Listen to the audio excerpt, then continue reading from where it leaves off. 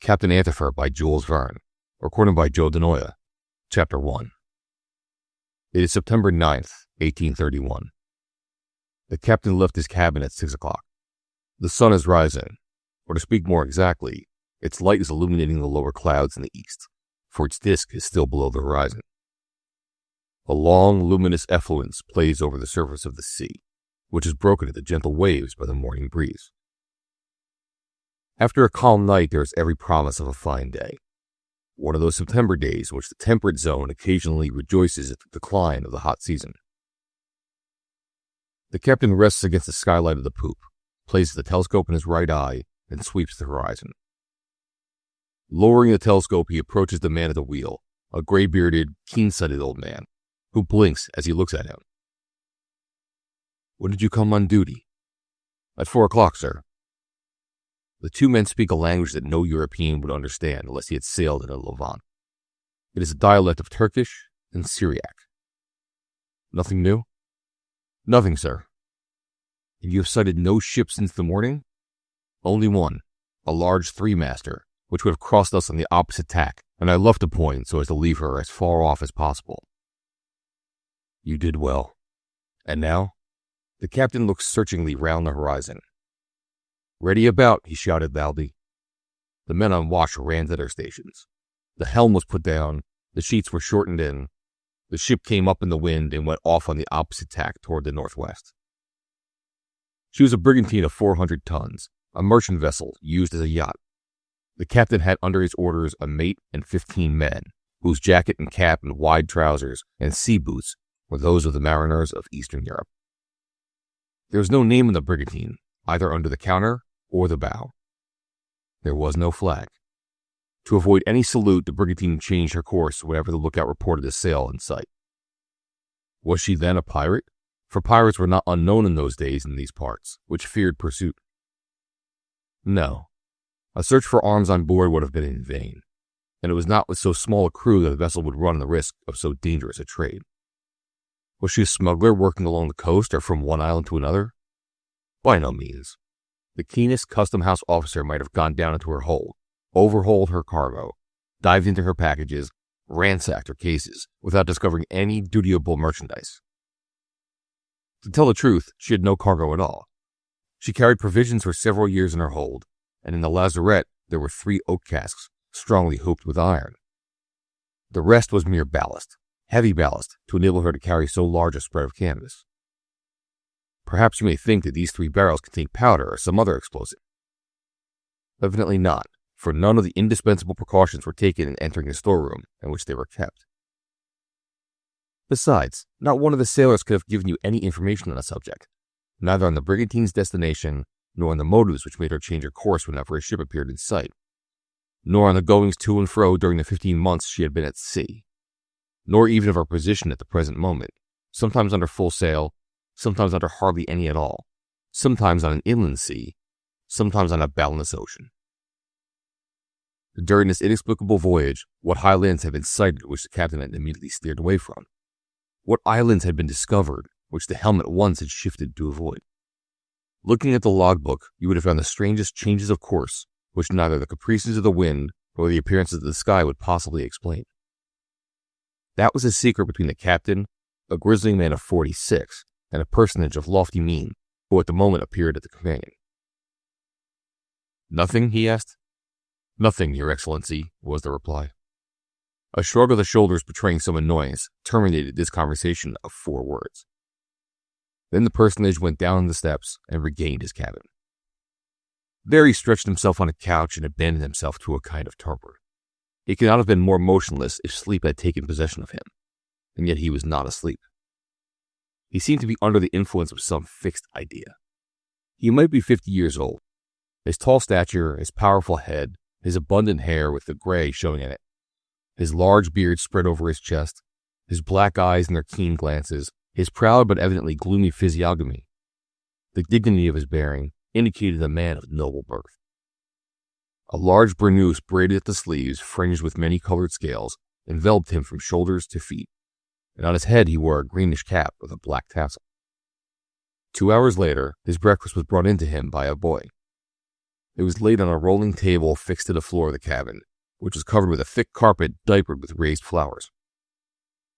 He scarcely touched the dainty dishes, but devoted his chief attention to the hot and perfumed coffee, served in 2 small finely chased silver cups. Then an nargilly was placed before him, crowned with scented fumes, and with the amber mouthpiece between his lips, he resumed his reverie amid the fragrant vapors of Latakia. Part of the day was thus passed, while the brigantine, gently cradled on the billows, continued her uncertain course over the sea. About 4 o'clock, His Excellency rose, took a few turns backwards and forwards, stopped before the light ports open to the breeze, looked away to the horizon, and stood before a sort of trap door, which was covered by a piece of carpet. This door swung open by pressing the foot of one of the angles and disclosing the way down into the storeroom beneath the cabin floor. There lay side by side the 3 casks we had spoken of. The distinguished personage stooped over the trap and remained in this attitude for some seconds, as if the sight of the casks had hypnotized him. Then he stood upright. "No," he murmured, "no hesitation. If I cannot find an unknown island where I can bury them in secret, it would be better to throw them into the sea." He shut down the trapdoor and replaced the carpet. Then he went to the companion stairs and mounted to the poop. It was 5 o'clock in the afternoon. There was no change in the weather. The sun was dappled with white clouds. Barely yielding to the gentle breeze, the vessel glided along the port tack, leaving a light lacework of foam to vanish in her wake. His Excellency slowly looked round the clear horizon. Afar off, at a distance of from 14 to 15 miles, he could see moderately high land, but there was no sharp ridge to break the line of sea and sky. The captain walking toward him was received by the inevitable "Nothing?" which provoked the inevitable reply, "Nothing, Your Excellency." The personage remained silent for a few minutes. Then he went off and sat down on one of the seats, while the captain walked to windward, and in an excited way he worked about with his telescope. "Captain," he said at last, "what does Your Excellency desire?" "To know where we are exactly." The captain took a large-scale chart and opened it out on the deck. "Here," he answered, pointing with his pencil to where a line of latitude crossed the meridian. "At what distance from that island to the east?" 22 miles. "And from that land?" "About 26. "No one on board knows where we are just now?" "No one, save you and I, Your Excellency." "Not even on what sea we are?" "We have been sailing so many different courses for so long that the best of seamen could not tell you." "Ah, why has ill fortune prevented us from reaching some island that has escaped the search of other navigators? Or if not an island, an inlet, or even a rock, which I alone should know the position. There would I bury this treasure, and in a voyage of a few days I can recover it, if ever the time came for me to return." And so saying, he lapsed into silence, with a long look down over the taffrail into the water, which was so transparent that he could see quite 80 feet beneath him. He returned to the captain, and with a certain vehemence exclaimed, "I will throw my riches into the sea." "It will never give them up again, Your Excellency." "Let them perish rather than fall into the hands of my enemies, or those who are unworthy of them." "As you please." "If before tonight we have not discovered some unknown island, those 3 casks shall be thrown into the sea." "Aye, aye, Your Excellency," replied the captain, who at once gave orders to haul a little closer to windward. His Excellency returned to the stern, and, sitting down on the deck, resumed the dreamy state which was habitual to him. The sun was sinking rapidly. At this time of year, a fortnight before the equinox, it was set but a few degrees from the west, that is to say, in exactly the direction the captain was looking. Was there in this direction any high promontory on the shore of the continent, or on some island? Impossible, for the chart showed no island within a radius of from 15 to 20 miles, and this on a sea well known to navigators. Was this then a solitary rock, a reef rising but a few yards above the surface of the waves, which would serve as the spot which up to then His Excellency had sought in vain as a deposit for his treasure? There was nothing answering to it on the very careful charts of this portion of the sea. An island with the breakers around it, girdled with mist and spray, was not likely to have escaped a sailor's notice. The charts should have shown its true position, and according to the chart he had, the captain could declare that there was not even a reef marked anywhere within sight. It is an illusion, he thought, when he had again brought his telescope to bear on the suspected spot, although he picked it up immediately. In fact, there was nothing so indistinct within the telescope's field of view. At this moment, a few minutes after 6, the solar disk was just on the horizon and hissing at the touch of the sea, if we believe what the Iberians used to say. At his setting and at his rising, refraction still showed his position when he was below the horizon. The luminous rays obliquely projected on the surface of the waves extended as in a long diameter from west to east. The last ripples like rays of fire gleamed beneath the dying breeze. This light suddenly went out as the upper edge of the disk touched the line of water and shot forth its green ray. The hull of the brigantine became dark, while the upper canvas shone purple in the last of the light. As the shades of twilight began to fall, a voice was heard from the bows. "Ho there!" "What is the matter?" asked the captain. "Land on the starboard bow." Land, and in the direction the captain had been watching the misty outline a few minutes before. He had not been mistaken then. At the shout of the lookout, the men on watch had rushed to the bulwarks and were looking away to the west. The captain, with his telescope slung behind him, grasped the main shrouds and slowly mounted the ratlines to reach the cross trees and there sit astride of them. With his glass at his eye, he looked at the land in sight.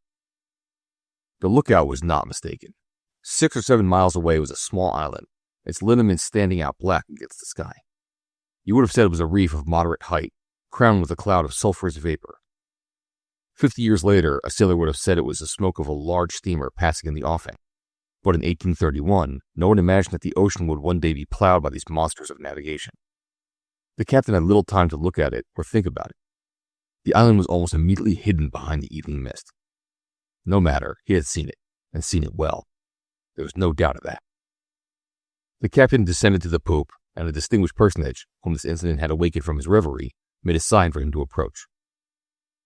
"Well?" "Yes, Your Excellency." "Land in sight?" "An islet, at least." "At what distance?" "About 6 miles to the westward." "And the chart shows nothing in that direction?" "Nothing." "You are sure about that?" "Sure." "It must be an unknown island, then?" "I think so." "Is that possible?" "Yes, Your Excellency, if the islet be of recent formation." "Recent?" "I'm inclined to think so, for it appeared to me to be wrapped in vapor. In these parts, the plutonic forces are often in action, and manifest themselves by submarine upheavals. I hope what you say is true. I cannot wish for anything better than that one of these masses should suddenly rise from the sea. It does not belong to anybody. Or rather, Your Excellency, it belongs to the first occupant." "That would be me, then?" "Yes, to you." "Steer straight for that island." "Straight, but careful," replied the captain. "Our brigantine would be in danger of being dashed to pieces if the reefs extend far out. I propose to wait for daylight to make out the position, and then land on the islet." "Wait, then." This was only acting like a seaman. It would never do to risk a ship in shoals that were unknown. In approaching an unknown coast, the night must be avoided and the lead used. His Excellency went back to his cabin. If he slept at all, the cabin boy would have no occasion to call him at dawn. He would be on deck before sunrise. The captain would not leave his post, but preferred to watch through the night, which slowly passed. The horizon became more and more obscure. Overhead, the clouds became invisible as the diffused light left them. About 1 o'clock, the breeze increased slightly. Only sufficient sail was set to keep the vessel under the control of her helm. The firmament became lighted by the early constellations. In the north, Polaris gazed gently with a motionless eye, while Arcturus shone brightly to continue the curve of the Great Bear. On the other side of the pole, Cassiopeia traced her sparkling W. Below, Capella appeared where she had appeared the day before, and would appear on the morrow, allowing for the 4 minutes of advance with which her sidereal day begins. On the surface of the sea ran the inexplicable torpor due to the fall of the night. The captain, resting on his elbow in the bow, never moved from the windlass against which he leant. Motionless, he thought only of the spot which he could see through the gloom. He doubted still, and the darkness made the doubts more serious. Was he the sport of an illusion?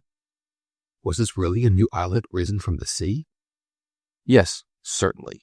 He knew these parts. He had been here 100 times before. He had fixed his position within a mile, and 8 or 10 leagues were between him and the nearest land. But if he was not mistaken, if in this spot an island had risen from the sea, would it not be already taken possession of? Had not some navigator hoisted his flag on it? Was there no gleam of a fire indicating that this place was inhabited? It was possible that this mass of rocks had been there for some weeks, and how could it have escaped a sailor's notice? Hence the captain's uneasiness and his impatience for the daylight. He saw nothing to indicate the islet's position, not even the reflection of the vapors which seemed to envelop it, and which might have thrown a fuliginous hue on the darkness. Everywhere the air and the water were mingled in the same obscurity. The hours rolled by. The circumpolar constellations had described a quarter circle around the axis of the firmament. About 4 o'clock, the sky began to brighten in the east-northeast, and a few clouds came into view overhead. 2 hours and more were still to run before the sun rose, but in such a light an experienced mariner could find the reported island, if it existed. At this moment the distinguished personage came on deck and approached the captain. "Well, this islet?" he asked. "There it is, Your Excellency," replied the captain, pointing to a heap of rocks less than 2 miles away. "Let us land there." "As you wish." Chapter 2. The reader will hardly be astonished at Muhammad Ali entering on the scene at the beginning of this chapter.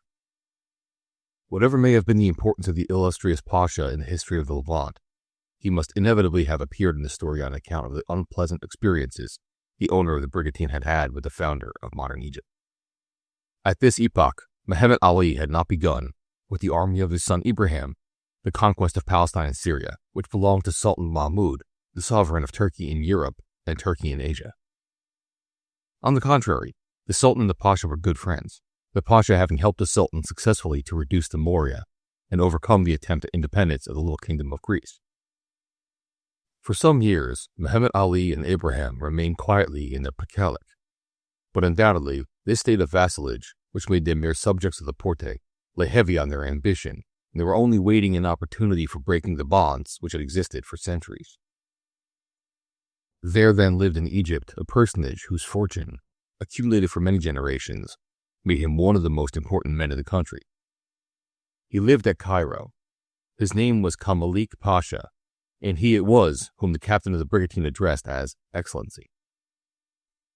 He was an educated man, well versed in the mathematical sciences, and in their practical and even fanciful application. But above all things, he was steeped deep in Orientalism, and an Ottoman at heart, though an Egyptian by birth. Having persuaded himself that the resistance to the attempts of Western Europe to reduce the people of the Levant to subjection would be more stubborn under Sultan Mahmud than under Muhammad Ali, he had thrown himself heart and soul into the contest. Born in 1780 of a family of soldiers, he was scarcely 20 years of age when he had joined the army of the Djezer, where he soon attained by his courage the title and rank of Pasha. In 1799 he had many times risked his liberty, his fortune, and his life in fighting against the French under Bonaparte. At the Battle of El Arish, he was made prisoner with the Turks, and would have been set at liberty if he had signed an undertaking not to bear arms again against the French. But resolved to struggle to the end, and reckoning on an unlikely change of fortune, obstinate in his deeds as he was in his ideas, he refused to give his parole. He succeeded in escaping, and became more energetic than ever in the various encounters which distinguished the conflict of the two races. At the surrender of Jaffa on the 6th of March, he was among those given up under the capitulation on condition that their lives were saved. When these prisoners, to the number of 4,000, for the most part Albanians or Arnauts, were brought before Bonaparte, the conqueror was much disturbed at the capture, fearing that these redoubtable soldiers would go to reinforce the Pasha's garrison at Acre. And even in those days, showing that he was one of those conquerors who stick at nothing, he gave orders that the prisoners should be shot. This time there was no offer as to the prisoners of El Arish to set them at liberty on condition of their not serving again. No, they were condemned to die. They fell on the beach, and those whom the bullets had not struck, believing that mercy had been shown them, were shot down as they ran along the shore. It was not in this place, nor in this way, that Kamalik Pasha was to perish. He met with some men, Frenchmen be it said to their honor, who were disgusted at this frightful massacre, necessitated, perhaps, by the exigencies of war. These brave fellows managed to save several of the prisoners. One of them, a merchant seaman, was prowling at night round the reefs of which several of the victims were lying, when he found Kamalik seriously wounded. He carried him away to a place of safety, took care of him, and restored him to health. Would Camelique ever forget such a service? No. How he rewarded it is the object of this curious story to tell. Briefly then, Camelique Pasha was on his feet again in 3 months. Bonaparte's campaign had ended in the failure before Acre. Under the command of Abdullah, Pasha of Damascus, the Turkish army had crossed the Jordan on the 4th of April, and the British fleet under Sidney Smith was cruising off the coast of Syria. Bonaparte had hurried up Kleber's division with Junot, and had himself taken the command and routed the Turks at the Battle of Mount Tabor. But he was too late when he returned to threaten Acre. A reinforcement had arrived. The plague appeared, and on the 20th of May he decided to raise the siege. Camelique thought he might venture to return to Syria.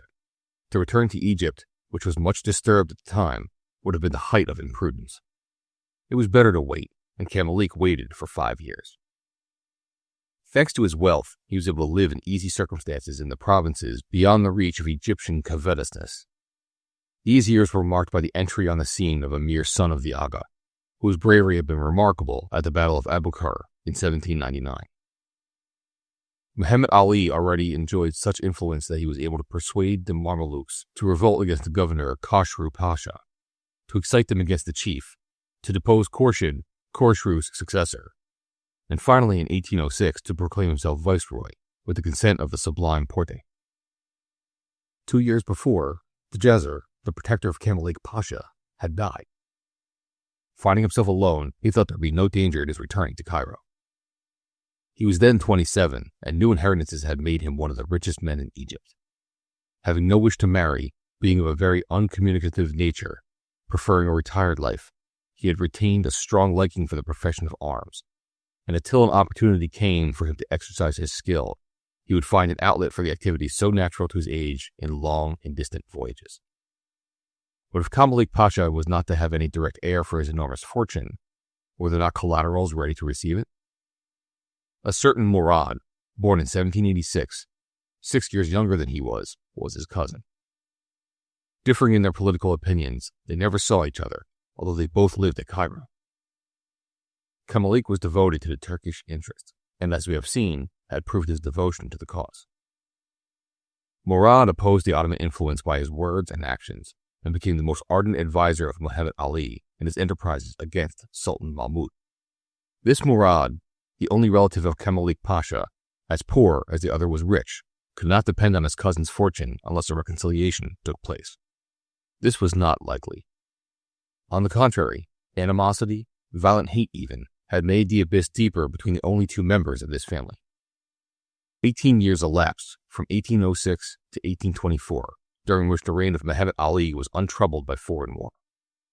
He had, however, to struggle against the increasing influence and formidable agitation of the Mamelukes, his accomplices, to whom he owed his throne. A general massacre throughout Egypt in 1811 delivered him from this troublesome militia. Thenceforth, long years of tranquility were assured to the subjects of the viceroy, whose relations with the Divan continued excellent, in appearance at least, for the Sultan distrusted his vassal, and not without reason. Camelique was often the mark of Murad's ill will. Murad, taking advantage of the testimonies of sympathy he received from the viceroy, was continually inciting his master against the rich Egyptian. He reminded him that he was a partisan of Mahmud, a friend of the Turks, and that he had shed his blood for them. According to his account, he was a dangerous personage, a man to be watched, perhaps a spy. This enormous fortune in one man's hand was a danger. In short, he said all he could to awaken the greed of the potentate without principle and without scruple. Camelique would have taken no notice of this. At Cairo, he lived alone, and would have been difficult to devise a plot to catch him. When he left Egypt, it was on a long voyage. Then, on a ship that belonged to him, commanded by Captain Zoe, 5 years his junior and entirely devoted to him, he cruised on the seas of Asia, Africa, and Europe, his life without an object, and marked by a haughty indifference to humanity. We may even ask if he had forgotten the sailor to whom he owed his escape from the fuselage of Bonaparte. Certainly not. Such services he did not forget. But had these services received their reward? That was not likely. Would it enter the thoughts of Camelique Pasha to recognize them later on, waiting an opportunity of doing so until one of his maritime expeditions took him into French waters? Who could tell? In process of time, the rich Egyptian could not hide from himself that he was narrowly watched during his stay in Cairo. Several journeys he wished to undertake were forbidden by order of the viceroy. Owing to the incessant suggestions of his cousin, his liberty was in danger. In 1823, Murad, at the age of 37, married, in a way that did not promise to improve his position in the world. He had espoused a young fella, almost a slave. There is no room for astonishment, then, that he continued the torturous proceedings by which he hoped to ruin Camilleek, by means of influence he possessed with Muhammad Ali and his son Ibrahim. Egypt, however, was about to begin a period of military activity in which its arms were to have brilliant success. In 1824, Greece was against Mahmud, who called on his vassal to aid him in putting down the rebellion. Ibrahim, at the head of 120 sail, started for the Morea and landed there.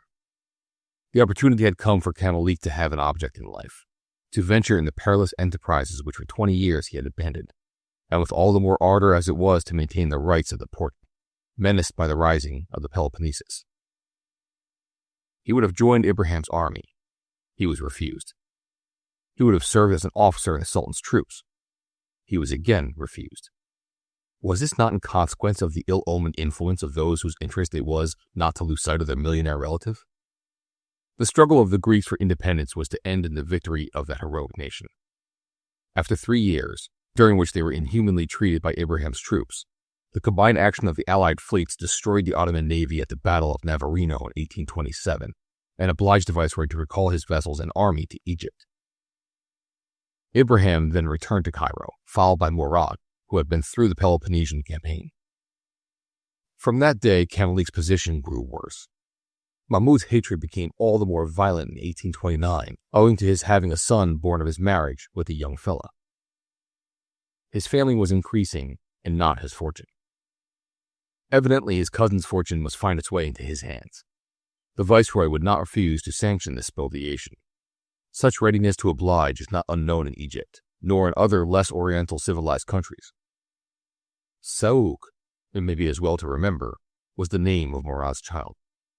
Under these circumstances, Camilleek saw that there was only one thing to do: to get his fortune together, the greater part of it being in diamonds and precious stones, and depart with it out of Egypt.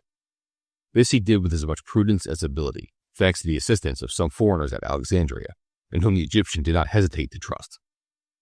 His confidence was well placed, and the operation was accomplished in the utmost secrecy. Who were these foreigners? To what nation did they belong? Camilleek Pasha alone knew. 3 casks of double staves hooped with iron, similar to those which Spanish wines are put, sufficed to contain all his wealth. They were secretly placed on board a Neapolitan speronare, and their owner, accompanied by Captain Zoe, went with them as a passenger, not without escaping many dangers, for he had been followed from Cairo to Alexandria, and kept under observation all the time he was in that town. 5 days afterwards, the speronare landed him at Latakia, and thence he gained Aleppo, which he had chosen for his new residence. Now he was in Syria.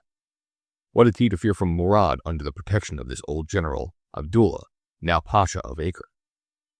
Would Muhammad Ali, however daring he might be, venture to seize him in a province over which the sublime Porte extended its all-powerful jurisdiction? And yet, this was possible. In fact, this very year, 1830, Muhammad Ali broke off his relations with the Sultan. To break the bonds of vassalage which attached him to Mahmud, to add Syria to his Egyptian possessions, perhaps to become sovereign of the Ottoman Empire, were ideas not too high for the viceroy's ambition. The pretext was not difficult to find. Fellahs, ill-treated by the agents of Muhammad Ali, had sought refuge in Syria under Abdullah's protection. The viceroy demanded the extradition of these peasants. The Pasha of Acre refused. Muhammad Ali requested the Sultan's permission to reduce Abdullah by force of arms. Mahmud replied at first that the fellows being Turkish subjects, he had no intention of handing them over to the viceroy of Egypt. But a little time after, desirous of securing the aid of Muhammad Ali, or at least his neutrality, at the outbreak of the revolt of the Pasha of Scutari, he gave the required permission. Several events, among others the appearance of the cholera in the ports of Levant, delayed the departure of Ibrahim at the head of 32,000 men and 22 ships of war. Camilleek had time to think of the danger to him of a landing of Egyptians in Syria. He was then 51, and 51 years of a life, troubled as his has been, brings a man almost to the threshold of old age. Wearied, discouraged, his illusions dispelled, longing only for the rest he had hoped to find in this quiet town of Aleppo, here had events again turned against him. Was it prudent for him to remain at Aleppo while Ibrahim was preparing to invade Syria? Admittedly, his business was only with the Pasha of Acre, but after he had turned out Abdullah, would the viceroy halt his victorious army? Would his ambition be satisfied with the mere chastisement of the guilty? Would he not take advantage of the opportunity to attempt the conquest of this Syria, which had been the constant object of his desires? And after Acre, would not Damascus and Sidon and Aleppo be threatened by the soldiers of Ibrahim? It was at least to be feared so. Kamalik Pasha took a final resolution this time. They did not want him, but the fortune coveted by Murad, and of this his relative would deprive him at the cost of handing over the greater part to the viceroy. Well, he would make away with his fortune and hide it in some secret place where no one would discover it. Then he would see how matters turned out. Later on, if Kamalik decided to leave these oriental countries to which he was so much attached, or if Syria became safe enough for him to live there in security, he could bring back his treasure from its hiding place. Captain Zoe approved Kamalik's plans and offered to carry them out in such a way that the secret would never be discovered. A brigantine was bought. A crew was formed of sailors having no bond between them, not even the bond of nationality. The casks were put on board without anyone suspecting what they contained. On the 13th April, the vessel on which Kamalik embarked as a passenger at the port of Latakia was put to sea. His object, as we know, was to discover an island, the position of which should only be known to himself and the captain. It was therefore necessary for the crew to be so mystified that they could not guess the direction followed by the brigantine. For 15 months, Captain Zoe acted with this object in view, and changed his course in every possible way. Did he come out of the Mediterranean? And if he did he go back into it? Did he not cross the other seas of the old continent? Was he even in Europe when he sighted this unknown island? Certain it is the brigantine had been in very different climates, one after the other, in very different zones, and the best sailor on board cannot say where they actually were. Provisioned for several years, they had never touched land but when they wanted water, and the watering places were only known to Captain Zoe. The voyage was long. Kamalik had grown so hopeless of discovering his island that he was about to throw his diamonds into the sea, when the unexpected at last appeared. Such were the events related to the history of Egypt and Syria, which it was necessary to mention. They will not trouble us again. Our story will have a more romantic voyage than this grave beginning might lead the reader to expect, but it had to rest on a solid basis, and this the author has given it, or at least he has attempted to do so. Chapter 3. Captain Zoe had given his orders to the man at the helm, and reduced the canvas till it was but just enough to keep the steerage way on the vessel. A gentle morning breeze was blowing from the northeast. The brigantine neared the island under jib, foretopsail, and mainsail, the other sails being furled. If the sea rose, she would find shelter at the very foot of the island. While Kamalik rested on his elbows on the poop, the captain took up his position forward and acted as a prudent mariner does when approaching a coast on whose bearings his chart gives no indication. There was the danger, in fact. Under these calm waters, it is difficult to recognize where the rocks may be almost at water level. There was nothing to show the channel to be followed. The vicinity was apparently very open. There was no appearance of a reef. The boatswain who was working the lead found no sudden shoaling of the sea. The islet was seen from about a mile off at this hour. The sun was lighting it obliquely from east to west after clearing it of the mists with which it had been bathed at daybreak. It was an islet, and nothing but an islet, which no state would have claimed as a possession, for it would not have been worthwhile. Speaking generally, it was a plateau measuring some 600 yards round an irregular oval, about 300 yards in length, and from 120 to 160 wide. It was not an agglomeration of rocks, heaped up in disorder one on the other in seeming defiance of the laws of equilibrium, but was evidently caused by a quiet and slow uprising of the earth's crust. The edges were not cut up into creeks or indentations. It did not resemble one of the shells in which capricious nature revels in a thousand fancies, but rather had the regularity of the upper valve of an oyster or the carapace of a turtle. This carapace rose towards the center in such a way that its highest point was 150 feet above the level of the sea. Were there any trees on its surface? Not one.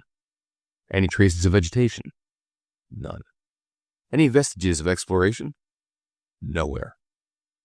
The islet then had never been inhabited. There was no doubt about that. And it could not be. Considering that its bearings had never been noted, and its utter barrenness, His Excellency cannot have wished for a better as a secret deposit for the treasure he was about to confide in the interior of the earth. It would seem as though nature had made it expressly, said Captain Zoe.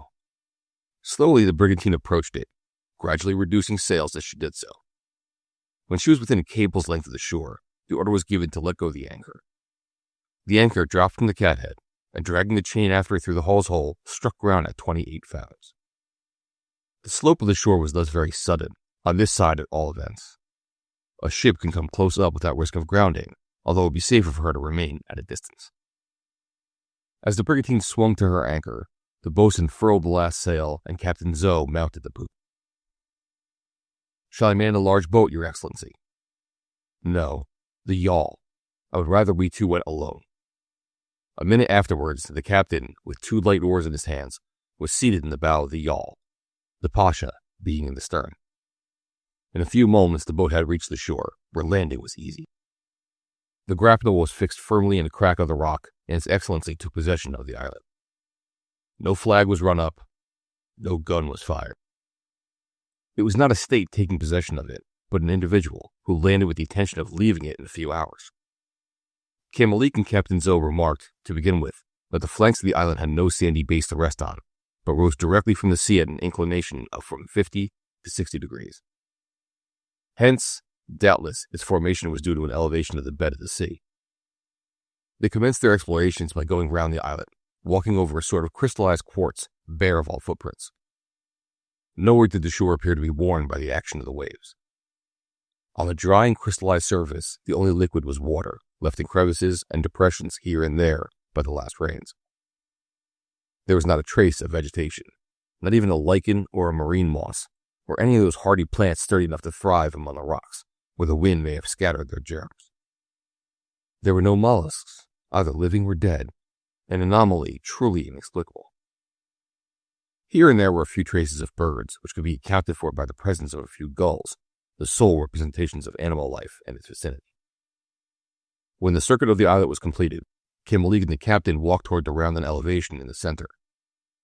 Nowhere was there a trace of a recent visitor otherwise. Everywhere was the same crystalline freedom from spot or stain. When His Excellency and the captain reached the center of the carapace, they were about 150 feet above the sea. Sitting down, they carefully looked round the horizon. Over the vast surface of waves reflecting the solar rays, there was no sign of land.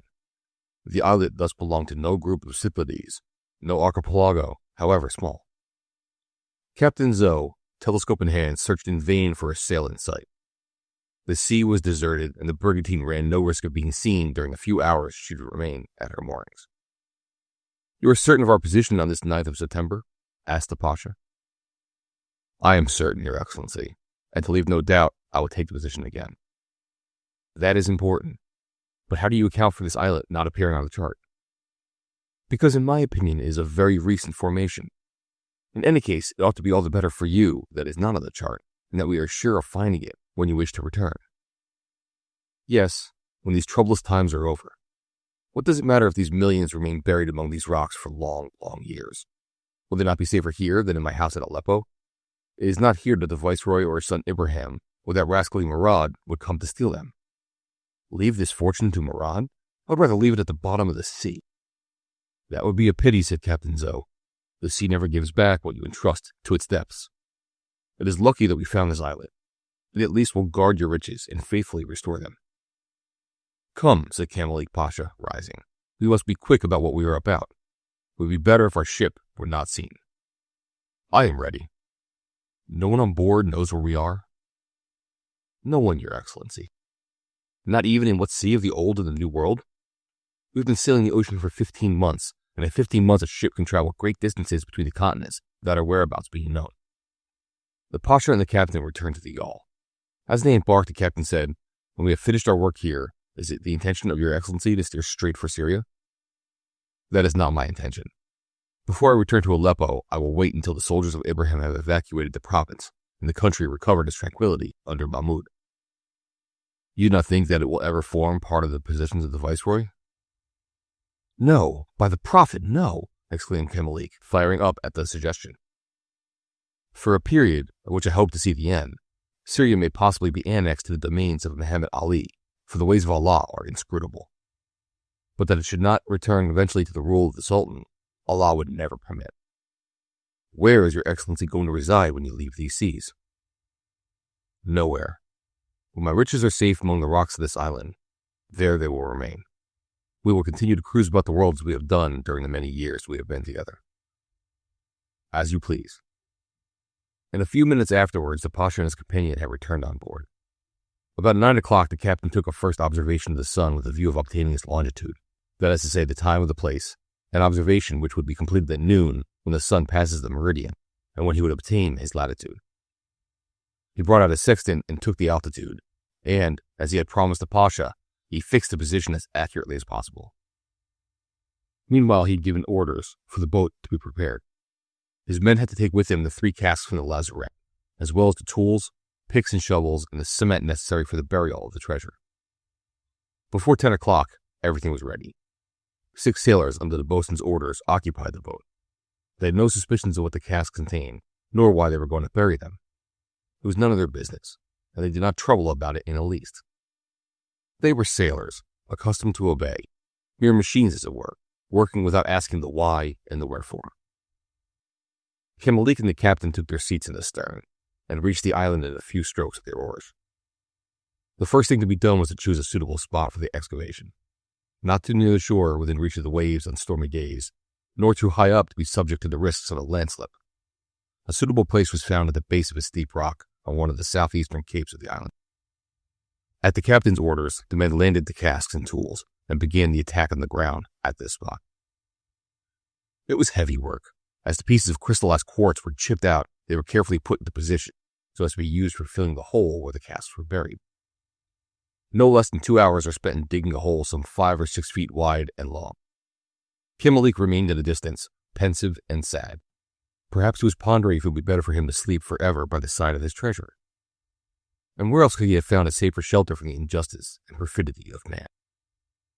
When the casks were lowered into the excavation, the Pasha took a last look at them. Then it was that the captain imagined from the Pasha's behavior that he was about to countermand the order, renounce his intentions, and return to sea with his wealth. But no, with a gesture, the command was given to continue the work. The captain steadied the casks together with lumps of quartz and covered them with hydraulic cement so that they became one solid mass, as compact as the rock of the islet itself. Then the outer pieces were put back in their place and cemented, so as to fill up the cavity to the level of the soil. When the rain and storm had swept the surface for a little, it would be impossible to discover the place where the treasure was buried. It was necessary, however, that some mark should be made, an ineffaceable mark, in order that some day the seeker might find it. On the vertical face of the rock which rose behind the excavation, the boatswain carved out with a chisel a monogram of the 2 Ks in the name of the Kamalik, placed back to back, which was the Egyptian's usual signature. There was no need to prolong the stay on the islet. The treasure was safe in its grave. Who would discover it here? Who would carry it off from its unknown resting place?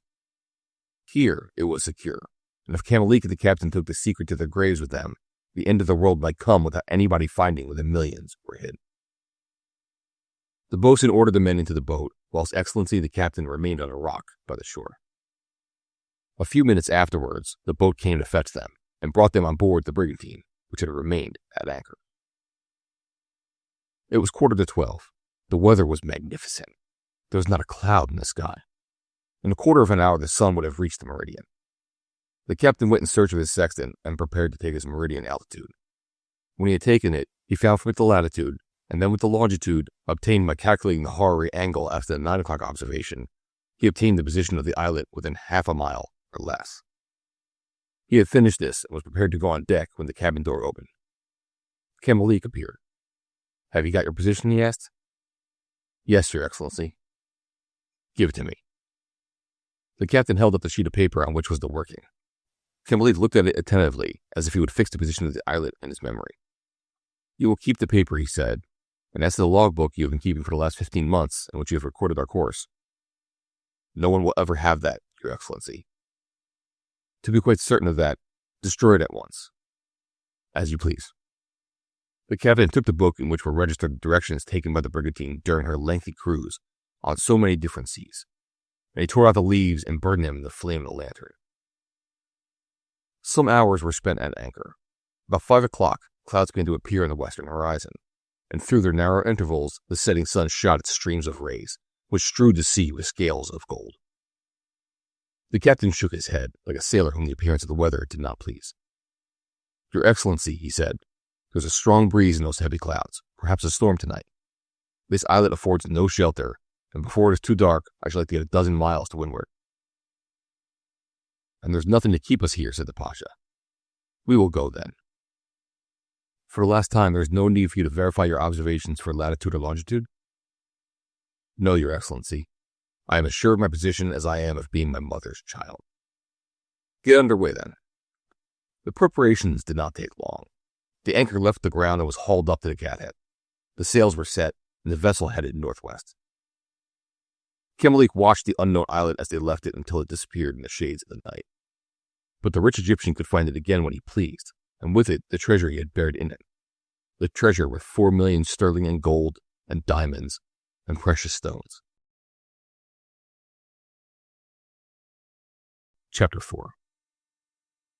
Every Saturday about 8 o'clock in the evening, Captain Antifer would smoke his pipe, a regular furnace very short in the stem, and plunge into a blue rage from which he would emerge quite red an hour afterwards, when he had relieved himself at the expense of his neighbor and friend, Gildas Tregomane.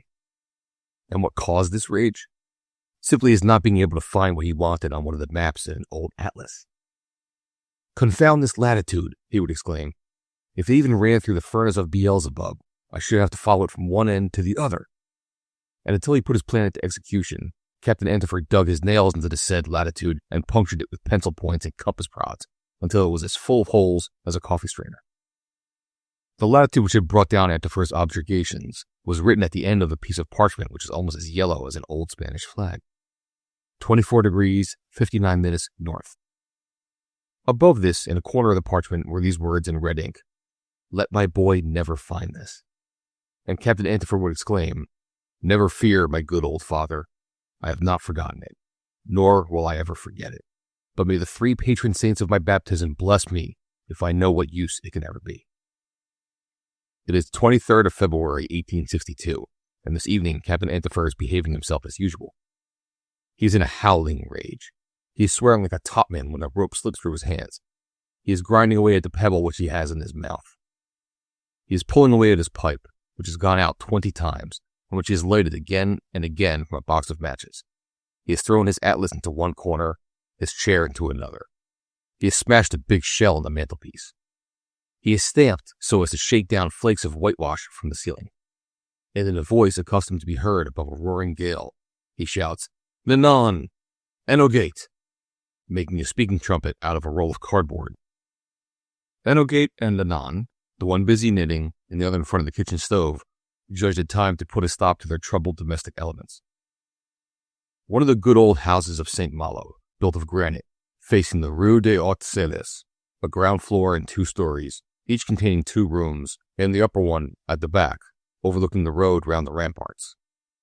There you could see its walls of granite, thick enough to defy the projectiles of the olden days, the narrow windows with the iron bars, the massive gate of heart of oak, ornamented with iron fastenings, and furnished with a knocker you could hear at St. Servan when Captain Antifer had it in hand. Its slate roof pierced with dormer windows, from which the old sailor's telescope was occasionally visible. This house, half a casemate, half a fortress, adjoining an angle of the ramparts which surrounded the town, has a superb view. To the right, Grand Bay, a corner of Cézembre, the Point du Décollé, and Cape Fréhel. To the left, the jetty and the mole, the mouth of the Rance, the beach of Prairie near Dinard, and the grey dome of St. Servan. Formerly, St. Malo was an island, and perhaps Captain Antifer regretted the time when he would have been called an islander. But the ancient Aran has become a peninsula, and he has to make the best of it. Besides, one has the right to be proud of being a child of the Breton city, which has given so many great men to France. Among others, Duguay-Toine, whose statue our worthy mariner saluted every time he crossed the square, La Menaille, although this writer in no way interested him, and Chateaubriand, whose best work he did not know, and whose proud and modest tomb on the little island of Grand Bay we cannot pass without mention. Captain Antifer, Pierre Servan Malot, was then 46 years old. 18 months before, he had retired from the sea with a certain independence, which sufficed for himself and his people. A few thousand francs in the funds had resulted from his service on the 2 or 3 ships he had commanded, which had always hailed from St. Malo. These ships belonged to Les Bailiff and Company, and traded in the Channel, in the North Sea, in the Baltic, and even in the Mediterranean. Before obtaining this lofty position, Captain Antifer had been about the world a great deal. A good seaman, very enterprising, hard master to himself and others, never sparing himself, his courage beyond reproach, his obstinacy unyielding, the obstinacy of a true Breton. Did he regret the sea? No, for he had left it in the prime of his life. Had his health anything to do with this resolve? No, for he was built of the pure granite of the Breton coast. It was quite enough to look at him, to hear him, to receive one of the grips of his hand, of which he was not sparing. Figure a sturdy man of medium height and thickish neck. Here is his description in detail. A woolen cap, hair bristling like the quills of a porcupine, face tanned, cooked and recooked by seawater, and bronzed by the sun of southern latitudes. Beard like a lichen on the rocks, with the gray hairs bristling all round it. Bright eyes, veritable carbuncles beneath the arched eyebrows, with the pupils black as jet and gleaming like a cat's. Nose big at the end and long enough to carry the spectacles, and with 2 wrinkles at the base near the eyes. Teeth complete, sound and healthy, clicking with the convulsions of the jaw, particularly as their owner always had a pebble in his mouth. Ears hairy, tip erect, lobe pendant, one of them with a copper ring on which an anchor was engraved.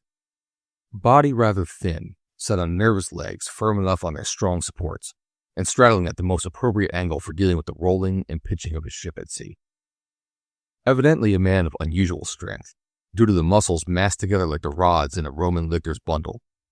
A man, drinking well and eating well, who would have a clean bill of health for many a long day. But of what irritability, nervousness, and impetuosity was the individual capable, who 46 years before had been entered in the parish register under the name of Pierre Servan Malo Antifer. And this evening, he stormed and raved, and the house shook, so that you would think that there was a beating round its foundations, one of those equinoctial tides which rise for 50 feet and cover half the town with spray. Nanon, the widow of La Goat, 48 years of age, was the sister of this noisy sailor. Her husband, a clerk at Le Bailiff's, had died young, leaving her a daughter, Enoge, who had been brought up by Uncle Antifer, who fulfilled his functions as a guardian with conscientiousness and discipline.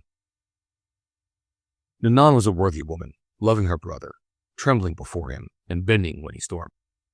Enoge, charming with her golden hair, her blue eyes, her fresh carnation color, her intelligent face, her natural grace, more resolute than her mother, and sometimes standing up to her terrible guardian, who adored her and did his best to make her the happiest of the girls of St. Malo, as she was one of the prettiest. But perhaps his idea of happiness was not quite the same as that of his niece and ward. The 2 women appeared at the door of his room, the one with her long knitting needles, the other with the flat iron she had just taken from the front of the fire. "What is the matter?" asked Nanon. "Only my latitude, my confounded latitude," answered Captain Antifer, and he gave himself a knock on the head which would have cracked any other crown than that which nature had fortunately given him. "Uncle," said Enoge, "the latitude that troubles you is no reason for you putting your room into disorder." And she picked up the atlas, while Nanon gathered together the pieces of shell that had been scattered about as if it had gone off like a bomb. "Did you brick that?" "Yes, I did, and if anyone else had done it, he would have had a bad quarter of an hour." "Why did you throw it down?" "Because my hand itched." "This shell was a present from our brother," said Nanon, "and you are to blame." "Well, if you were to keep on repeating it till tomorrow that I am to blame, will that put it back again?" "What will Cousin Jules say?" asked Enoge. "He will say nothing, and he had better say nothing," replied Antifer, regretting that he had only got the 2 women before him, on whom he could not reasonably gratify his anger. "And by the by," he added, "where is Jules?" "You know, uncle, that he has gone to Nantes," replied Enoge. "Nantes? That is something new. What is he going to do at Nantes?" "Uncle, you yourself sent him there. You know his examination for a certificate as long voyage captain?" "Long voyage captain, growled Antifer. "Why could he not be content to be a coasting captain, like me?" "Brother," said Nanan timidly, "he only took your advice. You wished—" "Well, because I wished it, that is a fine reason. And if I had not wished it, would he not have gone all the same? Besides, he will fail." "No, uncle." "But he will. And if he does, I will give him a reception. A regular whirlwind." You see, there was no way of reasoning with this man.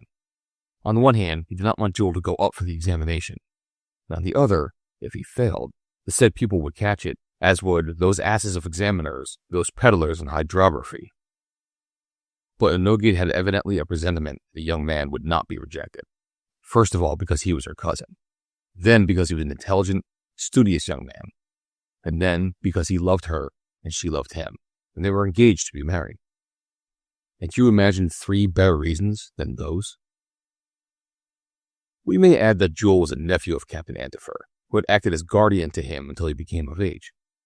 He had been left an orphan at an early age by the death of his mother, who had died at his birth, and by the death of his father, a naval lieutenant whose death took place a few years afterwards. We need not be astonished that it was written above that he should be a sailor.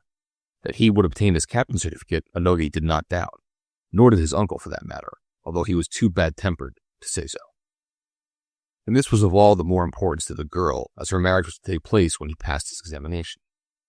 The 2 young people really loved each other, and would probably be happy for the rest of their lives. Nanan was delighted to see the day coming of this wedding, which was approved of by all the family. What obstacle could there be if the all-powerful head gave his consent? Or rather, refrained from giving it until Jules had won his captaincy. Jules had served a complete apprenticeship to his trade, first on vessels belonging to Le Bellius, then in government vessels, and then as mate for 3 years in the mercantile marine. He knew his trade in practice and theory, and Captain Antifer was really proud of his nephew, but perhaps he had dreamt of a richer alliance for him because he was a lad of real merit. Perhaps he even wished for a better husband for his niece, than whom there was no better-looking girl in the whole district. And if $1 million had fallen into his hands, and he was as happy with his 5,000 pounds in the funds, it is not impossible that he would have lost his head and indulged in some such senseless dream. Enoge and Nanan soon introduced a little order into the room of this terrible man, if not his brain. Antifer strode around rubbing his eyes, in which the lightning still lurked, a sign that the storm was not yet over, and a flash might come at any minute.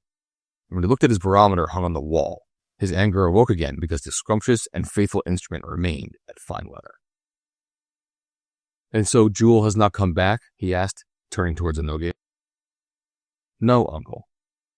"And it is 10 o'clock." "No, uncle." "You will see, he will miss the train." "No, uncle." Are you going to do nothing but contradict me?" "No, uncle." Nanan might gesticulate in vain, for evidently the young Briton was resolved to defend her cousin against the unjust accusations of her boisterous uncle. Evidently the thunderclap was not far off. But was there not a lightning conductor to take off the whole of the electricity accumulated in Captain Antifer's reservoirs? Perhaps so. That was why Nanan and her daughter hastened to obey him when he yelled in the voice of the stentor, "Send Tregamain here." They rushed from the room, opened the street door, and ran out in search of Tregamain. "It is to be hoped he is at home," they said to each other. He was, and 5 minutes afterwards he was in the presence of Captain Antifer. Gildas Tregamain, 51, points of resemblance with his neighbor, a bachelor as he was, had navigated as he had, no longer navigated as he no longer navigated, had retired as he had, was a native of St. Malo as he was. There the resemblance ended. Gildas Tregamain was as calm as Antifer was stormy, as philosophical as Antifer was the reverse, as accommodating as Antifer was difficult to get on with. Physically, the friends were even more unalike if possible. They were close friends, but the friendship of Antifer for Tregamain was far more intelligible than that of Tregamain for Antifer. To be the friend of such a man was not without its drawbacks. We have said that Tregamain had navigated, but there are navigators and navigators. Antifer had visited the principal seas of the globe, but not so his neighbor. Tregamain, being the son of a widow, had been exempt from serving the state, and he had never been on the sea. Never. He had seen the channel from the heights of Cancale, and even from Cape Frail, but he had never ventured on it. He had been born in the painted cabin of a canal barge, and in a barge he had spent his life. First as a hand, then as captain of the Charmante Amélie. He had been up and down the rance from Dinard to Dinan, from Dinan to Plumagot, to return with a load of wood, of wine, of coal, according to the trade. He hardly knew of any other river. He was a freshwater sailor, no more and no less, while Antifer was the saltiest of salts, a mere boatman by the side of a coaster captain. And so he lowered his flag in the presence of his neighbor and friend, who had no difficulty in keeping him at a distance. Tregamain lived in a pretty little house, about 100 yards away from Antifer's, at the end of the Rue de Toulouse, near the ramparts.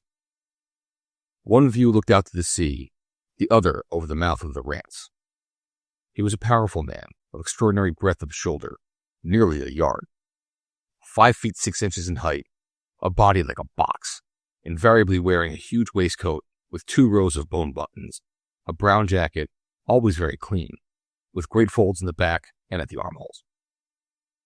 From this trunk came 2 huge arms big enough for the thighs of an ordinary man, terminated by enormous hands, big enough for the feet of a grenadier of the old guard. With such limbs and muscles, Tregamain could not be otherwise than of enormous strength, but he was a gentle Hercules. Never had he abused his strength, and never did he shake hands but with his thumb and index finger, for fear of smashing your fingers.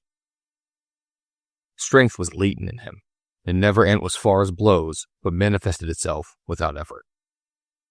To compare him with machines, he was less of a sledgehammer than of the hydraulic press. That came from the circulation of his blood, great and generous, slow and insensible. From his shoulders rose a big head, wearing a high hat with a broad brim.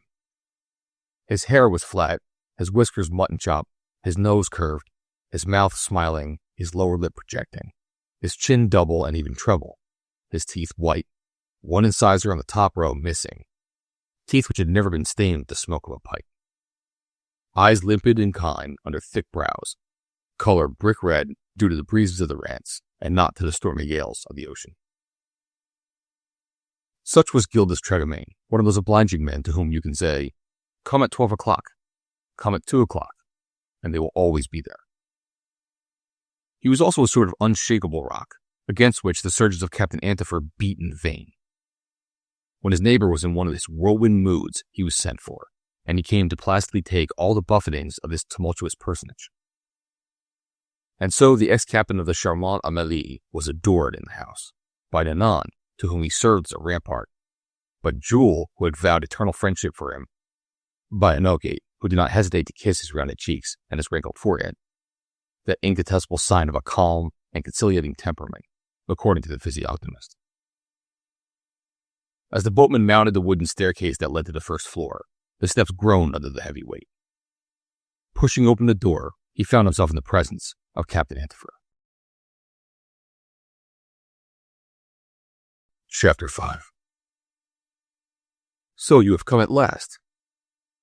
"Came as soon as you sent for me, my friend." "Not without taking your time." "The time to come here, indeed. One would think you had taken your passage on the Charmante Amélie." Tregamain took no notice of this allusion to the slow progress of canal boats compared with that of sea-going ships. He saw that his neighbor was in a bad temper, in which there was nothing astonishing, and he made up his mind to put up with it, as was his custom. Antifer stretched out a finger which he gently squeezed between his thumb and index of his large hand. "Hey, not so strong. You always squeeze too tight." "Excuse me, I took particular care." "Well, you cannot have made a worse mess of it." And with a gesture, Captain Antifer invited Tregamain to sit down at the table in the middle of the room. The boatman obeyed and sat himself in a chair, his legs wide apart, his feet placed firmly in shoes without heels, his huge handkerchief spread on his knees, a cotton handkerchief with blue and red flowers, ornamented with an anchor at each end. This handkerchief always made Antifer shrug his shoulders. An anchor for a bargeman. Why not a foremast, or a mainsail, or a mizzen on a barge? You will take some brandy, said he, bringing out 2 glasses and a bottle. You know, my friend, that I never take anything. This did not prevent Antifer from filling 2 glasses. According to a custom now 10 years old, he first drank his own brandy, and then drank Tregamane's. And now let us talk. Of what? Asked the bargeman, who knew exactly what was coming. Of what? Of what would you like us to talk? If not of... That is true. Have you found the spot that interests you on this famous latitude? Found it? How would you like me to find it? By listening to the chatter of the 2 females who were here just now? The good Nanan and my pretty Enogate. Oh, I know, you are always ready to take their part against me. But that has nothing to do with it. Here has my father been dead for 8 years, and for 8 years this latitude question has not advanced a step. It is time it should finish. I, said the bargeman, winking, would soon finish it, by not bothering any more about it. Indeed, and my father's command on his deathbed, what would you do with that? That sort of thing is sacred, I believe. It is a pity, said Tregamane, that the worthy man did not say a little more. If he did not say a little more, it's because he did not know a little more. Am I, too, to see my last day without knowing any more? Tregamane was about to answer that it was very likely, and even desirable. He refrained, however, so as not to excite his excitable friend. What had happened a few days before Antifer died was as follows. It was in the year 1854, a year which the old sailor was not to see out in this world. Feeling himself very ill, he thought he would tell his son a story, the mystery of which he had been unable to penetrate. 55 years before, in 1799, while he was trading in the Levant, Thomas Antifer was cruising off the coast of Palestine, the very day that Bonaparte was massacring the prisoners in Jaffa. One of these unfortunates, who had taken refuge on a rock, where he was awaiting inevitable death, had been taken away by the French sailor during the night, embarked on his ship, had his wounds dressed, and finally recovered after 2 months of good treatment. The prisoner told his rescuer who he was. He said that he was Camel Lake Pasha, a native of Egypt, and when he took his leave, he assured the gallant soldier that he would not forget him. When the time came, he would receive a proof of his gratitude. Thomas Antifer pursued his voyages, thinking more or less of the promises that had been made to him, and made up his mind to think no more of them, as it did not seem that they would ever be realized. In his old age, he retired to St. Malo, devoting himself to the maritime education of his son, and he was 77 years old when a letter reached him in June 1842. Whence came this letter, written in French? From Egypt, evidently, from the postmark. What did they contain? Simply this.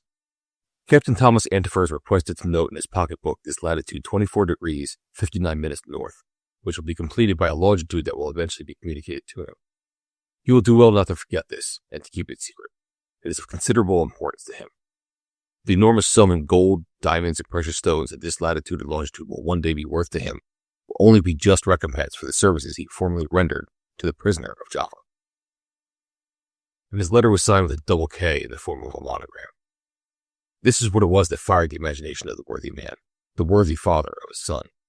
And so after 43 years, Camel Lake Pasha had remembered him. He had taken his time about it. But probably obstacles of all kinds had delayed him in this country of Syria, the political position of which was only definitely settled in 1840 by the Treaty of London, signed on the 15th of July, and to the advantage of the Sultan. Now Thomas Antifer was the possessor of a latitude which passed through a certain point of the earth where Camel Lake Pasha had buried a fortune. And what fortune?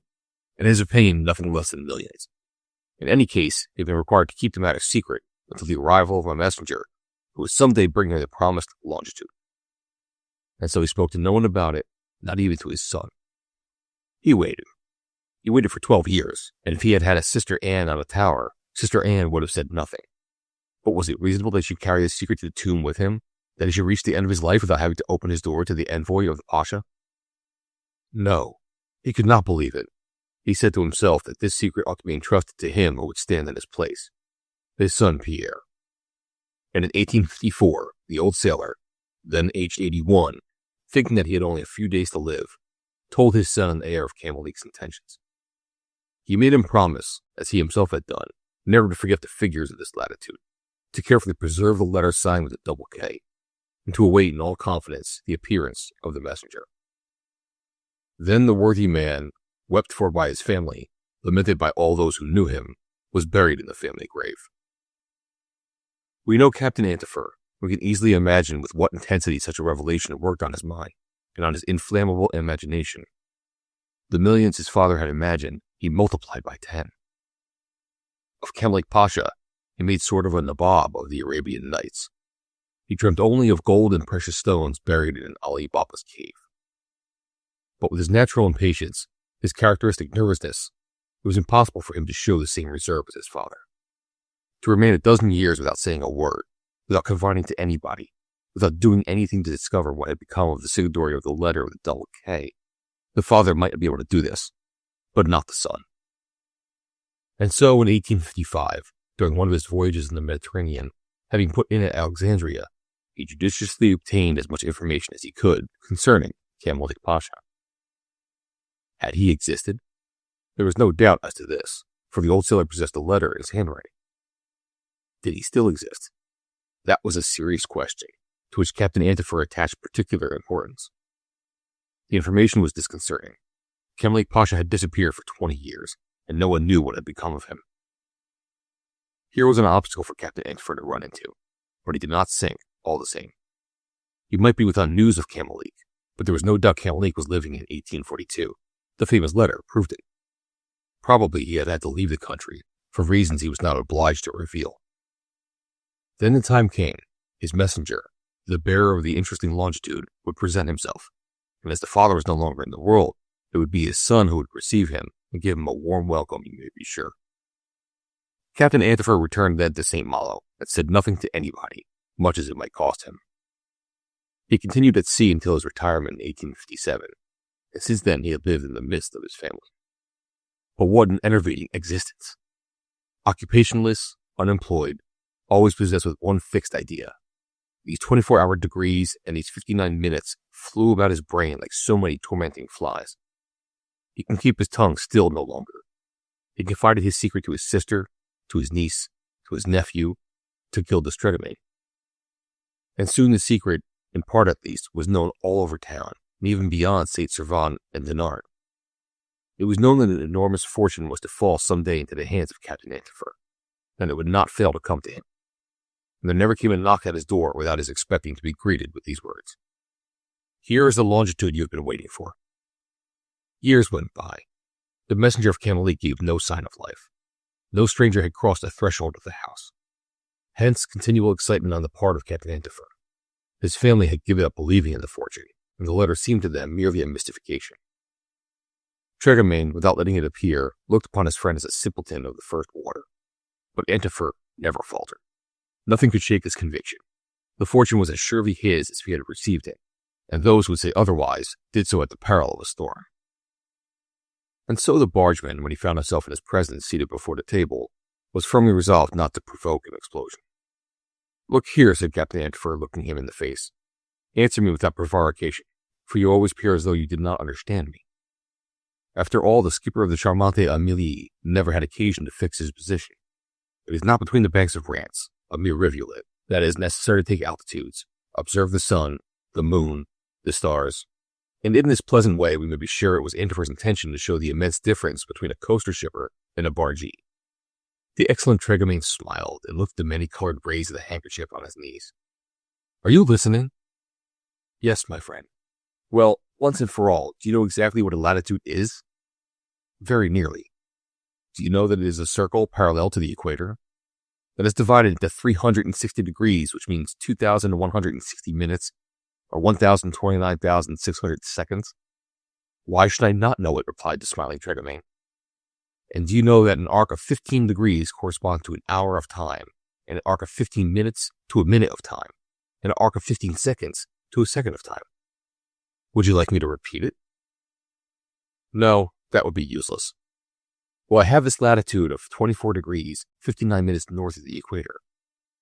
Well, in this parallel, which contains 360 degrees, 360, you understand, there are 359 which are of no more use to me than an anchor without flukes. But there is one, and only one, which I do not know, and never shall know until I have been told the longitude that crosses it.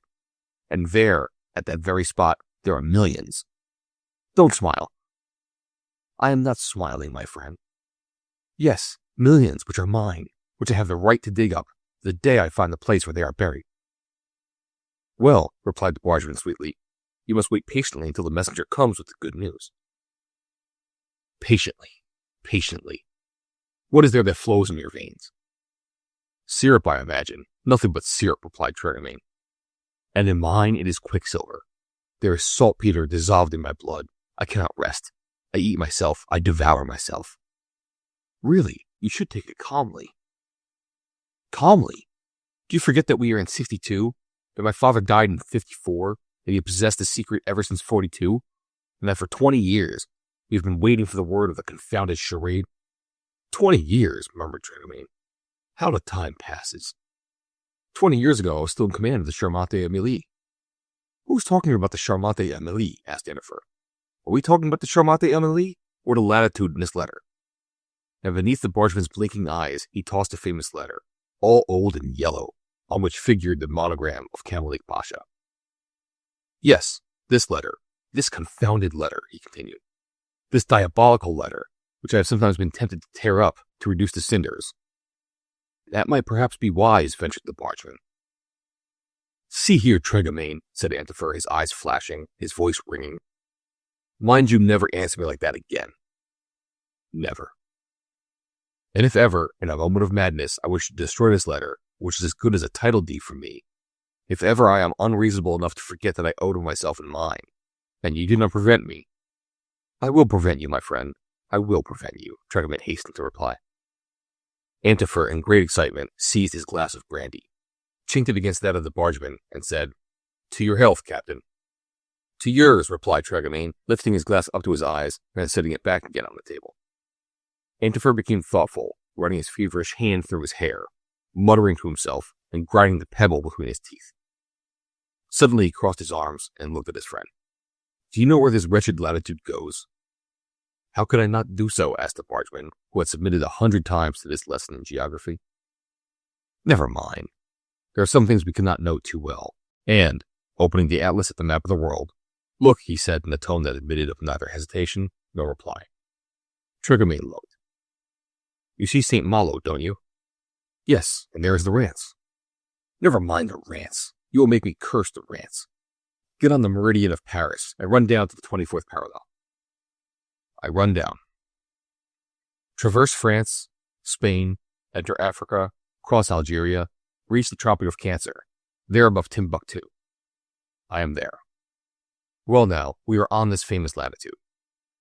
Yes, here we are.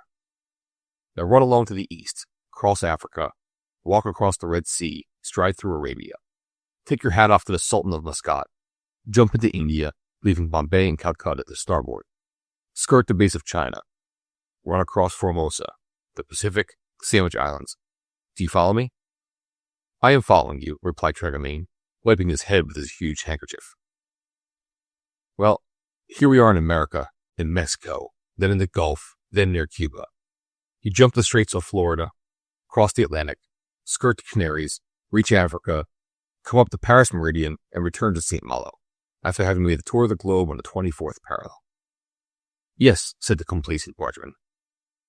And now, continued Antifer, we have traversed the 2 continents, the Atlantic, the Pacific, the Indian Oceans, in which islands and islets are in the thousands. And can you tell me where my millions are hidden? That is what we do not know. That is what we shall know. Yes, that is what we shall know when the messenger. Antifer took the second glass of brandy, which had not been sipped by his friend. To your health, he said. To yours, said Tregomain, clinking the empty glass against the full one which was once his. 10 o'clock struck. A loud knock shook the street door. If that is the man with the longitude, exclaimed Antifer. Oh, said his friend, who could not restrain his gentle exclamation of doubt. And why not, said Antifer, his cheeks flushing purple. Just so.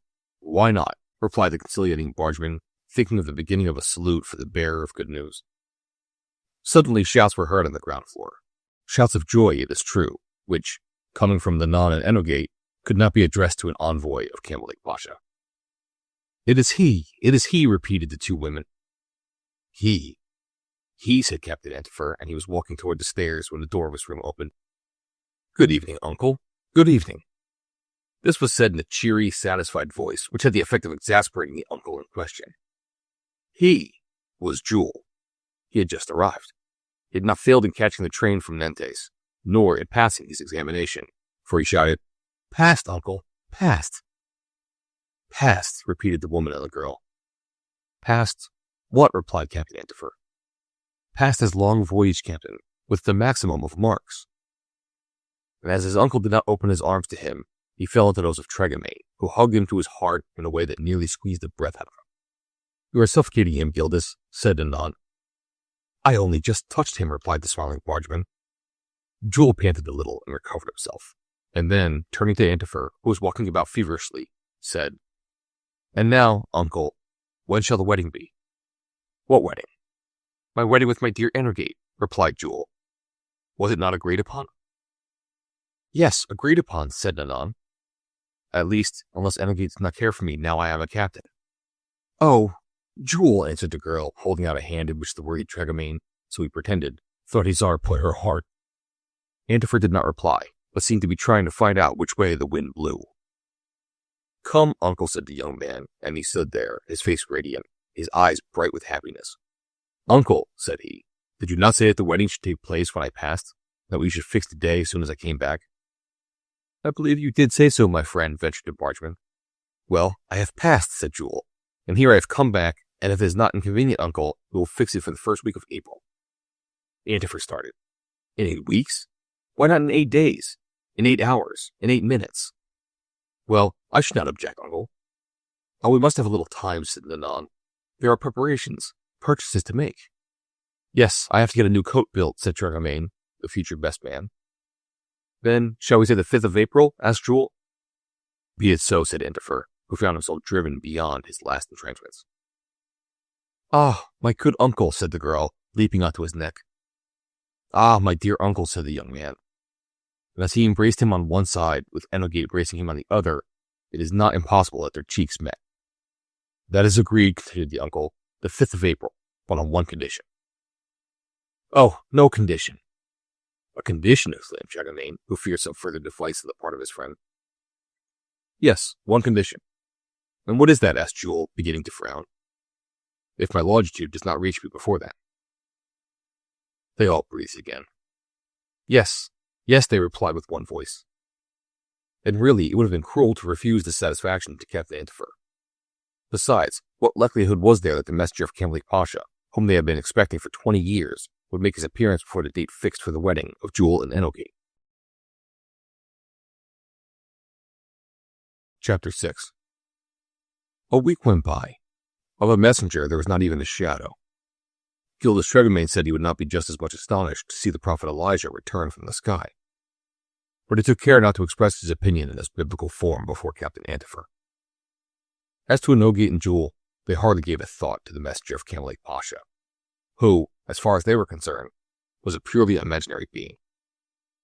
No, they were busy with their preparations for that charming land of matrimony, which the young man knew the longitude and the girl the latitude, and which would be easy to reach by combining these two geographical elements. They might rest assured that the combination would take place on the 5th of April, the date fixed. As to Captain Antifer, he had become more unsociable and more unapproachable than ever. The date of the ceremony was a day nearer every 24 hours. A few weeks only, the young couple would be united. A fine result, truly. In his heart, their uncle had been dreaming of superb alliances for them when he became a rich man. And if he made so much of these millions, these undiscovered millions which belonged to him, it was not with an idea of enjoying them himself, of living a grand life, of dwelling in a palace, riding in a carriage, dining off gold plates, wearing diamond studs. No, he was thinking of wedding Jules to a princess and Energate to a prince. That was his whim, his monomania. And here was his heart's desire in jeopardy owing to a messenger not arriving at a proper time. And for want of a few figures which, combining with others, he already possessed, Camleek's hiding place would not yield up his treasures until too late. Antifer stormed no more. He could not remain inside the house, and it was all the better for the peace of the household that he was outside. They saw him only at meal times, and his meals he got through at double the usual rate. Whenever there was an opportunity, Tregamain offered his cheek to the smiter in the hope of provoking an explosion, which would relieve his friend who sent him to Jericho. In short, it was to be feared that he was going to be ill. His only occupation was to stride about the railway station, watching the arrival of the trains, and about the Scillian quays, watching the arrival of the boats, endeavoring to discover among the passengers some exotic figure which might belong to the envoy of Camelique, an Egyptian, without doubt, perhaps an Armenian, certainly a foreign personage recognizable by his appearance, his accent, his clothes, and would ask for the address of Pierre Servan Malo Antifer. And there was nobody of this sort. Normans, Bretons, English, Scandinavians, there were many, but travelers from Eastern Europe, Maltese, or Levantines, there were none. On the 9th of February, after a breakfast at which he had not opened his lips, except to eat and drink, Captain Antifer went forth for his usual walk, like another Diogenes, in search of a man. He went along the narrow streets of the town, bordered by their tall granite houses and paved with pebbles. He descended the Rue du Bay towards Duguay-Toin Square, looked at the time on the dial at the sous-prefecture, hurried towards the Palace Chateaubriand, turned round by the kiosk under its canopy of leafless planes, passed through the gate in the curtain of the rampart, and found himself on the quay. He looked to the right, to the left, in front of him, behind him, puffing jerkily and furiously at his pipe. Every now and again he had to return a salute, for he was one of the notables of St. Malo, a man of consideration. But many were the salutes he did not return, owing to his not noticing that they were addressed to him. In the harbor were a number of ships sailing vessels, and steamers, brigs, schooners, luggers, chasse-maries. The tide was then low, 2 or 3 hours having to elapse before the ships reported by the semaphore to be in the offing could enter. Antifer thought it would be wisest to go off to the railway station and await the arrival of the express. Would he be more fortunate on this occasion than he had been during so many weeks? How easy the human machine could go wrong. Antifer, occupied in watching the passers-by, did not notice that for 20 minutes he had been followed by someone well worth his attention. Here was a foreigner with a red fez and a black tassel, wearing a long, loose coat, fastened with long single rows of buttons right up to the neck, with a pair of baggy trousers, below which was a pair of big shoes like Turkish slippers. He was anything but young, perhaps 60, perhaps 65, stooping rather, and holding his long, bony fingers spread across his chest. If this good man were not the expected Levantine, there could be no doubt that he came from some land bordered by the eastern Mediterranean, an Egyptian, an Armenian, a Syrian, an Ottoman.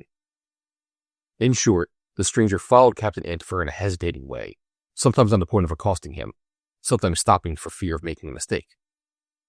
At length, at the corner of the quay, he quickened his step, caught up Antifer, and then turned so suddenly as to run against him. "Confound you, you clumsy brute!" exclaimed the captain, shaken by the collision. Then, rubbing his eyes and holding his hand to his eyebrows to shade his sight, he exclaimed, "Eh? Ah? Oh, he... Can it be? This must be the messenger of the Double K." If it were the said envoy, he certainly did not look promising, with his smooth face, his fat cheeks, his pointed nose, his big ears, his thin lips, his huge chin, his furtive eyes. Anything but a physiognomy that inspired confidence. "Have I not the honor of addressing Captain Antifer, as an obliging sailor has just told me?" said the stranger in a most deplorable accent. "Antifer, Pierre Servan Malo," was the reply. "And you?" "Ben Omar." "An Egyptian?" "Notary at Alexandria, just come from the Hotel de l'Union, Rue de les Poissonniers." "A notary with a red hat?" Evidently notaries in Oriental countries were not of the French type, with white cravat, black clothes, and gold spectacles. And it was just as astonishing to find that there were notaries at all in the country of the Pharaohs. Antifer no longer doubted that he had before him the mysterious messenger, the bearer of the famous longitude announced 20 years before in Camelique's letter. But instead of giving himself away, as might be supposed, instead of asking Omar questions, he had sufficient control over himself to await events, for the duplicity betrayed on the visage of the living mummy warned him to be circumspect. Never would Treadman have believed his excitable friend capable of such prudence. "Well, what do you want with me, Mr. Ben Omar?" he asked, noticing that the Egyptian looked embarrassed. "A few minutes' conversation, Mr. Antifer." "Do you mean at my house?" "No. It would be better to be somewhere where no one could overhear us." "It is a secret, then?" "Yes and no, or rather, a bargain." Antifer started at this.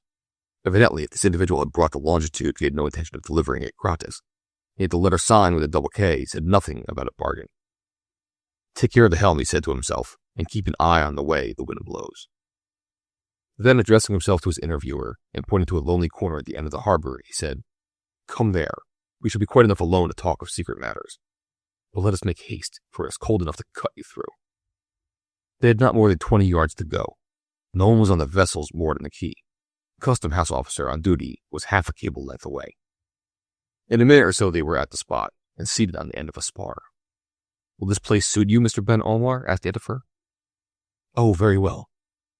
"Then speak out, and speak clearly, and not like your Sphinx, which amuses itself by offering conundrums to the poor world." "There will be no concealment, and I will speak frankly," replied Ben Omar, in a tone which had little appearance of frankness. He coughed 2 or 3 times and said, "You had a father?" "Yes, as is customary in our country." "Well?" "I hear that he is dead." 8 years ago." "Well?" "He had made several voyages." "I believe so, considering that he was a sailor." "Well?" "In several seas." "In all." "Well?" "He once happened to go into the Levant." "Yes." "Well?" "During these voyages," continued the notary, to whom these brief replies gave no loophole, "during these voyages he was about 60 years ago on the coast of Syria." "Perhaps so, perhaps not." "Well?" These wells were so many digs in the ribs to Ben Omar. "You'll have to try another tack, my good man," said Antifer to himself, "if you want me to pilot you." The notary saw that he would have to attack him more straightforwardly. "Have you any knowledge," said he, "that your father had occasion to render an immense service to someone on the coast of Syria?" "I cannot say that I have." "Well?"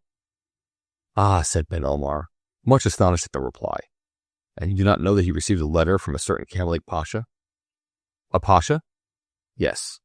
"Of how many taels?" "It does not matter, Mr. Antifer. The point is that your father received a letter containing information of great value." "I know nothing of it." "Well?" "Have you not looked over his papers? It is not possible that such a letter would have been destroyed. It contained, I repeat, information of extreme importance." "To you, Mr. Ben Omar?" "To you also, Mr. Antifer, for, in short, it is that letter I am commissioned to get back again, and which might be the object of our bargain." In an instant it became clear to Antifer that the people who had sent Ben Omar wanted to get hold of the longitude, to find the place where the millions were concealed. "The rascals," he muttered to himself. "They want to get my secret, to buy my letter, and to go out and unearth my cash box." And perhaps he was not far out. At this stage of their interview they heard the steps of a man who was coming round the corner in the direction of the railway station. The notary stopped in the middle of a sentence. It seemed as though the man gave Omar a side look as he passed, or made a sign of denial, at which the Egyptian appeared much disconcerted.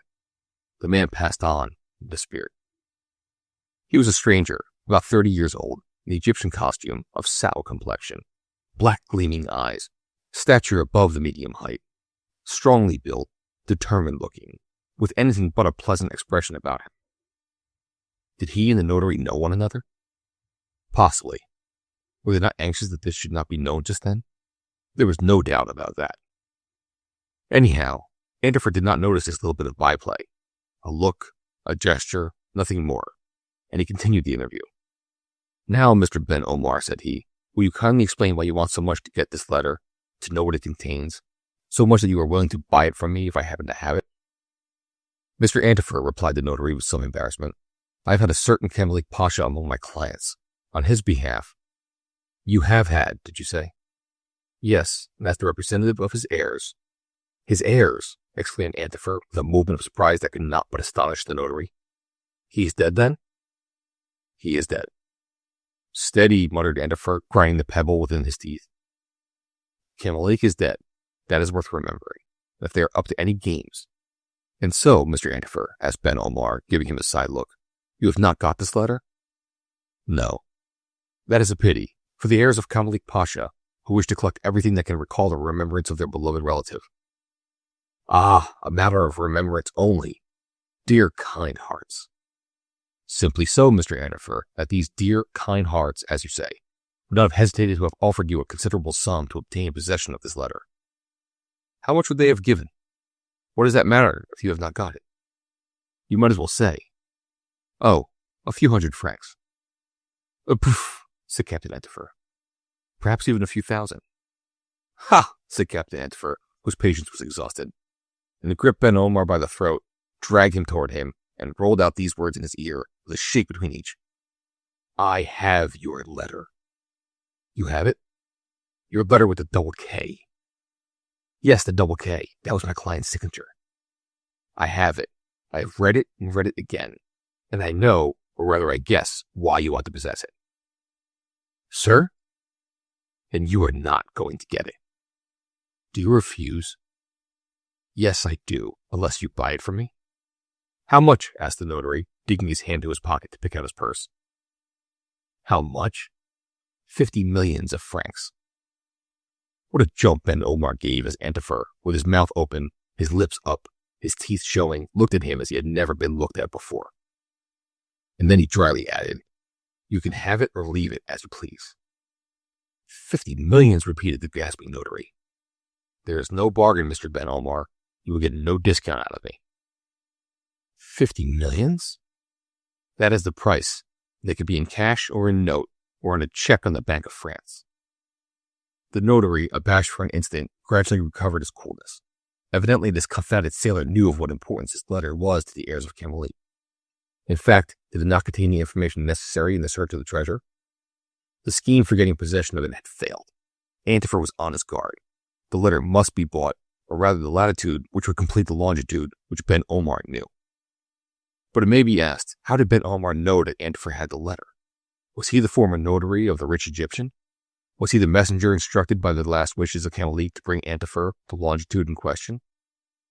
That we shall soon see.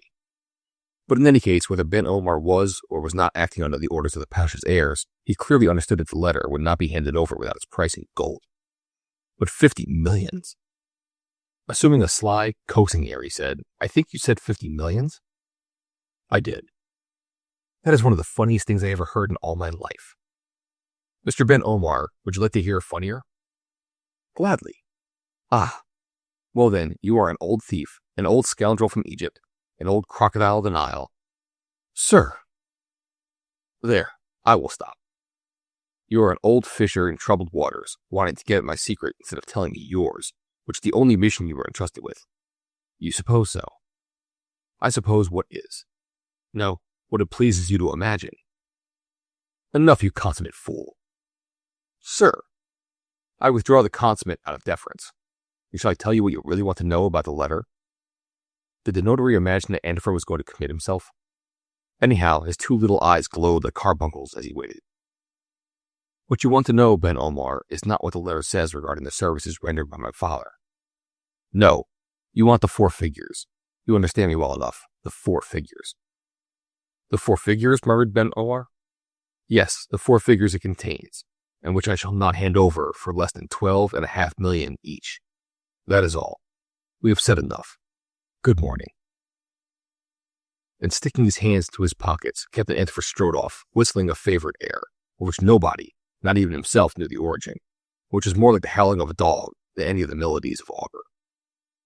Ben Omar, petrified, seemed to have taken root on the spot, as if he were a bollard or a milepost.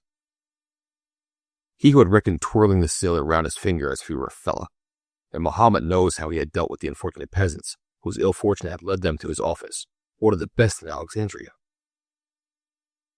He saw with haggard eye the sailor going further and further away from him, swinging his hips, hoisting his shoulder, first one and then the other, and gesticulating as if his friend Tregamine was with him under the usual fire. Suddenly Antifer stopped. Had he encountered an obstacle? Yes. This obstacle was an idea that had just occurred to him. He had forgotten something. He returned to the notary, who was still as motionless as Daphne when she was turned into the laurel bush, to the great disappointment of Apollo. Mr. Ben Omar, he said, what is it you want? There's one thing I forgot to shout in your ear. What? The number. Ah, the number? Yes, the number of my house. 3, Rue des Hautes Salles. You may as well have my address and know that you will have a friendly reception when you come. When I come? With the 50 millions in your pocket. And Antifer went off again, while the notary sank and called on Allah and his prophet. Chapter 7. During the night of the 9th of February, the The travelers at Hotel del Union would have run some risk of being troubled in their sleep if the door of room number 17 had not been shut and draped with a heavy curtain, which prevented any noise from being heard outside. In fact, 2 men, or rather one of the 2 therein, spent the night in recriminations and menaces that bore witness to extreme irritation, while the other tried in vain to calm him, with supplications engendered by fear. It is not likely that anybody would have understood what this stormy conversation was about, for it was held in Turkish, which is not a familiar language to the natives of the West. A large wood fire blazed in the grate, and a candle on the table threw its light onto certain papers half hidden within the pockets of a portfolio, much worn by use. One of these was Ben Omar, who, in a helpless way, looked at the flames in the fireplace, which were far less ardent than those that blazed in the eyes of his companion. This companion was the unprepossessing foreigner, to whom the notary had given the almost imperceptible signal while he and Antifer were talking at the end of the harbor. For the 20th time this personage remarked, "And so you have failed?" "Yes, Excellency, and Allah is my witness." "I had nothing to do with the evidence of Allah or of anybody else. There is the fact. You failed." "To my great regret." "This Antifer refused to give up the letter?" "He did." "And he refused to sell it?" "To sell it? He consented, and you did not buy it, you dunderhead? Is it not in your possession? You came here without bringing it?" "Do you know what he asked?" "What does that matter?"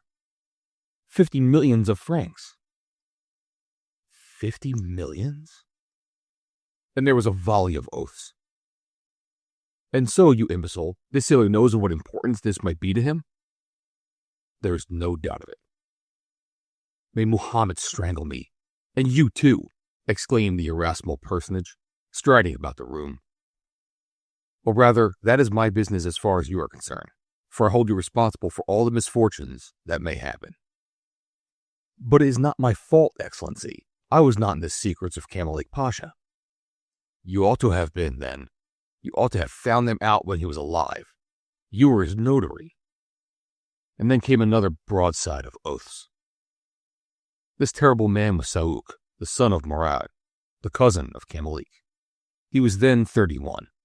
His father being dead, he found himself the direct heir of his rich uncle, and would have inherited an immense fortune if this fortune had not been put out of reach of his covetousness in the way we know. What had happened after Camalik had left Aleppo, taking his treasure with him to bury it on some unknown island, was briefly this.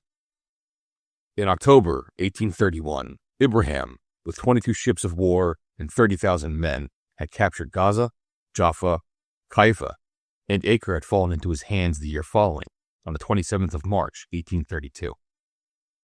It seemed as though the territories of Palestine and Syria would be finally severed from the Sublime Porte, when the intervention of the European powers stopped the son of Muhammad Ali in his current conquest. In 1833, the Treaty of Cataia was imposed on the Sultan and the Viceroy, and things remained as they had been. Fortunately for his safety during this much troubled period, Camalik had placed his riches in the cavity sealed by a double K that continued his voyages. Whither went the brigantine under the command of Captain Zoe? In what parts, far or near, did he plow the seas? Did he visit farthest Asia or farthest Europe?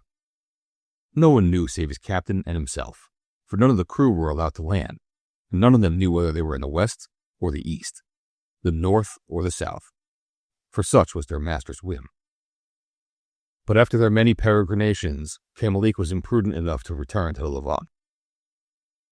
The Treaty of Cataia having stopped the ambitious march of Ibrahim, the northern part of Syria having submitted to the Sultan, the rich Egyptian had good reason to suppose that there was no danger in his returning to Aleppo. As ill luck would have it, however, in the middle of the year 1834, his vessel was driven by bad weather into Acre. Ibrahim's fleet was then cruising off the coast, and Murad, invested with official functions by Muhammad Ali, was on board one of the ships of war. The brigantine was flying Turkish colors. Was it known that she belonged to Camalik Pasha? It matters little. She was chased, caught, carried by boarding after a stout defense, which meant the massacre of the crew, the destruction of the ship, and the capture of her owner and captain. Camalik was at once recognized by Murad. A few weeks later, he and Captain Zoe were secretly carried to Egypt and imprisoned in the fortress of Cairo. But even if Camalik had returned to his house at Aleppo, it is probable that he would not have found the safety at which he reckoned. That part of Syria, under Egyptian administration, groaned under an odious yoke. This lasted until 1839, when the excesses of Abraham agents were such that the Sultan withdrew his concessions to which he had been forced to yield. The result of this was a new campaign on the part of Muhammad Ali, whose troops gained the victory of Nazeb, whereupon Mahmud began to fear for the safety of the capital of Turkey in Europe, and England, Russia, and Austria had to intervene to stay the march of the conqueror and assure him hereditary possession of Egypt and the governorship for life of Palestine, west of the Jordan. It is true that the viceroy, intoxicated with victory and encouraged by French diplomacy, refused the offer of the Allied powers. But their fleets were sent against him. Sir Charles Napier captured Beirut and then Sidon, and then bombarded and captured Acre, so that Muhammad Ali had to yield and recall his son to Egypt, leaving Syria entirely to Sultan Mahmud. Camalik Pasha had been too hasty in his endeavor to return to the country of his choice, where he thought of peacefully ending his troubled life. There he intended to remove his treasure, and with some portion of it, pay his debts in gratitude, debts perhaps forgotten by those who had helped him. Instead of Aleppo, it was Cairo that he found, thrown into a prison, where he was at the mercy of his pitiless enemies. Camalik understood that he was lost.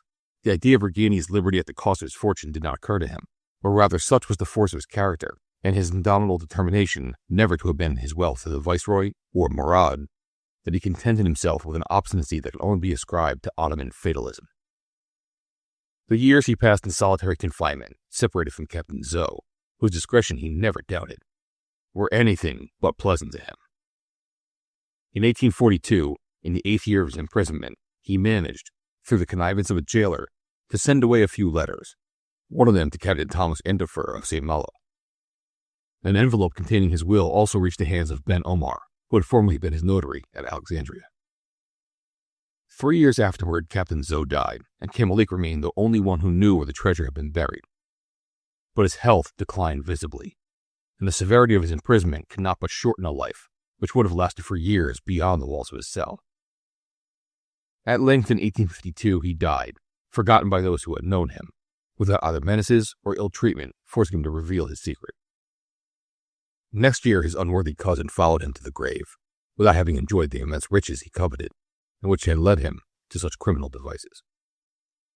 But Murad left a son, Saouk, who inherited all his father's evil instincts. Although he was then but 23, he had lived a violent, unscrupulous life among the political and other bandits who had then swarmed in Egypt. As the only heir of Camalik Pasha, it was to him that the inheritance would have come had it not been put beyond his reach, and consequently his anger knew no bounds when, as he thought, the secret of the whereabouts of this immense fortune disappeared with the death of the Pasha. 10 years went by, and Saouk had given up all hopes of ever ascertaining what had become of the lost treasure. Judge then of the effect on him of a letter received early in 1862, inviting him to visit the office of the notary Ben Omar on important business. Saouk knew this notary, timid to an excess, an arrant poltroon with whom a determined man like himself could do anything he pleased. So he went to Alexandria and unceremoniously asked Ben Omar for what reason he wished to see him. Ben Omar was most obsequious in his reception of his client, whom he believed capable of everything, even of strangling him straight away. He apologized for having put him to inconvenience, and said to him in his sweetest tone, "But is it not the sole heir of Camalik Pasha that I have the honor of addressing?" "Just so, the sole heir," said Saouk, "for I am the son of Murad, who was his cousin." "Are you sure that there was no other relative in the line of succession than you?" "None. Camalik Pasha has no heir but me." "Only, where is the inheritance?" "Here, at your Excellency's disposal." Saouk grasped at the envelope handed to him by the notary. "What is in this envelope?" he asked. "The will of Camalik Pasha." "And how did it get into your hands?" "It reached me a few years ago, after he was imprisoned in the fortress at Cairo." "How long ago?" 20 years. 20 years! Exclaimed Saouk. "He has been dead 10 years now, and you have waited?" "Read, Excellency." Saouk read the writing on the envelope. It said that this will was not to be opened until 10 years after the testator's death. "Camalik Pasha died in 1852, said the notary, It is now 1862, and that is why I have sent for your excellency." "Cursed formalist," exclaimed Sauk. "For 10 years I ought to have been in possession." "If this will is in your favor," suggested the notary. "In my favor. Who else can there be? I will soon know." And he was about to break the seal when Ben Omar stopped him. "In your own interest, excellency, it had better be done in the proper form, in the presence of witnesses." In opening the door, Ben Omar introduced 2 merchants of the neighborhood, whom he had asked to attend. These were to testify that the envelope was intact, and that it had been opened in their presence. The will was not very long. It was in French and as follows: "I appoint as executor Ben Omar, notary of Alexandria, to whom I leave a commission of 1 per centum of my fortune in gold, diamonds, and precious stones, of the estimated value of 4 million pounds sterling." In the month of September, 1831, 3 casks containing this treasure were buried in a hole dug at the southern point of a certain islet. Of this islet, it will be easy to discover the possession by combining the longitude of 45 degrees 57 minutes east with a latitude secretly set in 1842 to Thomas Antifer of St. Malo in France. Ben Omar in person is to take this longitude of 54 degrees 57 minutes east to the said Thomas Antifer or his nearest heir. But he is to accompany the said heir in the search for the discovery of the treasure, which is buried at the base of the rock marked with a double K of my name.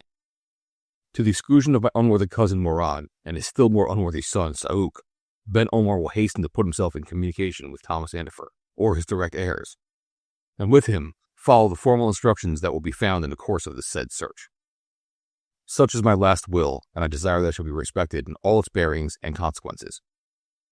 Written this 9th of February, 1842, in the prison at Cairo, by my own hands. Kamalik Pasha. We need not dwell on the reception given by Sauk to this curious will, nor to the agreeable surprise manifested by Ben Omar at the 1% of 4 millions, which has come to him on handing over the treasure. But the treasure had to be found, and the only way to discover the position of the islet was by combining this longitude given in the will with the latitude known only to Thomas Antifer. Sauk immediately devised a scheme, and Ben Omar, under terrible threats, became his accomplice in it. They soon discovered that Thomas Antifer had died in 1854, leaving an only son. To this son they would go, and by skillful management obtain from him the secret of the latitude, and then they would take possession of the fortune, and Ben Omar should have his commission. This scheme Sauk and the notary set about without delay.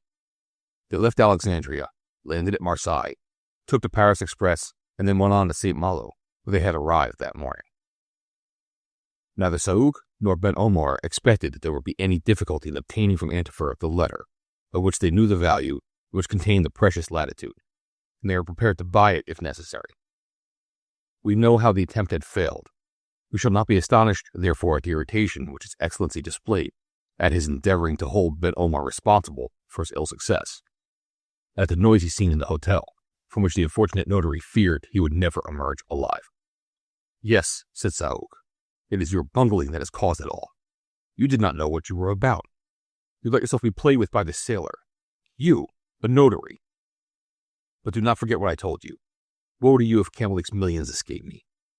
I swear to you, Excellency, and I swear to you, that if I do not obtain my object, you shall pay for it, and pay well." And Ben Omar knew only too well that Sauk was the man to keep his word. "You must remember, Excellency, that this sailor is not one of those miserable fellows, easily deceived and easily frightened." "No matter." "No, he is a violent man who will listen to nothing." He might have added, "a man like you," but he took care not to complete the sentence in that fashion. "I think," he continued, "we shall have to give up." "Give up!" exclaimed Sauk, slapping the table. "Give up 4 millions? "No, Your Excellency, give up. Let the Breton know the longitude the will orders us to give him." "For him to take advantage of it, imbecile? For him to unearth the millions?" Anger is a bad counselor, and this Sauk, who was not destitute of intelligence or astuteness, finally came to think. He calmed down as much as he could and thought of the proposal submitted by Ben Omar. It was certain that nothing would be got from Antifer by stratagem, and some other scheme must be thought of. The plan agreed upon was this.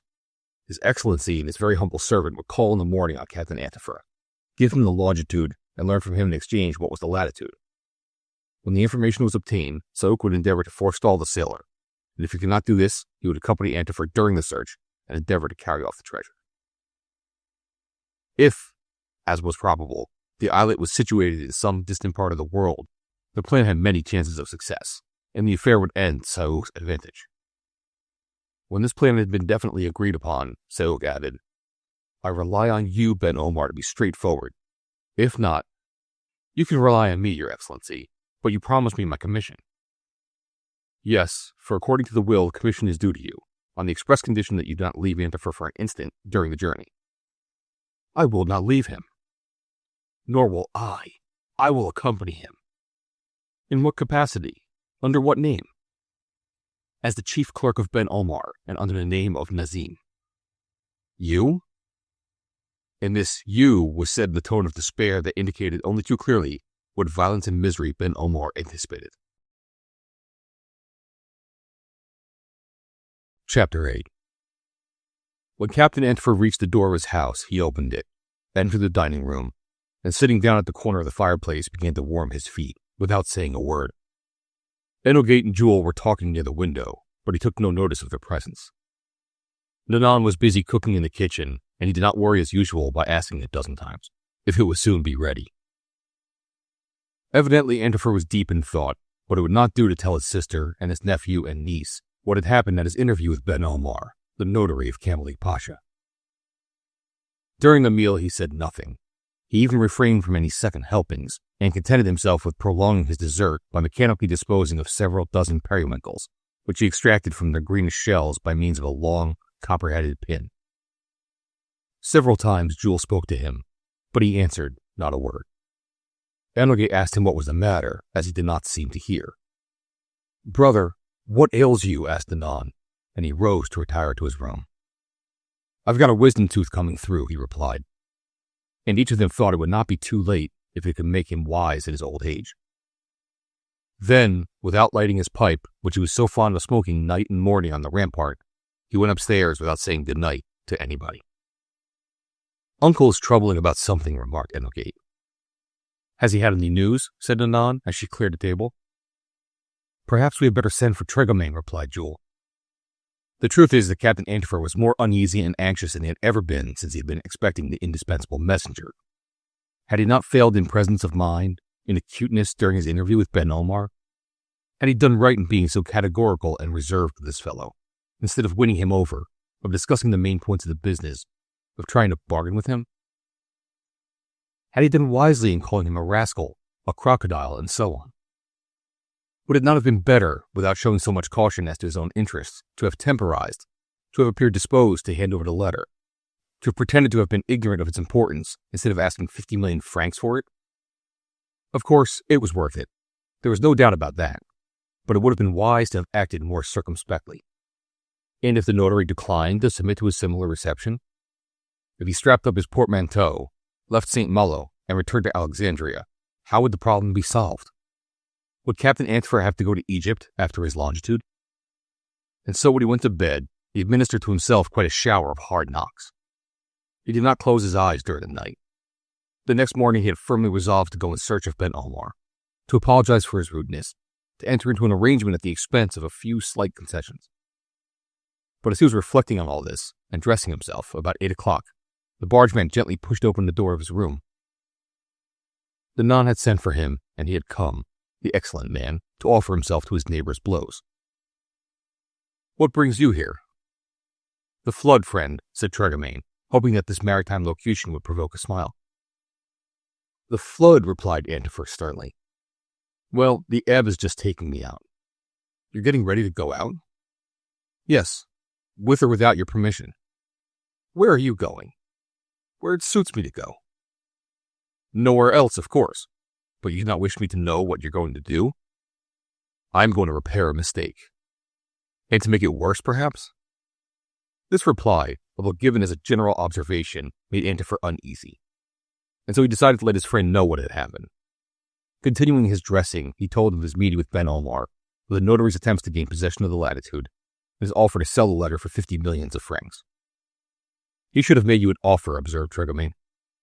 He had no time, for I turned my back on him, in which I was wrong. That is my opinion. And so this notary came expressly to St. Malo to try to get this letter from you? Instead of giving me the communication he ought to have done, this Ben Omar is the messenger spoken of by Kamalik Pasha, and expected for the last 20 years. Ah, then, this matter is serious after all, Tregomain could not help saying. The remark brought him such a terrible look and such a contemptuous epithet from Antifer that he lowered his eyes and twiddled his thumbs after crossing his hands over the vast rotundity of his corporation. A moment afterwards, Antifer had finished dressing and was picking up his hat when the door opened. Nanan appeared. "What is the matter now?" asked her brother. "There is a stranger downstairs. He wants to speak to you." "His name?" "Here it is." And she produced a card on which were these words: Ben Omar, Notary, Alexandria. "The man!" exclaimed Antifer. "Who?" asked Tregomain. "The Omar in question." "Ah, I like that. That he has come back is a good sign. Show him up, Nanan." "But he is not alone." "Not alone!" exclaimed Antifer. "Then who then is with him?" "A younger man whom I do not know, and who looks like a foreigner." "Ah, there are two of them. Well, we shall be two to receive them. Stop here, Tregomain. Do you wish it?" An imperious gesture kept the worthy neighbor in his place. Another gesture indicated to Nanan that she was to show the visitors upstairs. A minute afterwards, they had been ushered into the room, the door of which was carefully shut. If the secrets that were to be revealed were to escape, it would have to be through the keyhole. "Ah, it is you, Mr. Ben Omar," said Antifer in a careless and haughty tone, very different to what he would have adopted had he gone to make the first advances at the hotel. "Myself, Mr. Antifer." "And the person who accompanies you?" "My head clerk." Antifer and Saouk, who was introduced under the name of Nazim, exchanged a look of indifference. "Your clerk is acquainted with this business?" asked Antifer. "He is, and his assistance is indispensable to me throughout this matter." "Be it so, Mr. Ben Omar. May I ask to what I owe the honor of your visit?" "Another interview I wish to have with you, Mr. Antifer. With you alone," he added, casting a side look at Tregomain, whose thumbs continued their twiddling. "Guiltless Tregomain, my friend," replied Antifer, "late captain of the barge, Charmante Amélie, who is also acquainted with this business, and whose assistance is no less indispensable than that of your clerk, Nazim." It was impossible for Ben Omar to object. Immediately the four sat down round a table on which the notary placed his portfolio. Then a certain silence reigned in the room until it pleased one or the other to speak. Antifer broke the silence by addressing Ben Omar. "Your clerk speaks French, I suppose?" "No," replied the notary. "But he understands it?" "Not much." This had been agreed between Saouk and Ben Omar, in the hope that Antifer, having no fear of being understood by the false Nazim, let fall a few words of which advantage might be taken. "And now proceed, Mr. Ben Omar," said Antifer carelessly. "Your intention is to resume the conversation that ended abruptly yesterday." "Certainly." "Then you have brought me the 50 millions? Let us be serious, sir." "Yes, let us be serious, Mr. Ben Omar. My friend Tregomain is not one of those who will consent to lose time in useless pleasantries." "That is so, Tregomain."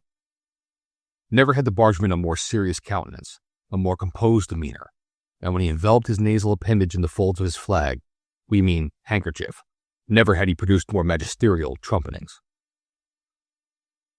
"Mr. Ben Omar, I'm afraid there has been some misunderstanding between us. It is better it should end, where no good will come of it. You know who I am, and I know who you are. A notary. A notary who is also the messenger of the deceased Kamalik Pasha, whom my family have been expecting for the last 20 years. You will excuse me, Mr. Antifer, but in admitting that that is so, I may say that I was not allowed to come sooner." "And why?" "Because it is only a fortnight ago that by the opening of the will, I ascertained under what conditions your father had received this letter." "Ah, the letter with the double K. We return to that, Mr. Ben Omar." "Yes, my only idea in coming to St. Malo was to put myself in communication with you." "That is the only object of your journey?" "The only one." During this exchange of question and answer, Saouk remained impassible, and did not seem to understand a word that was said. He played his game so naturally that Tregomain, who was quietly watching him, saw nothing suspicious in his behavior.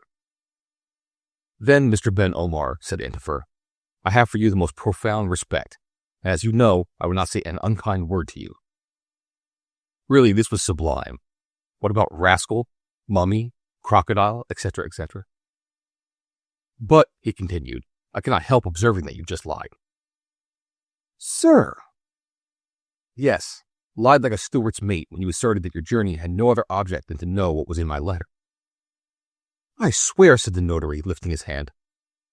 Keep your hand down, old Omar, said Antifer, waking up in spite of some good resolutions. I know perfectly well why you have come.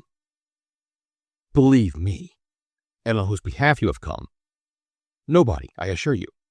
So, on behalf of the deceased Kamalik Pasha, he died 10 years ago. Never mind, it is in execution of his last wishes that you are here today with Pierre Servan Malo, son of Thomas Antifer, and your orders are not to demand the letter in question, but to give him certain figures. Certain figures? Yes, the figures of a longitude he requires for the completion of a latitude Kamalik Pasha gave 20 years ago to his good father. Well hit, said Tregamain, tranquilly shaking his handkerchief as if it were signaling to the semaphores of the coast. But the so-called clerk remained impassible, although he knew that Antifer quite understood the position. And you, Mr. Ben Omar, have changed your errand and are trying to steal my latitude. Steal? Yes, steal, and probably to make use of it in a way that only I ought to do. Mr. Antifer, replied Omar, much disconcerted. Believe me, as soon as you give me this letter, I will give you the figures. Then you admit that you have them. The notary was fairly caught. Practiced as he was at evasion, he saw that his adversary had him at his mercy, and the best thing for him to do was to submit, as had been agreed the night before between him and Saouk. And now Antifer said, Come, play fairly, Mr. Ben Omar. You have been long enough on that tack. Try another. I will, he replied. He opened his portfolio and drew from it a sheet of parchment streaked with lines of large handwriting. This was Kamalik Pasha's will, and he handed it to Antifer, who, as it was written in French, readily understood it. He read it through in a loud voice, so that Tregamain did not lose a word of what the will contained, and then drew his notebook from his pocket so as to inscribe therein the figures indicating the longitude of the islet. Those 4 figures for each of which he would have given one of the fingers of his right hand, and Tregamain also brought out a notebook and wrote down the figures. 54 degrees, 57 minutes, east. The will was then returned to the notary, who put it in his portfolio, which was passed under the arm of Nazim, who remained seemingly indifferent to all that was going on, although the interview had now reached a point of considerable interest for him and Ben Omar. Antifer, knowing both the meridian and the parallel of the islands, had only to cross these 2 lines to find the position, and this he was very naturally somewhat eager to do. But as he rose, there could be no mistake as to the meaning of the bow he made his visitors and the gesture which he indicated the stairs. Evidently, Saouk and Ben Omar were invited to depart. The bargeman quietly watched the proceedings with considerable amusement. Nevertheless, neither the notary or Nazim seemed disposed to rise. It was clear that their host would put them out, but either they did not understand or did not wish to understand. Ben Omar, who was much embarrassed, felt that Saouk was, by a look, giving his express order to ask a final question. He obeyed and said, Now that I have fulfilled the mission entrusted to me by the will of Kamalik Pasha, we have only to take leave of each other politely, said Antifer, in the first train being at 10:37. 10:23 since yesterday, corrected Tregamain. Yes, 10:23, and I would not, my dear Mr. Ben Omar, make you or your clerk Nazim miss the express. Saouk's feet began to beat a double shuffle on the floor, and as he looked at his watch, it seemed as though he was anxious to be off. If you have any luggage to register, continued Antifer, there is barely time. All the more so, added the bargeman, as there is no end of it at this station. Ben Omar saw that he must say something further, and, half rising, he remarked, lowering his eyes, Pardon me, but it seems to me that we have not said all we have to say.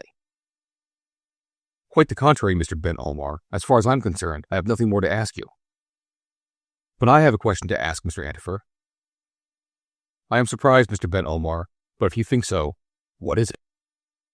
I have given you the figures of the longitude indicated in the will of Kamalik Pasha. You have. My friend Tregamain and I have entered them in our notebooks. And now you have to give me those of the latitude indicated in the letter. The letter addressed to my father? The same. Pardon, Mr. Ben Omar, replied Antifer, frowning. Did you not have orders to bring me the longitude in question? Yes, and those orders I have fulfilled. With as much kindness as zeal, I admit. But as far as I'm concerned, I have nowhere seen either in the will or in the letter that I should reveal to you the figures of the latitudes set to my father. However, if you have any orders concerning this, we might perhaps discuss them. It seems to me, replied the notary, that between gentlemen who esteem each other. It seems wrong then, Mr. Ben Omar. Esteem has nothing to do with it, however much we may have for each other. Evidently, the irritation which was taking place of impatience with Captain Antifer would not be long in showing itself. And so, in his anxiety to avoid an explosion, Tregarmain went to open the door so as to facilitate the departure of the visitors. Saouk never budged. It was, however, not his business as clerk and a foreigner, ignorant of the language, to move before his master gave him the order. Ben Omar quitted his chair, rubbed his head, adjusted his spectacles on his nose, and in the tone of a man who does his best with what he cannot prevent, remarked, Excuse me, Mr. Antifer, you have made up your mind not to trust me. The more so, Mr. Ben Omar, because Camille Pasha's letter required my father to keep it a profound secret, and that the secret my father also required me to keep. Well, Mr. Antifer, said Ben Omar, will you accept good advice? What is it? Take no further steps in this matter. And why? Because you may meet on the way a certain person who will make you repent it. And who is that? Saouk, the son of Camille Pasha's cousin, disinherited to your advantage, and who is not at all the man. Do you know his son, Mr. Ben Omar? No, replied the notary, but I know that he is a formidable adversary. Well, if you ever meet this Saouk, tell him I don't care a snap for him, nor for all the Saroukery of Egypt. Lazim did not move a muscle. And then Antifer went out on the landing. Nadan, he shouted. The notary moved toward the door, and this time Saouk, clumsily upsetting his chair, followed him, not without a furious desire to kick him downstairs. But as he was at the door, Ben Omar suddenly stopped, and said to Antifer, You have not forgotten one of the clauses in Camille Pasha's will? Which is that, Mr. Ben Omar? That which compels me to accompany you until you have taken possession of your legacy, of being present when the 3 casks are exhumed. Well, you shall accompany me, Mr. Ben Omar. Then I must know where you are going. You will know when we are there. But if it is at the other end of the world, it will be at the other end of the world. But remember that I cannot do without my head clerk. That is as you please, and I shall be no less honored by his presence than yours. Leaning over the balusters, he shouted in a voice that showed he considered the interview at an end. Nadan! Nanan appeared. Show these gentlemen a light. Good, said Nanan. It is broad daylight. Show them a light all the same. And thus it was that Saouk and Ben Omar were shown out of this inhospitable house, the door of which was slammed behind them. Then Captain Antifer was seized with such an attack of delirious delight as had seldom come to him before. But if he was not joyful of that occasion, when should he have been? He had it, this famous longitude so impatiently expected. He had the power to change to reality what had hitherto been but a dream. The possession of this immense fortune depended only on the haste with which he went in search of the islet where it awaited him. 4 millions! 4 millions, he repeated. That is to say 1,000 times 100,000 francs, added the bargeman. And then Antifer hopped on one leg, then on the other, then stooped and rose, swinging his hips and spun round like a gyroscope, and finally completed his performance with a furious hornpipe. Then he seized Tregarmain, and setting that massive form in motion, he worked up the dance with such impetuosity that the house shook to its foundations as he broke out in a voice that made the windows rattle. I have my long, I have my jitude, my lawn, my my tude, I have my longitude. Chapter 9. While Antifer was performing in this quartet party, Enogate and Jules had gone off to the Mairie and the church. At the Mairie, the clerk of the marriage department, a leather-faced old fellow engaged in the manufacture of honeymoons, had shown them the notice of their band stuck up among the other notices. At the cathedral, the vicar promised them a choral service, a dress, organ, and bells complete. How happy they were! With what impatience, ill disguised on the part of Jules, more reserved on the part of Enogate? Did they wait for the 5th of April, the date that had been won from their uncle's hesitations? How busy they were with their preparations, their wardrobe, their furniture for the pretty room on the first floor, which the generous Tregamain embellished every day with odds and ends that during many years he had collected among the shore folk of the Rance.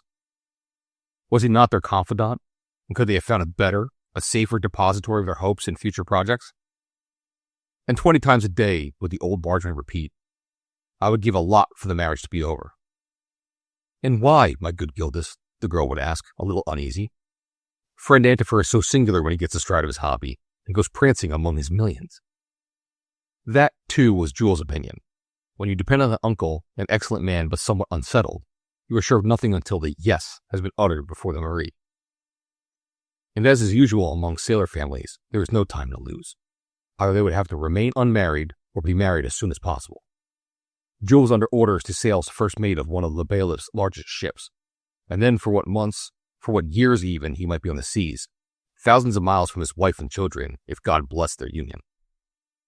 As a sailor's daughter, Enogate had reconciled herself to long voyages taking her husband away from her, never imagining it could be otherwise.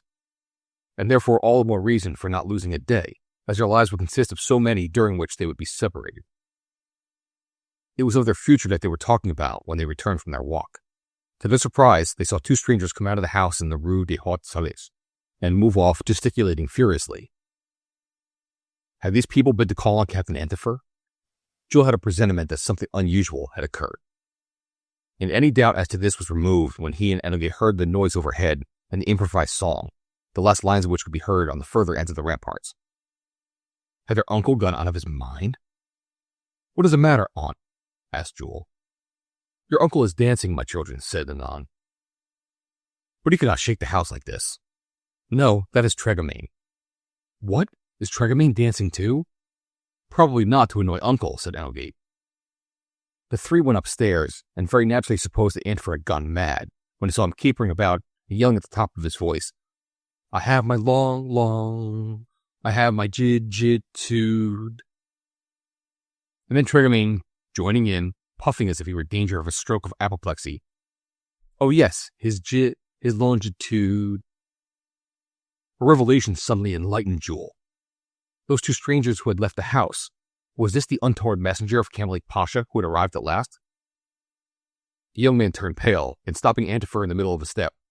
"What, uncle?" he said. "Have you got it?" "I have it." "He has it," murmured Tregamain, and he sank onto a chair, which, being unable to oppose an impossible resistance, broke to pieces beneath him. As soon as their uncle had recovered his breath, Enogate and Jules were told what had happened the day before: the arrival of Ben Omar and his clerk, the attempted extortion relative to Kamalik's letter, the contents of the will, the exact longitude of the island where the treasure was buried. Captain Antifer had only to stoop to pick it up. "Well, uncle, now that these 2 individuals know where the nest is, they can get it before you can." "Wait a minute," exclaimed Antifer, shrugging up his shoulders. "Do you think I was fool enough to give them the key to the strongbox?" And Tregamain emphasized the question by solemnly shaking his head. "A strongbox which holds 4 millions." And the word millions appeared to swell in Antifer's mouth as if it would choke him. If he had expected that this declaration would be welcomed with shouts of enthusiasm, he was promptly undeceived. What? A shower of gold of which Danae would have been jealous. Torrent of diamonds and precious stones pouring onto this humble house, and not a hand held out for them. Not one to tear off the roof so as not to lose a drop of the rain of wealth. Yet so it was. A glacial silence received the phrase stuffed with millions so triumphantly declaimed by the author. "And that is it," he said, looking at one after the other, his sister, his nephew, his niece, his friend. "I tell you I am as rich as Croesus, that I returned from El Dorado laden with gold enough to sink me, and you did not even fall on my neck and wish me joy." There was no reply, nothing but eyes cast down and faces turned away. "Well, Nanon?" "Yes, brother," replied Nanon. "It is a nice little fortune." "A nice little fortune, more than 300,000 francs to eat every day of the year. And you, Enogate, do you also think it is a nice little fortune?" "Uncle," said the girl, "it is not necessary to be as rich as that." "Yes, I know the rest. Money does not make happiness. Is that your opinion, Mr. Captain? asked the uncle of his nephew. My opinion, replied Jules, is that the Egyptian ought to have thrown the title of Pasha into the bargain. For so much money and no title. Ha ha! Antifer Pasha, said the bargeman with a chuckle. Steady there, in a tone of command. Steady there, ex-captain of the Charmante Amélie. Are you trying to make fun of me? Aye, my worthy friend, replied Tréguier, certainly not. And if you are so pleased with your millions, I offer you 100 million compliments. But why was it that the family received the exaltations of his chief so coldly? He might perhaps think no more of his plan of superb alliances for his niece and nephew. Perhaps he would give up his idea of breaking off, or at least delaying the marriage of Jules and Onogate, although his longitude had arrived before the 6th of April. But there was a doubt as to this, and hence the anxiety of Onogate and Jules, Nanon, and Gildas Tréguier. Tréguier resolved to give his friend an opportunity of explaining. Better to know at once what was going to happen. At least they could discuss the matter, and let this terrible uncle hear reason. Look here, my friend, said Tréguier, rounding his back. Suppose you have these millions. Suppose? Why suppose? Well, let us say you have them. A good fellow like you, accustomed to live in a humble way. What are you going to do? What I please, replied Antifer, dryly. You are not going to buy all St. Malo, I imagine. All St. Malo, all St. Servan, and all Dinard, if it suits me. And even that ridiculous brook, the Rance, which has no other water than what the tide chooses to bring it. He knew that in insulting the Rance, he was stinging to the quick the one who had been up and down this charming river for 20 years of his life. That may be, said Tréguier, biting his lip, but you cannot eat a morsel more or drink a glass more unless you buy a supplementary stomach.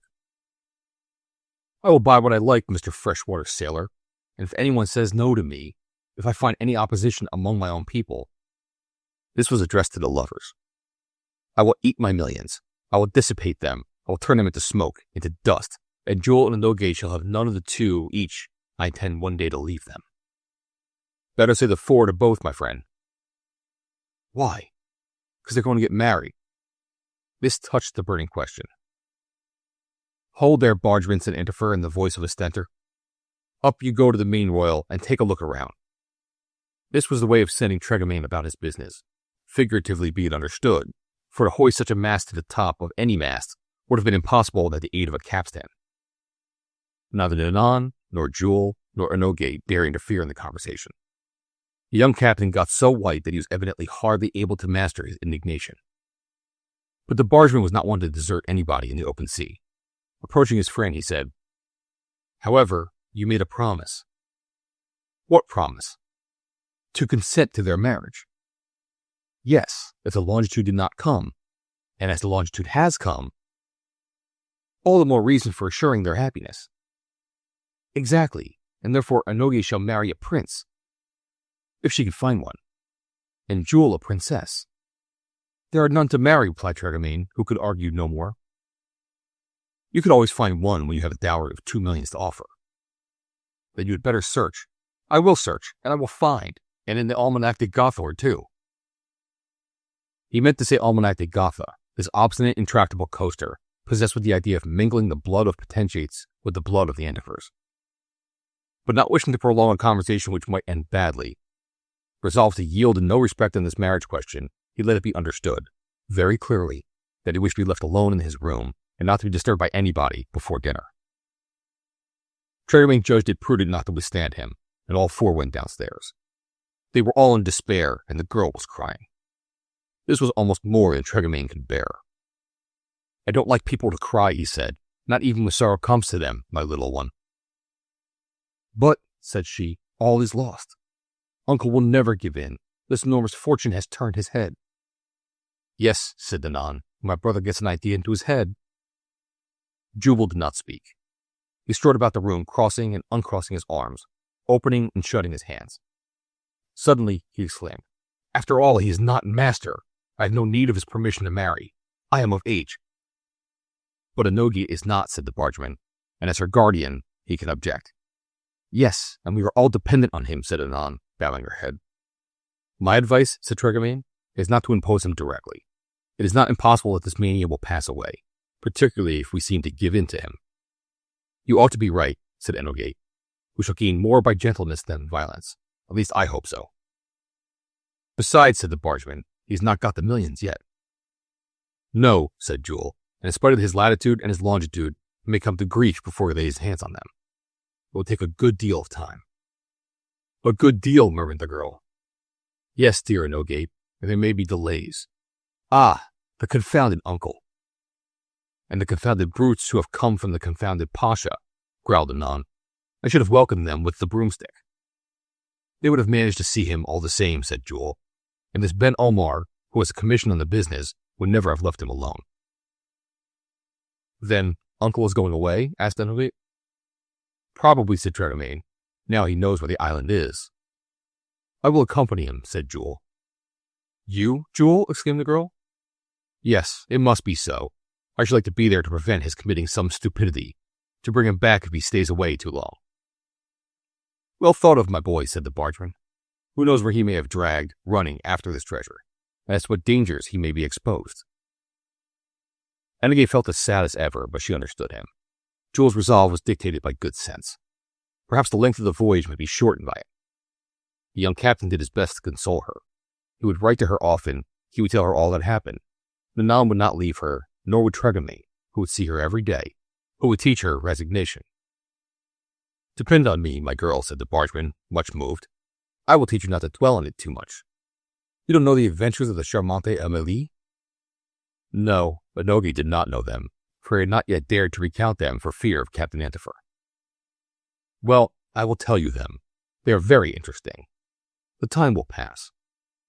Some day, we shall see our friend return with his millions under his arm, or the bag empty, and our brave Jules, who will take but one jump from the house to the cathedral. I will not stop you. If you like, I will have a new coat made while they are away, and wear it every morning. Below there, bargeman! The well-known voice made the whole company start. He calls me, said Tregamain. What does he want with you? Asked Nanan. That is not the way he speaks when he is angry, suggested Inogate. No, said Jules. There is more impatience than anger in the tone. Tregamain, will you come? I am coming, said Tregamain, and the stairs began to groan as the bargeman went up them. A minute afterwards, Antifer had pushed him across the room and locked the door. Then, drawing him before the table on which the atlas was open, he held a pair of compasses out to him. Take this, he said. These compasses? Yes, said Antifer sharply. This island with the millions in it, I've been trying to find its place on the map. And it is not there? Exclaimed Tregamain in a tone that betrayed less surprise than satisfaction. Who says so? Replied Antifer. And why is this island not on the map? Then it is? If it is, I believe that it is, but I'm so nervous my hands shake. The compasses burn my fingers. I cannot touch the map with them. And you want me to do it? If you're able to. Oh, said Tregamain. Well, try and we shall see. Hold the compasses and run the point along the 54th meridian, or rather the 55th, for the island is 54 degrees, 57 minutes. The figures began to trouble the worthy man's head. 57 degrees, 54 minutes, he repeated, blinking his eyes. No, animal, exclaimed Antifer. It is the contrary. Go on. Tregamain put the compasses on the western side of the map. No, roared his friend, not west. East. Understand, you duffer. East, east, east. Tregamain, deafened by these recriminations and objurgations, was incapable of doing the work properly. His eyes became veiled in a mist. Drops of perspiration rolled down his forehead, and the compasses shook like the clapper of an electric bell. Touch the 55th meridian, vociferated Antifer. Begin at the top of the map and move down until you cut the 24th parallel. The 24th parallel, stammered Tregamain. Yes, the idiot. Yes, and the point where they cross is the position of the island. The position... Well, go on down. I am going down. Oh, the noodle, you are going up. The truth is that the bargeman did not know where he was, and was no fitter than his friend to solve the problem. Both of them were greatly agitated, and their nerves were vibrating like the strings of a double bass in the finale of an overture. Captain Antifer thought he was going mad, and so doing the only thing he could, he shouted for Jules in a voice that sounded as if it came through a speaking trumpet. The young captain appeared almost immediately. What do you want, uncle? Jules, where is Camelique Pasha's island? Where the longitude crosses the latitude. Well, look for it. That was enough for Jules. His uncle's agitation told him what had happened. Taking the compasses in a hand which did not tremble, he placed the point where the 55th meridian started from the north of the map and followed it down. "Tell me where it passes," commanded Captain Antifer. "Yes, Uncle," said Jules. And thus it was, he continued. "Franz Joseph Land in the Arctic Sea." "Good." "Barents Sea." "Well?" "Novaya Zemlya." "After?" "Kara Sea." "And then?" "The north of Asiatic Russia." "What towns does it run through?" "First, Ekaterinburg. Then, Sea of Aral." "Go on." "Khiva in Turkestan." "Are we getting near?" "Very soon. Herat in Persia." "Is that it?" "Muscat at the southeast end of Arabia." "Muscat!" exclaimed Antifer, leaning over the map. In fact, the 55th meridian and the 24th parallel crossed on the territory of the Sultan of Muscat in that part of the Gulf of Oman above the Persian Gulf, separating Arabia from Persia. "Muscat," repeated Captain Antifer. "Muscat?" asked Tregamain. "Not Muscat, but Muscat, you bargee," roared his friend, shrugging his shoulders up to his ears. But this was only approximate, for they had as yet taken no account of the minutes. "You are sure it is Muscat?" "Yes, Uncle, within 70 miles of it." "Can you get any nearer?" "Yes." "Then go on, go on. Don't you see I am bursting with impatience?" And a boiler, worked up as he was, would have been on the point of explosion. Jules picked up the compasses again, and taking account of the minutes and the longitude and latitude, he attained the position so exactly that he could only be a mile or two out. "Well?" asked Antifer. "Well, Uncle, it is not on the territory of the Sultan of Muscat, but a little to the east of it, in the Gulf of Oman." "To be sure." "Why to be sure?" asked Tregamain. "Because if it's an island, it cannot be on a continent, you bargeman." This was said in a tone impossible to describe. "Tomorrow," added Antifer, "we will begin our preparations for departure." "You are right," said Jules, resolved not to withstand his uncle. "We will see if there's a ship in the harbor bound for Port Said. That will be the best. We have not a day to lose." "No, they should not steal my island from me." "Oh, it will take a famous thief to do it," answered Tregamain, and Antifer shrugged his shoulders again. "You will accompany me, Jules." "Yes, Uncle," said Jules. "And you too, Mr. Bargeman." "Me?" "Yes, you." These two words were uttered in such a commanding tone that the worthy man's head could do nothing but bow in sign of consent. And yet he had reckoned on Antifer's absence to be able to console Enoch by recounting the adventures of the Charmante Amélie on the fresh waters of the Rance. Chapter 10.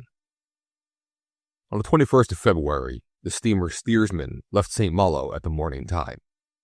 She was a collier of 900 tons, running direct between Newcastle and Port Said. But on this occasion, a slight accident to her engine had made it necessary for her to put into port. Instead of going to Cherbourg, her captain had brought her on to St. Malo in the hope that he might see an old friend. 2 days afterwards, the steamer was at sea again, and had put Cape Frio 30 miles behind when we called the reader's attention to her. And why should we call attention to this collier more than to another, considering that hundreds of colliers pass down the channel, and that the United Kingdom sends its coal to every part of the world? Why? Because Captain Antifer was on board, and with him his nephew Jules, and with them their friend Tregamain. And why were they on an English steamer instead of in a railway carriage? When a man is interested in 4 millions, surely he would take his ease and think nothing of the expense. And this Antifer would have done, had not an opportunity offered of traveling under pleasant conditions. Captain Chip, who commanded the steersman, was an old acquaintance of Antifer's. When the Englishman put in at St. Malo, he did not fail to look up his old friend, and was warmly welcomed. When he learned that Antifer was about to start for Port Said, he offered him passage on the steersman on reasonable terms. She was a good ship, capable of 9 knots an hour in a calm sea, and taking a fortnight or thereabouts on the voyages to the far end of the Mediterranean. The steersman, it is true, was not designed for passengers, but sailors who are very difficult to please. There was at least a comfortable cabin for them, and they would not have to change vessels on the voyage, which was not without its advantages. And it is easy to understand why Antifer had preferred it. To be shut up in a railway carriage for so long a journey was not to his taste. Far better, in his opinion, to spend 2 weeks on a good ship amid the fresh sea breezes than 6 days in a rolling box breathing smoke and dust. This was also the opinion of Jules, if not that of the bargeman, whose field of navigation had been bordered by the banks of the Rance. He had hoped to accomplish most of the journey by railway, but his friend had decided otherwise. They were in no hurry for a day or so. If they arrived in a month or two, the island would still be where it had been. And where it was, no one knew but Antifer, Jules, and Tregemain. The treasure which had been buried for 31 years under the seal of the Double K was in no danger for a few weeks more. Consequently, Antifer, eager as he might be, had accepted Captain Chip's proposal, and that is why the reader's attention had been called to the steersman. Captain Antifer, his nephew, his friend Tregemain, provided with a good sum in gold which the bargeman wore on his belt, and taking with them an excellent chronometer, a sextant, a nautical almanac, besides a spade and pickaxe, took their passage on the collier. The bargeman had to overcome his repugnance at venturing on a sea voyage, to brave the anger of Neptune, although he had hitherto only replied to the enchanting smiles of the river nymphs. And when Antifer ordered him to pack his portmanteau and deposit himself on board the steersman, he obeyed without a murmur. Touching farewells were exchanged. Enogate was tenderly pressed to Jules' heart. Nanon shared her embraces between her brother and her nephew, and Tregemain took particular care not to squeeze too tight those who had the courage to come to his arms. Promises were made that they would not be long away, and that in 6 weeks they would be back again at St. Malo. And then, millionaire or not, Antifer would be persuaded to approve of the marriage, so unluckily interrupted. And then the steamer went to the westward, and the girl followed it with her eyes until its masts disappeared below the horizon. But had the steersman forgotten the two personages, who are not of minor importance, whose duty it was to follow the legatee of Kamalik Pasha? Ben Omar and Saouk were not on board. Had they missed the boat? By no means. The fact is that it had been found impossible to persuade the Egyptian notary to embark on the steamer. On the voyage between Alexandria and Marseille, he had been as ill as even a notary could be. And now that he was doomed to go to the Suez, and he knew not where, he had resolved to journey on land so long as he could avoid the sea. Saouk had not the least objection to this. Antifer was anything but eager to secure them as traveling companions, and had made an appointment to meet them at the end of the month at Suez, without saying that thence they would have to go on to Muscat, when the notary would have to brave the horrors of the perfidious element. Antifer had even added, "As your clients had ordered you to be present at the digging up of the legacy, you shall be there. But if circumstances oblige us to travel together, let us keep to ourselves, for I have no desire to be on intimate terms with either you or your clerk." In consequence of this, Ben Omar and Saouk had left St. Malo before the departure of the steersman, and no one regretted them. The notary was not likely to miss the appointment. On the one hand, he was urged by the fear of losing his commission. On the other, he was dominated by Saouk's implacable will. He would be at the Suez first, and there he would await Antifer's arrival with impatience. The steersman ran down along the French coast, sheltered by it from the southerly winds. Tregemain could but congratulate himself. He had resolved to make the best of the voyage by studying the manners and customs of the different countries he would be obliged to visit. But as it was the first time in his life that he had been on the sea, he was afraid of being sick, and it was with a curious and anxious eye that he had gazed at the horizon where the sea met the sky. He did not try to play at being a sailor, the worthy man, nor at braving the movements of the vessel by walking about the deck. In fact, his feet, accustomed to the level deck of his barge, seemed to fail him, and he sat in the stern on a bench, grasping one of the stanchions, and submitting with resignation to the pitiless pleasantries of Captain Antifer. "Well, bargeman, how are you?" "Up to the present, I've had nothing much the matter with me." "Ah, this is only freshwater sailing as yet. We are coasting the land, and you might suppose you were on a barge on the Rance. But we shall get a northerly wind soon, and then the sea will shake its fleas, and give you no time to scratch for yours."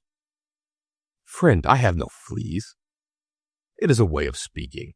Wait till we get out of the channel." "You think I shall be sick?" "Badly, I'm sure you will." Antifer's way of consoling his friends was peculiar.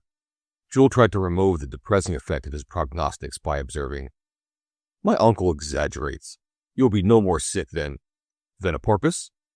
"That is all I wish," replied the bargeman, pointing to 2 or 3 of those clouds of the sea tumbling in the vessel's wake. In the evening, the steamer rounded the furthest points of Brittany. As she was in the Straits of Four, Under shelter of the heights of Usan, the sea was not rough, although there was a headwind. The passengers went to bed between 8 and 9 o'clock, leaving the vessel to pass Cape St. Matthew, the Gulf of Brest, Douarnenez Bay, the race of the Seine, and head southwestwards across the Erois. The bargeman dreamed that he was sick unto death, but fortunately it was only a dream. When the morning came, although the ship was rolling from side to side, diving into the hollows of the waves and rising on their crest to dive again, he did not hesitate to go on deck. If destiny intended to close his career as a mariner by a sea voyage, the least he could do was to fix the various events in his memory. Behold him appearing on the deck. What does he see, extended on the grating, pale as death, and rolling from side to side like an empty barrel? Antifer himself, as much upset as any gentle lady crossing from Folkestone to Boulogne. And what a string of oaths, terrestrial and maritime, and how the captain swore high and low when he beheld the tranquil, fresh-colored face of his companion, betraying not the least sign of discomfort. "A thousand thunders!" he exclaimed. "Would you believe it? Here am I, a coasting captain, yet not having set foot on a boat for 10 years, much more sick than a bargeman." "But I am not sick at all," said Tregomain, favoring him with one of his sweetest smiles. "You are not? And why are you not?" "I am surprised at it." "But the Rance is not like the Eros." "Not at all. And you do not seem to be in the least upset." "I am sorry for it, if it annoys you," said Tregomain. But this illness of Captain Antifer did not last long. Before the steersman had sighted Camp Ortegal at the northwest corner of Spain, while she was still in the Gulf of Gascony, so terribly lashed by the Atlantic surges, Antifer had regained both his sea legs and his sailor's stomach. What had happened to him happened to many others, even to the most experienced sailors when they have been away from the sea for a time. His mortification was nonetheless extreme, and his self-conceit considerably cooled at finding that this mere freshwater sailor had remained unaffected while he had been almost turned inside out. It was a rough night during which the steersman passed off Ferrol, and Captain Chip would have lain too, had not Antifer persuaded him to drive ahead. Long delays would cause anxiety as to the catching of the mail boat at Suez, which only starts once a month for the Persian Gulf. The equinox was near, and there was always a chance of bad weather, so it was better to drive on as long as there was no obvious danger in continuing the voyage. The steersman gave a wide berth to the reefs along the coast of Spain. Vigo Bay and the 3 Sugarloaves at its entrance were left on the port hand, as was also the coast of Portugal. The day afterwards, the Berlings were left to starboard, those islands formed by Providence, for the site of the lighthouses which marked the proximity of the continent for ships coming from seaward. You may easily imagine that during these long hours, our friends were talking about the extraordinary voyage and its certain results. Antifer had recovered completely. With his legs wide apart, he looked defiantly at the horizon, striding about the deck, and watching the cheery face of the bargeman for some symptoms of the sickness which obstinately refused to appear. "What do you think of the ocean?" "There's a good deal of water in it." "Yes, rather more than in the Rance." "Undoubtedly, but we need not scoff at a river which has its charm." "I do not scoff at it. I despise it, bargeman." "Uncle," said Jules, "you should not despise anyone. A river may have its value." "As well as an island," added Tregomain, and at the word Antifer raised his ear, for he was hit in a sensitive place. "Certainly," he said, "there are islands worth putting in the first class. Mine, for example." The pronoun showed what had been working in the Briton's mind. This island in the Gulf of Oman belonged to him by inheritance. "With regard to this island, Jules, are you verifying your chronometer every day?" "Certainly, and I have seldom seen a more perfect instrument." "And your sextant?" "It is as good as the chronometer." "Thank goodness. They cost enough."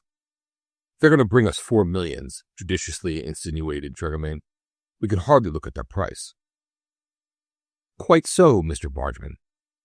But if Captain Antifer and his 2 companions had reason to place implicit confidence in their instruments, they mistrusted, and very justly mistrusted, Ben Omar. They were often talking about this, and one day the uncle said to his nephew, "I do not like the looks of this Ben Omar at all, and I shall keep a very close watch on him." Who knows if we shall meet him at the Suez? Asked the bargeman in a dubious tone. Oh, said Antifer, he will wait for us for weeks, if need be. Did not the scoundrel come to St. Malo solely to steal my latitude? I think, uncle, said Jules, that you will not be far wrong in keeping an eye on these Egyptians. I don't think much of the notary, and I think still less of his clerk. I agree with you, Jules, added the bargeman. This Nazim is no more like a clerk than I am. It is a pity he does not speak French, said Antifer. We might pump him. Pump him, said Jules. If you had not got much out of the master, you're not likely to get much out of the clerk. I fancy you had better give a thought to the Soug. What Soug? The son of Murad, the cousin of Kamalik Pasha, the man who was disinherited in favor of you. I will know how to deal with him when I come across him. Was not the will in proper form? What can he do then, this descendant of Pashas, whose tails I may have to cut? However, uncle, I care not for him more than I do for Ben Omar, and if this manufacturer of contracts does not walk straight. Take care, my friend, said Triggerman. You cannot get rid of the notary. It is his right and his duty to accompany you, to follow you to the island. My island. Yes, your island. The will expressly says so. It is a commission of 1%. That is 40,000 pounds. 40,000 kicks, said Antifer, whose irascibility was increasing at the thought of the enormous amount to which Ben Omar was entitled. During the night, the steersman sighted the lights of Cadiz and passed the Bay of Trafalgar, and during the morning she entered the Straits of Gibraltar. It was delightful traveling, and the passengers could not be insensible to its inexpressible charm when the ship that carried them passed in sight of the African coast. Nothing could be more picturesque, nothing more varied than this panorama, with its mountains in the background, the many indentations of the coast, the seaside towns rising unexpectedly from around the lofty cliffs in their frame of verdure. Did the bargeman appreciate these natural beauties as he should have done? And did he compare them with those in the dearly beloved rants between Dinard and Dinan? What did he think he saw in Oran, dominated by a cone with the fort clinging to it? Algiers, terraced on its Casbah. Stora, lost amid the mighty rocks. Bougie, Philippeville, Beaune, half modern, half antique, hiding in the end of its bay. In a word, what was in the mind of Trégamain in the presence of the superb coast unrolling before his eyes? The weather continued favorably. A squall occasionally, and then a calm, leaving a wide horizon clear. Under such conditions, Pantelleria showed its slender summit, an old volcano, now asleep, which will someday awake. The bed of the sea, hereabouts from Cape Bon to the Greek archipelago, is all volcanic. Islands appeared, such as Santorin and others, which may one day form a new archipelago. Jules had therefore some justification for saying to his uncle, "It is fortunate that Kamalik Pasha did not choose an island in these parts to bury his fortune in." "It is fortunate, very fortunate," said Antifer, and his face grew quite pale at the thought that this islet might have emerged from a sea incessantly troubled by subterranean forces. Fortunately, the Gulf of Oman is guaranteed against eventualities of this sort. Such commotions were unknown to it. Whatever the island might be, it would be found in its place. Passing Gozo and Malta, the steersman headed straight for the Egyptian coast. Captain Chip made the land at Alexandria, and coasting along the network of mouths of the Nile, spreading out like a fan between Rosetta and Damietta, he was signaled off Port Said in the morning of the 7th of March. The Suez Canal was then under construction. It was not opened until 1869. The steamer had consequently to stop at Port Said. Antifer and his companions left Captain Chip with many expressions of gratitude for the way in which they had been treated on board, and next day started by train to Suez. It was a pity that the canal was not finished, as a trip along it would have much interested Jules, and Trégamain might have fancied himself between the banks of the Rance, although the aspect of the Bitter Lakes and Ismailia is not as western as Dinan, and certainly more oriental than that of Dinard. Would Antifer have taken much notice of these marvels? No, neither of those due to nature, nor those due to the genius of man. For him there existed in the whole world but one point, the island in the Gulf of Oman, his island, which like a bright metal button hypnotized his whole being. And he would have taken as little notice of Suez, a town occupying so important a position in geographical nomenclature, had he not seen as he came out of the railway station a group of 2 men, one of whom greeted him with excessive salutes, while the other departed not from his oriental gravity. They were Ben Omar and Nazim. Chapter 11. Ben Omar and his clerk had kept the appointment. They had taken very good care not to miss it. For some days they had been at Suez, and the impatience with which they had expected Antifer may be guessed. At a sign from Antifer, neither Jules nor Tregomain took the slightest notice of them. The 3 continued their conversation as if nothing could distract their attention. Ben Omar came forward in the obsequious attitude which was customary with him. They seemed to be unconscious of his presence. "At last, sir," he ventured to say in the most amiable tone he could manage. Captain Antifer turned his head, looked at him, and positively did not seem to recognize him. "Sir, it is I. It is I," the notary repeated as he bowed. "Who, you?" "And this, as much to say, whatever can this escape from a mummy box want with me?" "But it is I, Ben Omar, notary of Alexandria. Do you not recollect?" "Do we know this gentleman?" asked Antifer, winking at his companions as he shifted the pebble from his right cheek to his left.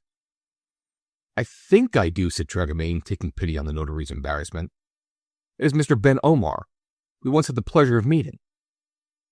So it is," replied Antifer, as if he had a distant recollection of him, a very distant recollection.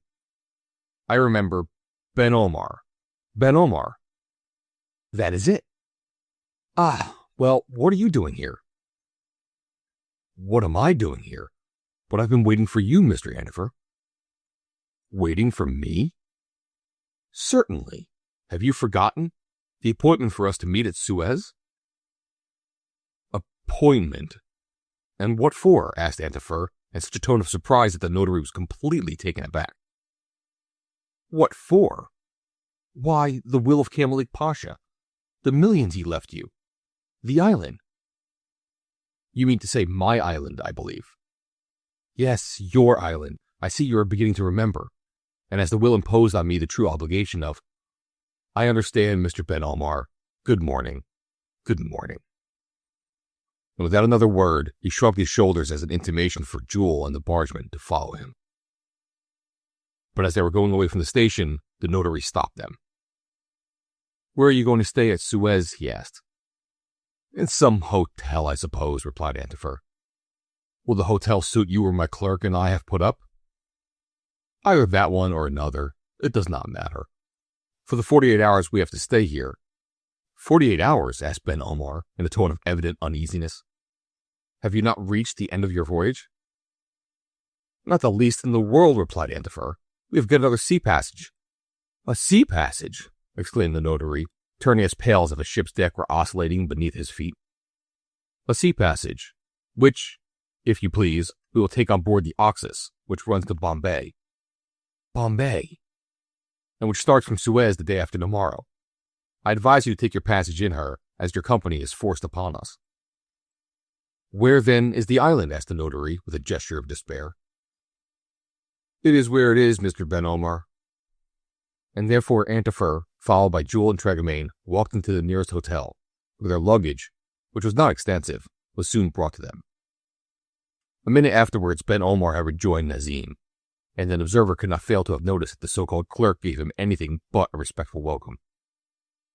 Ah, if it had not been for that 1% of those millions, and for the fear with which Souk inspired him, how gladly he would have been quit of this legatee, and this will, and this island, in search of which he was to be trotted over land and sea. Antifer was told that Suez was formerly called Suez by the Arabs and Cleopatris by the Egyptians, but his only reply was, "As far as I'm concerned, it makes no difference."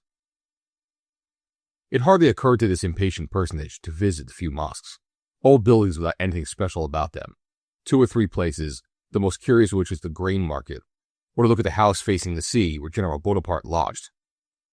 But Jules thought that the 2 days could not be better spent than exploring the town of 15,000 inhabitants, the irregular wall of which is so miserably kept up.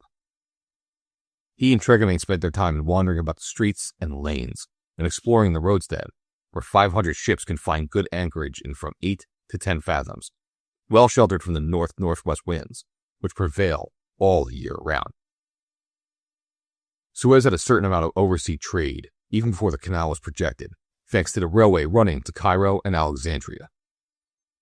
By its position at the end of the Gulf which bears its name, it commands the Red Sea, and although its growth may be slow, its future is assured. But this did not trouble Captain Antifer. While his two companions went cruising about the town, he hardly left the superb beach, which had been transformed into a promenade. He knew he was watched, it is true. Sometimes it was Nazim, sometimes it was Ben Omar, who never lost sight of him while keeping at a distance. He pretended to take no notice of this. Taking his ease on a seat, absorbed, meditative, he gazed at the horizon out in the Red Sea. And occasionally, so much was he possessed with the one fixed idea, he would fancy he saw the island, his island, emerge from the mist of the south, by an effect of mirage which is frequently produced on the extremities of these sandy beaches, a marvelous phenomenon by which the eye is always deceived. On the morning of the 11th of March, the mail steamer Oxus had finished its preparations for departure and taken in the coal necessary for the voyage across the Indian Ocean, and the stoppages at the regular ports. We need not be surprised to find that Antifer, Tregamain, and Jules were on board at daybreak, and that Ben Omar and Saouk had taken passage with them. The large steamer was really a cargo boat, but she had accommodations for a few passengers, most of them bound to Bombay, some of them to Aden and Muscat. The Oxus was underway at 11 o'clock. A fresh breeze was blowing from the north-northwest with a tendency to work round to the westward. As the voyage would last a fortnight, owing to the numerous stoppages, Jules had secured a cabin with 3 berths, which could be arranged either for the day's siesta or the night's repose. Saouk and Ben Omar occupied another cabin, from which the notary would probably make but few and short appearances. Antifer, determined to have as little intercourse as possible with them, had begun by saying to the unfortunate notary, with the delicacy of a sea bear which characterized him, "Mr. Ben Omar, we have to travel together, it is true, but let us keep our places. I will go my way, and you will go yours. It will be enough for you to be present to witness my taking possession. When the matter is over, I hope we shall have the pleasure of never meeting again, either in this world or the next." As long as the Oxus was running down the Gulf, sheltered by the heights of the isthmus, the navigation was as tranquil as if it was on the surface of a lake. But when they got out into the Red Sea, the fresh breezes from the plains of Arabia gave her a roughish reception. The consequence was a good deal of heavy rolling, which many of the passengers found discomforting. Nazim did not mind it much. Neither did Antifer, nor his nephew, nor Tregamain, freshwater sailor though he might be. But the notary's condition it is impossible to describe. He never appeared either on deck, or in the saloon, or in the dining room. In the depths of his cabin, his groans were heard throughout the voyage. Better for him if he could have traveled as a mummy. The worthy bargeman, taking pity on the poor fellow, visited him several times, as might be expected from his good nature. When he tried to get Antifer to sympathize with him, all he received was a shrug of the shoulders. Antifer could never forgive Ben Omar for having attempted to steal his latitude. "Well, bargeman," he would say, "Mr. Omar is empty, eh?" "Almost." "My compliments." "My friend, will you not go and see him, if it were only once?" "Yes, Marchman, yes. I will go when there is nothing left of him but his skin." What could be said to a man who answered like that, with a burst of laughter at his own wit? But if Antifer suffered no annoyance from the notary during his voyage, his clerk Nazim was several times the cause of his most justifiable irritation. It was not that Nazim thrust his presence on him. No. Besides, what could he do? For as he did not speak the same language, conversation was impossible. But the so-called clerk was always there, keeping close watch on Antifer, as if he had received orders to do so from his master. Great would have been Antifer's delight as pitching him overboard, supposing that the Egyptian had been the man to submit to such treatment. The descent of the Red Sea was anything but pleasant, although it was not made during the intolerable heat of the summer. Then it is that the care of the boilers can only be entrusted to Arab stokers, for they alone will not cook where eggs will cook in a few minutes. On the 15th of March, the Oxus was running through the narrowest portions of the straits of Bab el-Mandeb, leaving Perim on the left and Abak on the African coast on the right. the steamer entered the Gulf of Aden and headed for the port of that name, where several of her passengers were to be landed. Aden, yet another key of the Red Sea, hanging from the belt of Great Britain, that good housekeeper always at work. With the Isle of Perim, of which she has made another Gibraltar, she holds the entrance of this corridor, 1,800 miles long, opening out into the Indian Ocean. The port of Aden may be partially silted up, but it at least possesses a vast and commodious anchorage to the east, and in the west a harbor where quite a fleet might find shelter. The English had been installed there since 1823. The town itself, which was a flourishing one in the 11th and 12th centuries, was evidently designed as the emporium of commerce with the furthest east. Captain Antifer did not think it worthwhile to go ashore, but spent the time railing at the delay, one of the most serious inconveniences of which was to permit the notary to appear on deck. But in what a state! He had hardly enough strength to drag himself along. "Eh? Mr. Ben Omar, is that you?" asked Antifer, ironically. "Really, I should never have recognized you. You will never get to the end of the voyage. If I were in your place, I should remain at Aden." "I should like to," replied the notary in a voice that was hardly above a whisper. "A few days might pull me round, and if you could manage to wait for the next steamer—" "I am sorry, Mr. Ben Omar. I am in such a hurry to pour into your hands the splendid commission that is to come to you, that I cannot possibly stop on the way." "Is it much farther?" "More than farther," answered Antifer, sweeping his hand round so as to indicate a curve of enormous diameter. And thereupon Ben Omar regained his cabin, dragging himself along like a lobster, and having derived but little comfort from this brief conversation. The following afternoon the Oxus was off again, and found the Indian Amphitrite anything but kind. The goddess was ill-tempered, capricious, nervous as those on board could testify. Better not seek to know what happened in Ben Omar's cabin. He might have been brought up on deck in a cloth and dropped into the bosom of the above-mentioned goddess with a round shot at his feet, and he would not have the strength to protest against a funeral ceremony. The bad weather lasted until the third day, when the wind hauled to the northeastward, so as to bring the steamer under the shelter of the coast of Hadramaut. Saouk might stand the ups and downs of the voyage without being inconvenienced, but if his body did not suffer, his mind could not help doing so. To be at the mercy of this abdominal Frenchman, to be unable to get out of him the mystery of this island, to be compelled to follow him to where? To Muscat? To Surat? To Bombay? At all of which the Oxus was to call. Would they have to land at Muscat and cross the Strait of Hormuz? Was it on one of the hundreds of islands in the Persian Gulf that Cambaluc had buried his treasure?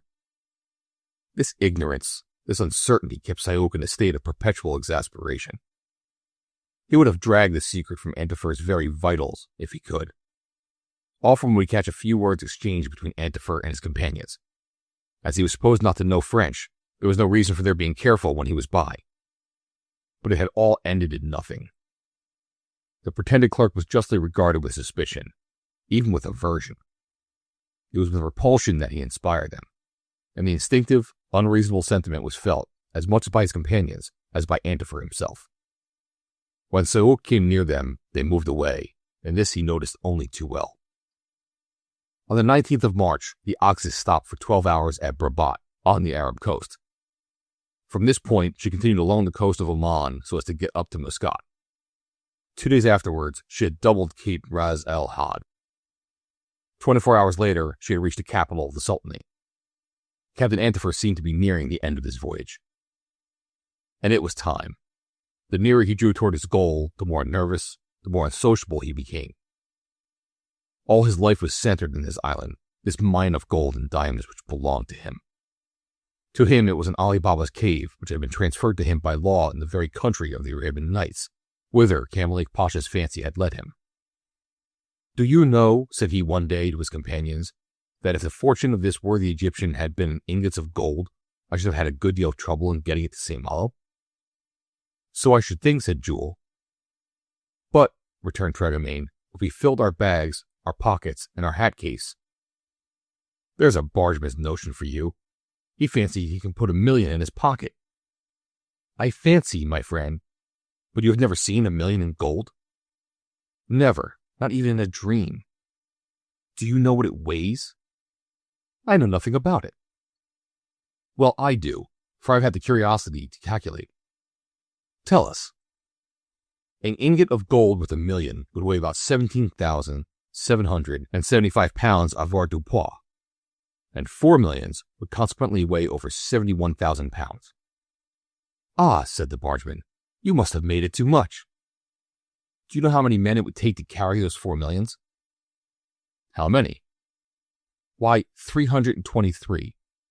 And as we are but 3, you can see what our embarrassment would be when we reach my island.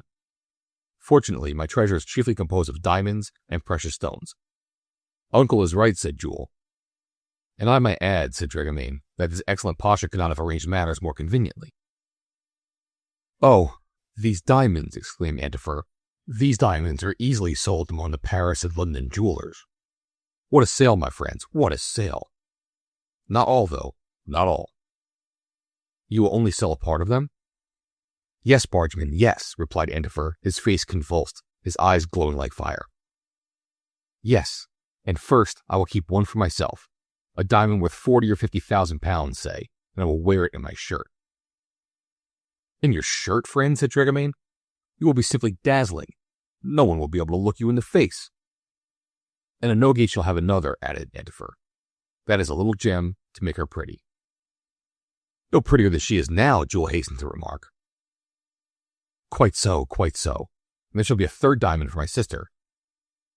Ah, good Nanan, said Dragomain. Do you want somebody to come and propose for her? Antifer shrugged his shoulders. There shall be a fourth diamond for you, Jules.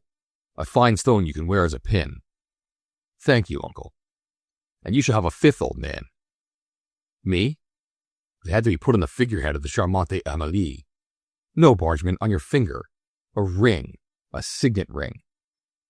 A diamond on my great red hands. That would suit me as well as socks would a Franciscan, replied the bargeman, extending an enormous hand much more suited to haul the hawser than to display diamond rings. Never mind, it is not impossible that you might find some woman who would. Whom would you suggest? There's a fine fat widow who keeps a grocer's shop at Saint-Servan. Grocer, grocer, exclaimed Antifer. What a figure your grocer would make in our family when Enoge had married her prince and Jules his princess. There the conversation ended, and the young captain would not stifle a sigh at the thought that his uncle still encouraged these absurd dreams.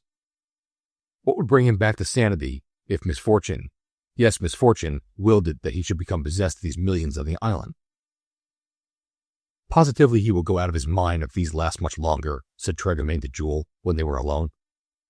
I'm afraid so, said Jules, looking at his uncle, who was talking to himself. 2 days afterwards, the oxes arrived at Muscat, and 3 sailors extracted Ben Omar from the depths of his cabin. But in what a state!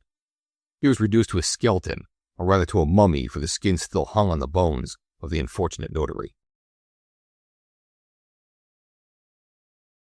Chapter 12. When Dragomain asked Jules to point out on the map the precise point where Muscat was situated, he could not believe his eyes.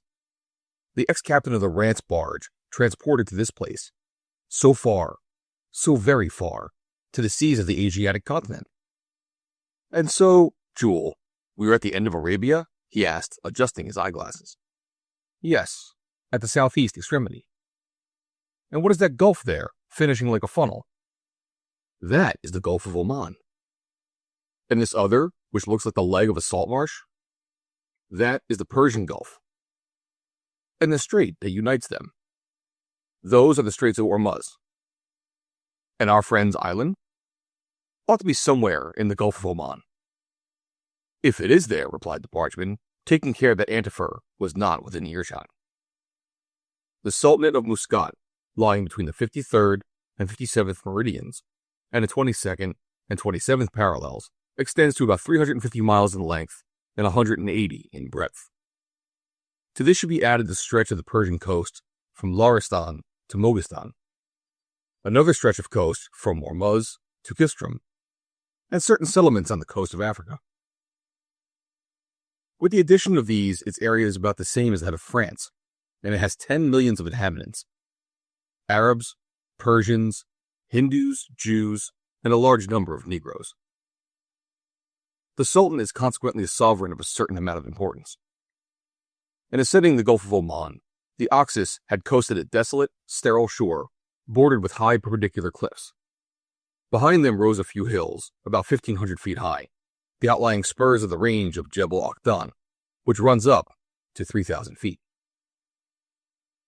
It is not to be wondered at that the country is barren, for it is watered by no river of real importance, although the environs of the capital yield enough to support a population of 16,000.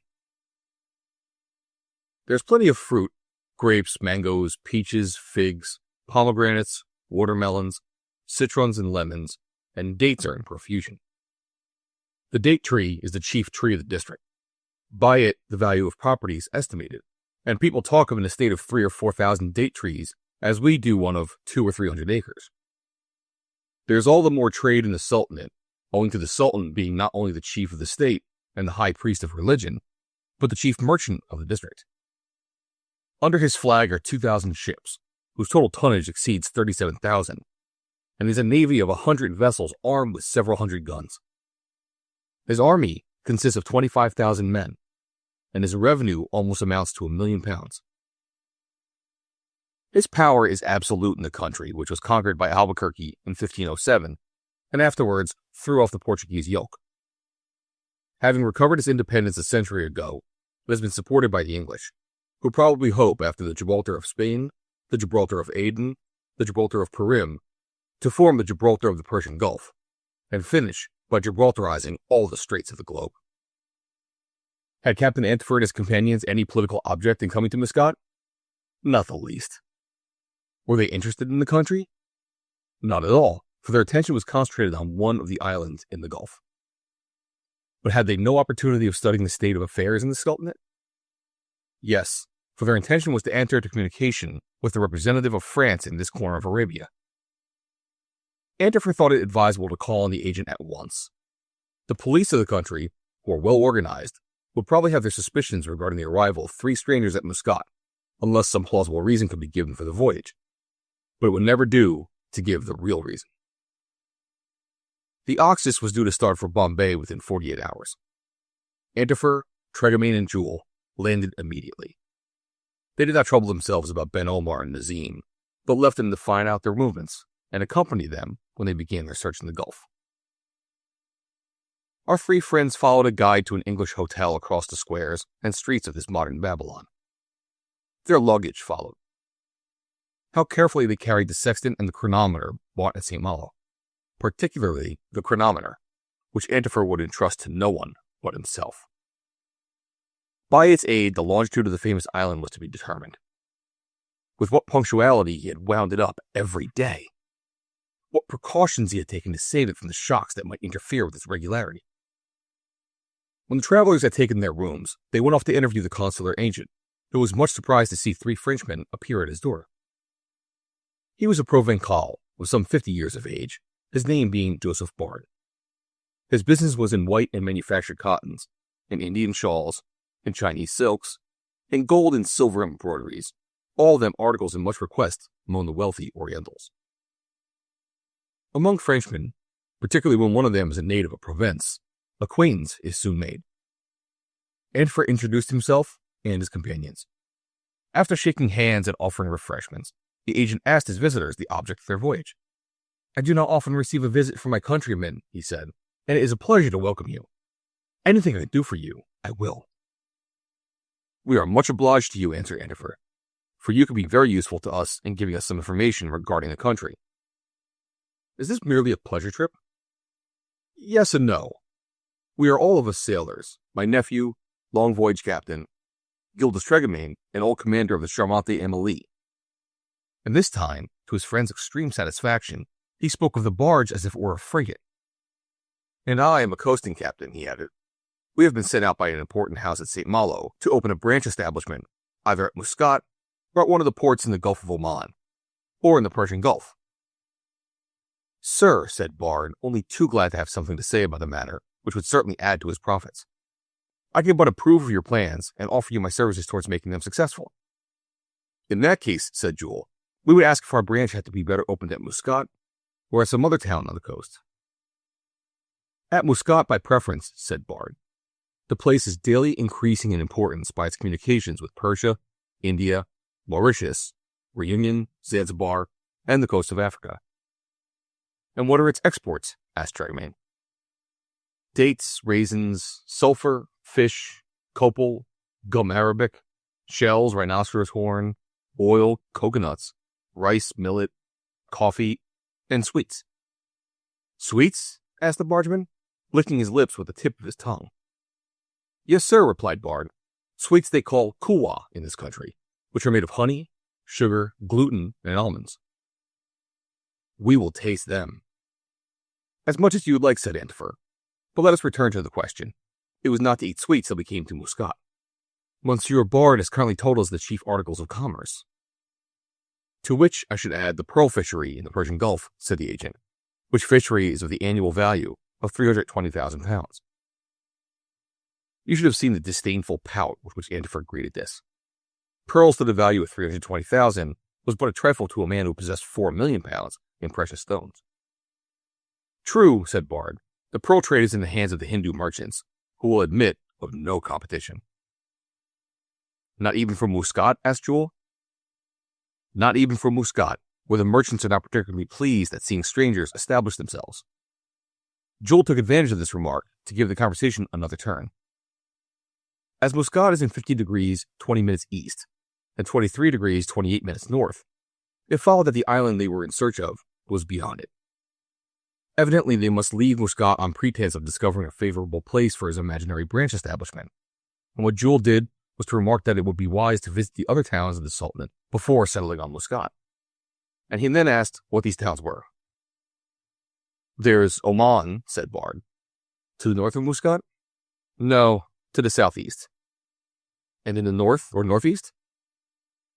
The most considerable town is Rostock. On the Gulf? No, in the interior. And on the Gulf? There is Sohar. How far is that from here? About 125 miles. A wink from Jules made his uncle understand the importance of this reply. Is there much trade at Sohar? A good deal. The Sultan often resides there when such is the fancy of His Highness. His Highness, exclaimed Tregamane. Evidently, the title sounded agreeably in the bargeman's ears. Perhaps it ought properly to be reserved for the Grand Turk, but Bard thought otherwise. His Highness is at Muscat, he added, and when you have decided on a town for your offices, you'll have to apply for his permission. Which His Highness will not, I hope, refuse us, asked Antifer. On the contrary, replied the agent, he will be most happy, provided you pay the fees.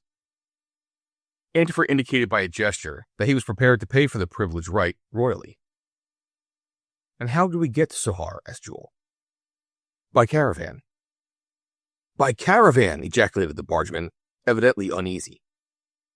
Well, said Bard, we have no railway or tramways in the Sultanate. You can go in a cart or on a mule, unless you prefer to walk. These caravans only start at long intervals, I suppose, said Jules. Pardon, said the agent. There is a very active trade between Muscat and Sohar. One starts tomorrow. Tomorrow, said Antifer. That will suit us splendidly. Tomorrow we will caravan it. The prospect of having to caravan it was evidently not pleasant to Tregamane, to judge by the grimace he made. But he had not come to Muscat for the purpose of throwing obstacles in the way. He had to resign himself to traveling under such painful conditions. But I do not see, said the bargeman, why we cannot go by water to Sohar. 125 miles in a boat. Why not, said Antifer. Tregamane is right. We should gain time. Undoubtedly, said Bard, and I should be the first to advise you to go by sea if there were not certain dangers. What dangers? Asked Jules. The Gulf of Oman, gentlemen, is not safe. As a trading vessel with a large crew, there might not be much to fear. Fear? Said Antifer. Fear of a few squalls? No, pirates, who are rather plentiful in the Straits of Hormuz. Confound it, said Antifer. But to do him justice, he was only thinking of what he should do on his return with the treasure. In short, our travelers resolved not to return by sea, and thought it useless to go to Sohar by sea under the circumstances. They would go with one caravan and return with another, and thus travel in safety. Here the interview ended, the travelers promising to call on their return and report the results of their inquiries, in the hope of profiting by his advice. Antifer even having the audacity to remark that the establishment of their branch would bring an important business by which the agency would profit. Before they went away, Bard renewed his offer to introduce them to His Highness, and undertook to obtain an audience for such distinguished foreigners. And then the said distinguished foreigners departed for their hotel. Meantime, in a room in the same hotel, Ben Omar and Nazim were conferring together. They had arrived at Muscat, but they were still unaware if Muscat were the end of the voyage. Was Antifer going further? It was for Ben Omar to know this. He had a right to know it, and he knew no more about it than Saouk. That is the consequence of having been so beastly ill, said he. Why could you not have been well? May your excellency be calm, said Ben Omar. This very day I will see Mr. Antifer, and I will learn, providing he is not going on board again. Surely Antifer would not refuse to give a direct answer as to the whereabouts of this island, for the will distinctly stated that the executor must be present when the legacy was dug up. But when the island was reached and the 3 precious barrels handed over, how was Saouk to obtain possession of them? Several times the notary had asked this without receiving an answer, for the very good reason that Saouk did not know what to say. It was clear enough that he was stick at nothing in seizing on a fortune which he looked upon as his, and of which Camelique had deprived him to a stranger's advantage. And this was what frightened the inoffensive, conciliatory notary, who hated nothing so much as force, knowing that His Excellency thought no more of a man's life than of a dry fig. In any case, it was essential to follow the 3 Frenchmen, keep them in sight during their investigations, and assist at the exhumation of the treasure, and when they had got the treasure, to act according to the circumstances. This being agreed upon, His Excellency went out, giving the notary orders to watch for Antifer's return to the hotel. This return did not take place until late in the evening. Charlemagne and Jules went for a stroll in the streets of Muscat, while Antifer, in imagination, went for a walk 100 miles or so away to the east of Sohar on the shore of his island. It would have been useless to have asked him for his impression of Muscat. He noticed nothing, while Jules and the bargemen were interested in everything they saw in this very oriental town. They stopped in front of the shops and gazed at the heaps of merchandise of all sorts. The turbans, the belts, the woolen cloaks, the cotton cloths, and the murderbond jars resplendent with colored enamel. At the sight of these fine things, Jules thought of the pleasure his beloved Enogate would have in possessing them. What a reminder it would be of this inconvenient voyage. And these jewels, curiously worked, these articles of artistic value, would she not be all the more pleased at receiving them from the hands of her betrothed? Yes, far more so than with the diamonds promised her by her uncle. This was Tregamain's idea, and he said to the young friend, "We will buy that necklace for the little one, and you can give it to her when you get back." "When we get back," said Jules, sighing. "And that pretty ring. Let us have 10 rings, one for each of her fingers." "Of what is my Enogate thinking?" murmured Jules. "Thinking," said the bargeman. "Why, thinking of you, of course. And we are separated by hundreds and hundreds of leagues." "Ah," interrupted the bargeman, "don't forget to buy a pot of those sweets the agent boasted about." "Had we better not try them before we buy?" "No, my boy, no," replied Tregamain. "I intend Enogate to have first taste." "And if she does not like them?" "She will think them delicious, because it is you who have brought them from such a distance." How well the excellent man knew a girl's heart, although no girl, either at St. Malo or St. Servan or Dinard, had ever thought of becoming Madame Tregamain. In short, neither of them regretted their walk through the capital of the Sultanate, the appearance and cleanliness of which many a European city might envy. With the exception, of course, of the birthplace of Antifer, which he considered one of the first cities of the world. Jules noticed, however, that there were a large number of police about who seemed to be very suspicious, and that they carefully watched these new arrivals at Muscat, who had given no account of what brought them there. Unlike the meddlesome police of certain European states, who require passports and require answers to untimely questions, these police confined themselves to following the strangers at a distance, and the strangers would never be allowed to leave the Sultan's territory without the Sultan knowing why they had come there. Fortunately, Captain Antifer had no suspicions of what was going on, for he would have been in a terrible state of fear for the success of his adventure. To take several millions away from an island in the Gulf of Oman was what His Highness would never permit. In Europe, the state takes half of all treasure trove. In Asia, the sovereign, who is the state, does not hesitate to take the whole. When Antifer returned to the hotel, he was visited by Ben Omar. Opening the door just a little way, the notary put in his head and in his most insinuating tone asked, "May I know?" "What?" "May I know, Mr. Antifer, in what direction we are going?" "First to the right, second to the left, and then straight on." And thereupon Captain Antifer shut the door with a bang. Chapter 13. At dawn on the 23rd of March, a caravan left the capital of the Sultanate along the road by the shore. It was a regular caravan, such as the bargeman had never seen across the lands of Illet-Vilaine. So he told Jules, and Jules was in no way surprised at it. In the caravan were 100 Arabs and Hindus, and about as many beasts of burden. With numbers such as these, the perils of the journey were reduced to a minimum. No cause remaining for anxiety regarding land pirates, which under any circumstances would have been less dangerous than pirates of the sea. Among the natives were 2 or 3 financiers or merchants mentioned by the French agent. There was no ostentation about them, and they had no thoughts for anything but the business which took them to Sahar. The foreign element was represented by the 3 Frenchmen and the 2 Egyptians. The Egyptians had taken good care not to miss the departure of the caravan. Antifer had let them know that he was going to start in the morning. They had made their preparations accordingly. Antifer, it need scarcely be said, did not trouble himself about Ben Omar and his clerk.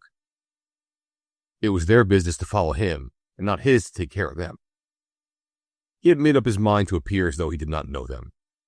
When he saw them in the caravan, he did not even honor them with a salute, and under his menacing look, the bargeman dared not turn his head toward them. The baggage animals were camels, mules, and asses.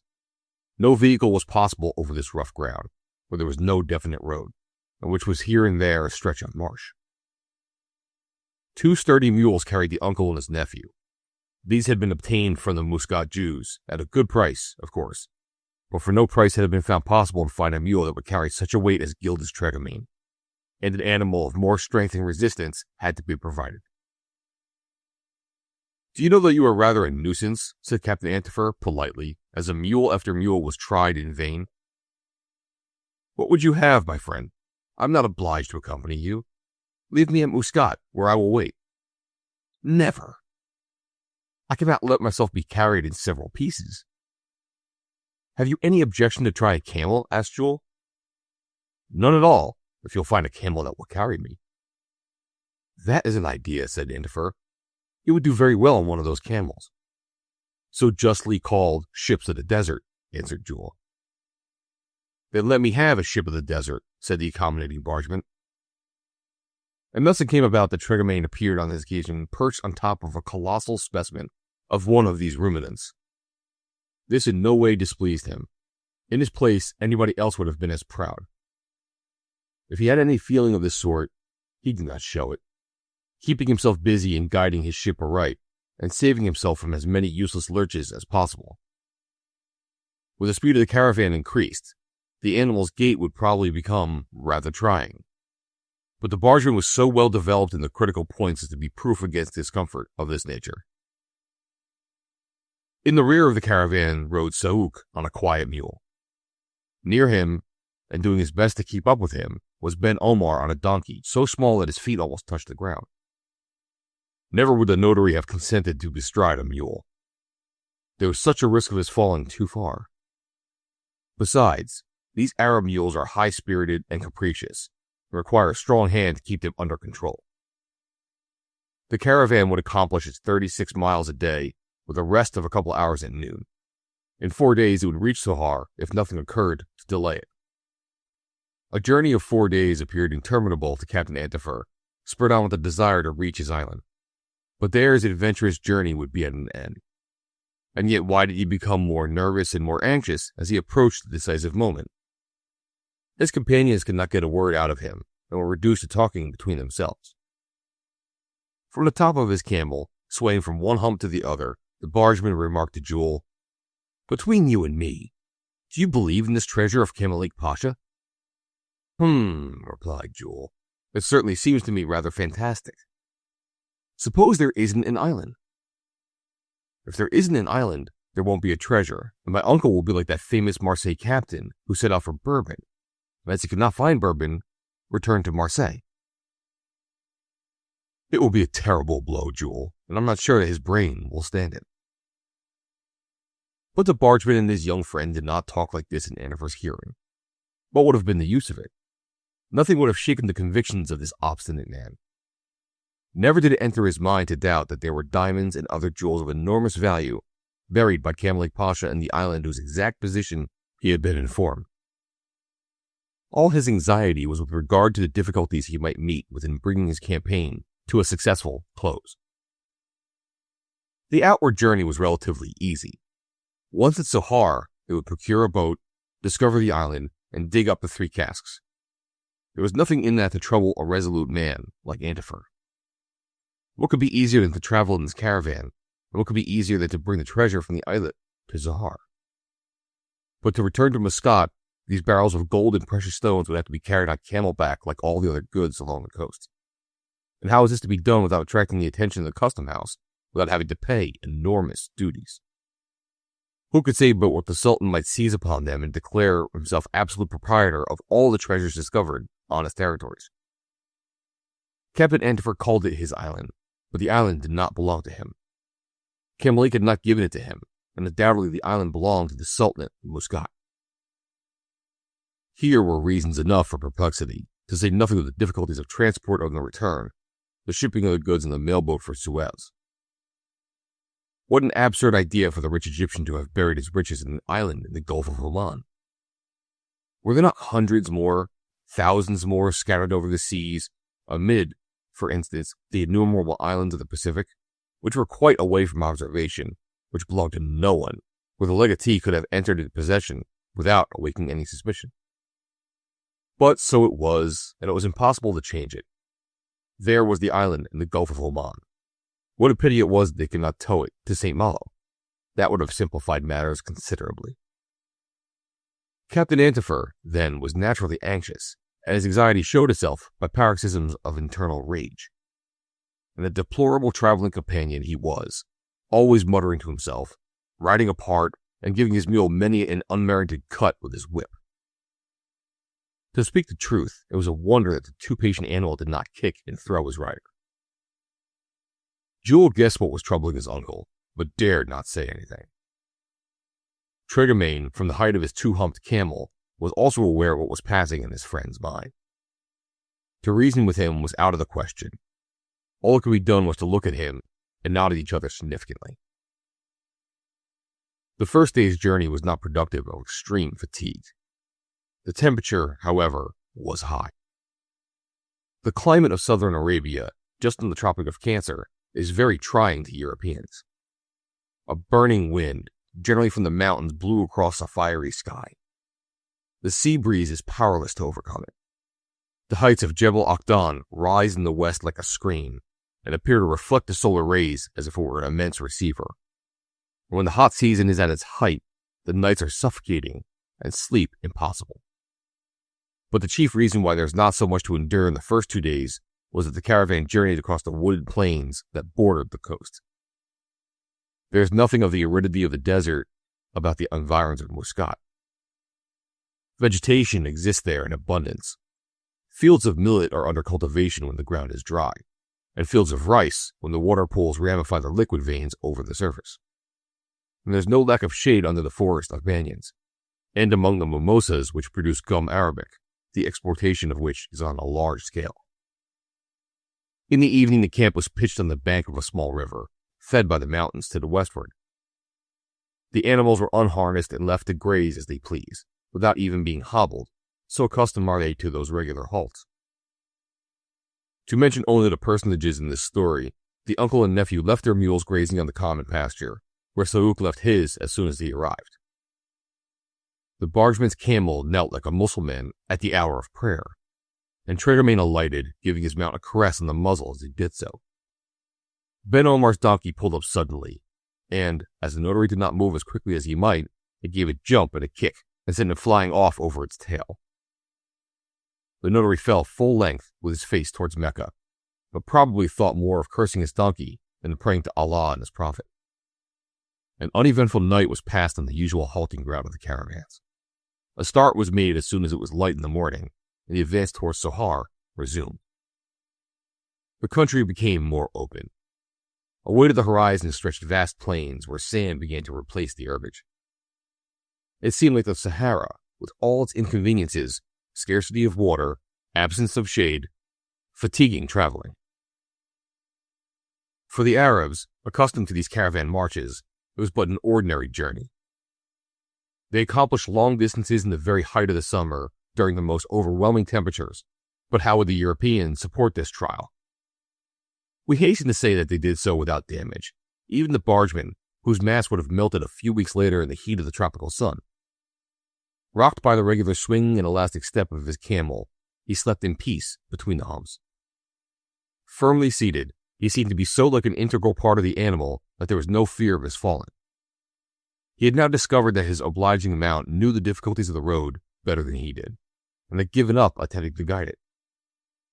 The charmante Amélie did not travel more safely at the end of a tow rope along the rants. Although Jules was on the road from Muscat to Sohar, his thoughts were far away in Breton town, in the house where Enogate was expecting it. The famous princess his uncle wished him to marry did not trouble him in the least. Never would he have another woman than his pretty cousin. Was there in all the world a duchess who could compare with her, even of the blood royal? No, and Camelique's millions could not alter this, even supposing that his adventure was not an Arabian Nights dream. Antifer was more anxious on the second day than on the first, and probably would be worse on the morrow. He was thinking all the time how he can get the casks away, and the more he thought of it, the less he liked it. And what would have been his apprehensions if he had known that in this very caravan he was being watched? Yes, there was a native there, aged about 40, with a handsome face, who without awakening his suspicions was keeping him under close scrutiny. The Suez steamer did not call once a fortnight at Muscat without the police taking a special interest in the event. Besides the tax he took on foreigners landing in his dominions, the Sultan indulged in quite an oriental curiosity with regards to Europeans who came to visit him. Nothing could be more natural than for him to find out the object of their presence in the country, and if they intended to stay. When therefore the three Frenchmen appeared on the quay and took up their quarters in the English hotel, the chief of the police did not hesitate to take them under his wise protection. The Muscat police are admirably organized as regards to the safety of the streets, and none the less so with regards to the surveillance of travelers by sea or land.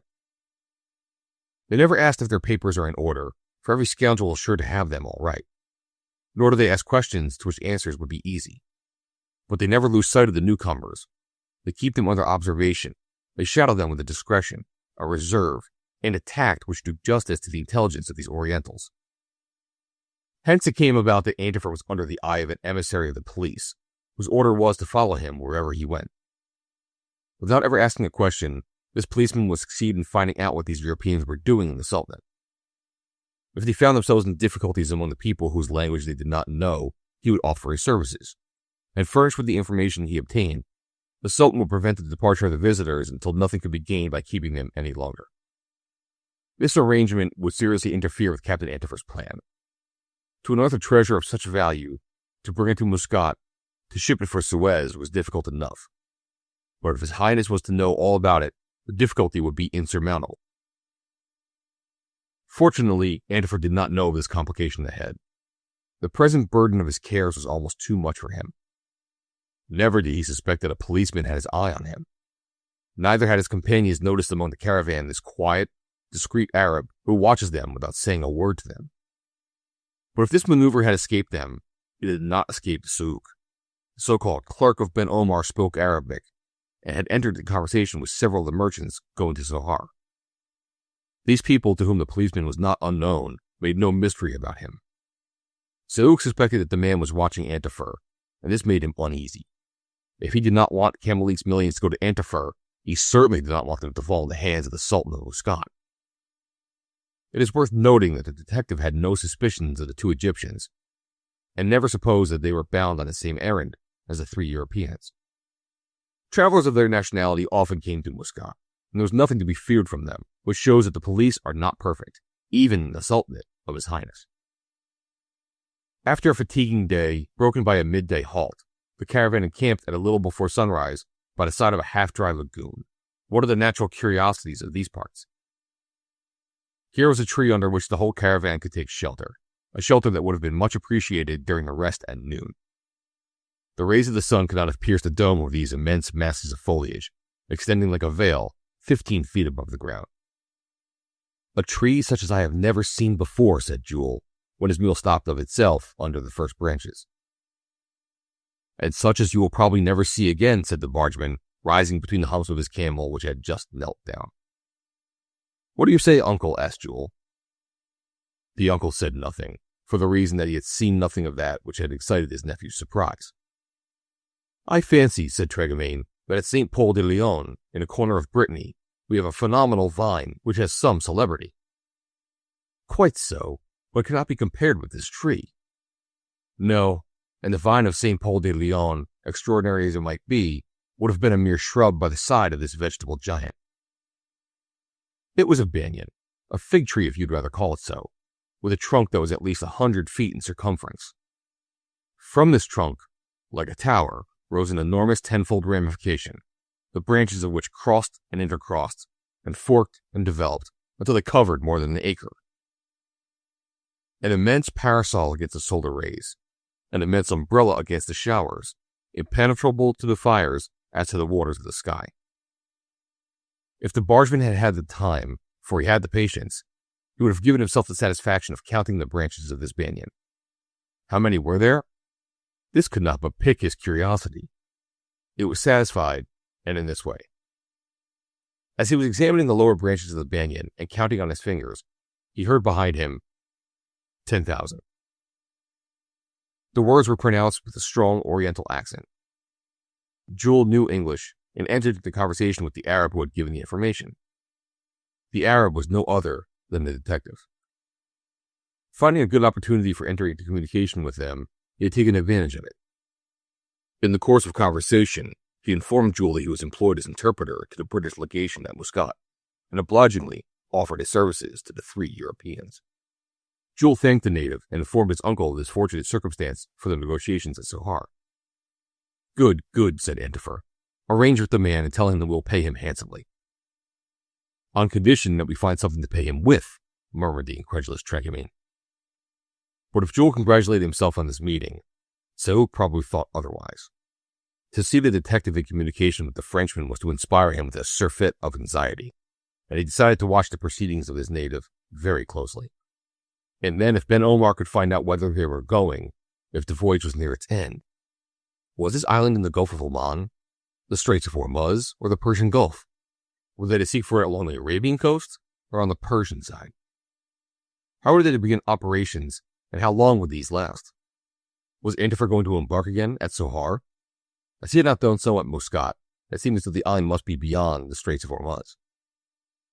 Unless, by caravan, the journey was to be continued toward Sharjah, towards El Khalif, perhaps to Korank, the top of the Persian Gulf? Cruel uncertainties, bewildering hypotheses which ceaselessly excited Saouk, and invariably reacted on the notary. "Is it my fault," he would repeat, "if Mr. Antifer is so obstinate as to treat me like a stranger?" Like a stranger? No, worse than that, like an intruder whose presence had been imposed on him by the testator. Ah, without that 1%. But was that 1% worth all these experiences? And when were they to end?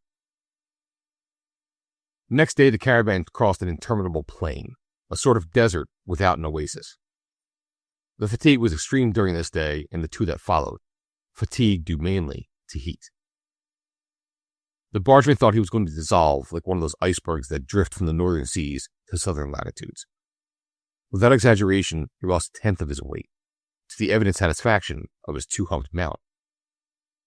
During these days, the Arab, whose name was Salik, became more closely acquainted with Jules. We may be sure that the young captain maintained a prudent reserve, and did not betray any of the secrets of his uncle.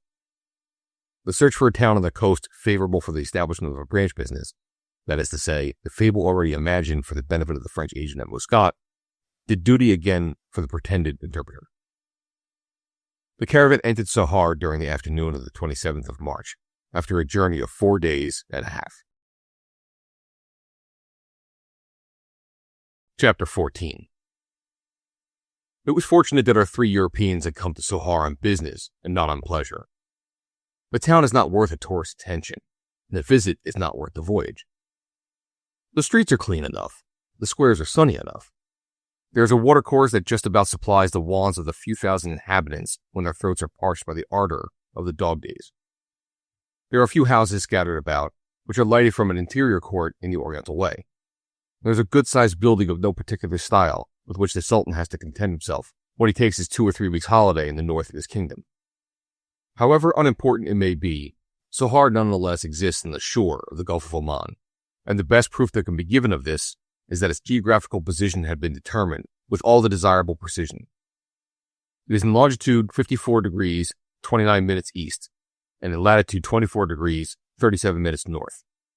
Hence, according to the information given by Kamalik Pasha, the island had to be sought for in 28 minutes of arc to the east and 22 to the north of Sohar.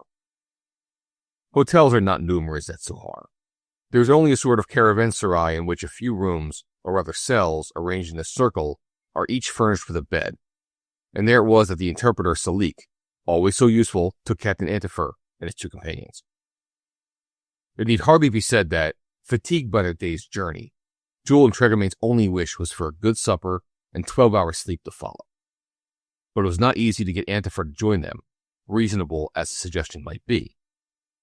More and more excited by his near approach to his island, he would hear of no delay, but wished to charter a boat at once. To rest when he had but a stride to take, a stride of a dozen leagues it is true, to put his foot on his corner of the globe where Kamalik had buried his barrels. There was an exciting scene before he calmed down sufficiently to agree to take a few precautions. Too much haste would make the Sohar police suspicious. The treasure was not likely to be stolen during the next 24 hours. Would it were, said Tregamain, my poor friend would go mad if it is not there, and if it is there. And these fears were in a certain measure justified.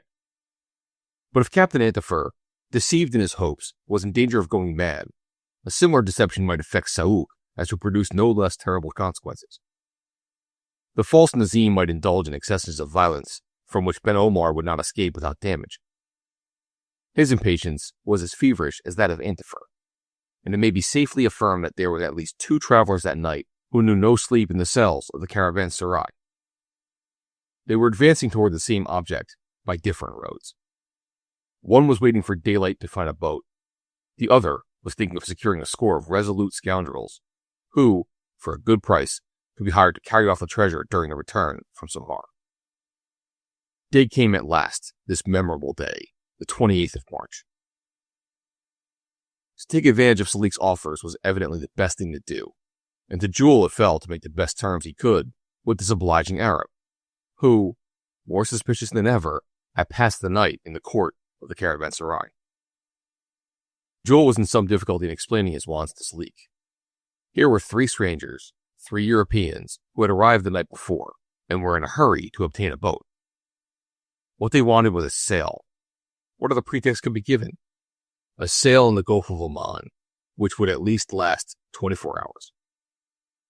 Was not that a curious arrangement? And even more than curious. Perhaps Jules was mistaken in his surmises as to what the interpreter would think of it. Anyhow, the difficulty had to be faced, and as soon as he met the Arab, Jules asked him to find him a boat that could remain at sea for a couple of days. Are you going to cross the Gulf, asked Salik, and land on the Persian coast? An idea occurred to Jules to elude this question by a very natural reply, which might allay any suspicion, even on the part of the authorities of Sohar. No, he said, it is a geographical exploration. We want to determine the position of the principal islands in the Gulf. There are a few off Sohar, are there not? Yes, there are a few, said Salik, but they are none of any importance. It does not matter, said Jules. Before we establish ourselves on the coast, we wish to visit the Gulf. As you please. Salik said no more, although the young captain's reply seemed suspicious. He was aware of what had been told the French agent with regard to the establishment of a branch office in one of the coast towns, and you might well think that this hardly agreed with an exploration of the Gulf of Oman. And consequently, Antifer and his companions were more seriously suspected than ever, and were more strictly watched. A regrettable complication this, which rendered the success of the operation very problematical. If the treasure were found on the island, His Highness would probably be immediately informed of it, and His Highness, who was as unscrupulous as he was powerful, might make away with Camelake's legatee to save any future claim. Salik undertook to find the boat required for the exploration of the Gulf, and promised that it should be manned by a crew who could be thoroughly trusted. Provisions would have to be taken for 2 or 3 days, during the uncertain equinoctial weather. Preparations were necessary for delays which, if not probable, were at least possible. Jules thanked the interpreter, and assured him that his services would be handsomely rewarded. Salik appeared most grateful for the promise, and added, "Perhaps it would be better for me to accompany you during this excursion. In your ignorance of Arabic, you might have some difficulty in dealing with the captain of the boat and his men." "You are right," replied Jules. "Remain in our service while we are at Sahar, and, I repeat, you will not waste your time." They separated. Jules went to rejoin his uncle, who was walking on the beach with Tregamain, and reported what he had done. The bargeman was delighted to have as a guide and interpreter the young Arab, whom he considered not without reason to have such a very intelligent face. Captain Antifer signified his approval by a mere nod of the head. Then he suddenly observed, "And this vessel?" "Our interpreter is seeing about it, and also about the provisions. It seems to me that one of these boats in the harbor might be got ready in an hour or 2. We're not going for a trip around the world." "No, my friend," replied the bargeman, "but we must give the people a little time. Do not be so impatient, pray." "And if I choose to be impatient, what then?" retorted Antifer with a furious look at Tregamain. "Then be impatient," said the worthy bargeman with a deferential bow. However, the day was getting on, and Jules had heard no more of the Arab. It can easily be imagined how Captain Antifer's irritation increased. Already he had begun to talk of sending Salik to the bottom of the Gulf. In vain, Jules tried to defend him. As to Tregamain, he was told to shut up as soon as he began to praise Salik's intelligence. "A beggar," shouted Antifer. "A rascal, your interpreter. A scoundrel in whom I have no confidence, and who has only one idea, to rob us of our money." "I have given him none, uncle." "Then you ought to have done so. If you had given him something good on account, you would have said he wanted to rob us." "It does not matter." Neither Jules nor Tregamain attempted to combat these contradictory ideas. The best thing to do was to keep Antifer quiet and prevent him from committing some imprudence which would give rise to suspicions. Would they succeed with a man who would listen to nothing? Were there no fishing boats in the harbor? Would it not be enough to take one, to agree with the crew, and to go on board, to set sail, and to steer to the northeast? "And how can we understand these people," said Jules, "seeing that we do not understand a word of Arabic?" "And that they do not know a word of French," added the bargeman. "Why don't they know it?" retorted Antifer furiously. "They are in the wrong, quite in the wrong," replied Tregamain, anxious to appease his friend by this concession. "It is all your fault, Jules." "No, uncle, I have acted for the best, and our interpreter will soon come back. After all, if you don't trust him, why not make use of Ben Omar and his clerk, who speak Arabic? And they are on the quay." "Never. That would be too much. It is already too much to have them always in tow." "Ben Omar seems to wish to speak to us," said Tregamain. "Let him do it, and I'll give him a broadside that will sink him." In fact, Saouk and the notary were maneuvering in Antifer's wake. When he left the caravanserai, they had followed him. Their duty was to keep him in sight. Their right was to be present at the conclusion of this financial enterprise, which threatened to develop into a drama. Saouk was urging Ben Omar to enter into conversation with the terrible Antifer, but the notary did not care to face him in his present state of fury. Saouk would have willingly assumed the place of the cowardly notary, and was sorry to have feigned ignorance of the language, which prevented his intervening directly in the matter. Jules could not but see that his uncle's treatment of Ben Omar made things worse. Once more he tried to make him understand this. The occasion seemed to be favorable, as the notary had evidently come to say something to him. "Listen to me, uncle, whether you are angry or not. Let us reason a little, as we are reasonable beings. It remains to be seen, Jules, if what you understand by reason is not unreason. What is it you want?" "To ask if, now we are nearing the end, you still persist in not recognizing Ben Omar." "Certainly I persist. The scoundrel tried to steal my secret when his duty was to hand me over his. He is a rascal." "I know that, and I do not wish to defend him. But whether or no, his presence is imposed on you by a clause in the will of Camelike Pasha." "Yes." "Has he not to be on the island when you dig up the 3 casks?" "Yes." And has he not the right to value them by the very fact that he is entitled to a commission of so much % on their value? Yes. Well, if he has to be present at the operation, ought he not to know where we are going and what we're going to do? Yes. And if by your fault or any other circumstance he is not able to assist his executor, might not the succession be contested? And would that be a matter for a lawsuit which you would certainly lose? Yes. Then have you to submit in the company of Ben Omar during your excursion in the Gulf? Yes. Will you then tell him that he is to get ready to go with you? No, replied Antifer. And the word no was uttered in so formidable a voice that it struck the notary full in the chest like a bullet. You see, said Tregamain, you will not listen to reason, and you are wrong. Why do you struggle against wind and tide? Nothing could be more sensible than to listen to Jules. Nothing more reasonable than to follow his advice. Ben Omar is no more to me than he is to you, but do not lose your head about him. It was rare for Tregamain to indulge in so long a monologue, and still rarer for his friend to let him finish. Have you finished? Asked Captain Antifer. Yes, replied Tregamain, giving a glance of triumph at Jules. And you too, Jules? Yes, uncle. Well, then you could both go to Jericho. You can talk to the notary if you like. As for me, I will not have a word to say to the rascal. You can do just as you please. And thereupon he swore a terrible oath, put up his helm, and ran off before the wind. Nevertheless, Jules got what he wanted. His uncle, seeing that he was compelled to do so, had not forbidden him to let the notary know his intentions. And as Ben Omar, urged on by Saouk, approached with more courage now that Antifer had gone, only a few words were required. Sir, said Ben Omar, bowing low to atone by the humility of his attitude for the audacity of his proceedings, will you pardon me if I permit myself? Come to the point, said Jules. What do you want? To know if we are at the end of our journey. Almost. Where is the island we are in search of? About 12 leagues off Sahar. What? Exclaimed Ben Omar. Must we go in the sea again? Apparently. That does not seem to suit you, said the bargeman, taking pity on the poor man, who was almost fainting, as if his heart was already failing him. Saouk looked on, affecting the most complete indifference, the indifference of one who did not understand a word of the language. Cheer up, said Tregamain. 2 or 3 days at sea will soon be over. You may get your sea legs at last, with a little practice. The notary shook his head and wiped his forehead, which was wet with cold perspiration. Then, in a mournful voice, he said, And where do you start from? From here. When? As soon as our boat is ready. And when will that be? This evening, perhaps, or certainly tomorrow morning. You had better be ready to start with your clerk Nazim, if you cannot do without him. I will, replied Ben Omar.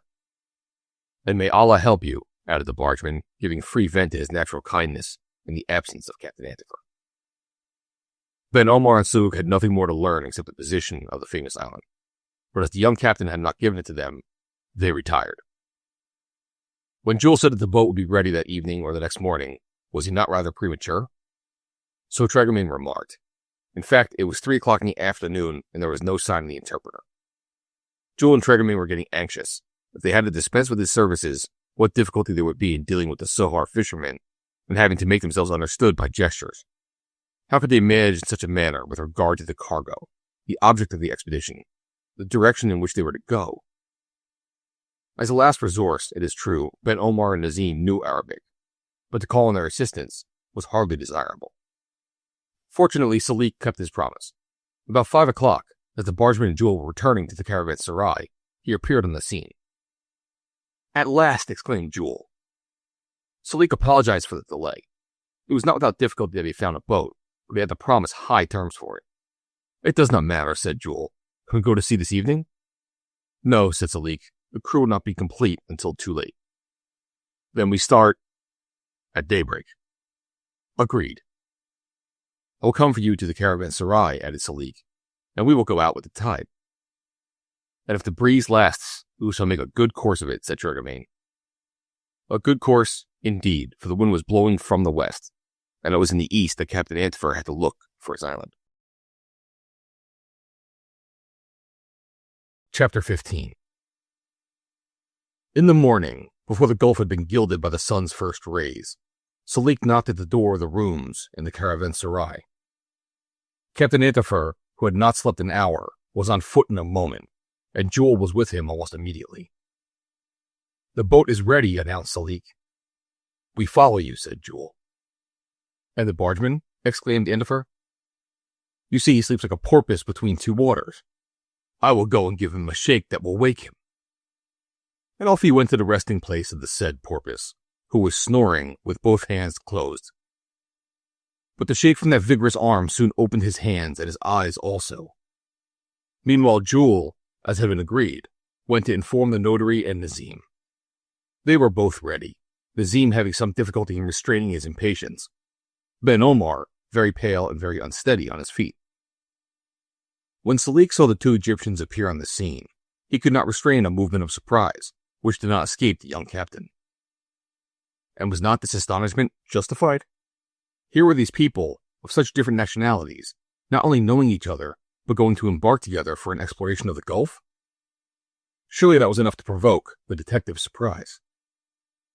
"Do these two strangers intend to come with you?" he asked Jules. "Yes," replied Jules with some embarrassment. "They are traveling companions. We were on the same steamer from Suez to Muscat." "And you are acquainted with them?"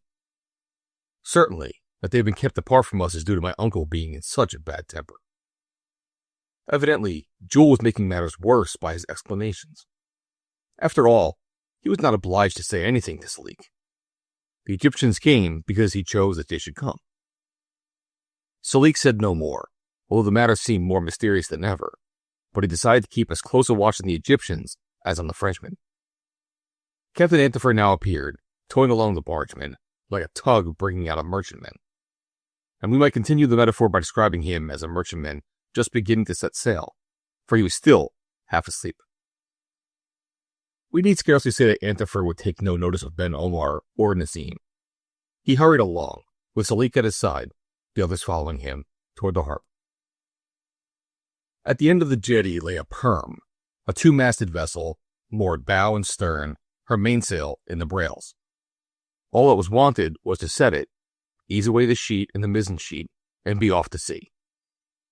This perm, the Berbera, had a crew of 20 men, a much more numerous crew than was required to handle a vessel of 50 tons.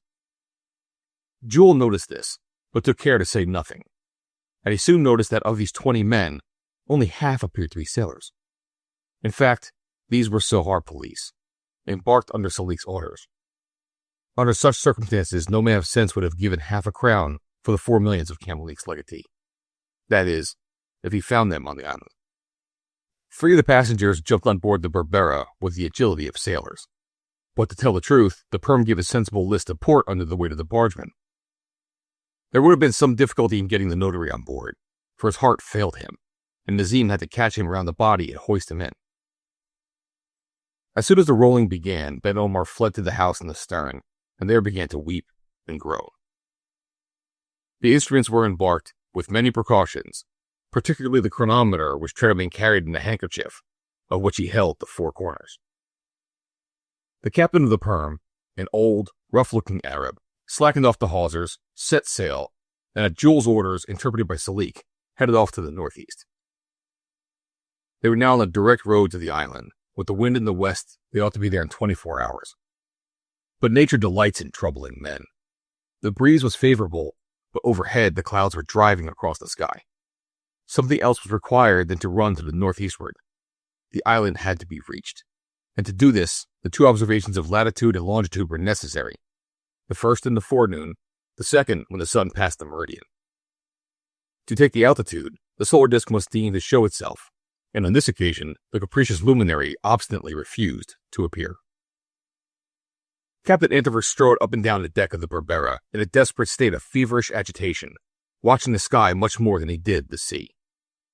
It was not an island he was looking for on the horizon, but the sun amid the mists of the east. Seated near the taffrail, the bargeman shook his head in token of disappointment. Jules, leaning on the right of him, betrayed his disgust by a significant pout. Delays, still delays. Would this journey never end? And hundreds of leagues away in a little house at St. Malo, they thought he could see his dear Enogate, expecting a letter which could not yet have reached her. "But suppose the sun does not appear?" asked the bargeman. "It will be impossible for me to do anything," said Jules. "But if there is no sun, cannot you calculate our position by the moon and stars?" "Of course, but the moon is new, and as to the stars, I'm afraid that the night will be as cloudy as the day. And besides, they are rather complicated observations, and not easily made in a lively vessel like this Perm." The wind began to freshen. Large wreaths of cloud accumulated in the west, as if the mists had been vomited forth from some inexhaustible volcano. The bargeman found matters rather dull. He clasped on his knees the chronometer confided to his charge, while Jules waited in vain to use the sextant he held in his hand. And in the bow of the Perm were heard inarticulate cries and incessant objurgations. These were due to Captain Antifer, who varied the proceedings by actually shaking his fist at the sun, as if that could do any good. The sun, however, did appear. Now and then a ray would shoot between through a rift in the clouds, but the rift closed almost instantly, and there was no means of keeping the sun long enough in view to obtain its altitude. Jules tried again and again, but the sextant fell back without being used. The Arabs are not very familiar with the use of nautical instruments. The men in the Perm could not make out what the young captain was trying at. Salik, who was rather better educated than the others, did not trouble himself as much as he might about the importance Jules evidently attached to this observation of the sun. Everyone could see that the passengers were much disturbed. Antifer strode about like the maniac he threatened to become. When Tregamain and Jules invited him to breakfast, he abruptly refused, and, contenting himself with a piece of bread, went to the mainmast and forbade anybody to speak to him. The afternoon brought no change in the state of the atmosphere. To leeward, the clouds remained banked up. The sea was rough and seemed to smell something, as sailors say. What it smelt was a storm, one of those southwest storms which so often devastate the Gulf of Oman. The storm swooped fiercely down on the Berbera. With her sails reefed down, she could not keep her course. Her freeboard was low, and the huge waves threatened to swamp her every minute. There was only one thing to do: run to the northeast. Jules noticed, as Antifer might have done had he been paying attention to what went on, that the captain of the Perm handled her carefully and skillfully. His crew displayed the coolness and courage of tried sailors.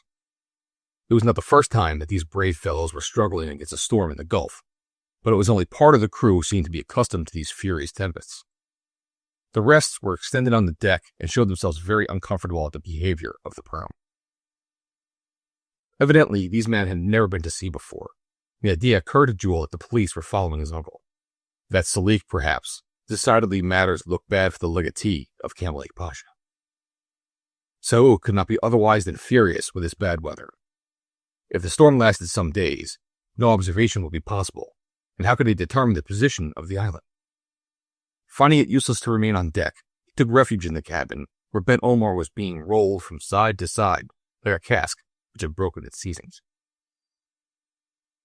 After a refusal from Captain Antifer, whom they had asked to come with them, Jules and the bargeman resolved to abandon the foot of the mast, where they were sheltered by the tarpaulin, and went to lie down on the crew's benches. "Our expedition seems to be turning out badly," murmured Tregamain. "That is my opinion," said Jules. "Let us hope that the weather will improve tomorrow, and that we can get an altitude." "Let us hope so." And he did not add that it was not only the state of the atmosphere he was anxious about. The sun would shine some day, even on the Gulf of Oman. They would find the island if it existed. But how about these suspicious fellows on board the Berbera? The night was dark and misty, and the little vessel was in great danger.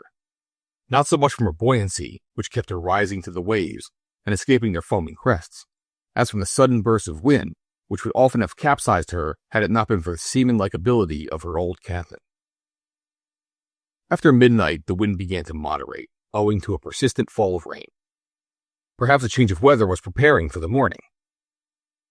No, but when the day returned, although the clouds were not as stormy as before, and the atmosphere was not disturbed by violent squalls, the sky was nonetheless veiled with vapor.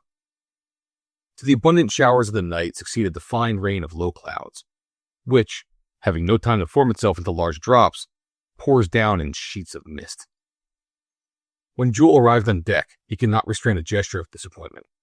With the sky in this state, an observation was hopeless. Where could the Perm be now, after the changes of course and the uncertainties as to the direction in which they had been subjected during the night? The captain knew the Gulf of Oman well, but where he was, he could not tell. There was no land in sight. Had they passed the island? Not unlikely, and it might be that the Berbera had been driven eastwards much further than was desirable.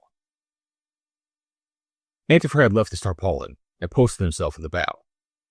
How he fumed again and gesticulated when he had looked around the horizon.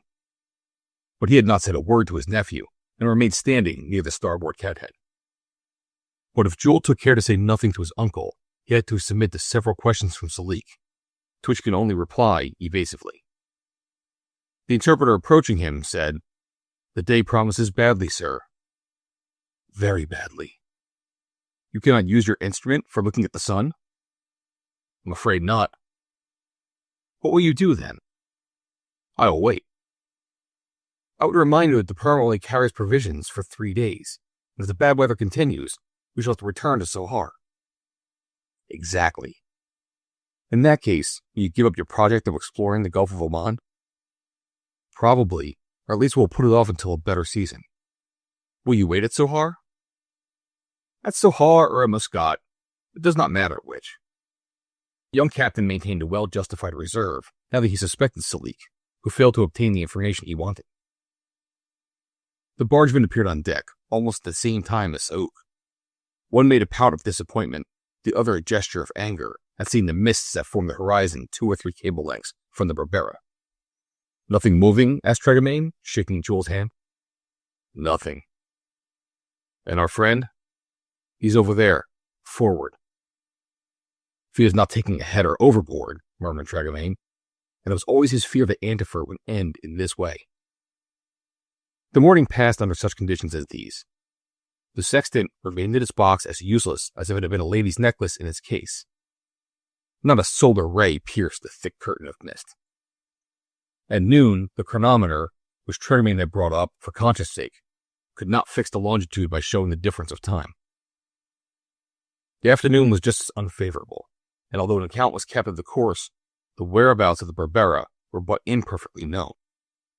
That this was so appeared from a remark made by the captain of the Perm to Salik, that if the weather did not change in the morning, he would steer westward for the land. Where would he meet with it? At Sohar, at Muscat, or further to the north, toward the Straits of Hormuz, or further south, near Ras El Had? Salik thought it was his duty to let Jules know the captain's intentions. "Be it so," said Jules, and that was his only reply. Nothing occurred up to nightfall. When the sun sank below the mists in the west, not a ray pierced them. But the rain gradually became lighter until it was as fine as spindrift. This was probably an indication for some change in the weather. The wind went down until it became but gentle, intermittent puffs. During these intermittencies, the bargeman, wetting his hand and exposing it to the air, thought he felt a light breeze rising in the east. "Ah," said he, "if I was only on the Charmante Emilie between the delightful banks of the Rance, I should know what to do." But the Charmante Emilie had been sold as firewood years before, and it was not between the delightful banks of the Rance that the Perm was sailing. Jules made the same observation as Tregamain. Besides, it seemed to him as though when the sun sank below the horizon, it shot up one ray through the clouds, as if through a crack in the door. Probably Antifer had noticed this ray, for his eye brightened, and replied to the solar ray by a ray of fury. The night came, and at supper the provisions were served sparingly. It was reported that only enough remained for 24 hours, hence the necessity of regaining the land next day, or at least making sure that the Berbera was not very far away from it. The night was calm. The sea rapidly grew smoother, as generally happens in narrow gulfs. Gradually the wind hauled to the east, and the Perm had to be put on the starboard tack. But owing to the uncertainty as to the vessel's position, the captain, at Jules' advice, decided to lay to until daylight. At 3 o'clock in the morning, the sky, completely cleared of the mist overhead, became brilliant with its last constellations. Everything promised a good observation. The sun rose from the horizon in full splendor, and Tregamain politely took off his hat to it by way of salute. It can easily be imagined what a pleasant change this meant for all. With what impatience all, passengers and sailors, waited for the hour when the observation would be made. The Arabs now knew that the Europeans had the means of determining the ship's position exactly, although no land was in sight. They were anxious to know if the Berbera was still in the Gulf, or had been driven past Cape Ras Al Had. The sun rose on a sky of admirable clearness. Nothing to fear, not a cloud to veil it, when the young captain judged the moment had come to obtain the meridional height. A little before noon, Jules made his preparations. Antifer placed himself by his side, his lips closed, his eyes burning, without saying a word. The bargeman stood on the right, nodding his big red head. Saouk was behind. Salik was to the left, ready to follow the details of the operation. Jules, quite equal to the occasion, with his legs firmly apart, seized the sextant in his left hand and directed the glass toward the horizon. The Perm rose gently to the undulations of a gentle swell. As soon as the altitude was taken, "It is done," said Jules. And reading the figures on the graduated limb, he descended to the cabin to make his calculations.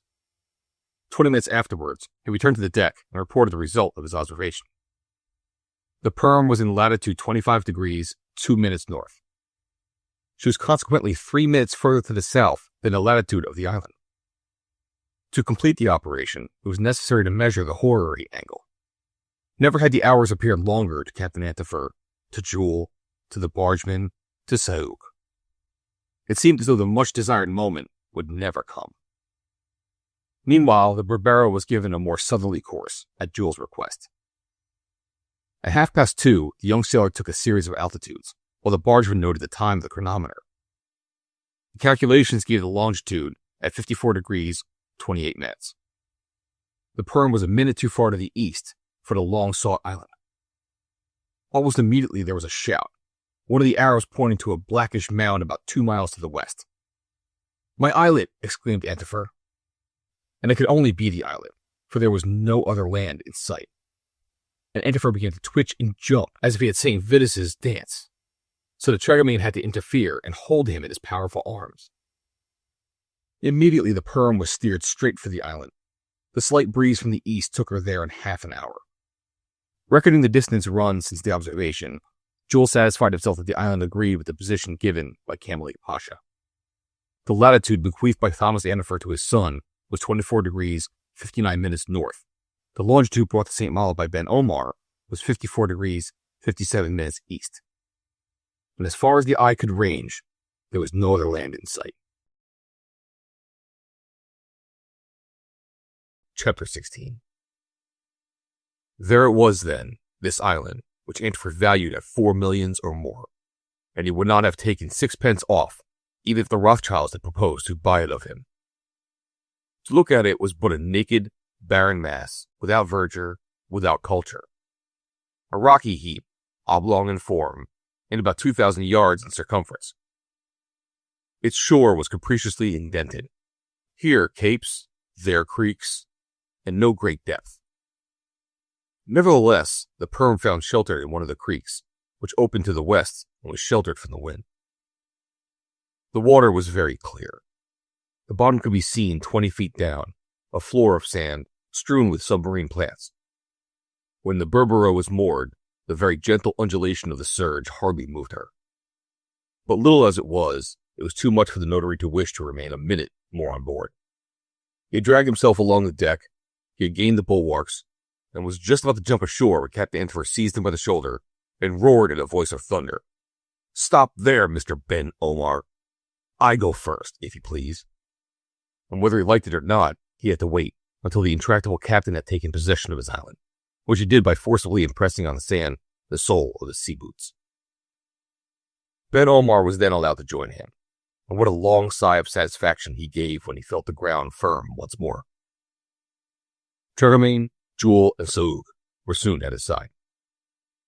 All this time Sleet was looking about him, wondering what the strangers were going to do on this islet. Why such a long voyage? Why so much expense and fatigue? To make out the position of this heap of rocks could hardly be the reason, unless these people were fools.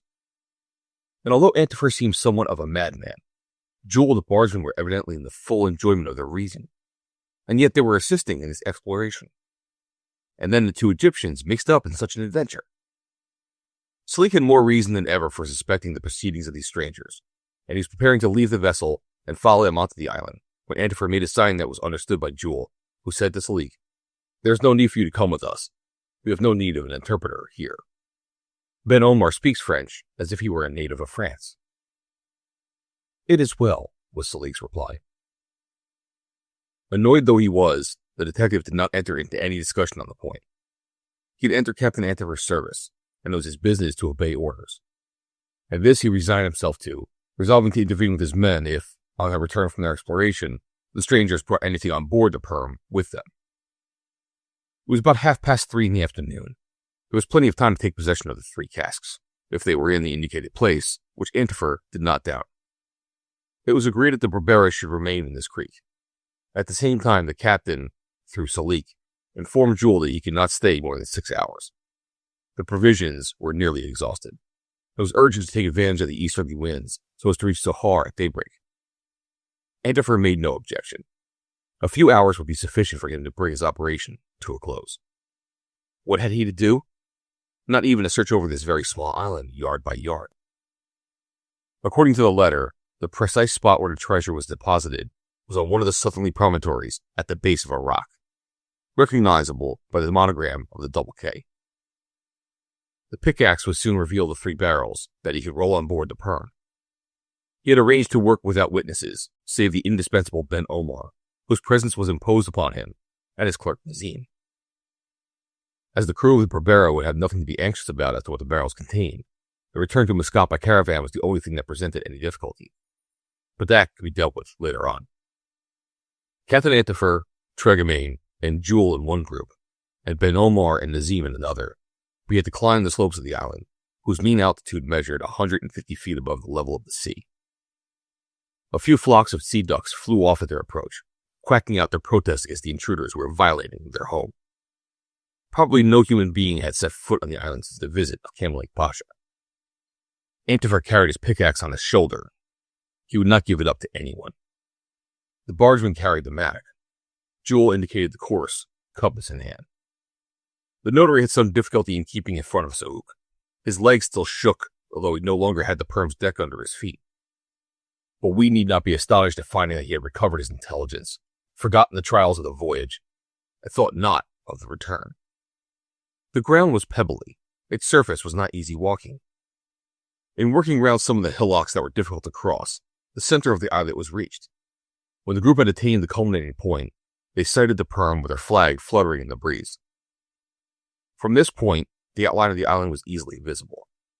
Here and there were a few promontories, and among them was the cape with the millions in it. There could be no mistake, for the wilt indicated that it ran southwards. Jules recognized it immediately by the aid of the compass. It was a long, barring tongue, beaten by the light foam of the surface. And once more the thought occurred to the young captain, that the riches buried under the rocks were about to rise as an insurmountable obstacle between his betrothed and himself. Never would they triumph over their uncle's obstinacy. And envy, a cruel envy which, however, he overcame, tempted him to send his companions astray. The bargeman was in agony between 2 opposing feelings. The fear that Jules Nanogate would never be married, and the fear that his friend Antifer would go mad if he did not lay hands on the legacy of Camel Pasha. And in a sort of frenzy, he struck the ground so violently with his mattock that splinters of rock began to fly about him. "Hello, bargeman," exclaimed Antifer. "What fly is biting you?" "None, none," replied Tregamain. "Then keep your pickings for the right place, if you please." "I will keep them, my friend." Then the group went southwards towards the promontory, which was not 600 yards away. Antifer, Ben Omar, and Saouk, now in front, hurried along attracted as by a magnet, the magnet of gold, all-powerful among men. They panted as they went. They seemed to smell the treasure at a distance. They breathed it in and breathed it out. They were filled with the atmosphere of millions, and would fall asphyxiated if that atmosphere left them.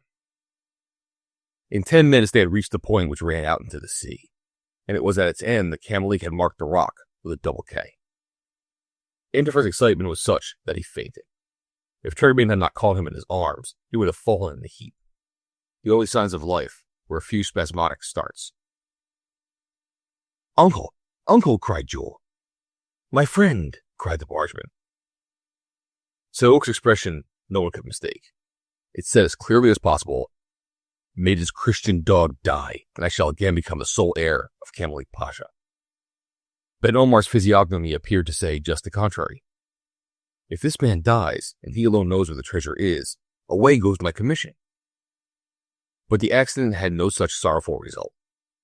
By the bargeman's vigorous rubbing, Antifer regained consciousness and seized hold of the pickaxe he had dropped. And then the exploration began at the beginning of the promontory. There was a narrow causeway, sufficiently raised for the high tide not to cover it, even during southwest winds. It would have been difficult to have found a better place in which to bury the millions. To recognize the place was not difficult, provided that the storms of the Gulf of Oman had not in a quarter of a century weathered away the monogram. Antifer would have searched all over this promontory if necessary. He would throw over the rocks one after the other and spend weeks, even months at his task. He would let the Perm go back to Sahar for provisions. He would not abandon the islet until he had torn from it the riches of which he was the legitimate possessor. And Souk was of the same opinion. And now they were all at work, searching, forging under the clumps of algae between the interstices of the rocks coated with seaweed. Antifer tapped about with his pickaxe on the loose stones. The bargeman attacked them with his mattock. Ben Omar crawled on all fours like a crab among a shingle. The others, Jules and Souk, were quite as busy. Not a word was spoken. The operation was conducted in silence. It could not have been more silent if it had been a funeral ceremony. And was it not a cemetery, this islet lost in the Gulf? Was it not a tomb they were seeking? A tomb from which they longed to disinter the millions of the Egyptian? In half an hour, they found nothing. But they did not despair. That they were on Camalik's island, and as barrels were buried on the promontory, they had no doubt. The sun blazed down on them. Sweat poured down their faces. They knew no feeling of fatigue. They worked with the ardor of ants in an anthill. All, even the bargeman in the grip of the demon of greed. All but Jules. At last a shout of joy, or rather the roar of a wild beast, suddenly resounded. It was Captain Antifer who had uttered it. Upright, with his hat off, his hands stretched out, he pointed to a rock rising like a stela. "There! There!" he shouted. And if he had prostrated himself before the stela, like a Trasteverian before the niche of a Madonna, not one of his companions would have been surprised. He was soon joined by them in common adoration. Jules and the bargeman, Souk and Ben Omar, gathered round Antifer, who had just knelt down. They knelt near him. What was there on this rock? There was what the eye could see and the hands could touch. There was the famous monogram of Camalik Pasha, the double K, rather eaten away at its edges, but still visible. "There, there," repeated Captain Antifer, and he pointed to the base of the rock, to the place where the treasure buried 32 years ago slept in its coffer of stone. Immediately the pick came down on the rock, and the splinters flew. Then Tregamate's mattock knocked off chips of rock and chips of concrete. The hole began to get bigger, to deepen. Chests panted, hearts beat ready to break. Expectation of the last blow which would cause the millions to burst like a spring from the entrails of the ground. And still they dug, but the barrels did not appear. Evidently Camalik had dug a very deep trench. He was not wrong, after all, and what did it matter if it took a little time and a little fatigue to unearth them? Suddenly a metallic sound was heard. Doubtless the pickaxe had encountered some sonorous object. Antifer knelt over the hole. His head disappeared in it while his hands dug into it greedily. He rose. He held in his hand a metal box, not above 4 inches in cube. They all looked at him, unable to hide their feelings that they had been deceived.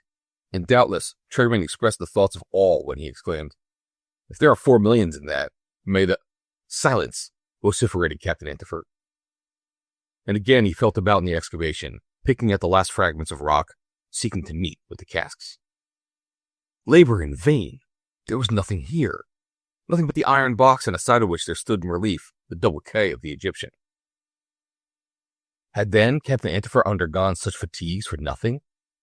Had to come all this way to be a sport or a mystificator? Jules would have smiled if his uncle's face had not frightened him. His eyes were as those of a madman. His mouth was contracted in a horrible grin. Inarticulate sounds escaped from his throat. Tregermain declared afterwards that at this moment he had expected to see him fall stone dead. Suddenly Antifer rose. He seized his pickaxe, brandished it, and in a frightful access of rage, struck a violent blow which shattered the box. A paper fell out of it. It was a piece of parchment, yellow with age, in which were a few lines written in French, and still legible. Antifer seized this paper, forgetting that Ben Omar and Saouk might hear and learn from him a secret it was his interest to keep. He began to read it in a trembling voice, the first lines. This document contains the longitude of a second island, which Thomas Antifer, or, in default, his direct heir, is to bring to the knowledge of the banker Zambuco, residing at... Antifer stopped his mouth by putting his fist into it. Saouk was sufficiently master of himself to let nothing appear of what he had just ascertained. A few words more, and we have learned what was the longitude of the second island, of which Zambuco had the latitude, at the same time where the banker lived. The notary, no less disappointed, stood there, his lips open, his tongue hanging out, like a dog dying of thirst just dragged from his saucer. But a moment after that sentence had been cut off short by the fist in the mouth, Ben Omar, who had a right to know Cambalik's intentions, rose and asked, "Well, this banker Zambuco, where does he live?" "At home," replied Captain Antifer. Unfolding the paper, he thrust it into his pocket, leaving Ben Omar to stretch his despairing hands to the sky. The treasure was not on this island in the Gulf of Oman. The only object of the journey was to invite Captain Antifer to put himself in communication with a fresh personage, the banker Zambuco. Was this personage a second legatee whom Cambalik desired to reward for services rendered? Was he going to share the treasure with Captain Antifer? It looked like it. Whence the logical consequence that instead of 4 millions, only 2 would go into the pocket of Captain Antifer. Jules bowed his head at the thought that this was still too much to make his uncle modify his opinion relative to his marriage with his dear Enegate.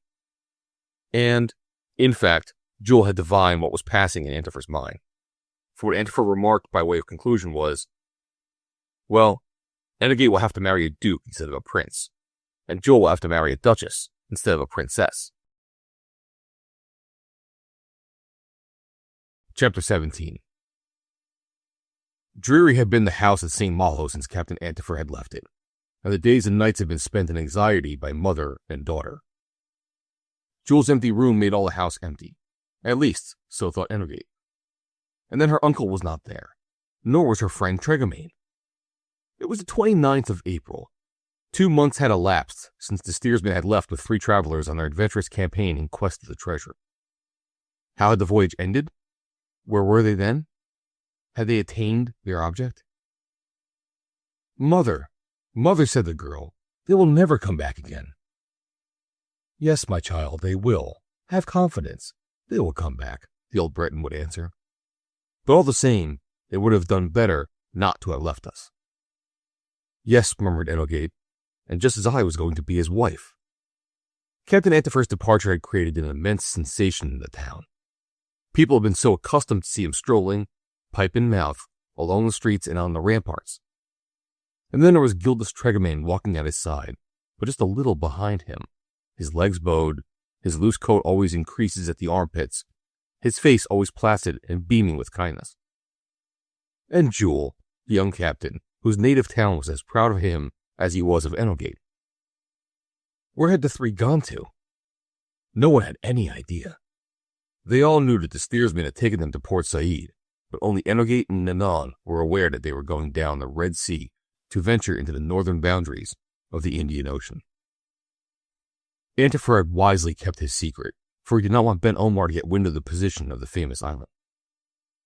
But if he had not let them know where he had gone, he had been too loquacious, too exuberant, too communicative with regard to his plans. At St. Malo, as at St. Servan and Dinard, everybody knew the story of Cambalik Pasha, and how Thomas Antifer had received the letter, and how the messenger had arrived, and how the longitude and latitude had given the position of an island containing millions of treasure. Millions of millions, according to those who knew best. With what impatience they did not await the news of the discovery, and the return of the captain, transformed into a nabob, bringing into the port a cargo of diamonds and precious stones. Enoge did not ask for so much as this. If her betrothed, her uncle, her friend returned even with empty pockets, she would be satisfied. She would give thanks to God, and her deep distress would change into gladness. She had not been without hearing from Jules. A first letter, dated from Suez, had informed her of the details of the voyage since their separation, and mentioned how nervous her uncle was becoming, and how Ben Omar and his clerk had been welcomed. A second letter, dated from Muscat, narrated the incidents of the voyage across the Indian Ocean to the capital of the Sultanate, and told her in what state of excitement, bordering on madness, Captain Antifer then was, and how they had decided to push on to Sohar.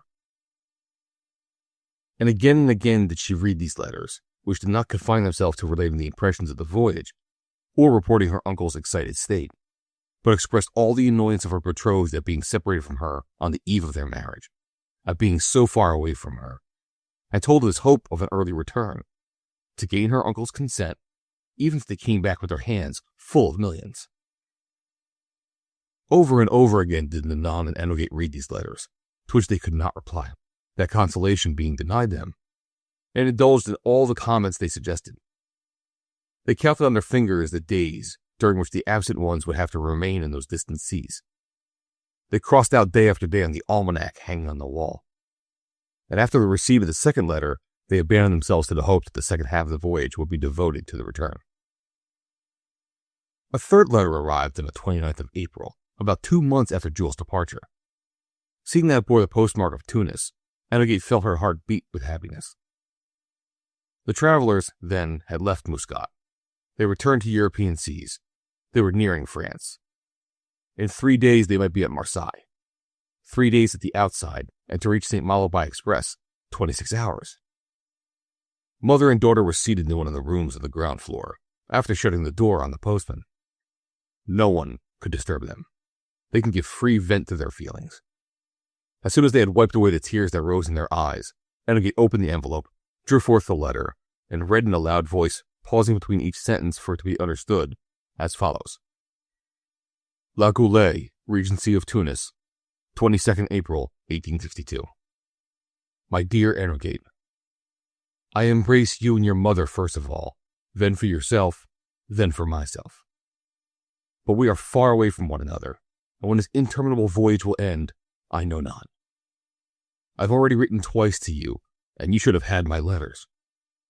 This is the third, more important than the others. In the first place, because it will tell you that the treasure business has had an unexpected change come over it, much to my uncle's annoyance. Enoge uttered a little cry of joy, and clapping her hands, exclaimed, They have found nothing, mother, and I shall not have to marry a prince. Go on, replied Nanan. Enoge finished the sentence which she had interrupted. And also because I am sorry to have to tell you that we are obliged to continue our search much further away. The letter shook between Enoge's fingers. Search further away, she murmured. They are not coming back, mother. They are not coming back. Courage, my daughter, and go on, said Nanan. Enoge, with her lovely eyes full of tears, resumed the reading of the letter.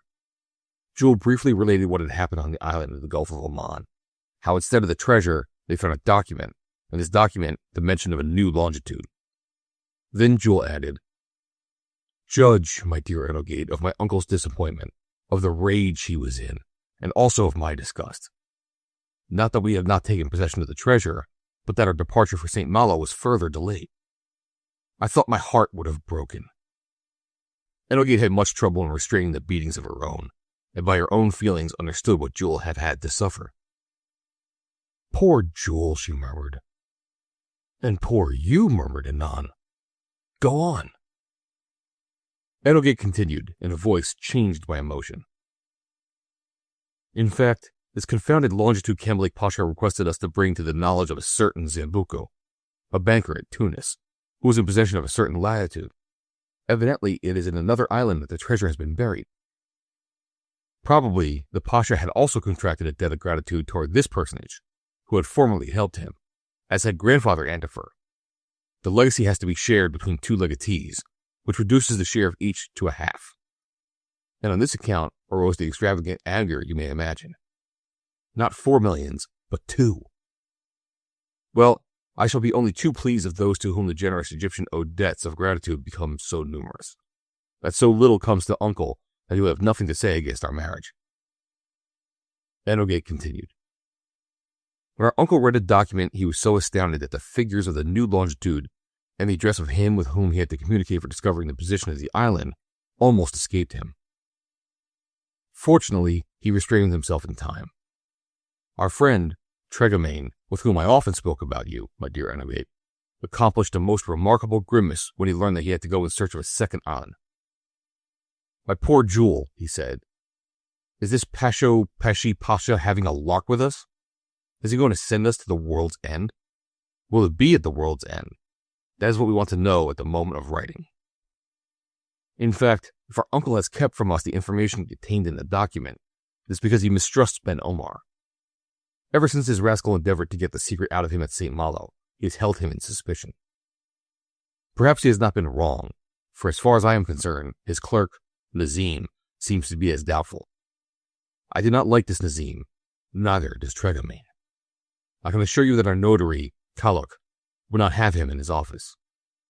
I am convinced that if he or Ben Omar knew the address of the Sambuco, they would endeavor to be before us. But uncle has not breathed a word. Ben Omar and Nazim did not even know that we were going to Tunis, and in leaving Muscat, we were asking where the Pasha's humor is going to send us next. Enogate stopped for a moment. Jules then related to the incidents which had marked the return, the departure from the island, the obvious disappointment of the interpreter, Salik, at finding the strangers return with empty hands, confirming him in his opinion that there was something more on the wind than a mere tourist trip. Then the wearisome return by caravan to Muscat, and waiting there during 2 days for the mail boat from Bombay. And, continued Jules, if I did not write to you a second time from Muscat, it was because I hoped to have something to tell you. But all I can say even now is that we were returning to Suez, and thence going on to Tunis. Enogate stopped reading and looked at Nanan, who shook her head and muttered, It is to be hoped they are not going to the end of the world. There is everything to be afraid of amongst these infidels. The excellent woman spoke of these Orientals as he spoke of them in the days of the Crusades. With the scruples of the pious Breton, the millions coming from such a source had an evil odor. But let her express such ideas before Captain Antifer. Jules then gave an account of the voyage from Muscat to Suez, the crossing of the Indian Ocean and the Red Sea. Ben Omar sick beyond all recognition. So much the better, said Nanan. And during the whole voyage, Antifer had not said a word. I do not know, dear Enogate, what will happen if uncle is deceived in his hopes. Or rather, I know too well. He will go mad. Who would have believed that of a man so wise in his conduct, so modest in his tastes?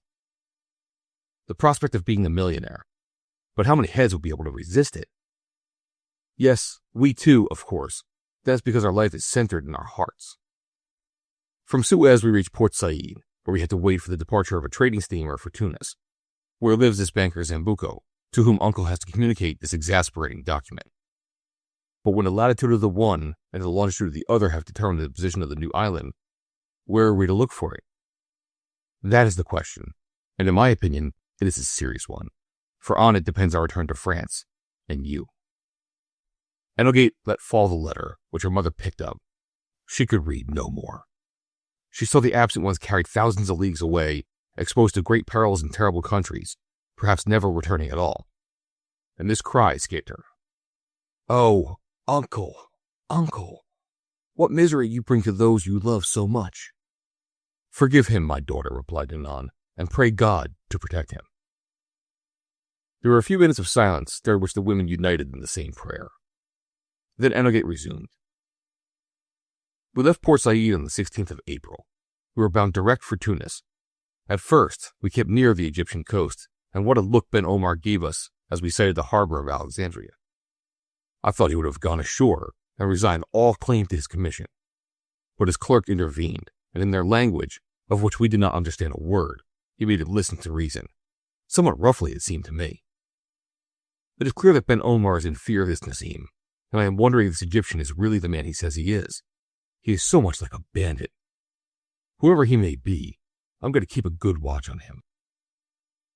Leaving Alexandria behind, we made for Cape Bon, leaving to the south the Gulfs of Tripoli and Gabes. Then the wild slopes of the Tunisian mountains appeared on the horizon, with the abandoned fortresses on their crests, and one or two marabouts between the curtains of verdure. In the evening of the 21st of April, we reached the roadstead of Tunis. The next day our vessel anchored before the moles of La Goulet. My dear Enogate, if at Tunis I am nearer to you than I was in the Gulf of Oman, I am still very far away, and who knows what ill fortune may not take us further. It is true that it is quite as miserable whether we are 5 leagues away or 5,000. But do not despair, and remember that whatever may be the end of the voyage, it cannot be very long. I have written this letter as we came along, so as to be able to post it as soon as we land at La Goulet. It will reach you in a few days. It will not tell you what I do not know, and what is so important for us to know, namely, where we are going to. But Uncle himself does not know that, and it can only be determined by an interchange of communications with the banker, whose rest we have probably come to trouble. For when he hears of the enormous legacy, the half of which belongs to him, Zambuca will certainly form one of the party, and become probably as excited as Uncle is. As soon as I ascertain the situation of island number 2, I will let you know. It is probable that a 4th letter will succeed the 3rd at a few days' interval. As for the present, it carries with it, for both you and your mother, Tregamade's kind regards and my love, and also Uncle's, although he seems to have lost all remembrance of St. Malo, and of the old house, and of those who live in it. Dearest Enogate, I send you all my love, as I know you send me yours, although I cannot have a letter from you. Believe me, for life, your faithful and affectionate Jules Antifer. Chapter 18. When you arrive in the roadstead of Tunis, you're not at Tunis. To get there, you have to avail yourself of one of the local boats called Mohans and land at La Goulet. The port, in fact, is not a port at all in the sense that vessels of ordinary tonnage can come alongside the wharves, for only small coasters and fishing boats can do that. Other ships, sailing in steam, have to remain outside at anchor, and though the hills may shelter them from the easterly winds, they're at the mercy of the squalls that come from the east and north.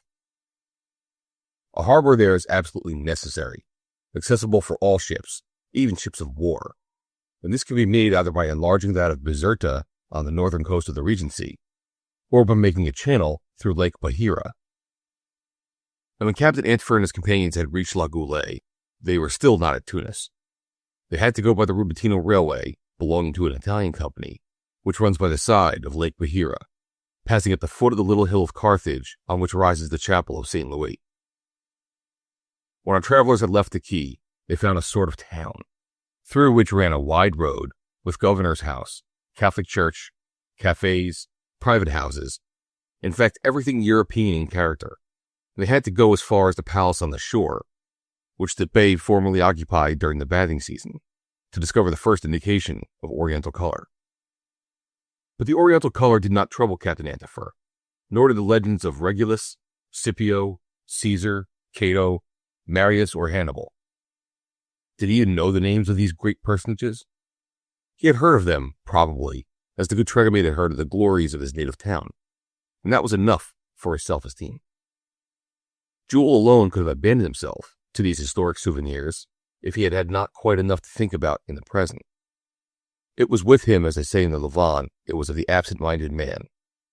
He is looking for his son, whom he is carrying on his shoulders. What he was looking for was Enogate, for whom he was, to his annoyance, going further away. After passing through La Goulet, Captain Antifer, the bargeman, and Jules, bag in hand, they expected to renew the contents at Tunis, went to catch the first train at the station. Ben Omar and Nazim followed them at a distance. As Antifer had not opened his mouth, they knew nothing of this banker Zambuca, whom the caprice of Cambaluc Pasha wished them to become acquainted with, much to the disgust, not so much of the notary, who would have the same commission providing he did not retire from the search, as of Saouk, who now had to deal with 2 legatees instead of 1. After waiting half an hour, the travelers took their seats in the train.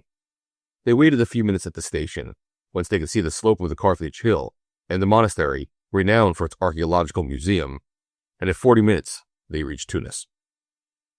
They went to the Hôtel de France in the European quarter and took 3 rooms, rather bare furniture, very lofty, and with mosquito curtains round the beds. The restaurant on the ground floor would provide them with breakfast and dinner at whatever hour might be convenient to them, in a very comfortable room. But after all, it did not matter, as they were not going to stay there long. Captain Antifer did not give himself time to go up to his room. "I will find you here when I come back," he said to his companions. "Go, friend," said Tregemain, "and carry your ship by boarding." It was this very boarding that Jules' uncle was anxious about. He had no intention of trying to cheat his co-legatee, as Ben Omar had tried to cheat him. He was an honest man, and perfectly straightforward, notwithstanding his originality, and he had decided not to beat about the bush at all. He would go straight to the banker and say to him, "Here is what I bring you. Let us have what you have to offer in exchange, and off we go together." According to the document found on the island, the Zambuco must have been informed that a certain Antifer was going to bring him the longitude necessary for him to fix the position of an island in which the treasure was buried, and the banker would not be surprised at this visit. But Antifer had one fear, the fear that Zambuco did not speak French.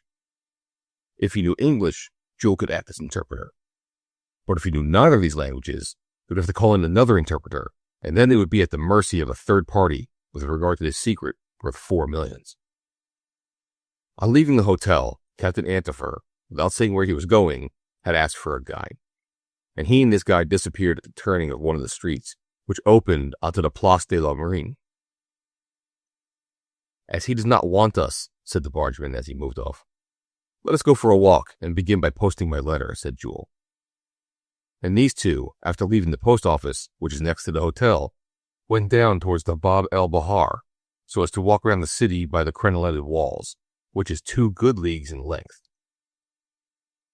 100 yards from the hotel, Captain Antifer said to his guide and interpreter, "You know Zambuco, the banker?" "Everybody knows him here." "And he lives?" "In the lower town, in the Maltese quarter." "That is where I want you to take me." "As you wish, Excellency."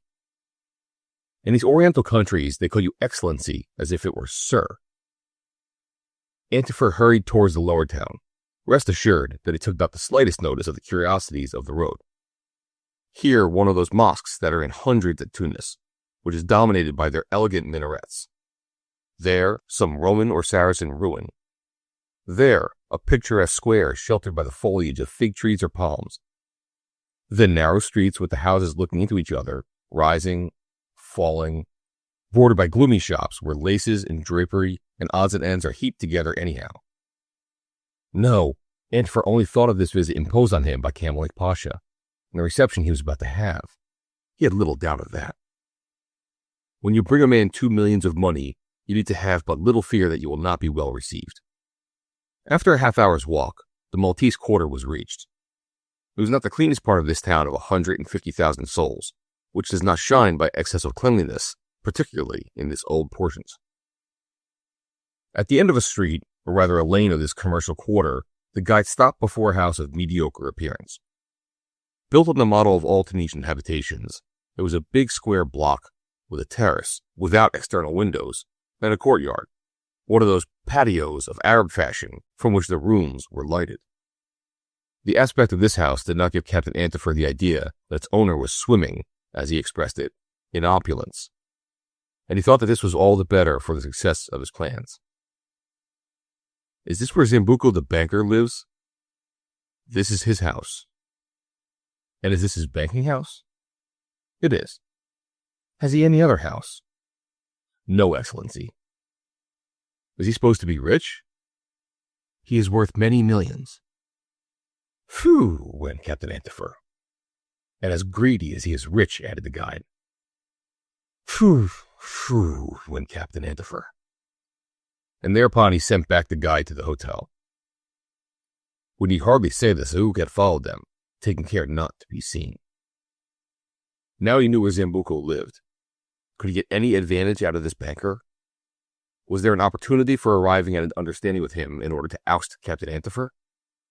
If he could bring about a disagreement between the co-legatees of Camel Pasha, could he not use him for his own purpose? It was certainly unlucky that when they were on island number 1, Antifer had not let slip the figures of the new longitude. If Saouk had known them, he might have got to Tunis first and gained over the banker at a price, if not got the secret out of him for nothing. But then he remembered that it must be Antifer and no other who, according to the document, must take the longitude. Well, Saouk would stick to his program. He would execute it pitilessly, and when the Maltese and the Malouin were in possession of the legacy, he would rob them both. Antifer entered the banker's house, and Saouk waited outside. The buildings on the left of the entrance served as the office. In the courtyard, there was no one. It seemed as abandoned as if the bank had closed that morning through cessation of payments.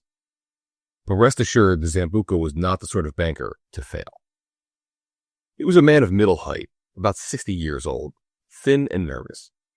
Bright, keen eyes with a shifty look in them, close-shaven face, complexion like parchment, hair grizzly and matted like a cap stuck onto his head, back slightly bowed, hands wrinkled, fingers long and hooked. Although he was not much of an observer, Antifer felt that this Zambuco was not an attractive man, and said to himself that he would never have had much pleasure in his acquaintance.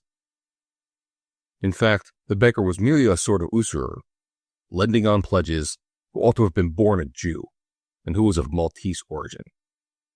Of these Maltese, there are from 5,000 to 6,000 in Tunis. Zambuco was reported to have amassed a large fortune in all the devious ways of banking, those which are practiced with bird-lime on the fingers. Rich he was, and he was proud of it. But be it understood, you are never rich when you get no advantage from it. He was said to be many times a millionaire, and he was, notwithstanding the humble and miserable appearance of his house, which had misled Captain Antifer, showing a prestigious parsimony in all that concerned the necessities of existence. Was it then that he had no wants? Very few, and he took care not to increase them, thanks to his hoarding instincts. To fill up bags upon bags of money and put his hand upon everything that represented any value whatever, he had made the sole business of his life. Hence the many millions in his coffers, lying there without his thinking it worthwhile to render them productive. It seemed unlikely, contradictory even, that such a man should have remained a bachelor. But if there must be old bachelors, is it not as well that it should be of this type? Zambuco had never thought of marrying, and so much the better for his wife, as the wits of the Maltese quarter used to say. Brothers, cousins, relatives of all sort he had none, except one sister. The preceding generations of his family were united to him. He lived alone in his house, talking of his office, talking of his money chests, having in his service but an old Tunisian woman who cost little in food or wages. This was the rival Antifer had to deal with, and it may well be asked what kind of service this unsympathetic personage had rendered Kamalik Pasha to deserve such a token of gratitude. It can be explained in a few words. When he was but 27 years old, he was living in Alexandria. There he carried on with indefatigable sagacity and perseverance the varied occupations of a broker, securing his commissions from buyers and seller, acting for the would-be buyer before he sold it to him, and dealing in money, the most profitable of all trades known to human intelligence. It was in 1829, it will be remembered, that the idea occurred to Kamalik Pasha, who was then anxious for the safety of his fortune, coveted by his cousin Murad, and by the imperious Muhammad Ali, to realize his riches and take them to Syria, where they would be safer than in any town in Egypt. To carry out this operation, several agents were necessary. Those he applied to were all foreigners worthy of his confidence. They risked much, and at least their liberty in supporting the rich Egyptian against the viceroy. Young Zambuco was of the number. He did his work zealously and was rewarded handsomely. He made several voyages to Aleppo, and in fact contributed largely toward the realization of his client's fortune and his transport to a safe place. This was not without difficulties or perils, and after the departure of Kamalik Pasha, some of the agents he had employed, among them Zambuco, discovered by the suspicious police of Muhammad Ali, were imprisoned. For want of sufficient proof, they were released, but they had nonetheless been punished for their devotion. As Thomas Antifer had rendered Kamalik a service in 1799, when he picked him up half dead on the rocks of Jaffa, so 30 years afterwards, Zambuco had also acquired a right to the Pasha's gratitude. Kamalik did not forget, and his brief survey explains why, in 1842, Thomas Antifer and Zambuco, one at St. Malo and the other at Tunis, had each received a letter informing them that one day they would have a share in a treasure worth 4 millions of pounds deposited in an island, each of them having the latitude, while the longitude was to be sent to them in due time. If this information had produced the effect we know on Thomas Antifer, on his son after him, it may be imagined that the effect was no less powerful on a personage like Zambuco. Of course, he said not a word about the letter to anyone. He shut up the figures of his latitude in one of the most secret drawers of his strongbox, and ever afterwards expected every minute to behold the appearance of the Antifer announced in Kamalik Pasha's letter. In vain he endeavored to learn the fate of the Egyptian. He had heard nothing of the captain of the brigantine in 1834, nor of the taking to Cairo, nor of the imprisonment in the fortress for 18 years, nor of the death in 1852. It was now 1862. 20 years had elapsed since 1842. Antifer had not appeared, and the longitude had not been added to the latitude. The position of the island remained unknown. Zambuco, however, had not lost confidence. That Kamalik Pasha's intention would be realized sooner or later, he did not doubt. In his opinion, the said Antifer was as safe to appear on the horizon of the Maltese quarter as a comet announced by the observatories appears in the sky. His only regret, a regret very natural with such a man, was that he had to share the legacy with another. But he could not alter any of the dispositions made by the grateful Egyptian. But the sheer 4 millions appeared to him to be monstrous. That is why for years he had been heaping reflections on reflections, and imagining thousands of combinations having for their object the placing of the whole sum in his hands. Would he succeed? All that we can say is that he was well prepared to receive Antifer when he came with the promised longitude. It is needless to add that Zambuco, although he knew little about navigation, had ascertained why it was that the union of the latitude and the longitude would give the position of a point on the Earth's surface. Then he also fully understood that the two legatees must be united, and if he could do nothing without Antifer, Antifer could do nothing without him.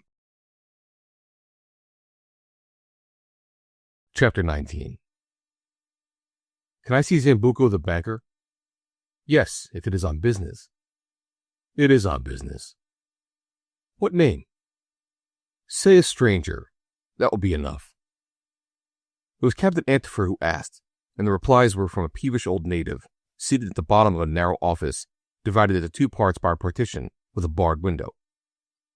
Antifer had thought it better not to give his name, as he was anxious to see the effect produced on the banker when he said to him point blank, "I am Antifer, son of Thomas Antifer of St. Malo."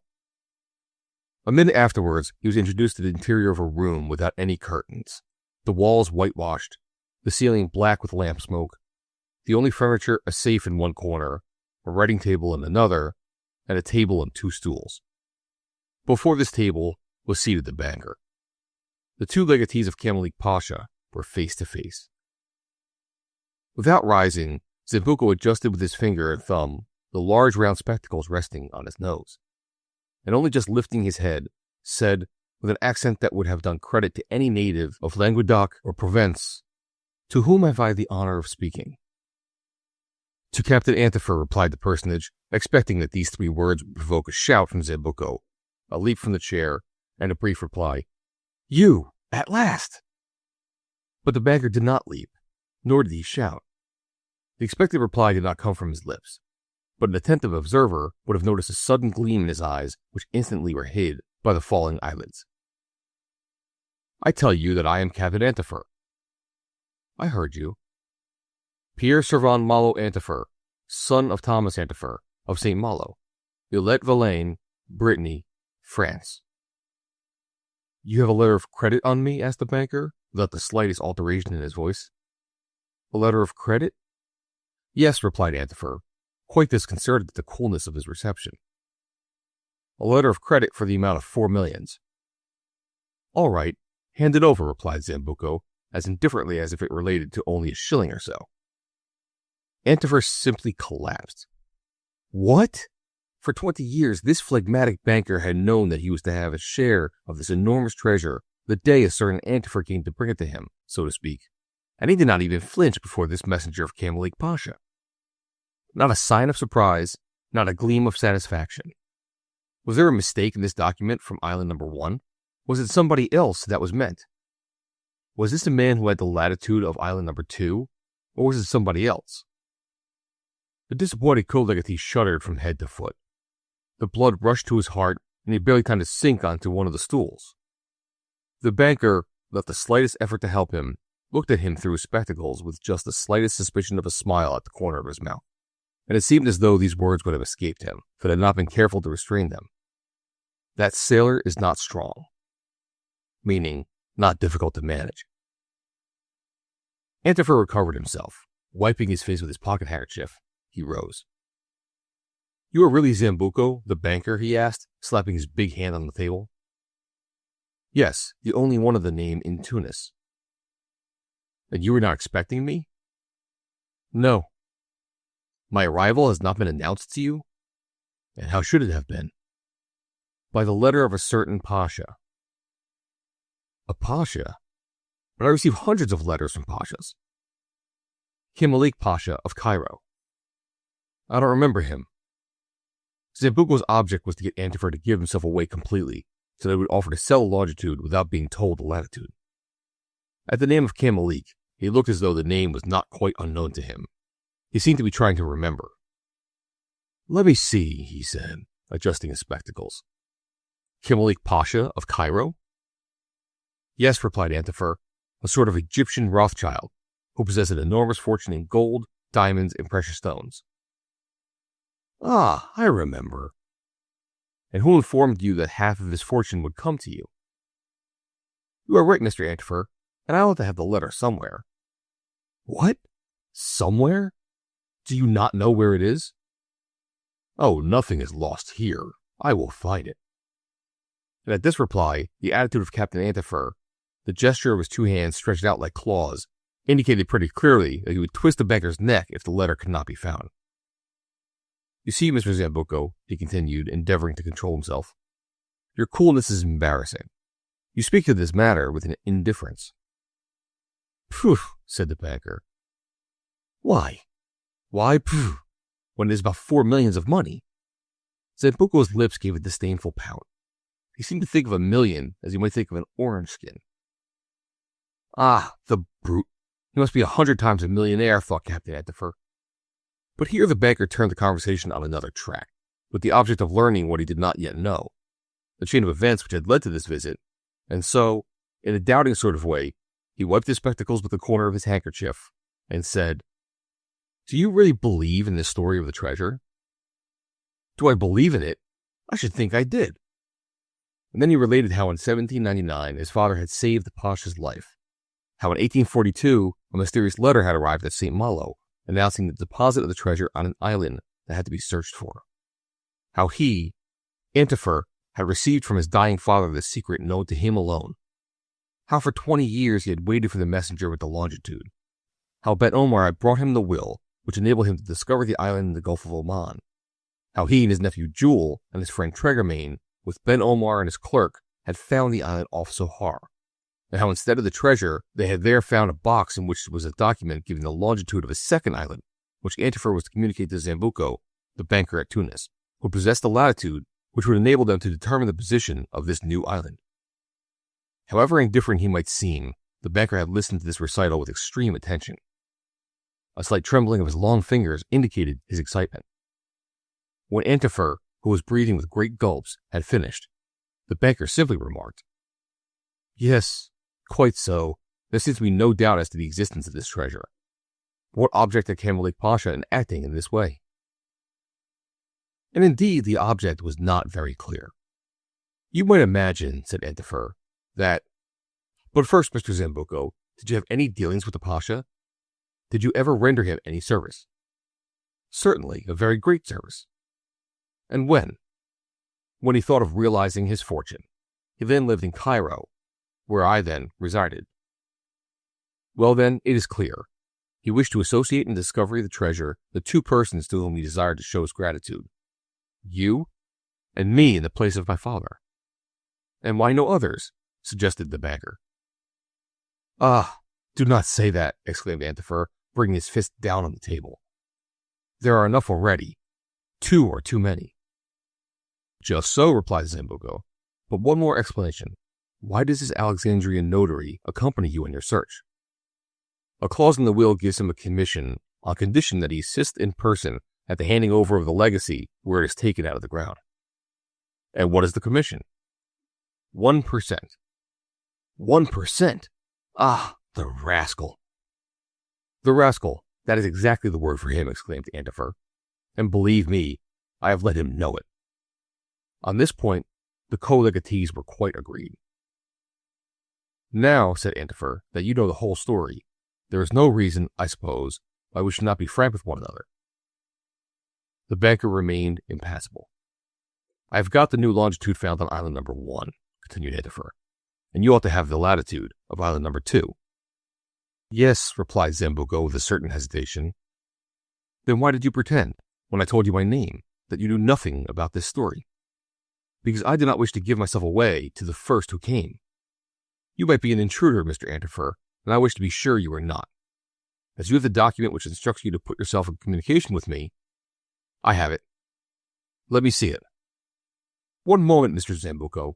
Give and take. You have Camilleek Pasha's letter? I have. Well, the letter for the document.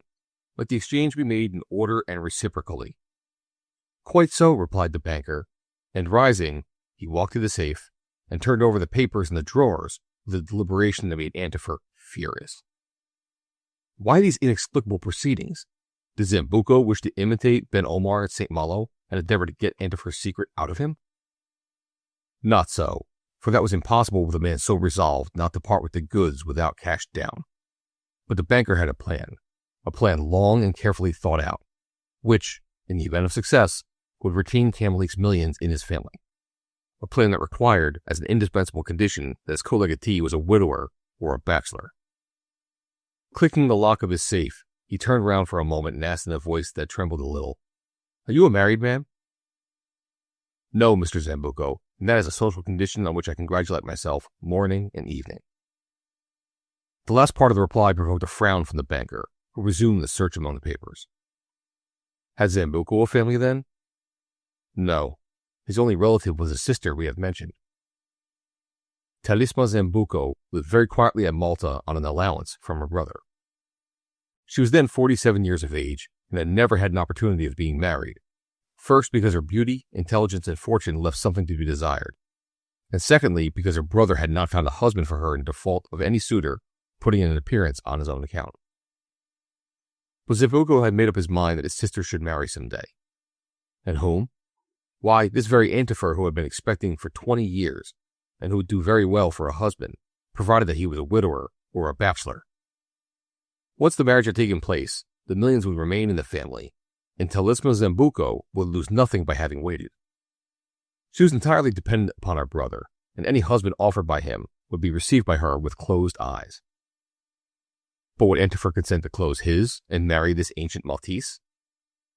The banker did not doubt that he would, for he thought that he was in a position to impose any conditions he pleased on his co-legatee. Besides, sailors are not very difficult to manage. At least, he thought so. Ah, unhappy Antifer, and what a galley you have embarked, and how much better would be a trip on the Rance, even on board the Charmante Amélie, if she still existed. We now know the banker's game. Nothing could be simpler or better devised. He would only give up his latitude in exchange for Antifer's life. That is, his life in chains by indissoluble marriage with Talisma Zambuco. Before taking Camilleek Pasha's letter out of the drawer, he seemed to think of something and returned to sit down at the table. Antifer's eyes flashed as if in a thunderstorm. What are you waiting for? He asked. I was thinking about something, replied the banker. About what, if you please? Are you of opinion that in this matter our rights are absolutely equal? Certainly they are. Well, I don't think so. And why? Because it was your father who rendered this service to the Pasha, and not you, while it was I who... Antifer burst out. What? Mr. Zambuco, are you trying to play the fool with an old sailor? Are not my father's rights mine when I am his sole heir? Yes or no, will you obey the wishes of the testator? I will do as I choose, replied the banker, sharply and dryly. Antifer clutched the table to prevent himself from jumping up. You know you can do nothing without me, said the Maltese. Nor you without me, said Antifer. The discussion became heated. One was scarlet with fury, the other paler than usual, but quite collected. Will you give me your latitude? Asked Antifer furiously. Begin by giving me your longitude, replied the banker. Never. Very well. Here's my document, roared Antifer, taking out his pocketbook. Keep it. I don't want it. You do not want it? Do you forget that it means 4 millions? 4 millions, yes. They will be lost if we don't find out the island where they are buried. Pfft, whistled the banker, and he made a disdainful grimace, which drove Antifer so mad that he tucked up his sleeves, preparatory to clutching at the banker's throat. But the banker, seeing that he had gone too far for his personal comfort, suddenly toned down and remarked, But I think we can arrange this. Antifer dug his hands into his pockets so as to be less tempted to use them. Sir, continued the banker, I am rich. I have very simple tastes, and neither 2 millions nor 4 would change my mode of life. But I have a passion for accumulating money, and I admit that Camlake Pasha's treasure would look well in my coffers. Well, ever since I knew of the existence of this treasure, I've had no other thought than to obtain entire possession of it. Indeed. Wait a little. And my share? Your share? You can have it only in such a way that it will remain in my family. That will no longer be mine. You can take it or leave it. Explain yourself. I have a sister, Talisma. My compliments. She lives in Malta. So much the better for her if the climate suits her. She's 47 years old and by no means bad looking for her age. That I am not astonished at if she looks like you. Well, as you are a bachelor, will you marry my sister?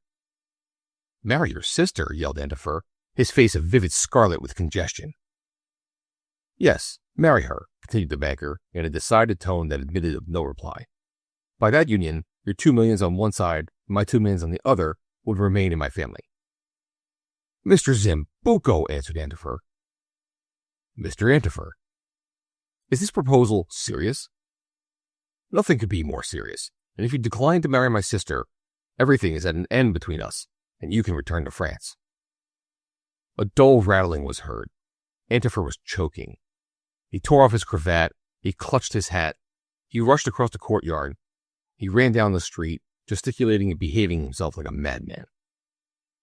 Saouk, who had been waiting all this time, followed him, very much disturbed at his proceedings. Antifer reached the hotel and flung himself into the vestibule.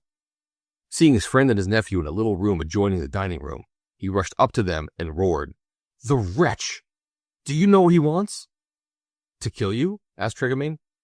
"Worse, to marry me to his sister." Chapter 20. Accustomed as they were to complications, it may be safely affirmed that neither the bargeman nor Jules expected this one. Captain Antifer, the hardened bachelor, to be thus left at the foot of the wall. And what wall? The wall of marriage, which he was obliged to cross unless he was prepared to lose his share in the enormous legacy.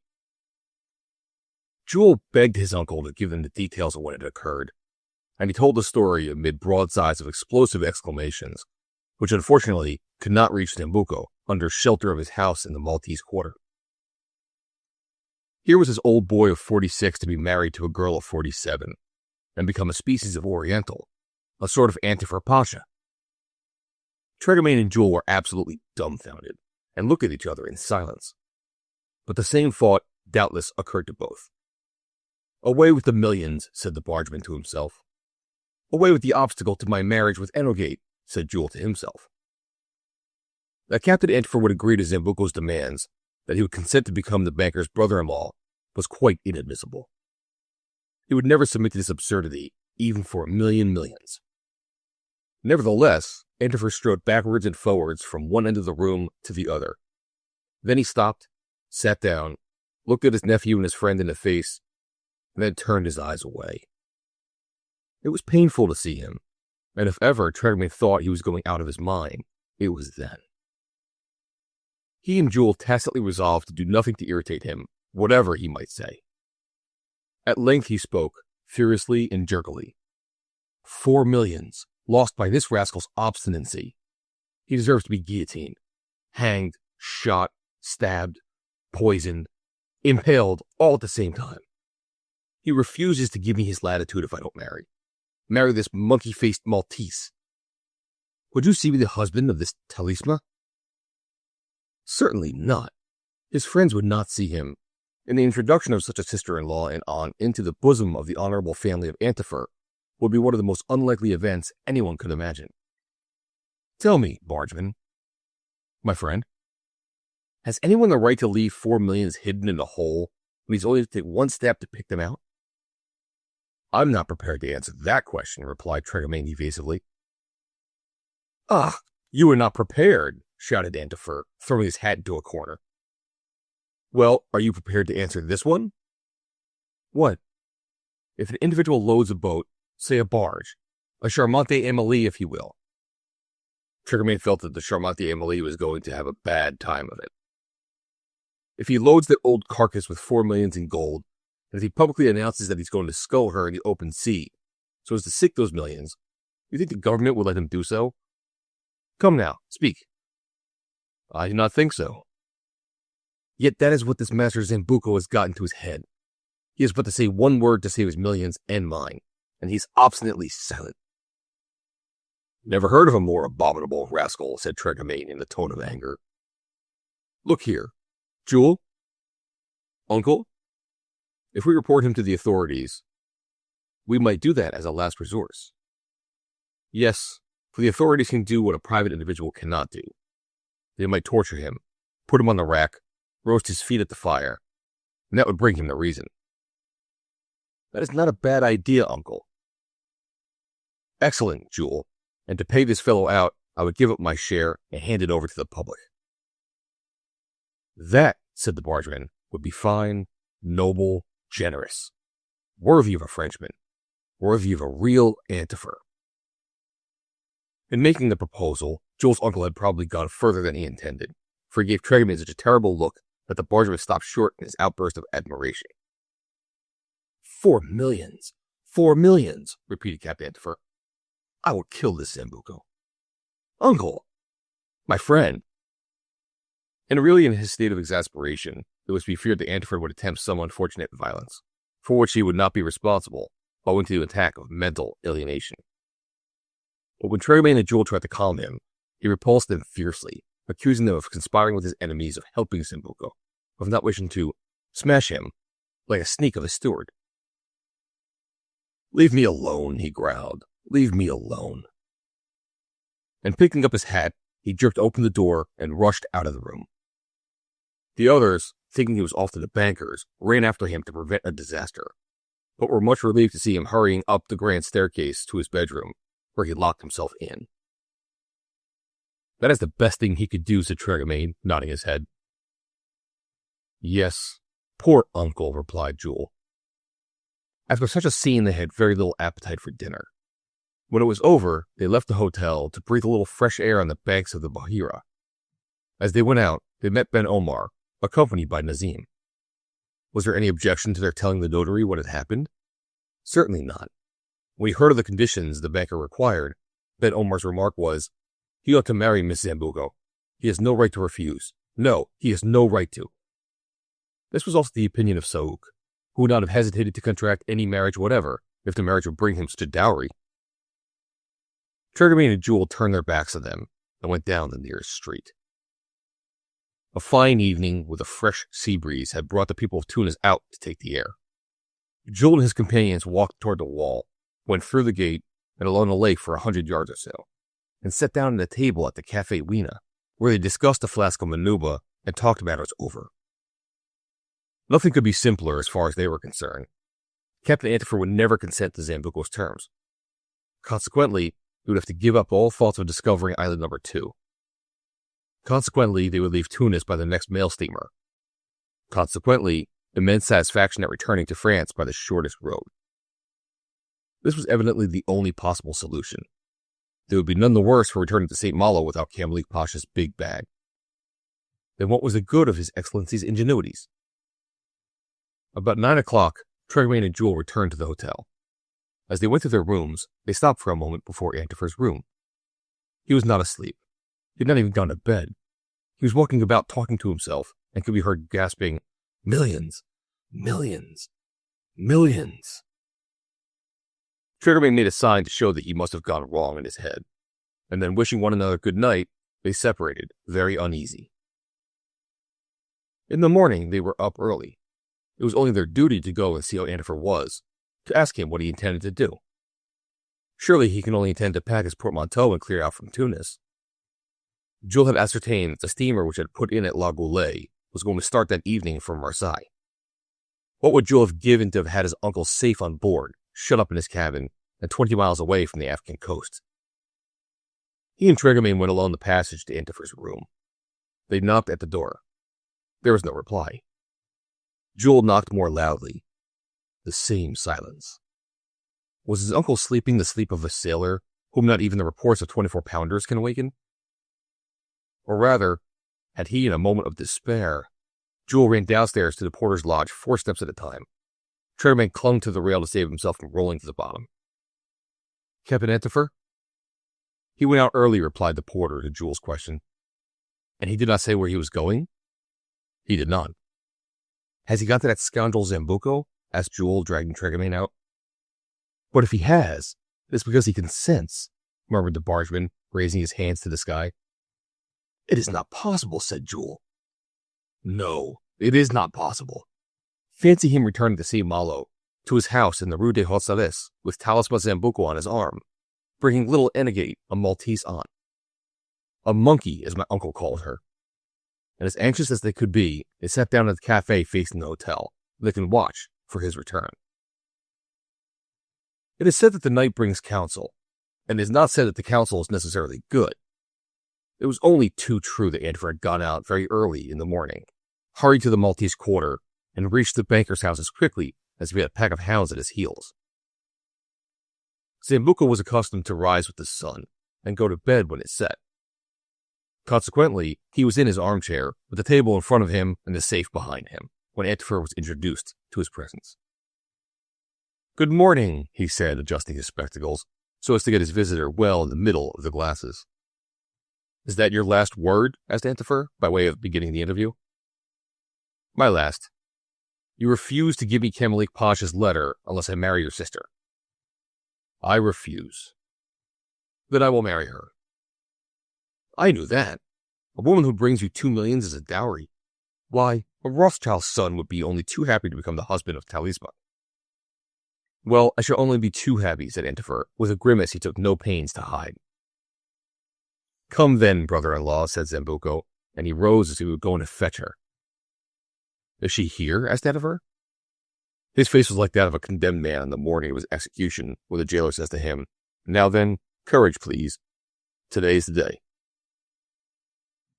"Calm your impatience," replied the banker. "Do you forget that Talisman is at Malta?" "Where are we going then?" asked Antifer with a sigh of relief.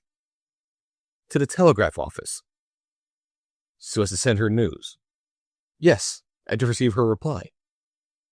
"Send her the news if you like, but I may as well tell you that I have no intention of awaiting my intended at Tunis." "And why not?" "Because you and I have no time to lose. The first thing for us to do is to go in search of the island, when we know where it is. What does it matter whether we are a week early or late?" "But it does matter, and you ought to be quite as eager as I am to enter into possession of Camelique Pasha's legacy." "Yes, quite as eager, for the banker, avaricious and rapacious, although he tried to hide his impatience under affected indifference, was burning with desire to get hold of his share of the millions. 'Be it so,' he said, 'I agree with you.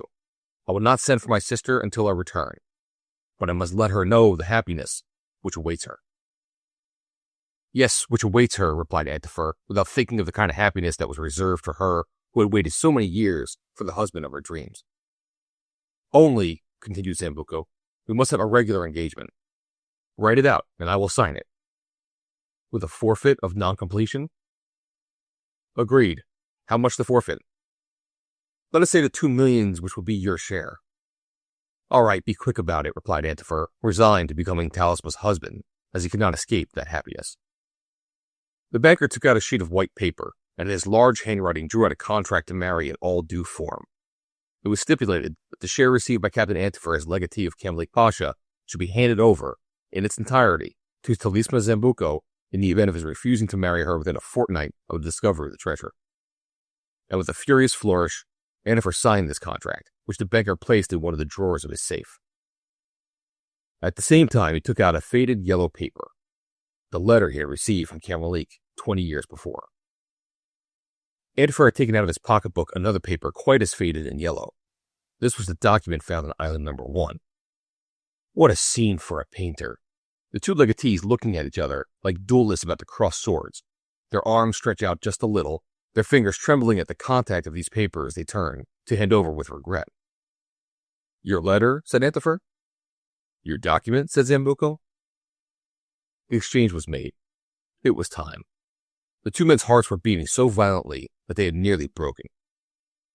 The document indicating that it was to be taken by a certain Antifer of St. Malo to a certain Zambuco of Tunis bore the longitude of 7 degrees 23 minutes east.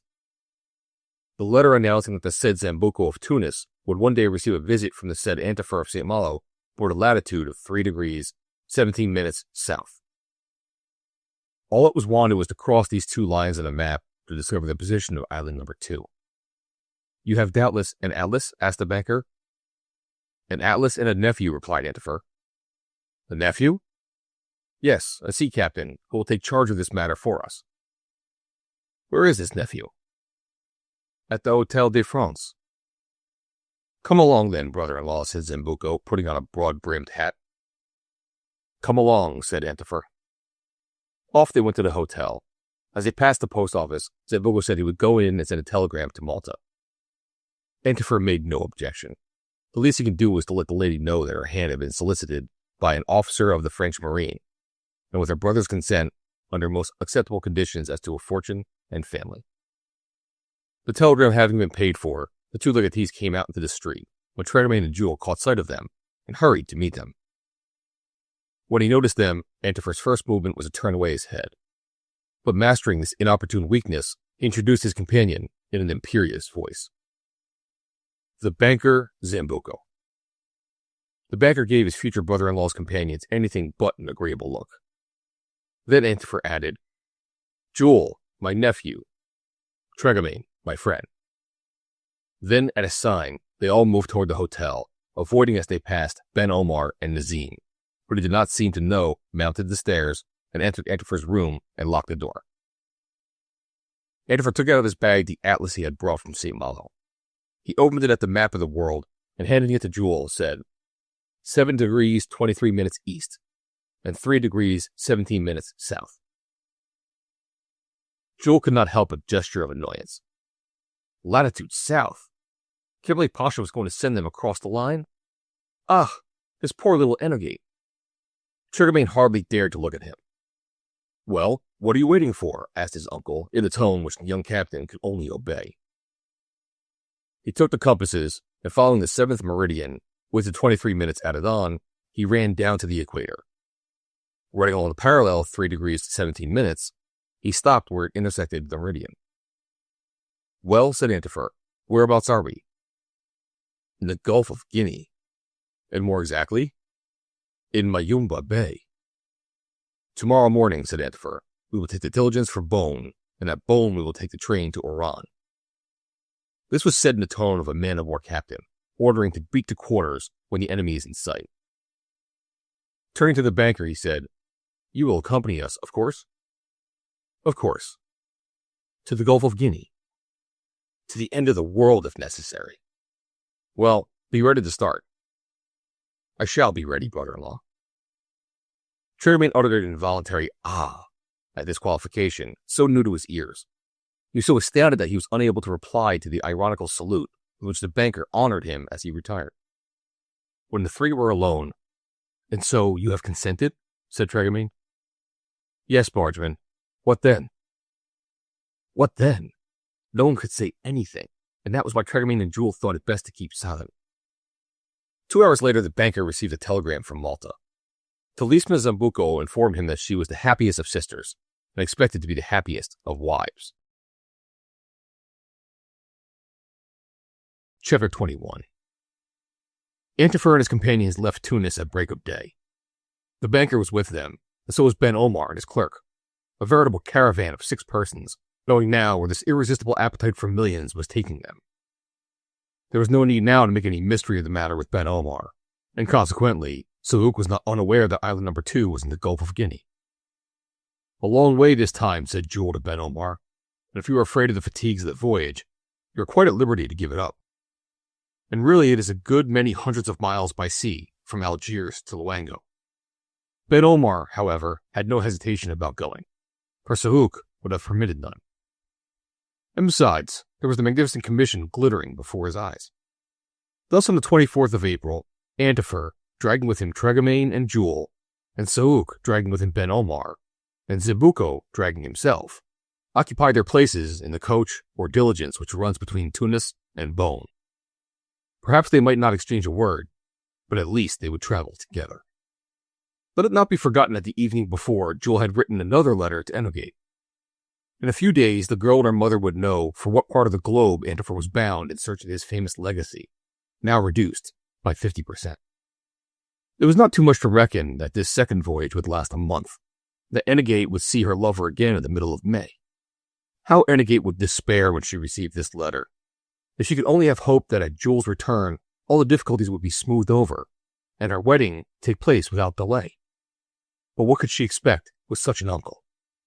Tregamain, then, was destined to cross the line. He, the bargeman of the Rance, was to sail in the southern hemisphere. What would you have? Life is made up of such unlikely things that the excellent man would be astonished at nothing, not even at being at the indicated spot and digging out of island number 2 the 3 famous barrels of Camel Lake Pasha. These considerations did not, however, hinder him from casting a look of curiosity over the country through which the diligence was passing, which over slightly resembled the plains of Brittany, even those that are hilly. But probably he was the only traveler of the 6 who thought of retaining some remembrance of the appearance of the country. The vehicle was not comfortable, and did not travel fast. From one stage to another, the 3 horses trot along uphill and downhill, with many a sudden turn amid the alpine scenery, especially in this wonderful Medjerda valley, dashing over torrents, which had no bridges, with the water often up to the axle trees. The weather was beautiful, the sky of a deep blue, or rather a ripe blue, as if browned slightly by the intense heat of the sun. The Bardo, the Bey's palace, which they saw on the left shore, so brilliantly white that would have been prudent to look at only through smoked glasses. So it was with the other palaces, embowered in thick fig trees and pear trees, like weeping willows, with their branches drooping to the ground. Here and there were groups of tents of striped cloth, under which appeared the heads of Arab women of serious countenance, and the brown faces of children, no less grave than their mothers. Afar in the fields, on the slopes, amid the rocky steeps, were herds of sheep, and goats as black as crows. Now and then birds would fly around the diligence, and then the whip would crack in the air. Among these birds, parrots were numerous, and distinguishable by their vivid colors. They were in thousands, and if nature had taught them to sing, man had not yet taught them to talk. And so the diligence traveled. The horses were changed frequently. Tregamain and Jules never omitted to get out and stretch their legs. Zebuco alighted occasionally, but never spoke to his companions. "There is a man," said the bargeman, "who seems as greedy of the Pasha's millions as our friend Antifer." "Quite so, Tregamain, and the 2 legatees are worthy of each other." Whenever he alighted, Saouk tried to overhear what was being said. Ben Omar remained quietly in his corner, engrossed in the thought that he would soon have to go to the sea again, and after the choppy waves of the Mediterranean, he was to brave the long rollers of the Atlantic. Antifer also never moved.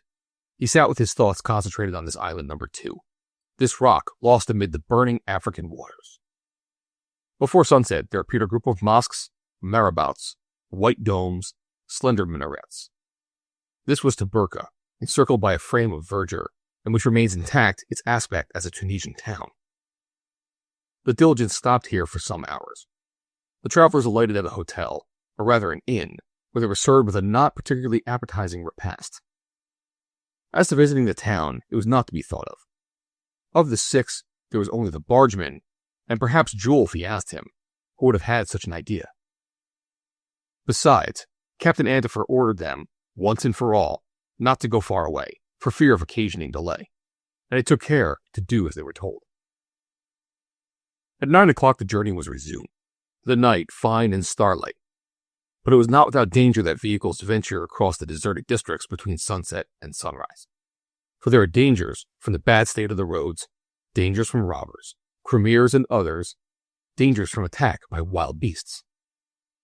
Occasionally, from amid the tranquil gloom along the edge of the thick woods skirted by the diligence, could be heard the roaring of lions and the growling of leopards. At this the horses shied, and it took all the driver's skill to master them.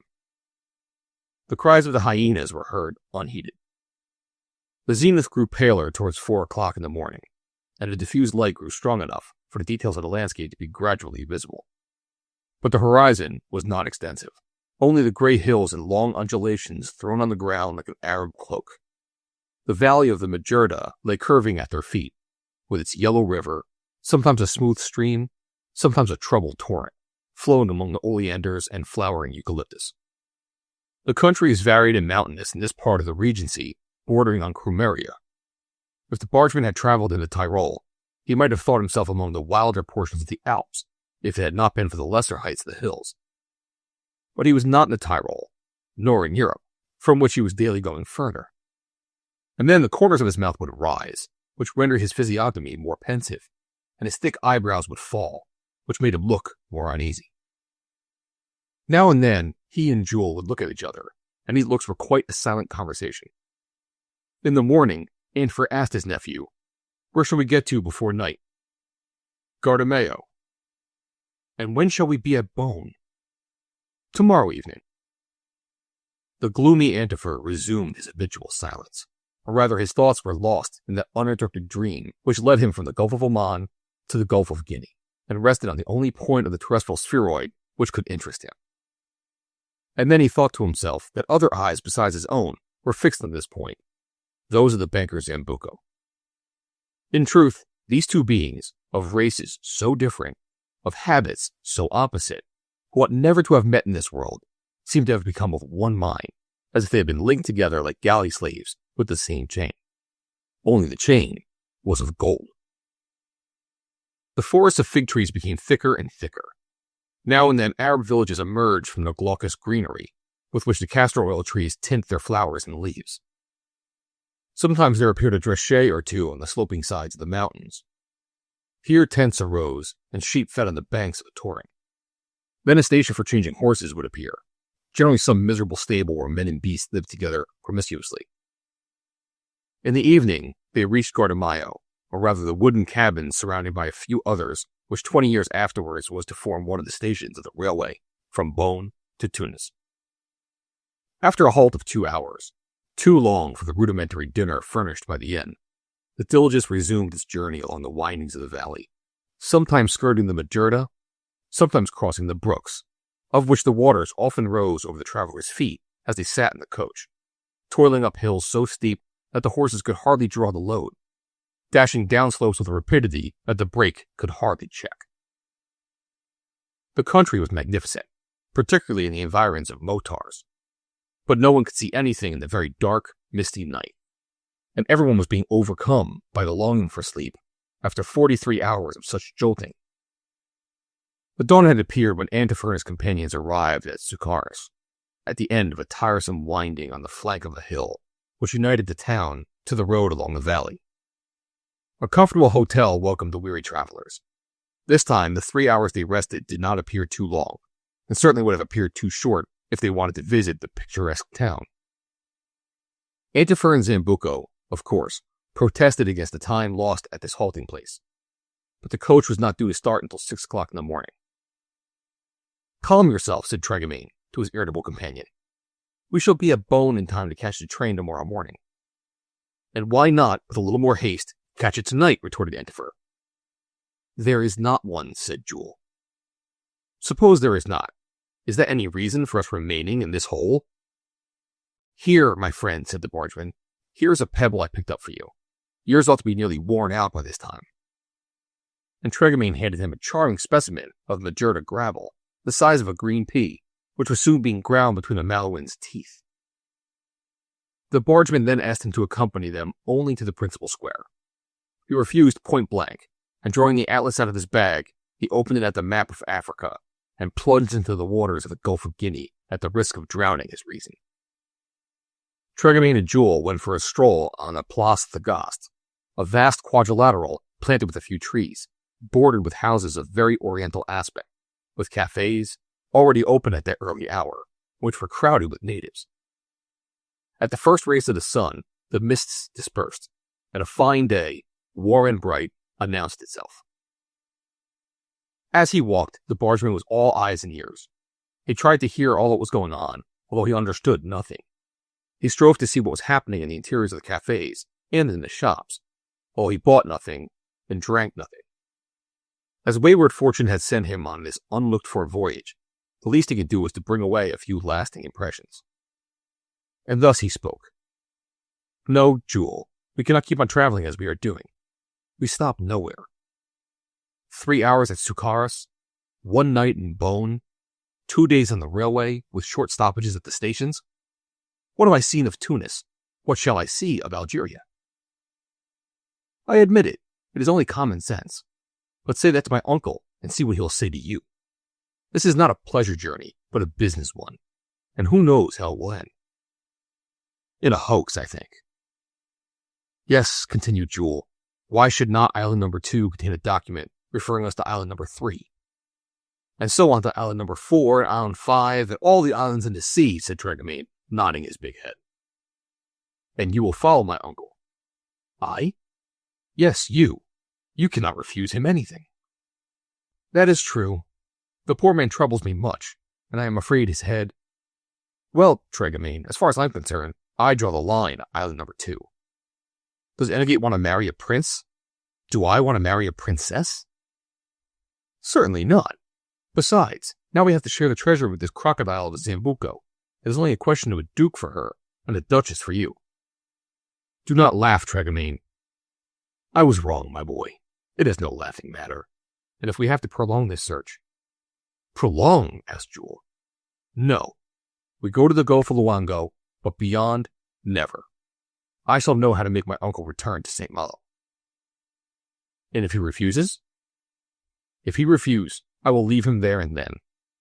I will return to Enogate, and, as she will be of age in a few months, I shall marry her in spite of wind and tide." "Do not be obstinate, my dear boy, and have patience. All will come right, I hope. It will end with your marrying my little Enegate, and I will dance at your wedding. But do not let us miss the diligence. Let us return to the hotel. If it is not asking too much, I'd rather reach Beaune before night, so as to see a little of the town. As to Constantine, Philippeville, and all the other queer places, what shall we see of them? If it is not possible, I shall have to be contented with Algiers, where we shall stay a few days, I suppose." "He is not likely to find a vessel ready to start immediately for the west coast of Africa, and you'll have to wait for one." "We will wait," replied the bargeman, smiling at the thought of visiting the marvels of the Algerian capital. "You know Algiers, Jules?" "Yes, Tregamain. I have heard sailors say that it is very fine. The town in the semicircle, its wharves, squares, arsenal, garden, its Mustafa, its Casbah particularly." "Very fine, Tregamain," interrupted Jules, "but I know something finer. There is St. Malo, and the house in the Rue des Hautes Salles, and the little room on the first floor, and the little girl who lives therein, eh?" "I am of your opinion, my boy. But as we have to pass Algiers, let me hope that I may visit Algiers." And abandoning himself to this hope, the bargeman, followed by his young friend, turned towards the hotel. It was time. The horses were being put to. Captain Antifer was striding to and fro, growling at all latecomers, although they were not late. Tregamain bowed his head beneath the stormy look his friend launched at him. In a few minutes, they were all seated, and the diligence was descending the rugged slopes of Sucaris. It was really a pity that the bargeman was not allowed to explore this Tunisian territory. Nothing could be more picturesque. Hills which are almost mountains, wooded ravines, which forced the future railway to make many a roundabout route across the opulent verdure, large rocks rising from the ground, here and there douars swarming with natives and with big fires round them at night as a defense against wild beasts. Tregamain would relate what the driver had told him, for he talked with him whenever he had an opportunity. In a year, 40 lions at least are killed among the brushwood, and the leopards killed amount to several hundreds, to say nothing of the crowds of howling jackals. Antifer cared nothing for Tunisian leopards and lions. If there had been 1,000,000 of them on island number 2, he would not retreat an inch from his purpose. But the banker on one side and the notary on the other listened to Tregamine's tales with interest. Zambuco would often take a sly glance out of the window, and Ben Omar would lean back in his corner and start and turn pale whenever a growl was heard from the thicket along the road. "I have heard," said Tregamine, "that the diligence has been attacked before now, and firearms had to be used to drive the beasts off. Last night even, the coach had to be burnt to drive off a lot of leopards by the glare of the flames." "And the travelers?" asked Ben Omar. "The travelers had to journey on foot to one of the places where they change horses." "On foot!" exclaimed the notary in a trembling voice. "I could never." "Well, you could have remained behind, Mr. Omar. We should not have waited for you, you may be sure." It could be guessed that this observation came from Captain Antifer. He did not again join in the conversation, and Ben Omar had to recognize that he was not born to be a traveler, either on land or sea. The day went by without the wild beasts manifesting their presence, except by distant growls.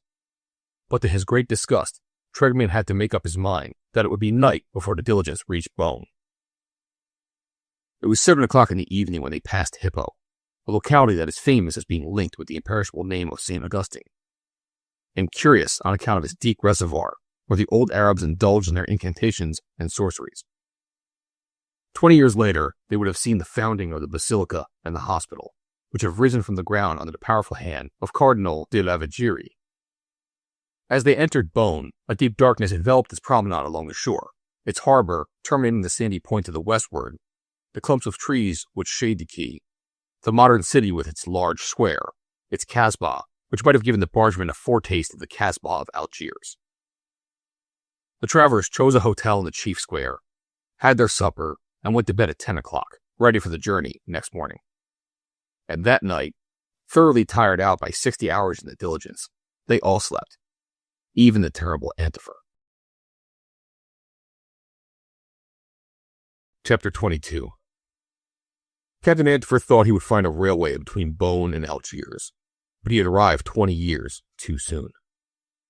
The reply he received early next morning when he asked the hotel keeper proved a puzzler for him. "What?" he said with a start.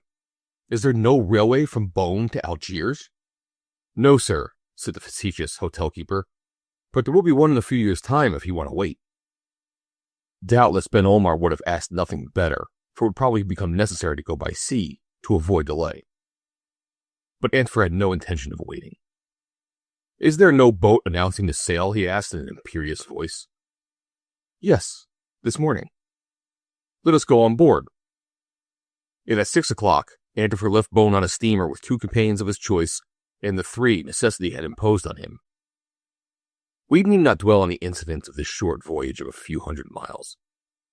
Tregamine would have preferred to have performed this navigation in a carriage, so as to have been able to see these territories which the remarkable railway was to traverse a few years later. But he reckoned on making up for his disappointment at Algiers.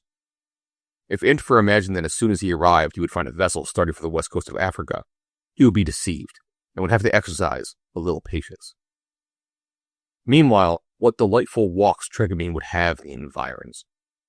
Perhaps even to Blida, or to the Monkey Brook. That the bargeman would gain nothing by the discovery of the treasure might be true, but at least he would gather a rich collection of memories of the journey to the Algerian capital. It was 8 o'clock in the evening when the steamer, which made a quick passage, dropped anchor in the harbor of Algiers. The night in these latitudes was then dark, even in the last week of March, although the sky was glittering with stars.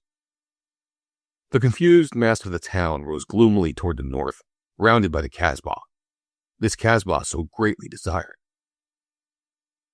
All that Tregamine could see in leaving the landing place was that he had to climb a lot of steps, abutting on the quay, supported by monumental arcades, and that he had to go along this quay, leaving to the left a square brilliant with lights, in which he would not have been displeased to stop. Then a block of high houses, comprising the Hotel de l'Europe, in which Captain Antifer and his party were hospitably received. They were shown to their rooms, Tregamine's adjoining Jules. They had their luggage brought up, and they went down to dine. That occupied them until 9 o'clock, and as there was plenty of time to wait for the departure of the steamer, the best thing for them to do was to go to bed and rest, so as to be in fit condition next morning to begin a series of walks through the town. But before taking the rest justified by this long journey, Jules wrote to Annegate. He did this as soon as he regained his room. The letter would go in the morning, and in 3 days it would reach her. There was nothing very interesting in the letter except that Jules was almost mad at the delay, and that he loved her with all his heart, in which there was nothing new. But while Ben Omar and Saouk went to their room, and Tregamain and Jules went to theirs, Antifer and Zambuco, the two brothers-in-law, as it is surely permissible to describe them after the signing and sealing of their contract, disappeared from the hotel after dinner without assigning any reason. This rather surprised the bargeman and the young captain, and perhaps made Saouk and Ben Omar uneasy, but it was not likely that Antifer would have answered any questions on the subject. Where did the legatees go? To stroll along the picturesque quarters of Algiers? Probably not. It was noticed that during the latter part of the journey, Antifer had occasionally conversed in a low tone with the banker, and that Zambuco had appeared to approve of his companion's suggestions. What they had been talking about? Was this going out late part of a prearranged plan? What plan? What strange combinations were possible with two men of this kind? After shaking hands with Jules, the bargeman went into his room. Before undressing, he opened the window wide to breathe a little of this delightful Algerian air. In the pale starlight, he looked over the wide expanse, all the roadstead up to Cape Matafou, over which glittered the lights of the vessels, many of them at anchor, many of them coming in with the night breeze, while the coast was aglow with the torches used by the fishermen. Closer in were the steamers getting underway, their large funnels belching forth showers of sparks. Beyond Cape Matafou was the open sea, bounded by a horizon on which the splendid constellations were rising like displays of fireworks. The next day would be magnificent, if it fulfilled the promises of the night. The sun would rise radiantly and outshine the last stars of the morning.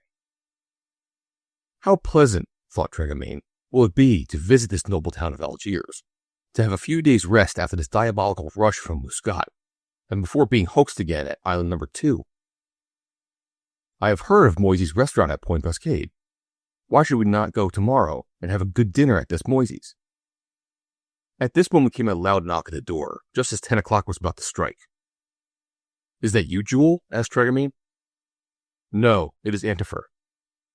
I will open the door, my friend. Useless. Dress and pack up. My portmanteau?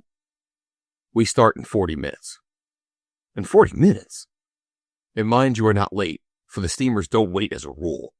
I'm going to tell Jules. Overwhelmed with surprise, the bargeman thought he must be dreaming. No, he heard the knock on Jules' door, and Antifer's voice telling him to get up. Then he heard the departing footsteps descending the stairs. Jules, who was writing, added a line to his letter telling Annegate that they were all going to leave Algiers that very evening. That, then, was why Zambuco and Antifer had gone out, was to inquire if any ship was sailing for the coast of Africa. By unhoped-for good fortune, they had found the said steamer preparing to start. They had secured the berths, and then, without troubling himself about ceremony, Antifer had returned to tell Tregamain and Jules, while the banker warned Ben Omar and Nazim. The bargeman was inexpressibly disappointed as he packed up, but nothing was to be said. The chief had spoken. He must obey. Almost immediately, Jules came into the room. You are not going to stop, he said. No, my boy, although I ought to do so for your uncle's sake. And I, who promised myself at least 2 days in Algiers, and the harbor, and the gardens, and the Casbah. But what could you expect, Tregamain? It is most unfortunate that my uncle has found a ship ready for sea. Yes, but I shall strike before it is over, said the bargeman with a gesture of anger. No, Tregamain, you will never strike. If you were to attempt such a thing, my uncle would only have to look at you in a certain way, and you would have to give in. You are right, Jules, replied Tregamain, lowering his head. I would obey. You know me well. It is a nuisance all the same, and this fine dinner I was thinking of giving you at Moisey's at Point Cascade. Vain regrets. The poor man heaved a sigh and completed his preparations. 10 minutes afterwards, Jules and he had found Antifer, Zambuco, and the others in the vestibule of the hotel. If they had been welcomed on their arrival, they were not allowed to depart so cheerfully. They had to pay for their rooms as if they had occupied them for a day. Joe put his letter in the box, and then they all descended the stairs leading to the harbor, while Tregomain took a last look at Government Square. Half a cable's length away, the steamer was moored with her steam up. Black smoke rose from her funnel to the sky. Her whistle was already announcing that she would soon be off. A boat at the quay steps was waiting to bring the passengers on board. Antifer and his companions took their places in her. In a few strokes of the oars, they were alongside. Before even Tregomain could make out where he was conducted to the cabin he was to share with Jules. Antifer and Zambuco occupied a second, the notary and Sauk a third. The steamer was the Catalan, belonging to a Marseille company, employed in the regular service of the west coast of Africa to St. Louis and Dakar. She called in at intermediate ports when necessary to receive or discharge passengers or goods. A quarter of an hour after Antifer had arrived, a final scream of the whistle rent the air. Then her hawsers were slackened off, and the Catalan began to tremble.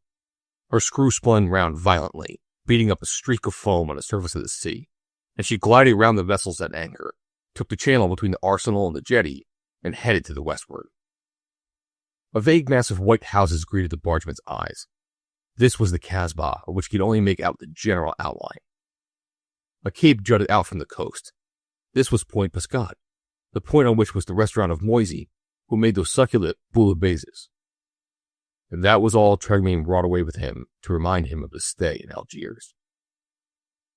We need hardly mention that as soon as the harbor was left, Ben Omar, extended on the couch in his cabin, began again to taste the delights of seasickness. And when he thought of his voyage to the Gulf of Guinea, he also thought of his return. Fortunately, that would be his last passage. On this island number 2, he was certain of getting his promised commission. But if some of the others had also been ill, it would have been more soothing to him, and not one of them felt the slightest nausea. He was the only one to suffer. He did not even have the very natural consolation of seeing one of his kind share his sufferings. The passengers on the Catalan were mostly sailors returning to the ports of the coast, a few Senegalese, and a certain number of soldiers of the marine infantry, accustomed to the eventualities of navigation. They were all bound for Dakar, where the steamer was to land her cargo. She was not going to stop anywhere on the road, and Antifer could but congratulate himself on having precipitated himself on board. It is true when we got to Dakar, he would not be at the end of his journey, and to this, Zambuco called his attention. Agreed, he said, but I never expected to find a steamer going from Algiers to Luango, and when we are at Dakar, we will see about matters. In fact, it would have been difficult to have done otherwise. The difficulty would be in the last part of the voyage, and therein was a subject for serious anxiety on the part of the expectant brothers-in-law. During the night, the Catalan kept along at some 2 or 3 miles from the coast. The lights of Ténez were observed, and the somber mass of Cape Blanc could just be distinguished. In the morning, the heights of Oran were sighted, and an hour afterwards the steamer doubled the promontory, on the other side of which is the roadstead of Mers el Kabir. Further on, the coast of Morocco developed on the port side, with its distant profile of mountains dominating the Rif country, where game is so plentiful. On the horizon appeared Tetuan, quite striking under the solar rays.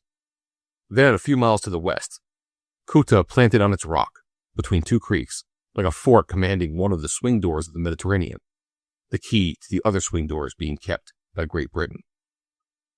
And beyond, in the offing through the straits, appeared the immense Atlantic.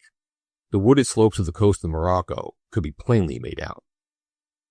Tangiers was past hidden in the curve of its gulf, its villas amid the green trees, many marabouts here and gleaming white in the sun. The sea was dotted with numerous sailing vessels waiting for the wind to take them through the straits of Gibraltar. The Catalan had no delays to fear. Neither the breeze nor the current, recognizable by peculiar rippling in the vicinity of the straits, could contend against her powerful screw, and towards 9 o'clock in the evening she was beating with its triple blade the wide Atlantic. The bargeman and Jules were talking on the poop before retiring for a few hours' rest. Naturally, the same thought occurred to them as the Catalan, steering southwest, doubled the extreme point of Africa, a thought of regret. Yes, my boy, said Tregomain, it would have been preferable if, on coming out of the straits, we had gone starboard instead of port. At least we should not have turned our heels on France. And to go whither? To the devil, I'm afraid. But you must endure evil with patience, Jules. You can return from everywhere, even from the devil. In a few days we shall be at Dakar, and from Dakar to the Gulf of Guinea. Who knows if we shall find any means of transport from Dakar? There is no regular service beyond. We may be kept there for weeks, and if my uncle imagines, he does imagine, never doubt it, that it will be easy for him to reach island number 2, he is mistaken. Do you know what I think, Triggermain? No, my boy, but if you'd like to tell me, well, I think that my grandfather, Thomas Antifer, ought to have left this confounded Camel Lake on the rocks of Jaffa. But Jules, the poor man, if he had left him there, this Egyptian could not have left his millions to his rescuer. If he had not left his millions, my uncle could not have run after them, and Enogate would be my wife. That is all very true, but if you had been there, Jules, you would have saved the life of this unfortunate Pasha as your grandfather did. What is that? He added to turn the conversation. What is that light? Showing a bright light on the port bow. That is the lighthouse of Cape Spartel, replied Jules. In fact, it was a lighthouse placed at the western extremity of the African coast and maintained at the expense of the state of Europe, the most advanced of those that projected their rays over the surface of the African seas. The voyage of the Catalan need not be related in detail. The steamer was favored. She picked up a land breeze in these parts, and can keep at a short distance from the coast. The sea was agitated merely by the long, rolling swell coming from the westward, and it required the most susceptible of Omars to be ill in such weather. The shore remained in view. The heights of Mekinez, of Matador, Mount Thachat, which dominates this region from a height of about 3,000 feet, Taroudant, and Cape Juby, where the frontier of Morocco ends. Triggermain did not have the satisfaction of seeing the Canary Isles, as the Catalan passed some 50 miles to the eastward of Fuerteventura, the nearest of the group, but he was able to salute Cape Bojador before crossing the Tropic of Cancer. Cape Blanco was passed in the afternoon on the 2nd of May. Next morning they were off Portendijk, and then the country of the Senegal lay spread before the travelers' eyes. As all the passengers were bound to Dakar, the Catalan had no occasion to put in at St. Louis, which is the capital of this French colony. Dakar seems to be of more maritime importance than St. Louis, and Antifer would probably find it easier there to obtain some means of transport to the Luongo.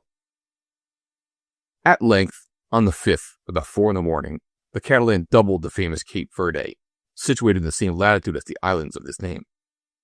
She rounded the triangular peninsula, which hangs like a flag on the edge of the African continent, and the port of Dakar appeared on the lower angle of the peninsula, after a voyage of 800 leagues from Algiers. Chapter 23. Never had Triggermain imagined the day would come when he'd be walking with Jules on the quays of Dakar, the ancient capital of the Gorian Republic. And yet that is what he did on this particular day, visiting the port, protected by its double jetty of granite rocks, while Antifer and Zambuco, as inseparable as Ben Omar and Saouk, went up to the French agency. A day is amply sufficient for seeing the town. There's nothing very interesting about it, whereas a good public garden, a citadel affording quarters for the garrison, and Bel Air Point, on which is an establishment to which are sent those suffering from yellow fever. If our travelers were to remain many days in this country, which is Gori for its capital, and Dakar for its chief town, the lapse of time would appear interminable. But it is as well to keep a good heart against ill fortune, as Triggermain and Jules said to one another. And meanwhile they strolled along the wharves and up and down the sunny streets, which are kept in good order by convicts, under the supervision of a few warders. The only things that interested them were the ships, these bits of herself which France sent from Bordeaux to Rio de Janeiro. These steamers of the Messageries Imperiales, as the line was called in 1862. Dakar was not then the important station it has become today. It possessed some 9,000 inhabitants, with a tendency to increase its population, owing to the important works in progress for the improvement of the port. If the bargeman had never made acquaintance with the Mbambaras Negroes, he had now an easy opportunity of doing so, for these natives swarmed in Dakar. Thanks to their dry, nervous temperament, their thick skulls, their woolly hair, they were able to support with impunity the fierceness of the Senegalian sun. Triggermain had hung his square handkerchief behind his head as the best substitute he can find for a sunshade. "Good gracious, it is hot," he exclaimed. "I really was not made to live in the tropics." "This is nothing, Triggermain," replied Jules. When we are in the Gulf of Guinea, a few degrees below the equator, I shall melt for a certainty, replied the bargeman, and I shall take nothing back to my country but skin and bones. And, said he with the sweetest of smiles as he mopped his face, it will be difficult to take home less. You are much thinner than you were. Think so? Bah! I have a margin yet before I am reduced to a skeleton. In my opinion, it is better to be thin in countries where the people feed on human flesh. Are there any cannibals on the Guinea coast? Not many. At least I hope not. Well, my boy, do not tempt the natives by being too fat. Who knows if after island number 2, we have to be off to island number 3, in countries where people feed on each other. As in the islands of the Pacific? Yes, there the inhabitants are anthropophagus. He meant to say philanthropophagus, if he had been capable of inventing the word. For in these countries, it is out of pure gormandizing that the natives eat their kind. But to think that Captain Antifer would be so obstinate as to let this madness for the millions drive him to such distant spots was not admissible. Certainly his nephew and his friend would never follow him there, and would prevent him from entering on such a campaign, even if it meant having to shut him up in a lunatic asylum. When Tremayne and Jules returned to the hotel, they found Antifer and the banker. The French agent had received them cordially, but when they asked for a vessel bound for Luango port, his answer was not encouraging. The steamers engaged in the trade are very irregular, and under any circumstances do not call at Dakar more than once a month. There was a weekly service between Sierra Leone and Grand-Bassam, but from there to Luango was a long way further. The first steamer was not due at Dakar for a week. How unfortunate! A whole week for him to spend in his town chafing at his bit. And would have to be of well-tempered steel, this bit, to resist the teeth of Captain Antifer, who was now chewing down a pebble a day. It is true that there is no want of pebbles on the African beach, so that Antifer would have no difficulty in supplying his wants. We could not avoid remarking that the week at Dakar was long, very long. The walks about the harbor, the excursions to the brook at the east of the town, had very soon exhausted their charms. Such patience was required as only an easy philosophy could give, but with the exception of Tremayne, who was remarkably gifted in this respect, Antifer and his companions were neither patient nor philosophical. If they blessed Kamali Pasha for having chosen them for his heirs, they cursed him for the caprice by which he had buried the heritage so far away. It was really too much to send them to the Gulf of Oman, and then they had to go to the Gulf of Guinea. Why could not the Egyptian have found a quiet little island in the European seas? Was there not one in the Mediterranean, in the Baltic, in the Black Sea, in the North Sea, with every convenience for the stowage of 3 casks? Really, the Pasha had indulged in quite a plethora of precautions. But so it was, and if you'd like to abandon this treasure quest, abandon it? See what a reception you would have had from Antifer and Zambuco, and even the notary held in the grip of the violent Saouk. The bonds which attached these companions to each other were being visibly relaxed. These were 3 distinct groups: Antifer and Zambuco, Omar and Saouk, Jules and Tremayne. They lived apart, meeting each other only at mealtimes. Avoiding each other during their walks, they sorted themselves out into twos, and seemed as though they would never combine in the final sextet, which could only result in abominable cacophony.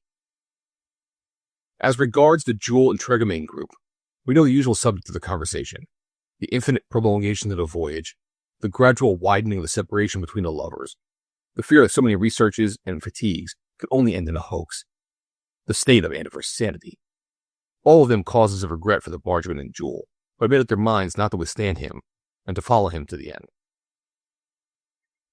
As regards the Antifer and Zambuco group, what a curious study these 2 future brothers-in-law would have made for a moralist. One, up to then of simple tastes, living a quiet life in a quiet town with the philosophy natural to a retired sailor, now a prey to the lust for gold, his mind deranged by this mirage of millions gleaming under his eyes. The other, already so rich, but having no other care than to heap riches on riches, exposing himself to so many fatigues, to so many dangers even, in the endeavor to increase the heap. A week to get rusty at the bottom of this hole, said Captain Antifer, and who knows if this wretched steamer will not be late. And then, said the banker, our ill fortune makes us land at Luango, and thence go up 50 leagues to Mayumba Bay. It is uneasy about the end of this road, said the irascible Antifer. Enough to make you uneasy, observed the banker. It is no good anchoring till we reach the roadsteads. Let's get to Luango, and then we will see. We might persuade the captain of the steamer to put in at Mayumba. It would not take him far out of his way. I do not suppose he would consent, and he is not likely to be allowed to do so. If we were to offer him an indemnity, he might, suggested the banker. We will see, Zambuco, but you are always thinking of what never occurs to me. The essential is to arrive at Luango, and from there we can get to Mayumba. At least we have legs, and if necessary, and there is no other way of leaving Dakar, I should not hesitate at going round by the coast. On foot? Yes, on foot. He spoke quite airily, but the dangers, the obstacles, the impossibilities of such a journey. He might think himself lucky to be able to find a steamer, and thus avoid the perils of the journey. Not one of those who accompanied him on such an expedition would have returned, and Talisman Zambuco would have waited in vain at home in Malta for the return of her too audacious husband that was to be. And so they had to resign themselves to this steamboat, which could not arrive for a week. But how long seemed the hours spent at Dakar? Quite different was the conversation of Saouk and Ben Omar. Not that the son of Murad was less impatient to reach the island and carry off the treasure of Kamalik Pasha. His thoughts were concentrated on the way in which he would best rob the legatees. He intended to carry this out on the return from Sohar to Muscat. Now he would attempt it on the return from Mayumba to Luango. Certainly his chances had improved. Among the natives and interlopers, he ought to find a few fellows capable of anything, even the shedding of blood, if necessary, who would manage this matter for him. And the prospect of this terrified the pusillanimous Ben Omar, less from delicacy of feeling than from fear at being mixed up in such an affair. He made a few timid suggestions. He remarked that Captain Antifer and his companions were men who would sell their lives dearly. He insisted on the point that no matter how much they would pay them, the scoundrels he employed will talk about it sooner or later, that the truth is always found out at last regarding the massacre of explorers in any part of Africa. His arguments were directed, in fact, not against the criminality of the attempt, but arose from fear of being found out, the only reason which could stop such a man as Saouk. But they had no effect on him. Giving the notary one of these looks which chilled the very marrow in his bones, he said, I only know of one imbecile who is capable of betraying me. And who is that? You, Ben Omar. Me? Yes, and take care, for I know how to make people hold their tongues. Ben Omar, trembling in all his limbs, bowed his head. One corpse more or less on the road from Mayumba to Luango would not embarrass Saouk, as he well knew. The expected steamer dropped anchor at Dakar in the morning of the 12th of May. This was the Sintra, a Portuguese vessel bound with passengers and goods to San Paul de Luanda, the important Lusitania colony of tropical Africa. She regularly stopped at Luango, and that she started early next morning, Antifer's companions at once booked their berths. As their speed was only from 9 to 10 knots, the voyage would last a week, during which Ben Omar would suffer as usual. Having dropped a few passengers at Dakar, the Sintra started next morning in fine weather, with the breeze blowing off the land. Antifer and the banker heaved an immense sigh of satisfaction, as if their lungs had not been working for a week. This was the last stage before setting foot on island number 2, and putting their hand on the treasure it was guarding so carefully. The attraction the island exercised on them seemed to become more powerful as they approached it, conformably to natural laws, increasing inversely as they squared the distance. And at every turn of the screw of the Sintra, the distance decreased. As for Jules, it increased. He went farther and farther away from France, from Brittany, where Enogate sat in sorrow. He had written to her from Dakar as soon as he arrived, and the poor girl would soon learn that her lover was farther away from her than ever, and could fix no date as to a probable return. So tried to find out what passengers were to be landed at Luango. Among these adventurers, with consciences untroubled by scruples or remorse, who were in search of fortune in these distant lands, were there any who knew the country and were likely to become his accomplices? His Excellency could not find any. He would have to choose his rascals when he reached Luango. Unfortunately, he could not speak Portuguese, neither could Ben Omar. This was embarrassing, as he had to treat of delicate matters and express himself quite clearly. Antifer, Zambuco, Tregamain, and Jules were reduced to talking among themselves, for no one on board spoke French. There was one whose surprise was equal to his satisfaction. Ben Omar, to wit. To say he felt no discomfort during his voyage on the Sintra would be untrue, but at the same time, the intense suffering he had frequently experienced was now spared him. The Sintra kept within 2 or 3 miles of the coast. The sea was calm, and she felt very little of the swell on the open sea. This continued after she had doubled Cape Palmas, the extreme point of the Gulf of Guinea. As often happens, the breeze followed the line of the coast, and the Gulf was as smooth as the ocean. But the Sintra had to lose sight of the land when her course was laid for Luongo. The travelers saw nothing of Ashanti land, nor of Dahomey, nor even the summit of Mount Cameroon, which rises for some 12,000 feet beyond Fernando Po on the confines of Upper Guinea. In the afternoon of the 19th of May, Treguier became somewhat excited. Jules told him he was about to cross the equator. For the first time, for the last no doubt, the bargeman was about to enter the southern hemisphere. What an adventure for him, the mariner of the Rance! And it was without regret, following the example of the other passengers, he gave the crew of the Sintra his piastre in recognition of the honor of crossing the line. At sunrise the next morning, the Sintra was in the latitude of Mayumba, but about 100 miles to the west of it. If the captain of the steamer had agreed to put in at a port which belongs to the state of Luongo, what fatigues, what dangers perhaps, would have been spared Captain Antifer?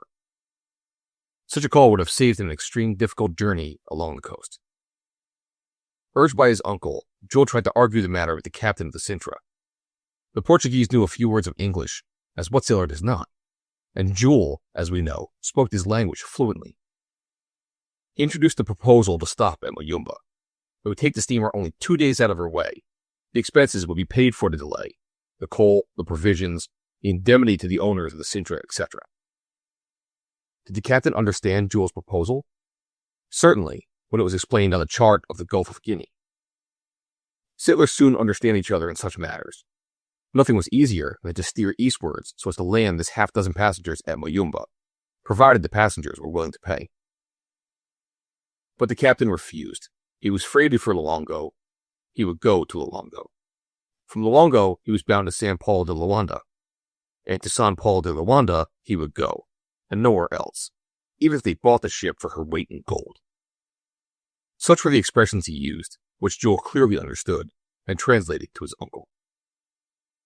Terrible was Antifer's anger, and fearful of the broadside of oaths he let fly at the captain. If it had not been for the intervention of Treguier and Jules, Antifer, in a state of mutiny, would have been sent as a prisoner to the hold for the rest of the voyage. 2 days afterwards, in the evening of the 21st of May, the Sintra stopped before the long sandbank which defends the coast of Luongo, and landed with her launch the passengers in question.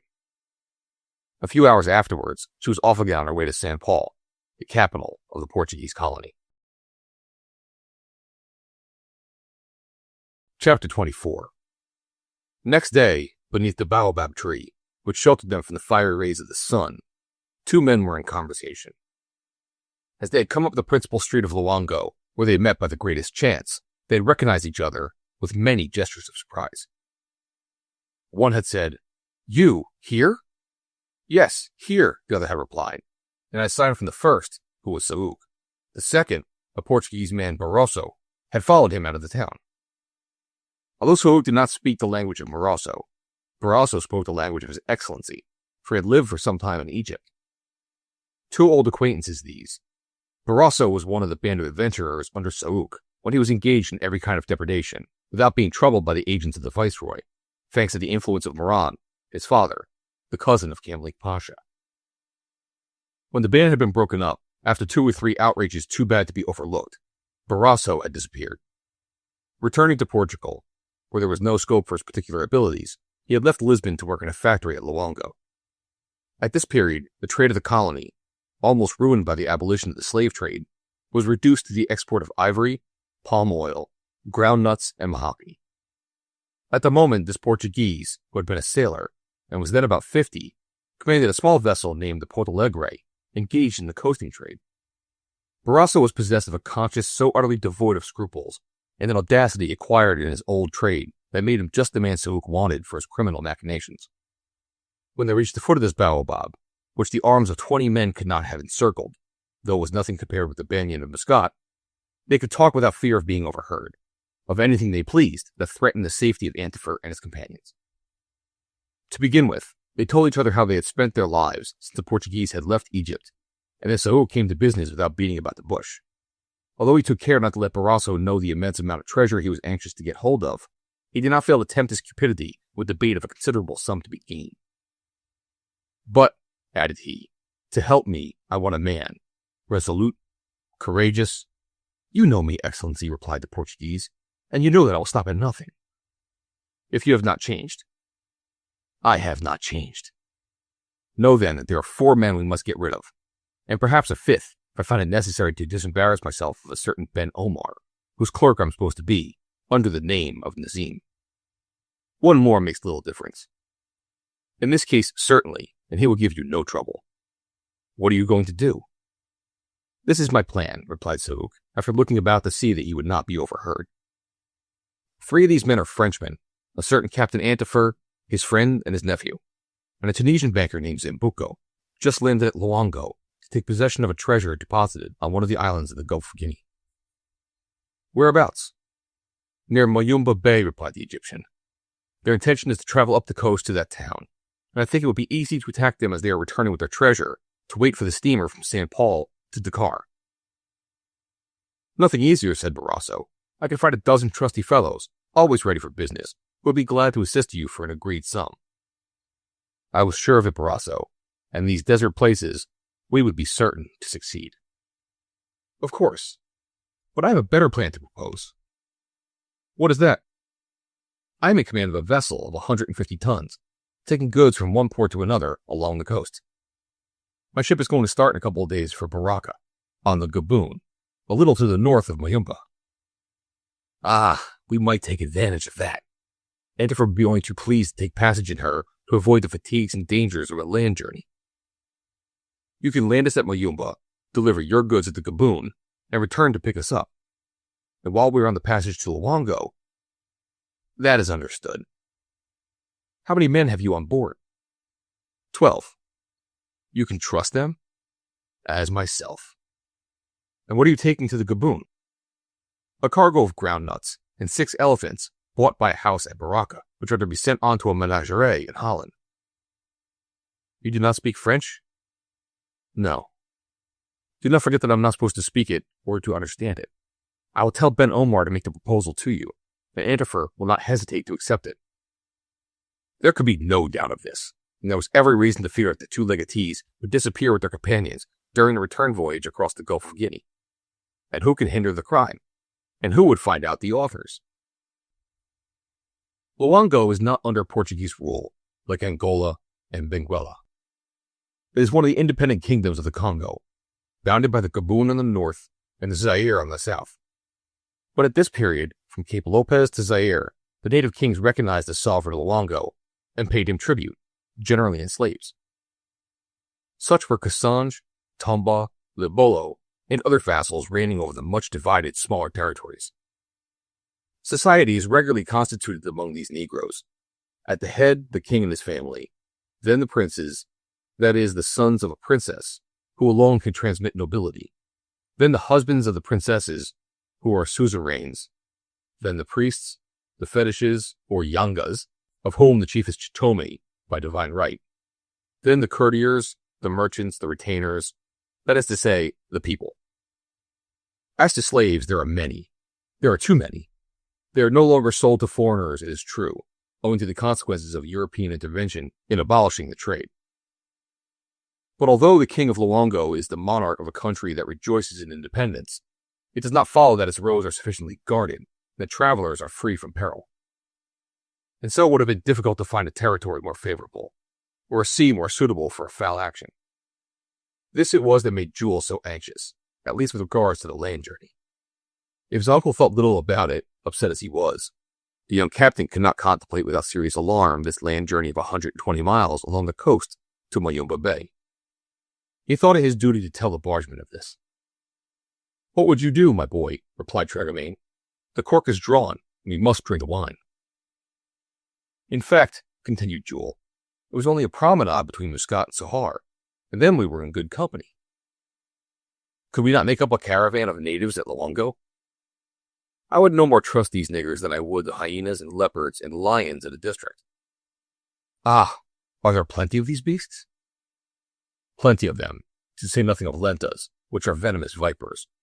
of cobras which spit their foam in your face, of pythons 30 feet long. A nice place, my boy.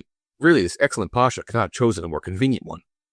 And you think that these natives are not particularly intelligent, being like all the Congolese, but they are intelligent enough to rob and massacre the fools who venture in its abominable country. This fragment of dialogue is a fair sample of the anxieties that Jules shared with Tregamain, and consequently, they are both greatly relieved when Sauk, by means of Ben Omar, introduced the Portuguese Barroso to Captain Antifer and the Tunisian banker. No long stages across these dangerous countries, no fatigues in this excessive climate during so long a journey. As Sauk had said nothing of his previous connection with Barroso, and as Jules could have no suspicion that these two scoundrels had formerly known one another, his suspicions were not aroused.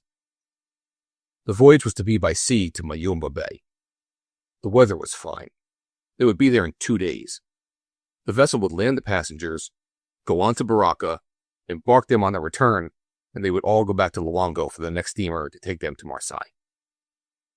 Never had chance declared itself so clearly in favor of Captain Antifer. Of course, he would have to pay well for his passage, but what mattered the cost?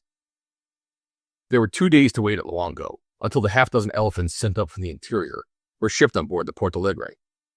And so Tregamain and Jules, the former always anxious to learn, amused themselves by strolling through the town, the Banza as it was called in Congolese. Luango, or Bouala, the old city, measuring about 2.5 miles in circumference, is built in the midst of a palm forest. It is composed of a collection of factories, surrounded by huts built of raffia twigs and covered with papyrus leaves. The traders are Portuguese, Spanish, French, English, Dutch, and German. Quite a mixture, as you see. But how new everything seemed to the bargemen. The Bretons on the banks of the Rance are not in the least like those half-naked natives, armed with bows and wooded swords and rounded axes. The king of Luango, dressed up in a ridiculous old uniform, was not in the least like the prefect of Ile-et-Vilaine. The villages between St. Malo and Dinan had no such huts sheltered by huge coconut trees. And the people of St. Malo are not polygamous, like the idle Congolese, who leave all the heavy work to their wives and go to bed when their wives are ill. But the land in Brittany is not as fertile as the land in Luango. Here it is only necessary to scratch the ground to obtain superb crops of manfrigo, or millet, with ears weighing 1/2 pound, of holcus, which grows without culture, of luco, which is used for bread, of maize giving 3 crops a year, of rice, yams, manioc, tamba, lentils, tobacco, sugarcane in the marshy districts, vines in the neighborhood of the Zaire, imported from Canary and Madeira, figs, bananas, oranges, called mambrocas, lemons, pomegranates, kudis, fruit in the shape of pine cones, containing a floury melting substance, new bonzems, a kind of nut much liked by the Negroes, and pineapples that grow naturally on the desert spots. And then, what huge trees! Mangroves, sandalwoods, cedars, tamarinds, palms, and a number of those baobabs, from which is extracted a vegetable soap and a residuum much appreciated by the natives. And what a crowd of animals! Pigs, boars, zebras, buffalo, deer, gazelles, antelopes, elephants, jackals, porcupines, flying squirrels, wild cats, to say nothing of the innumerable varieties of monkeys, chimpanzees, ostriches, peacocks, thrushes, partridges, red and gray, edible locusts, bees, mosquitoes, kanzos, satoles, and cousins more numerable than desire. A wonderful country, whose wonders Tregamain would have exhausted if he had time to study its natural history. Neither Antifer nor Zamuco could have told you if Luango was peopled by whites or blacks. No, their eyes looked elsewhere. They were searching far away more to the north, for an imperceptible point, a point unique in this world, a sort of enormous diamond with fascinating scintillations, weighing thousands of carats and worth millions of pounds. Ah, how impatient they were to set foot on island number 2 and reach the end of their adventurous campaign. On the 22nd of May, at sunrise, the vessel was ready to sail. The 6 elephants had arrived the night before and been embarked with the necessary precautions. They were magnificent animals that would not have disgraced Sam Lockhart's circus. It need scarcely be said that they were stowed in the hold. Maybe it was not very prudent to load a vessel of 150 tons with such masses, which might interfere with its equilibrium. Jules mentioned this to the bargeman. The vessel was, however, rather beamy and drew very little water, so as to enable her to come close in over the shallows. She had 2 masts, rather far apart, and was of square rig. For a vessel of this kind only sails well before the wind, and she is not very speedy, she can at least be safely worked within sight of the coast. Besides, the wind was favorable. At Luongo, as in all the countries of the Gulf, the rainy season, which begins in September, ends in May, under the influence of winds coming from the northwest. On the other hand, though it may be fine from May to September, how insupportable is the heat, which is only tempered a little by the abundant dew of the nights. Since they had landed, our travelers had melted and grown thinner visibly. More than 93 degrees in the shade. In this country, if we are to believe certain explorers, little worthy of faith, who ought to have been born in Bouches de Rhône or Gascony, the dogs were obliged to be continually on the move to prevent them from burning their paws on the incandescent soil. And wild boars are found actually cooked in their skins. Tregomain was almost inclined to believe these stories. The Porto Alegre set sail at 8 o'clock in the morning. The passengers were all on board, men and elephants. The groups were as usual. Captain Antifer and Zambuco, more hypnotized than ever by this island number 2. And what a weight would be lifted from them when the lookout sighted it on the horizon. Tregomain and Jules, one forgetting the seas of Africa for the channel and the harbors of St. Malo, the other thinking of nothing but breathing the refreshing breeze. Sauk and Barroso talking together. And what was there to be astonished at, as they spoke the same language, and it was owing to their meeting that Antifer had obtained a passage on the vessel. The crew consisted of a dozen sturdy fellows, mostly Portuguese, and of very unprepossessing appearance. The uncle was absorbed in his thoughts and did not notice this, but the nephew remarked it and communicated his impressions to the bargeman, who replied that in such temperatures it is hazardous to judge people by their looks, and that one must not be too particular with regards to the crew of an African vessel. With the prevailing wind, the voyage up the coast promised to be delightful. Portentosa Africa, Tregomain would have said if he had known the pompous epithet with which the Romans greeted this continent. In truth, their thoughts had not been elsewhere, Captain Antifer and his companions, in passing the factory of Chaillu, would have abandoned themselves to the just admiration which the natural beauties of the coast deserved. Alone among them, the bargeman gazed at it like a man who wished to carry away with him some remembrance of his journey. And what could he have more splendid than a succession of green forests covering the hillsides, dominated here and there by the heights of the Strauch Mountains, bathed with hot mists in their deep ravines. From mile to mile the beach ran back to give passage to the watercourses coming from the thick woods, which the tropical heats could not dry up. It is true that all this water did not reach the sea. Flocks of birds were gathered to drink of it. Peacocks, ostriches, pelicans, divers animated the landscape with the beatings of their wings. Herds of graceful antelopes, troops of empalagas, or elans of the Cape, huge mammals capable of drinking a ton of this limpid water as easily as the bargeman could have tossed off a glass. Herds of hippopotamuses, looking at a distance like pink pigs, whose flesh, it seemed, is not despised by the natives. Tregomain, finding himself near Antifer in the bows, took occasion to remark, my friend, hippopotamus feet, a la Santa Menamud. Will that do for you? Antifer merely shrugged his shoulders and gave the bargeman one of those weary, vague looks which look at nothing. He no longer understands what is said to him, murmured Tregomain, using his handkerchief as a fan. On the edge of the shore were troops of monkeys, leaping from one tree to another, howling and grimacing when, by a movement of the rudder, the Porto Alegre approached the beach. The birds, the hippopotamuses, and monkeys would have done no harm to our travelers if they had had to walk from Luongo to Mayumba. No, what would have been a more serious danger was the presence of leopards and lions, which were seen bounding about the underwood, wonderfully supple brutes, anything but safe to meet with. When the night came, there were gruff howlings and lugubrious bayings to break the impressive silence which followed the fall of night. This concert reached the vessel like the moaning that precedes a storm. Troubled and excited, the elephants became restive in the hold, replying by savage grunts and shaking so as to make the vessel's timbers groan.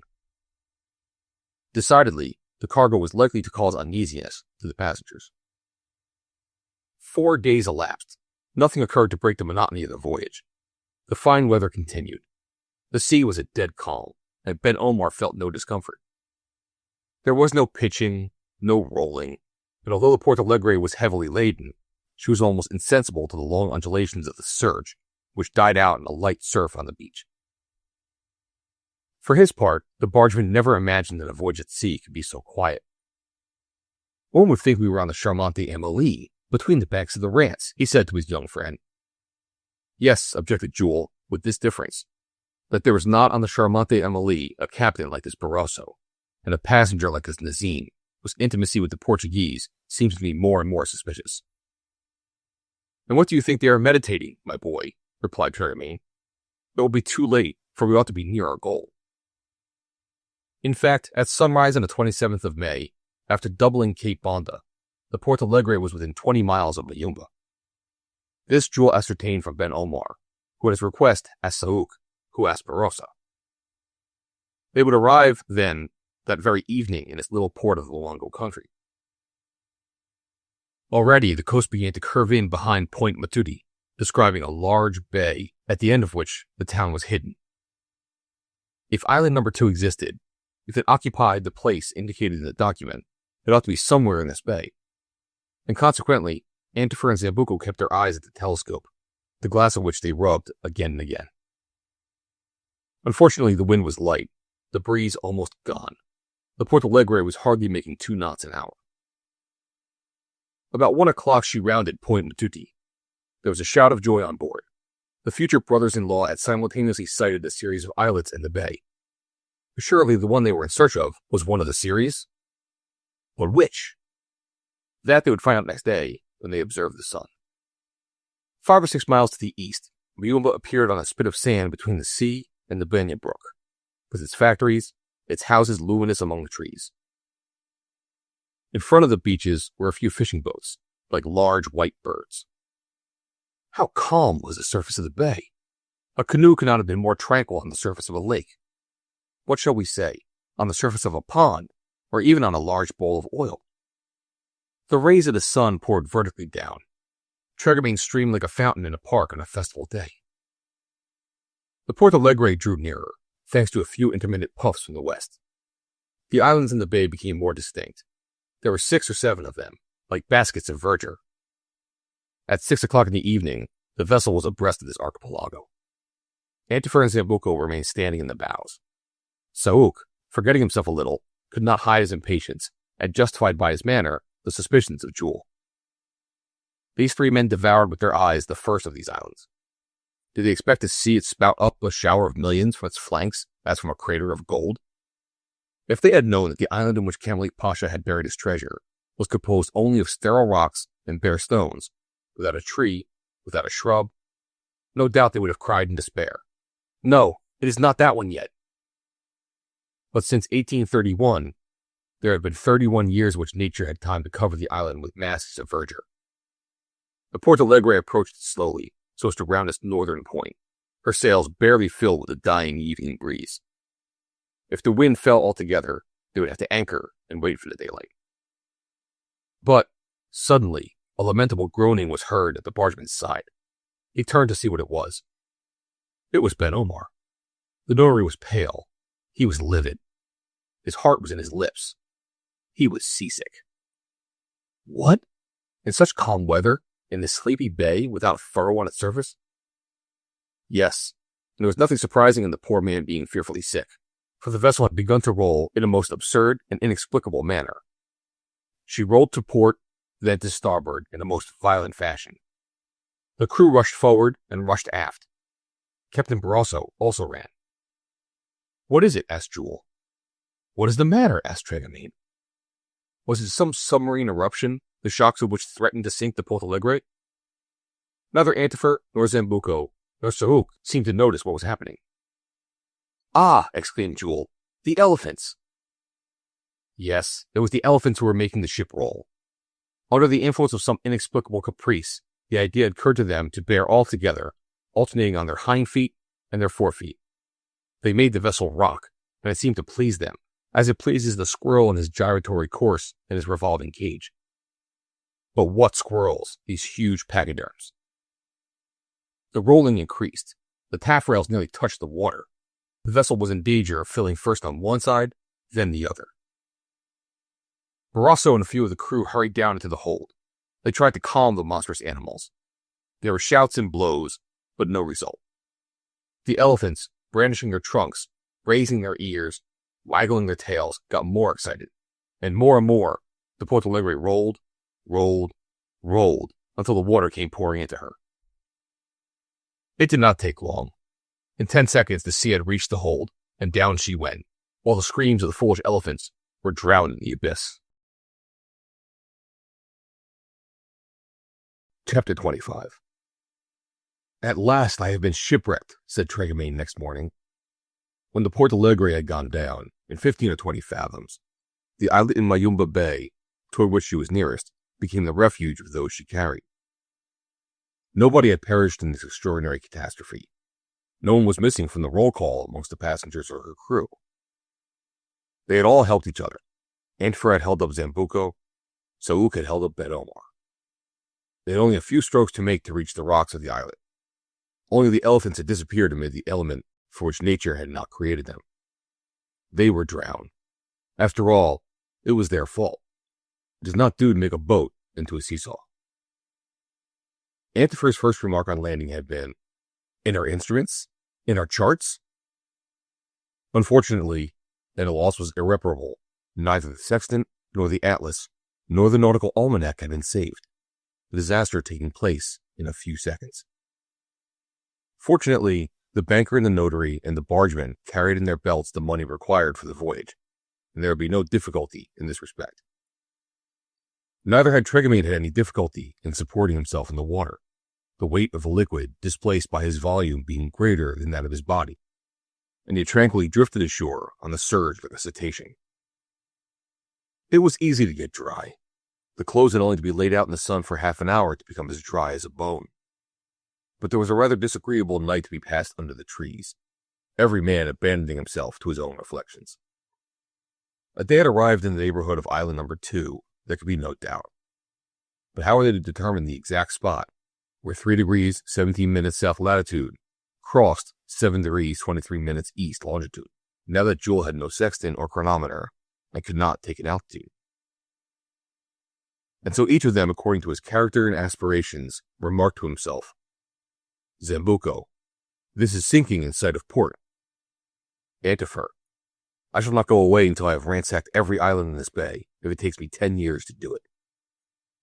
Sauk, "Well-laid scheme has failed, owing to this absurd shipwreck."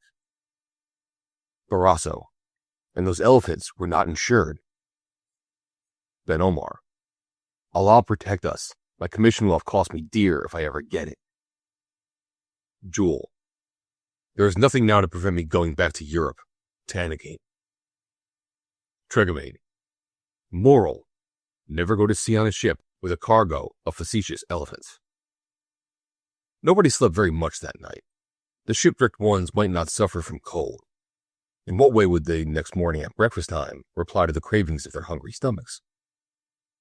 At least, unless the trees were coconut trees laden with fruit, with which, for want of something better, they might support themselves until they reached Mayumba. But how were they to reach this town, which was 5 or 6 miles off? Make signals? Would they be seen? Swim 5 or 6 miles? Was there any one of the crew who could do that? Anyhow, when daylight came, the matter would have to be considered. There was no appearance that this island was inhabited by human creatures, be it understood. But there was no want of other living things, noisy, inconvenient, dangerous perhaps by their numbers. Tregamain had a notion that all the monkeys in creation had met on the island. Perhaps he had landed in the capital of the kingdom of Jaka, or Jacolia. And though the temperature was calm and the surf hardly rippling on the beach, there was not an hour of peace to be enjoyed on the island. The silence was continuously troubled, and it had been impossible to sleep. There was a curious uproar among the trees.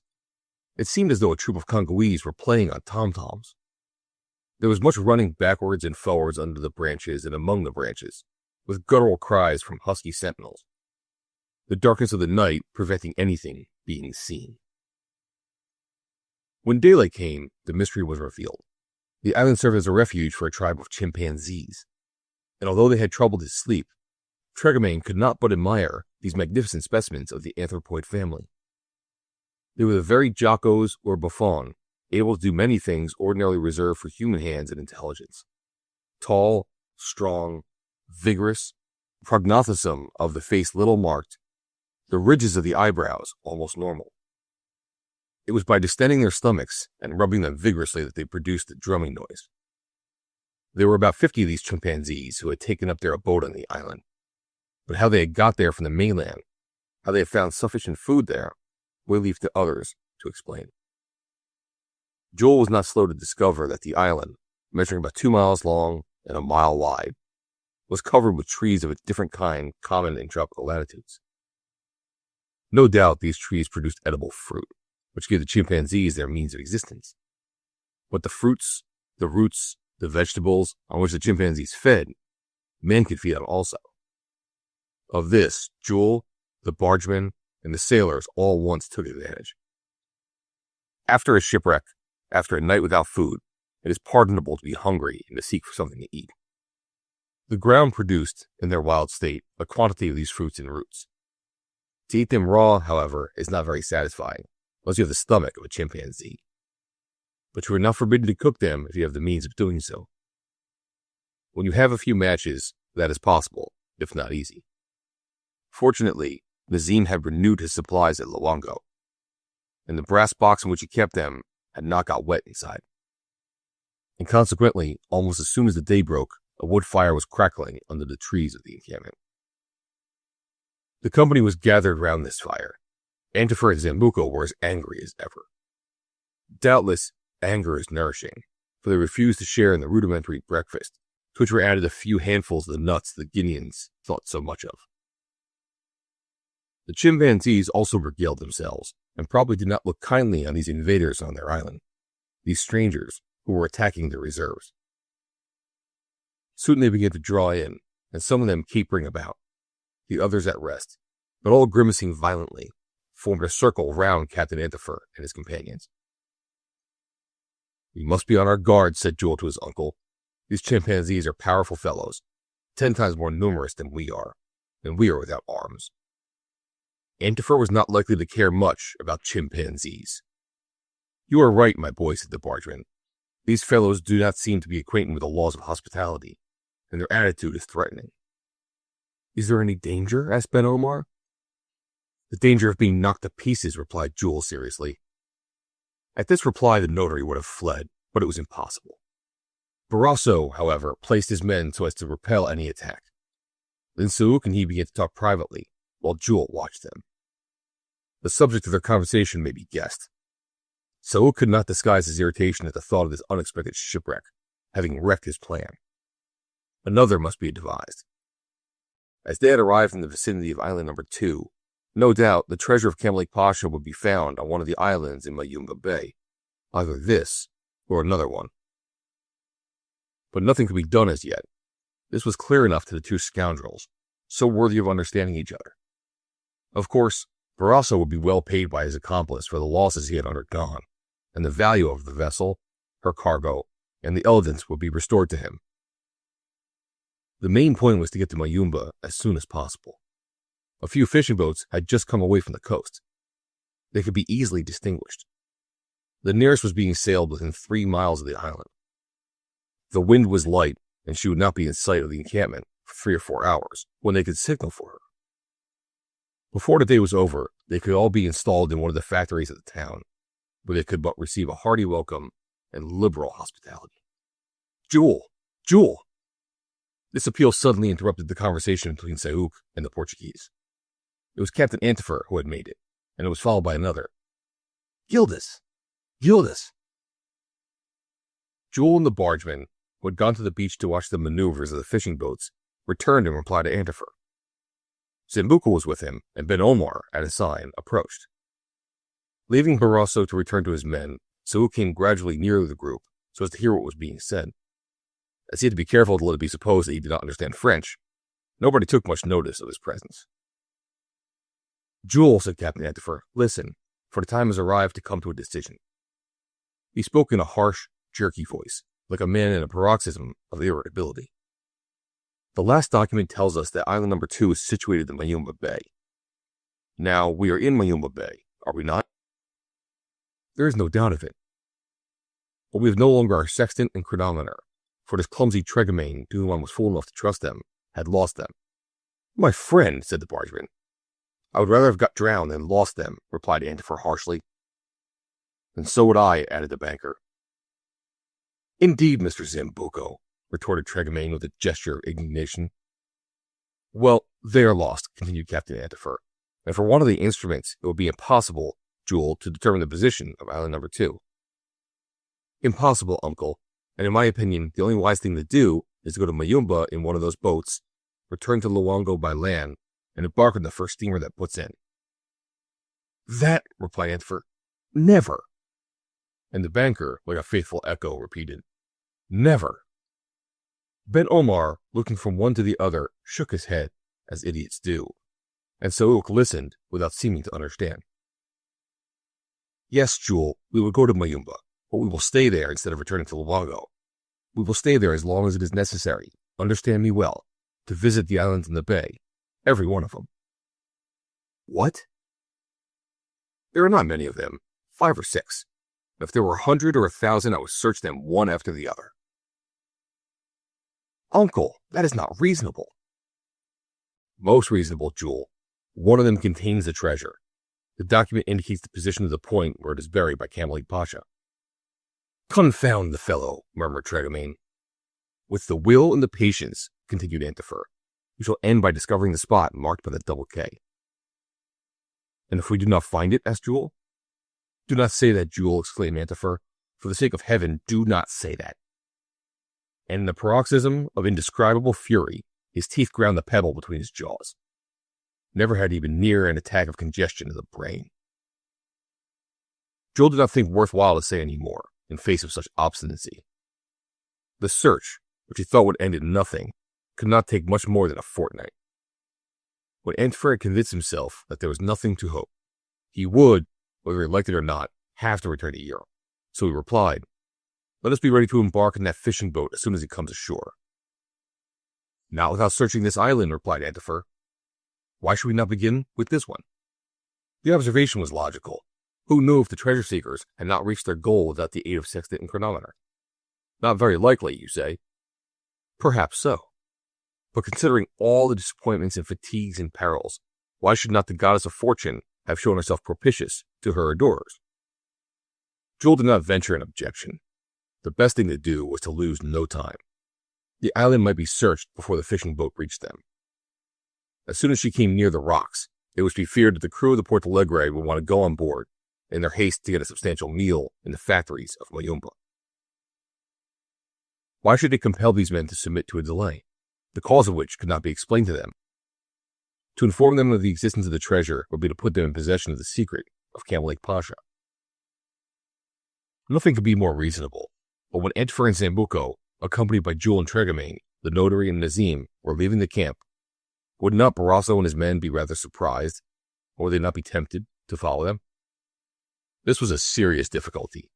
In case the treasure was discovered, what would this crew do at the exhumation of the casks, containing millions in gold, diamonds, and other precious stones?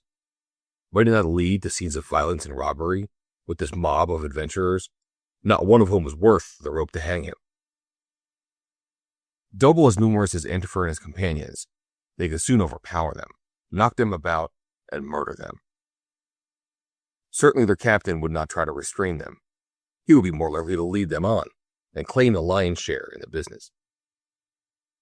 But to oblige Captain Antifer to act only with extreme prudence, to make him understand it would be better to wait a few days, to first reach Mayumba with a shipwrecked crew, and to return the next day with a boat specially engaged for the trip, after getting rid of these suspicious fellows, was anything but easy. Jules' uncle would refuse to listen to reason. Never would they get him away until he had ransacked the island.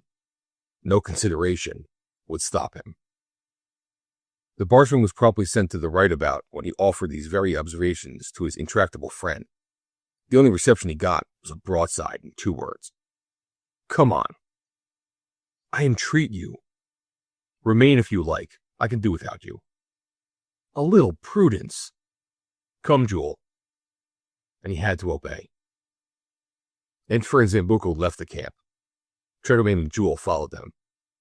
The men made no attempt to move. Barroso did not seem to take any interest in the reason for the passengers walking off. How was this? It was because Sauk had heard all that passed, and having no wish to delay or hinder the search, had simply given the Portuguese the word. Barroso turned to his crew and ordered them to wait at the point for the fishing boats and not move away from the camp. And when this was done, Ben Omar, at a sign from Sauk, started after Antifer, who was not surprised at seeing the notary flanked by his clerk, Nazim. Chapter 26. It was about 8 o'clock in the morning, to judge by the height of the sun above the horizon, and about with which we must be contented, owing to the watches having stopped on account of the immersion. If Barroso's men had not followed the explorers, it was not so with the chimpanzees. A dozen of them left the troop with the evident intention of escorting the intruders. The others remained around the encampment. As he walked, the bargeman looked sideways at the savage bodyguard, who answered him with abominable grimaces and threatening gestures and gruff exclamations.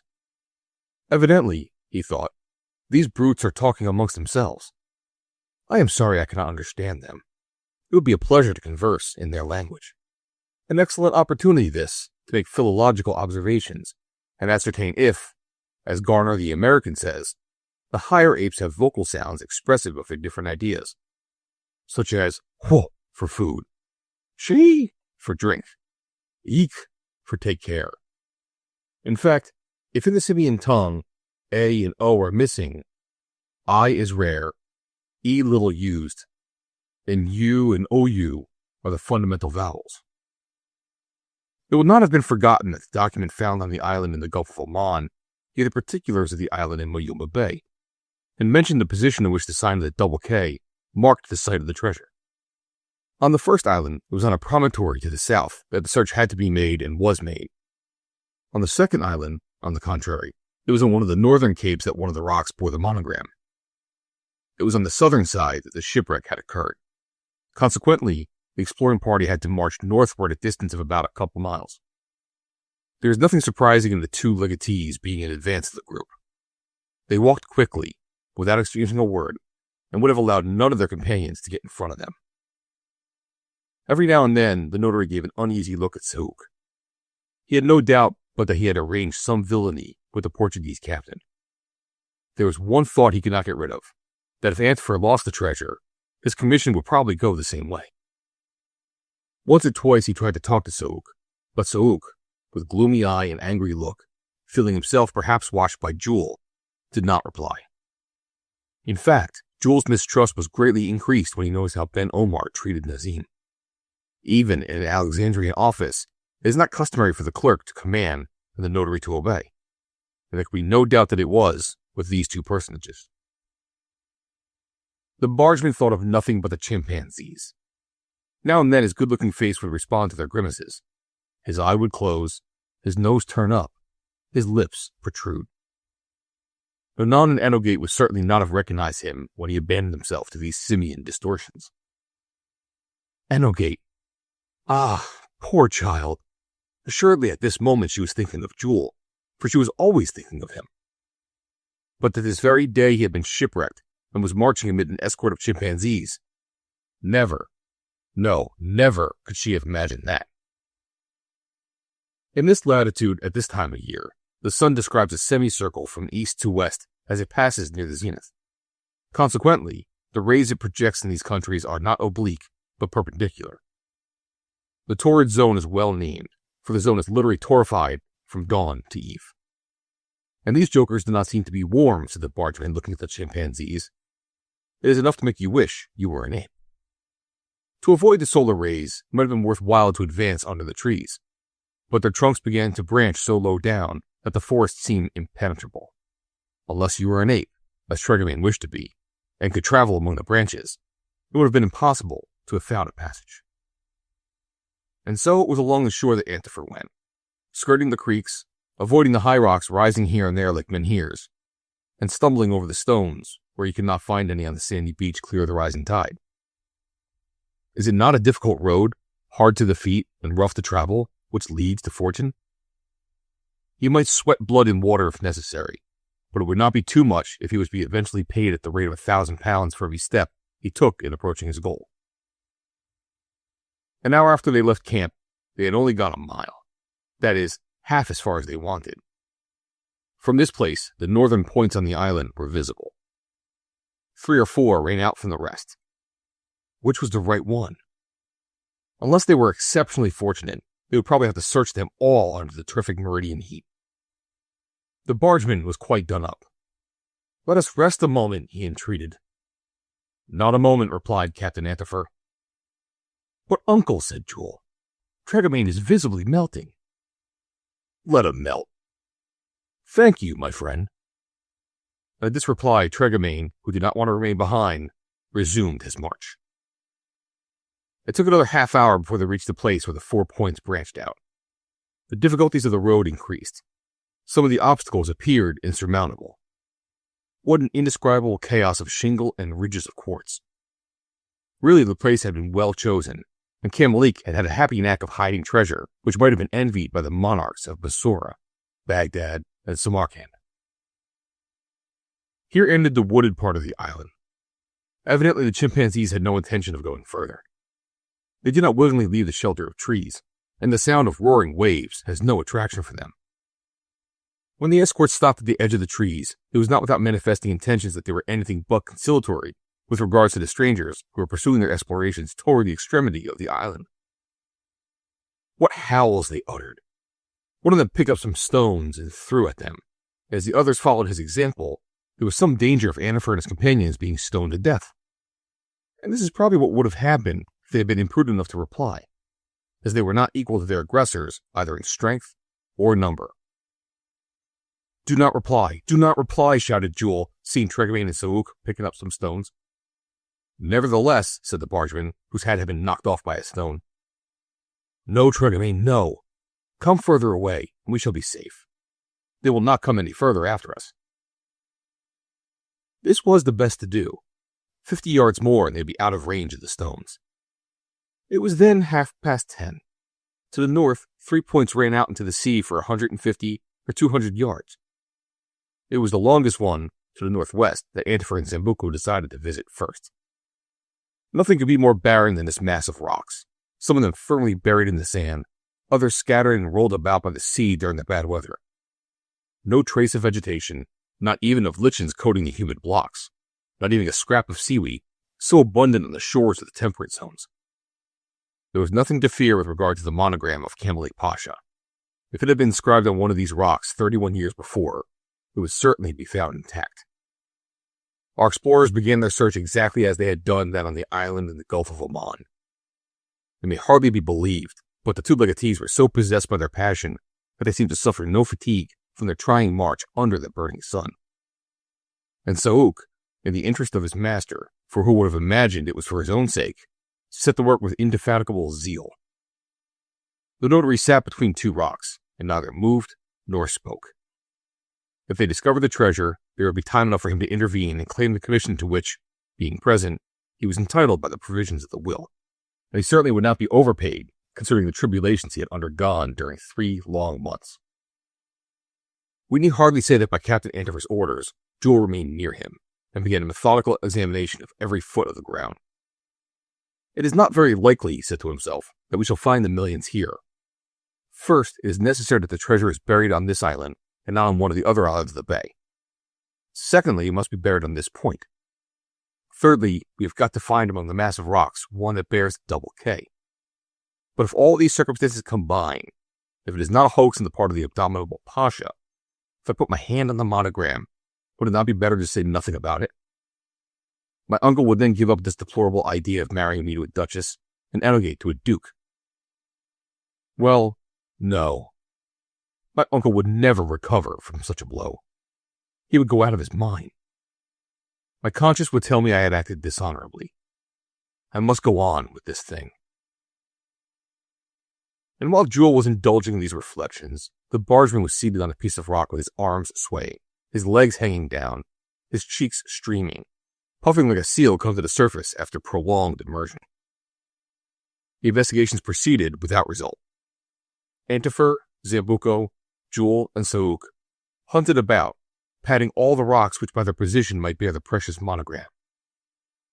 In vain were 2 wearisome hours devoted to this operation, up to the very end of the point. Nothing. Nothing. And, indeed, was it likely that a place would have been chosen exposed to the beatings of the surf and the violence of the waves? No. After the search was over on this promontory, would they resume it on the others? Yes, they would resume them the next day, and Antifer would recommence his work on another island if he failed on this one. Having found no trace, the group returned from the point, examining the rocks and the sand as they came. But there was nothing. At present, the only thing to do was to get back to the camp, embark on one of the boats, and cross to Mayumba. As Antifer, Zambuco, Jules, and Sauk came back from their search, they saw the bargeman and the notary still where they had left them. Antifer and Zambuco, without uttering a word, went toward the edge of the forest, where the chimpanzees were waiting for them. Jules rejoined Tregamine. "Well?" asked the bargeman. "Not a sign of a double, or even a single K. Then we must get back?" "Just so. Get up. Let us be off to the camp." "Get up?" "Yes, if I can. Come, give me a hand, my boy." With a vigorous haul from Jules, Tregamine rose to his feet. Ben Omar was already upright near Sauk. Antifer and Zambuco were 20 yards in front. From gestures and clamors, the chimpanzees took to action. A number of stones were thrown, and it became necessary to stand on the defensive. Evidently, these wretched chimpanzees intended to prevent Antifer and his companions rejoining Barrasso and his men at camp. Suddenly a shout was heard. It came from Ben Omar. Had the notary been hit by a stone in some sensitive part of his person? No. It was not a cry of grief that escaped him. It was a cry of surprise, almost a cry of joy. They all stopped. The notary, with his mouth open and his eyes shut, stretched out his hand at Tregamine. "There," he said, "there." "What do you mean?" asked Jules. "Have you gone mad, Ben Omar?" "No, there, the K, the double K," replied the notary in a voice choked with emotion. "The K, the double K," they exclaimed. "Yes." "Where?" They looked at a rock toward which Ben Omar seemed to be pointing, but they saw nothing. "But where, you animal?" asked Antifer, in a voice of fury. "There," replied the notary. His hand pointed at the bargeman, who turned and shrugged his shoulders. "See it?" said Ben Omar. "On his back."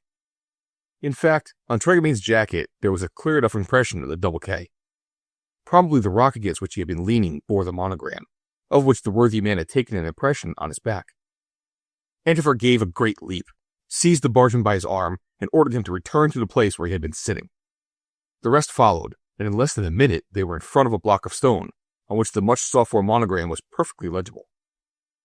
Not only had Tregamine sat with his back up against the rock, but he had sat right down on the place where the treasure was hidden. No one spoke a word. They set to work. For want of tools, the task would be difficult. Could they clear away these rocks with their pocket knives? Fortunately, the stones, eroded by the weather, could be pulled asunder without much difficulty. In an hour they might have the barrels in sight. Then they would only have to take them to the camp, and then to Mayumba. This transport might probably be difficult, and how could it be carried out without awakening suspicion? Bah! Who was going to think about that? The treasure first. The treasure from the tomb where it had been buried for a third of a century. They could see about the other things afterwards. Antifer worked till his hands bled. He would not abandon to another the delirious joy of feeling, of patting the precious casks. At last, he cried as his knife snapped against the metallic surface. And then, what a yell there was! Good heavens! Not joy, but stupefaction, disappointment. Did his white face show? Instead of the barrels mentioned in Kamalik Pasha's will, there was an iron box, a box like that found on island number 1, with the monogram as usual. "Again?" Jules could not help exclaiming. "It must be a hoax," murmured Tregamine. The box was pulled out of the hole, and Antifer opened it savagely. The document appeared, an old parchment, yellow with age, on which were traced these lines, which Captain Antifer read in a loud voice. "Longitude of island number 3, 15 degrees, 11 minutes east. After being noted by the co-legatees Antifer and Zambuco, this longitude is to be taken and communicated in the presence of the notary Ben Omar to Mr. Tyrcomel of Edinburgh, Scotland, who possessed the latitude of the third island. That it was not in Mayumba Bay that the treasure was buried. They would have to search elsewhere on the globe by combining this new longitude with the latitude of said Tyrcomel of Edinburgh. And there were not two to share Camel Lake Pasha's legacy, but three. "And why," exclaimed Jules, "should we not be sent from this third island to 20 others, to 100 others? Come, uncle, are you so obstinate, so foolish as to run about all over the world?" "Without reckoning," said Tregamain, "that if Camel Lake Pasha had made legatees by the 100, his legacy will not be worth troubling about." Antifer looked down on his friend and his nephew, gave him a pebble to grind in his jaw, and replied, "Silence in the ranks. We have not got to the end yet." And straightening out the document, he read as follows. "Up to the present, at some compensation for their trouble and expenses, the co-legatees are to each take one of the 2 diamonds deposited in this box, the value of which is insignificant compared with that of the other precious stones they are asked to search for." Zambuco threw himself on the box, which he snatched from Antifer's hands. "Diamonds!" he shouted. And there were in fact 2 magnificent diamonds, worth, so the banker said, £4,000 the pair. "It is quite that," said he, taking one of the diamonds and handing the other to his co-legatee. "A drop of water in the ocean," said Antifer, slipping the diamond into one pocket and the document into another. "Ahem," said the bargeman, shaking his head. "This is becoming more serious than I thought. We shall see. We shall see." But Jules merely shrugged his shoulders, and Saul clenched his hands at the thought that never again would he have such a favorable opportunity. As to Ben Omar, who had not had the smallest brilliant for his share, in spite of the obligation laid on him by this third document, he stood there with his features drawn, his arms limp, his knees shaking just like a half-empty sack about to flatten out on the ground. It is true that Souk and he were not in the same position as they were when they left St. Malo, ignorant that they were going to Muscat, or when they had left Muscat, ignorant that they were going to Luongo. Carried away by regrettable excitement, Antifer had let slip the secret he should have rigorously concealed. They had all heard the new longitude, 15 degrees 11 minutes east, and they had all heard the name of Mr. Tyrcomel, residing at Edinburgh in Scotland. We may be certain that if Ben Omar had not done so, Souk had already engraven these figures and this address in his memory until he could write them in his pocketbook. And Antifer and the banker would have to be careful not to lose sight of the notary, or his clerk with the mustaches, if they did not want them to outstrip them on their journey to Edinburgh. There might be some reason for thinking that Nazim had not understood, as he did not understand French, but there was no doubt that Ben Omar would reveal the secret to him. And besides, Jules had noticed that Nazim had not concealed a feeling of satisfied curiosity when the figures of the longitude and the name of Tyrcomel had so imprudently escaped the lips of Captain Antifer. After all, what did it matter? In his opinion, it would be madness to submit again for the third time to the posthumous fancies of Camel Lake Pasha. What ought to be done was to return to Luongo and take the first steamer on their way to the good town of St. Malo. Such was the wise and logical proposition that Jules made to his uncle. "Never," replied Captain Antifer. "The Pasha sends us to Scotland. We will go to Scotland. If I devote the rest of my life to this search—" "My sister Talisman," added the banker, "loves you too well not to wait for you, even for 10 years. "Goodness," thought Tregamain, "the young lady will be nearly 60. Observations were useless. Antifer had made up his mind. He would continue in pursuit of the treasure, although the legacy was reduced to a third by the participation of Mr. Tyrcomel. Well, Endegate would have to be content to marry an earl, and Jules a countess. Chapter 27. The possession of wealth leads almost inevitably to its abuse. It is the chief, if not the only cause of all the evils which desolate the world below. The thirst for gold is responsible for the most regrettable lapses into sin. Imagine a society in which there were neither rich nor poor. What evils, afflictions, sorrows, disorders, catastrophes, disasters, tribulations, misfortunes, agonies, calamities, despair, desolation, and ruin would be unknown to man. It was the 25th of June. The church was in Edinburgh. The preacher was the Reverend Mr. Turcomel. His eloquent address had lasted for an hour, and the attention of his congregation gave no signs of failing. "The gospel tells us," he continued, "that blessed are the poor in spirit, a profound axiom that the ignorant and irreligious have in vain sought to misunderstand. It does not say that those who are poor of spirit, imbeciles in a word, but those who are poor in spirit, and despise those abominable riches which are the source of evil in modern society.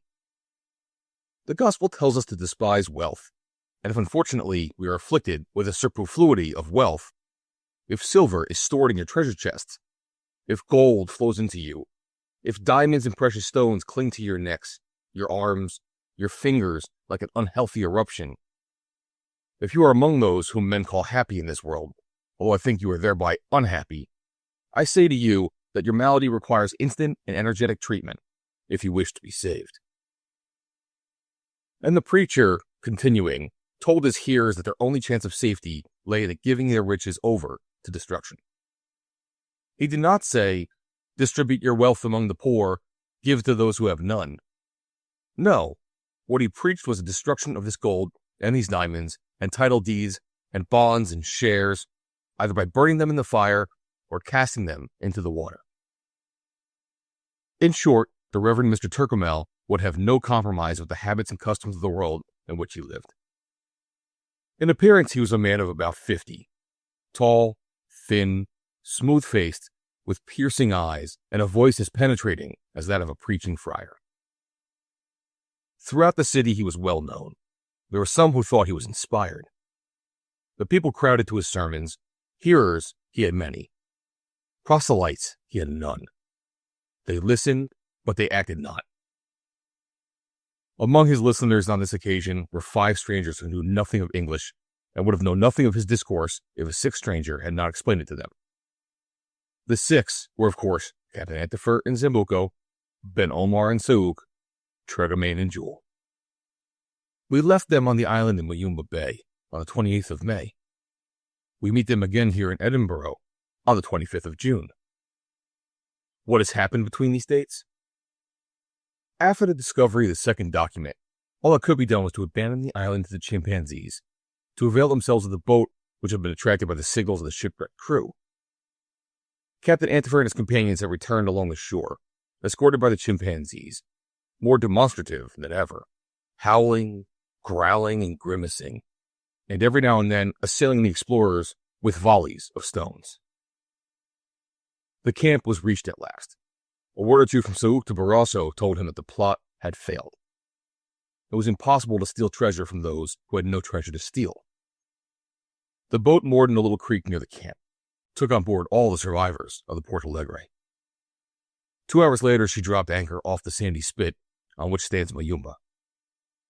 Our travelers, without distinction of nationality, were hospitably received at a French factory. They at once set out arranging for their return to Luongo. Joining a party of Europeans on their way thither, they had neither to fear from the wild beasts or the natives. But the heat was almost unbearable. When they arrived, the bargeman said that he was reduced to a skeleton.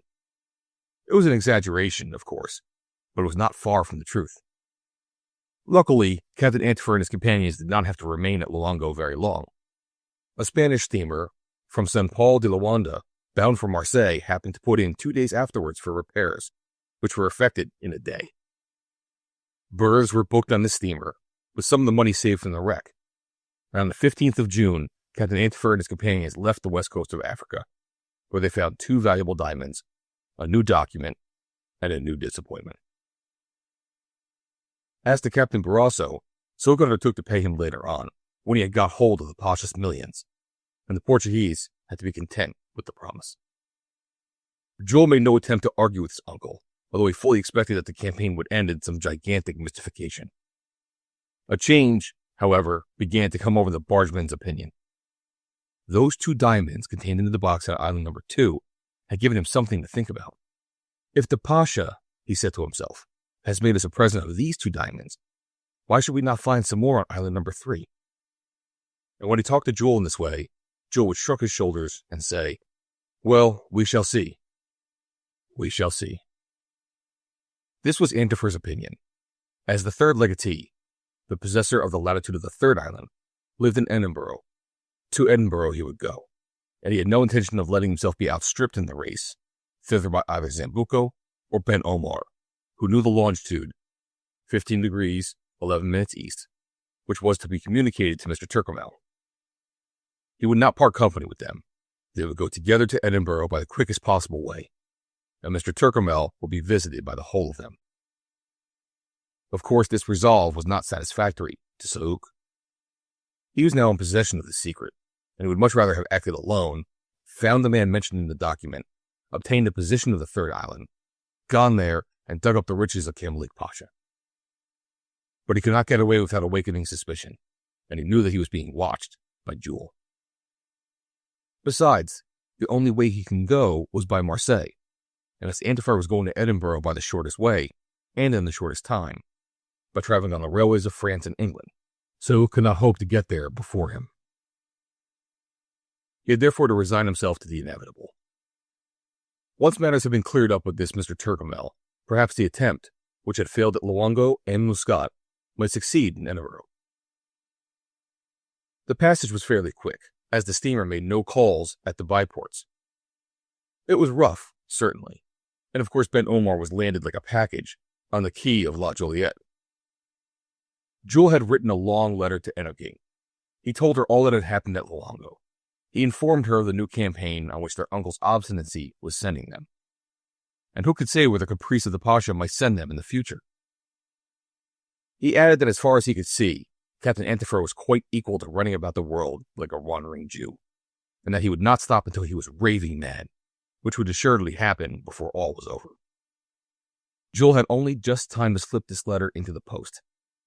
Antifer was off in the fast train from Marseille to Paris, then by the express from Paris to Calais, then by boat to Dover, then from Dover to London, and then by the Flying Scotchman from London to Edinburgh. As soon as they had secured their rooms at Gibbs Royal Hotel, they started out in search of Mr. Turcomel, and to their great surprise, Mr. Turcomel turned out to be a minister. They found his address, and then found out that he was at the church, and to the church they went. Their intention was to introduce themselves to him when the sermon was over, to tell him their story. A man to whom they were bringing $1 million or so was not likely to complain at being intruded upon. At the same time, it all seemed rather strange. What connection could have existed between Camalik Pasha and the Scottish minister? Antifer's father had saved the Egyptian's life. Well, Zambuco had saved his riches. Well, hence the feeling of gratitude he had shown towards these two. Were they to conclude that Mr. Turcomel possessed a similar right to recognition? Evidently. But under what peculiar circumstances could a minister have helped Camalik Pasha in any way? It must be so, however, for this minister was the depository of the third latitude necessary for the discovery of the third island. But when the treasure seekers saw the minister in the pulpit, it was evident that some other explanation would have to be sought for. He could not have been more than 22 when Camalik was thrown into prison at Cairo by order of Muhammad Ali, and it was not likely that he could have rendered him any service before then. Was it his father, or his grandfather, or uncle who had put the Egyptian under an obligation? However, it was of no importance. The point was that this minister possessed a precious latitude, that before the day was out, they would know all about it. The sermon continued, the same thesis, with the same impassioned eloquence. An invitation to kings to throw their civil lists into the sea. An invitation to queens to throw their diamonds into the flames. An invitation to the rich to destroy every scrap of their wealth. Jules sat astounded, muttering to himself. Here is another complication. Decidedly, Uncle will have no chance with this man. Could this be the sort of man the Pasha knew?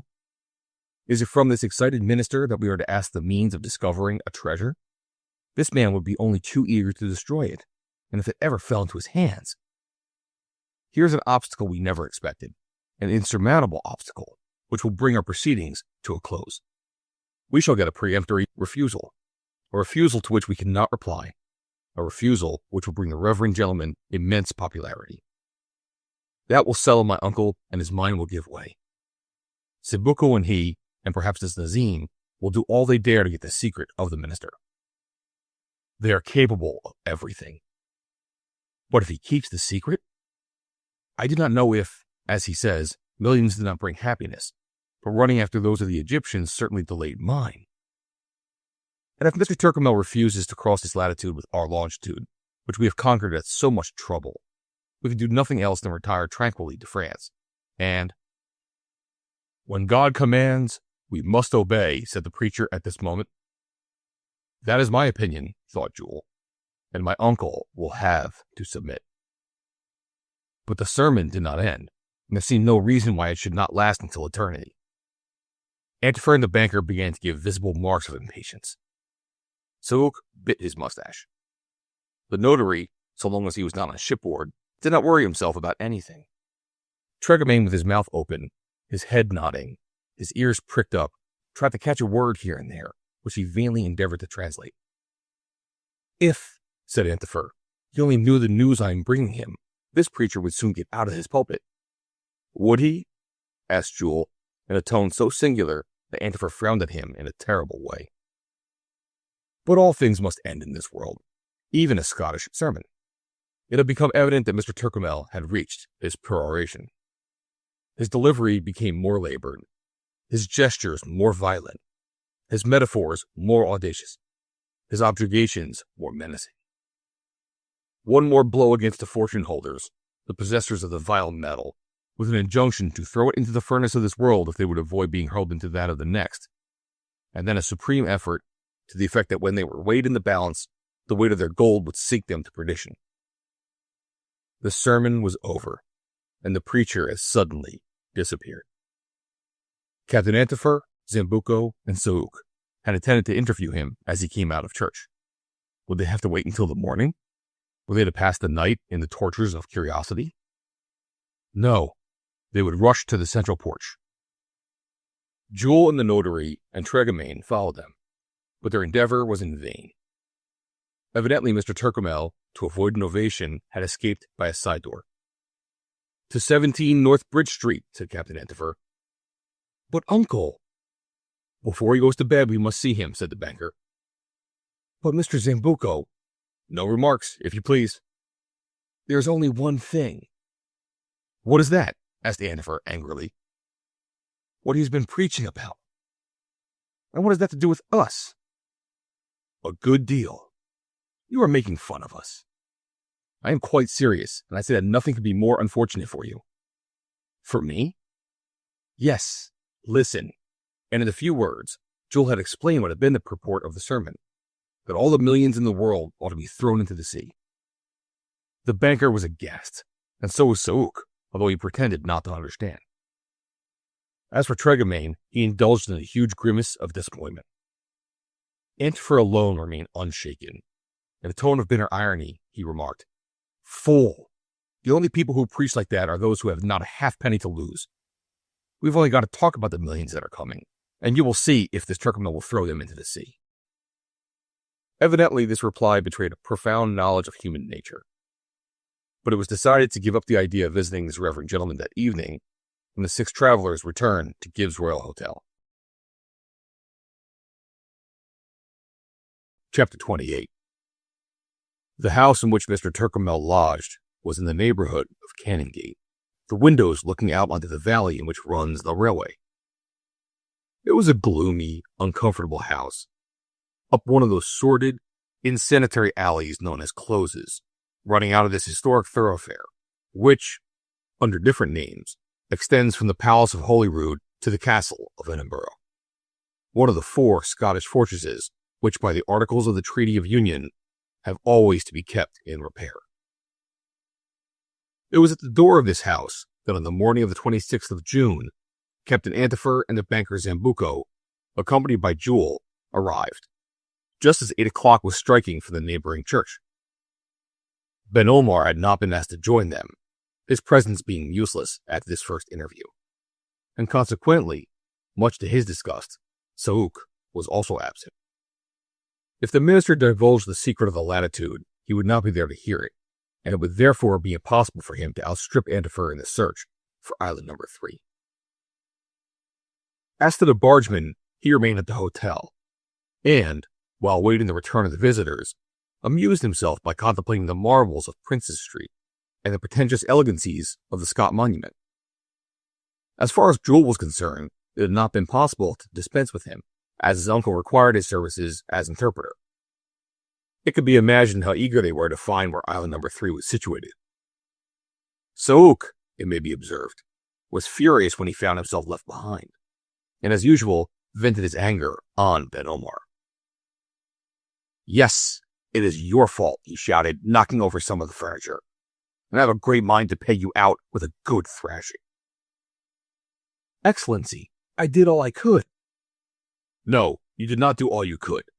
You should have forced yourself on this rascally sailor, and told him that your presence was necessary, and that you would be there. You would then have found out and told me about this new island, and I might have perhaps got there before the others. My plans were spoiled at Muscat. They were spoiled at Mayumba. Do you think they're going to fail again because you remain stuck there on your feet like an old ibis stuffed with straw? I beg, and I swear that if I fail, it is your skin that will pay for it."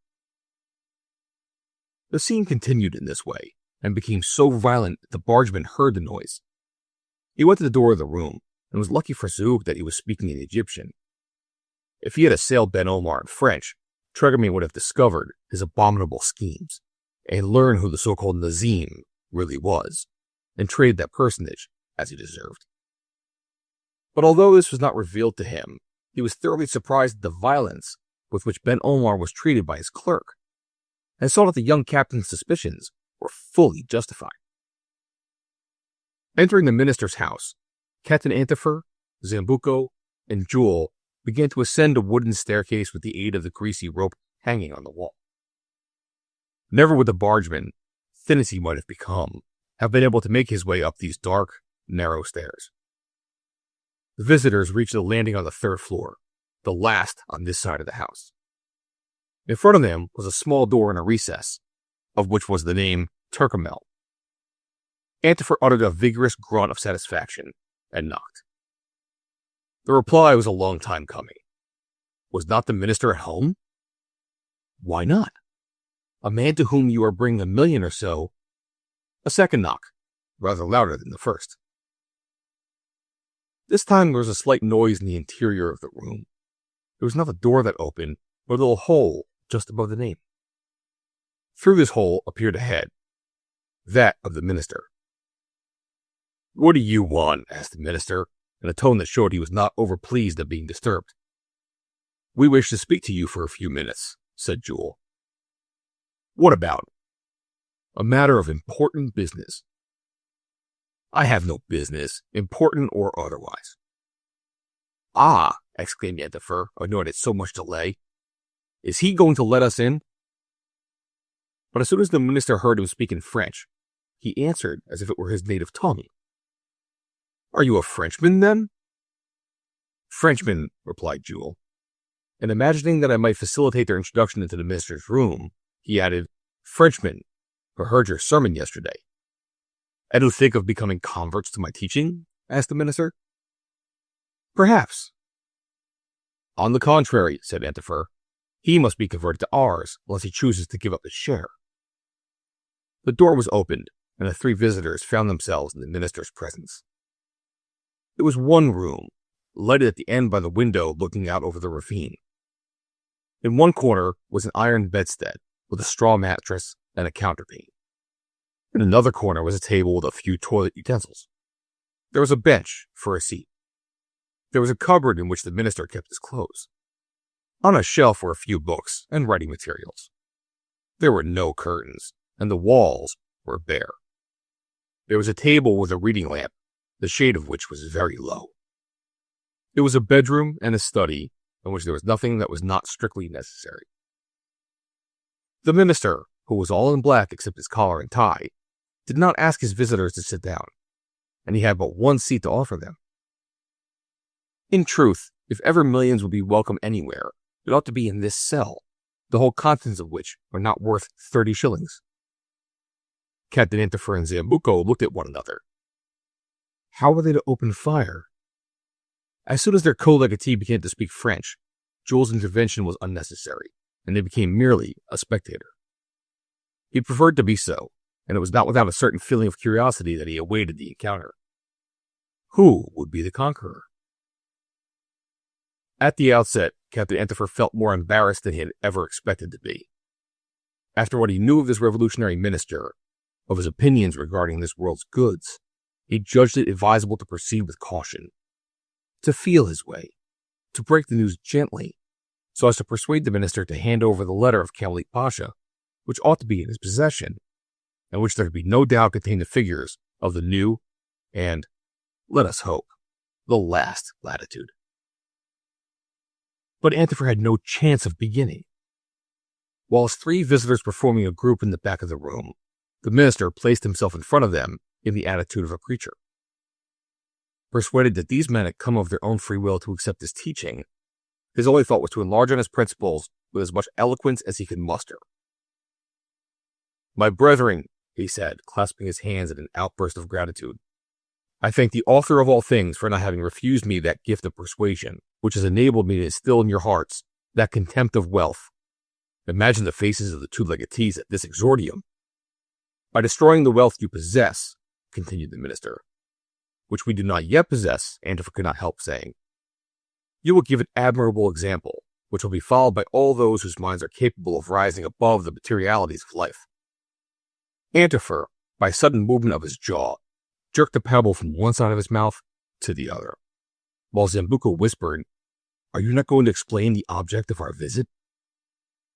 An affirmative sign was Antifer's reply, while he muttered to himself, I must not let him give us his yesterday's sermon over again.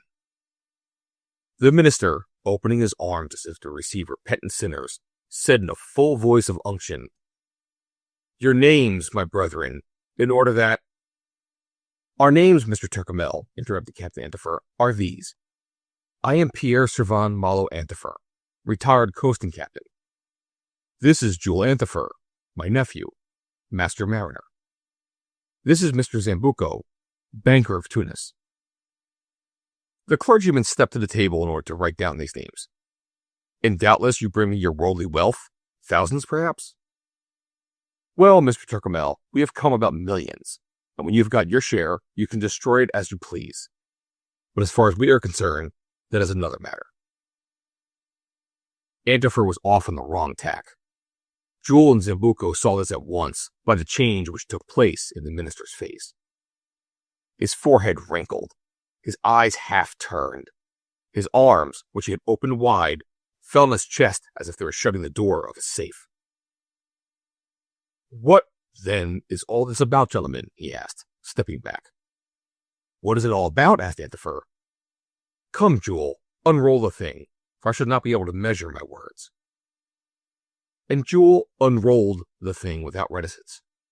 He related all he knew about Kamalik Pasha, the services rendered by his great-uncle Thomas Antifer, the obligations contracted with the banker Zambuco, the visit to St. Malo of Ben Omar, notary of Alexandria, the voyage to the Gulf of Oman, where lay island number 1, followed by the voyage to Mayumba Bay, where lay island number 2, the discovery of the second document, which sent the 2 co-legatees to a third legatee, who was no other than the reverend gentleman to whom he was speaking. While Jules spoke, the clergyman listened, without making a movement, without permitting his eyes to brighten or his muscles to twitch. A statue of marble or bronze could not have been more motionless. And when the young captain finished his story and asked him if he ever had any business with Kamalik Pasha, the minister simply replied, No. But your father? Maybe. Maybe is not an answer, observed Jules, calming his uncle, who was turning about as if he had been stung by a tarantula. It is the only answer I think it necessary to give, replied the minister dryly. Insist, Mr. Jules. Insist, said the banker. In every possible way, Mr. Zambuco, replied Jules. And addressing the minister, who evidently intended to maintain extreme reserve. May I ask you one question? He said. Only one? Yes, and I can answer it or not, as I please. Is it within your knowledge that your father was ever in Egypt? No. But if it was not Egypt, it might be Syria, or to be more precise, Aleppo. It will not be forgotten that it was in this town that Kamalik Pasha had resided for some years before he returned to Cairo. After a moment of hesitation, Mr. Turkomel admitted that his father had lived in Aleppo, where he had met Kamalik Pasha. There, no doubt, he had been of service to the Pasha, as had Thomas Antifer in Zambuco. I will now ask you, continued Jules, if your father received a letter from Kamalik Pasha. Yes. A letter in which there was some mention of the position of an island in which treasure was buried. Yes. And did not this letter contain the latitude of this island? Yes. And did it not say that one day a certain Antifer and a certain Zambuco would come and see you on this subject? Yes. Every yes fell like a hammer stroke, louder and louder. Well, continued Jules, Captain Antifer and the banker Zambuco are in your presence, and if you will show them the Pasha's letter, they will have only to make a note of its contents and be off to fulfill the intentions of the testator, of which you and they are the three legatees. As Jules spoke, Captain Antifer struggled in vain to keep still. The minister paused before he replied.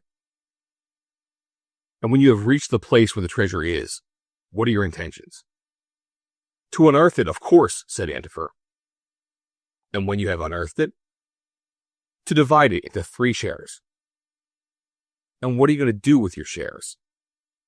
Whatever we please. That is it, gentlemen, replied the minister, while his eyes glowed like fire. You intend to take advantage of these riches to satisfy your instincts, your appetites, your passions. That is to say, to contribute towards the increase of the inequities of the world. Allow me, interrupted Zambuco. No, I will not allow you, and I ask you this simple question. If this treasure falls into your hands, will you undertake to destroy it? Each will do with his legacy as he judges best, said the banker evasively. Antifer exploded. That is not it, at all, he shouted. Do you know what this treasure is worth? It makes no difference. It is worth 4 million pounds, and there's a third of that for you. The minister shrugged his shoulders. Are you aware that you are not allowed to refuse us the information the testator requires you to give? Really? Do you know that you have no more right to leave 4 millions unproductive than to steal them? That is not my opinion. Do you know that if you persist in your refusal, yelled Captain Antifer in a fury, we shall not hesitate to bring you to justice, to denounce you as a fraudulent legatee, as a criminal. As a criminal, repeated the minister angrily, but cool. Really, gentlemen, your audacity equals your absurdity. Do you imagine that I shall agree to spreading 4 millions over the earth to become the cause of 4 million sins the more? To stultify all my teachings and give my congregation the chance of flinging 4 millions in my face? Jules could not help admiring the preacher, while his uncle, wild with anger, was ready to spring on him. Yes or no, hissed Antifer, clenching his fists and stepping forward. Yes or no, will you give us the Pasha's letter? No. Antifer foamed at the mouth. No? No. I will make you give it to us. Jules interposed. His uncle pushed him aside. Antifer would have strangled the minister, searched the rooms, ransacked the cupboard, and it would not take him long to do so. But he was stopped dead by this simple and peremptory reply. It is useless for you to search for the letter. And why? Asked Zambuco. Because I have not got it. What have you done with it? I have burnt it. He has put it to the fire, gasped Antifer. The wretch! A letter containing the secret of 4 millions. A secret never to be discovered now. And it was only too true.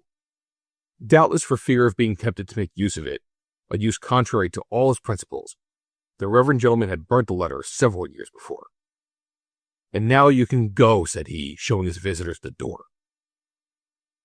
Antifer was overwhelmed at the blow. The document destroyed? The finding of the island impossible? And so it was with Zambuco, who burst into tears, like a child deprived of his plaything.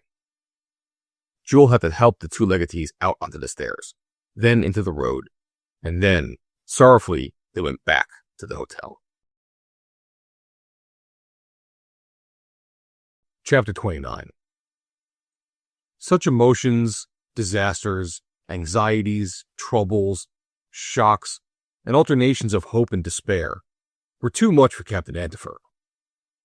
Even the constitution of a coasting captain has its limits. And as soon as Jules' much-harassed uncle reached the hotel, he took to his bed. He was attacked by fever, a violent fever, with delirium, the consequences of which might be serious. What deceptive illusions haunted him? This campaign interrupted just at the moment when it promised to end successfully. The uselessness of further search, this enormous treasure of which they would never know the position, this third island lost in some unknown sea, the only document that can give its exact position destroyed, burned by this abominable minister. This latitude, which not even torture would make him disclose, and which he had voluntarily and criminally forgotten. Yes, it was to be feared that Antifer's much troubled mind would be unable to resist this last blow. And the doctor called in haste, gave it as his opinion that there was every likelihood of the patient going mad. Every care was taken of him. His friend Tregamain and his nephew Jules would not leave him for a moment, and, if he recovered, would be entitled to his warmest gratitude. As soon as he returned to the hotel, Jules had informed Ben Omar, and through him Saouk learned all about Mr. Turcomel's refusal. The fury of the false Nazim could be imagined, but this time there was no outward manifestation of his anger. He kept it to himself, hoping that the secret which Antifer could not discover might be discovered by himself, and utilized for his sole advantage. This was the object on which he concentrated his attention, and during that day and the subsequent days, he was not seen at the hotel. When the bargeman heard what had happened, he remarked, "I think the matter is buried at last." "I think so too," said Jules. "It seems impossible to get anything out of this obstinate fanatic. It is rather funny, though, to take millions to a minister and find him refuse them." "Take millions!" exclaimed the young captain, shaking his head. "You do not believe in them, Jules? You may be wrong." "How you have changed!" "Since the finding of those diamonds. I do not say that the millions are on the third island, but they may be there. Unfortunately, if this clergyman will not listen to anything, we shall never know." "Well, no, Mr. Tregamain, and in spite of the 2 diamonds at Mayumba, nothing will prevent my thinking that the Pasha has a huge hoax in store for us." "In that case, your poor uncle will suffer. What we have to do now is to get him well. Let us hope his head will stand it. When we have set him on his feet again, and he is strong enough to travel, he will, I think, agree to return to France, and resume his former quiet life." "Ah," said Jules, "would we were only in the house in the Rue des Hauts-Salés. And you near our little Enegate, my boy. By the way, did you think of writing to her?" "I wrote this morning, and said I thought we might now talk of coming home." A few days elapsed. The patient had become no worse. The fever had decreased, but the doctor was uneasy as to the mental state of his patient. Antifer, though his head was weak, was able to recognize Tregamain and Jules, and his future brother-in-law. Brother-in-law? Between ourselves, if any lady was in danger of remaining single, was it not Talisman Sambuco, now on the confines of 50, and waiting, not without impatience, for the appearance of her promised husband? No treasure, no husband, for one was the complement of the other. From all which, it resulted that neither the bargeman nor Jules could leave the hotel. Antifer was always asking for them. Day and night he kept them in his room, listening to his complaints, his recriminations, and above all, his menaces against the horrible minister. He spoke of nothing else than going to law with him. The judges would know how to make him speak. He could not keep silent when it meant keeping 4 millions out of circulation. He would be punished most severely, most terribly, might even be hanged, etc., etc. From morning to night, Antifer continued in this tone. Tregamain and Jules took it in turns to be with him, except when some violent crisis required them both to be present. The patient would have got up, rushed out of his room, run away to the minister, and blown out his brains, if the bargeman's strong hand had not kept him down. Although he greatly desired to visit the superb city of Edinburgh, Tregerman had to give up the idea. Later on, when his friend was on the road to recovery, he would make up for it. He would visit the Palace of Holyrood, the ancient residence of the Scottish kings. He would stroll along the Canongate to the castle, firmly planted on its rock, and see the little room in which the child came into the world who was to become James VI of Scotland and James I of England. He would make the ascent of Arthur's Seat and enjoy the view from its summit. Soon, a rumor arose calculated to greatly increase Mr. Tyrconnell's already considerable popularity. It was reputed that the celebrated preacher had, in conformity with his expressed opinions, just refused a very large legacy. Perhaps the minister had himself started the rumor, which was so much to his advantage. At any rate, there was an immense crowd to hear his next sermon. This time, for a very good reason, Captain Antifer and his companions were not present. But behind one of the columns in the nave, there might have been recognized a foreigner whom nobody knew, of from 30 to 35 years of age, with black hair and beard, hard-featured, and of any but prepossessing appearance. Did he understand the language in which the minister spoke? We cannot say that he did. Standing hidden in the shade, he watched the preacher narrowly. His gleaming eyes never lost sight of him for a moment. The man remained in this attitude until the close of the sermon, and, when the last words were spoken, made his way through the crowd toward the minister. Did he intend to follow him from the church to his house in the Canongate? It would seem like it, from the vigor with which he used his elbows on the steps of the porch. That evening, Mr. Tyrconnell did not return alone. A small crowd accompanied him. The mysterious man was one of them, but did not join in their expressions of enthusiasm. On reaching his house, the popular orator ascended some of the outer steps and addressed the crowd, and then retired, without noticing that an intruder was at his heels. The crowd slowly dispersed, and when the minister mounted the narrow staircase leading to the third floor, the unknown followed him as stealthily as a cat. The minister reached the landing, entered his room, and shut the door. The other stopped on the landing, cowered down in the dark corner, and waited. And then what happened? Next morning, the people in the house were surprised at not seeing the minister go out early as usual. They did not see him all the morning. Several visitors called and knocked at the door in vain. This appeared so suspicious that in the afternoon, one of the lodgers gave information to the police.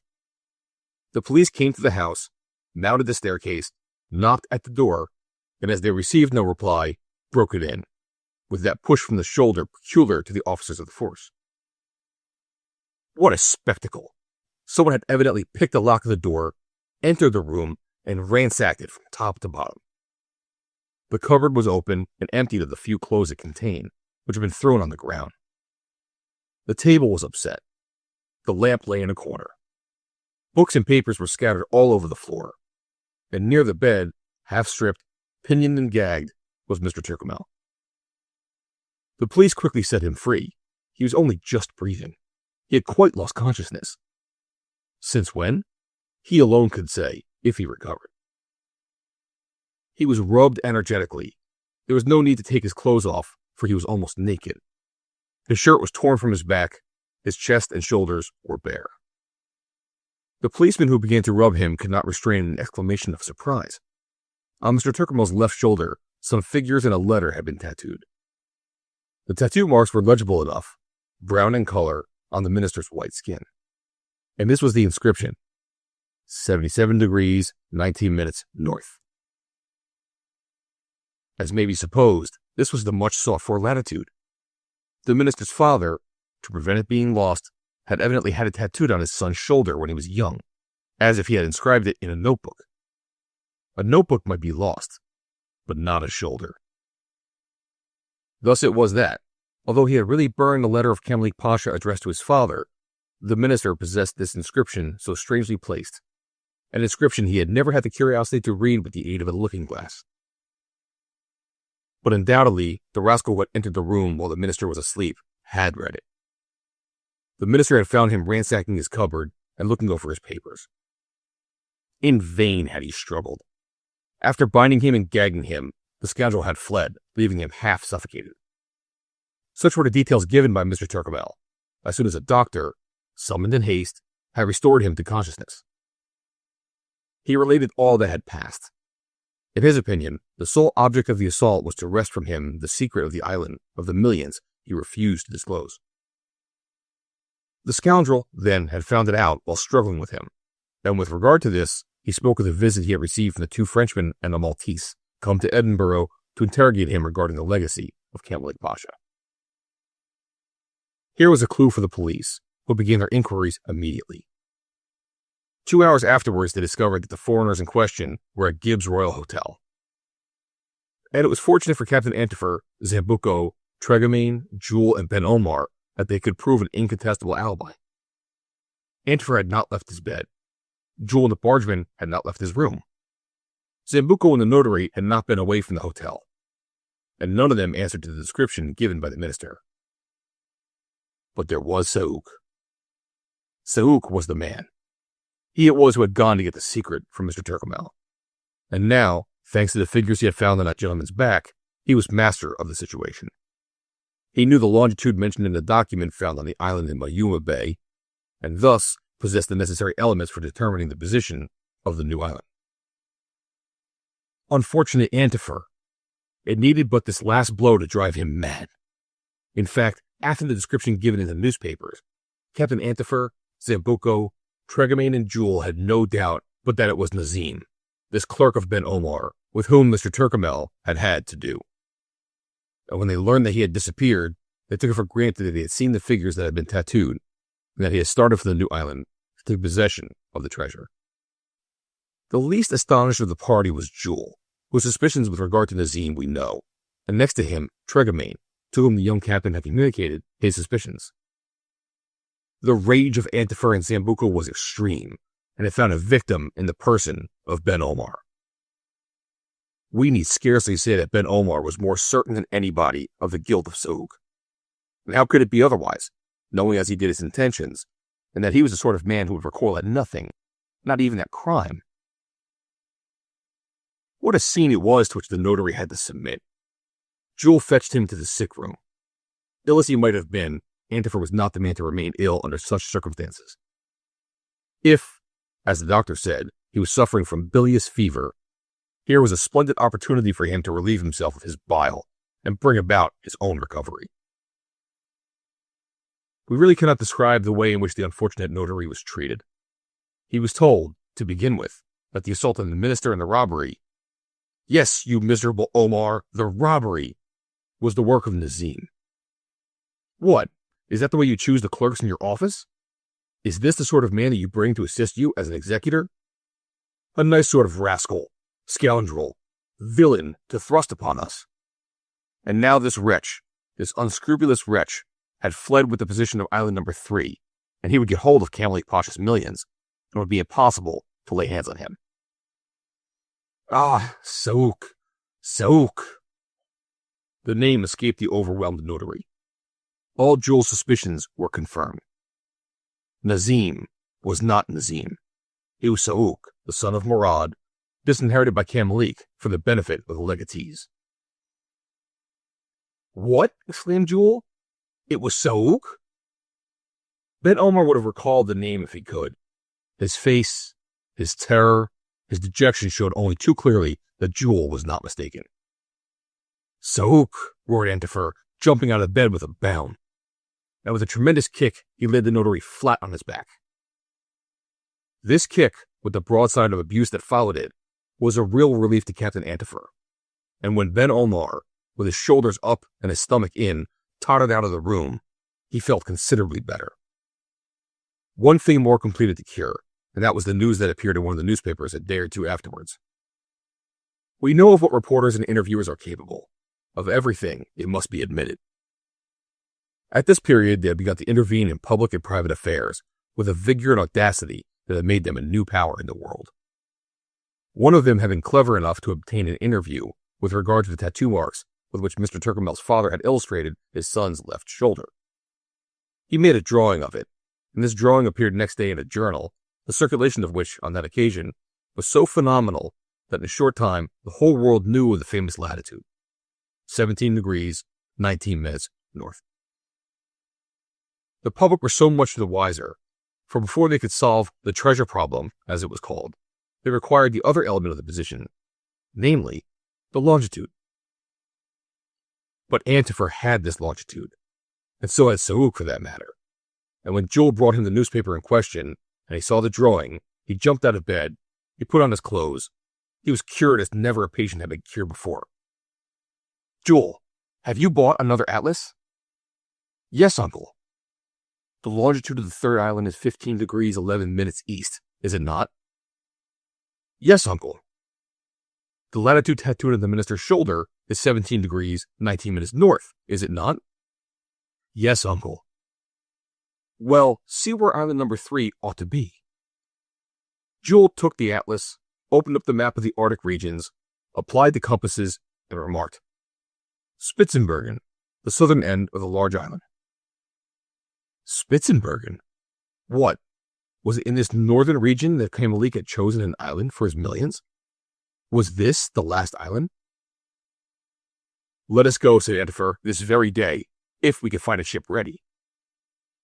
"Uncle," exclaimed Jules, "we must not let this miserable Sioux get there before us." "You are right, my friend," said the bargeman. "Let us go," repeated Antifer imperiously, and he added, "Go and tell that fool of a notary, for Kamalik Pasha wanted him to be present at the discovery of the treasure." They had to bow to his will, supported as it was by the will of Zambuco. "Well," said Jules, "at any rate, it is lucky that this joker of a Pasha did not send us to the Antipodes." Chapter 30.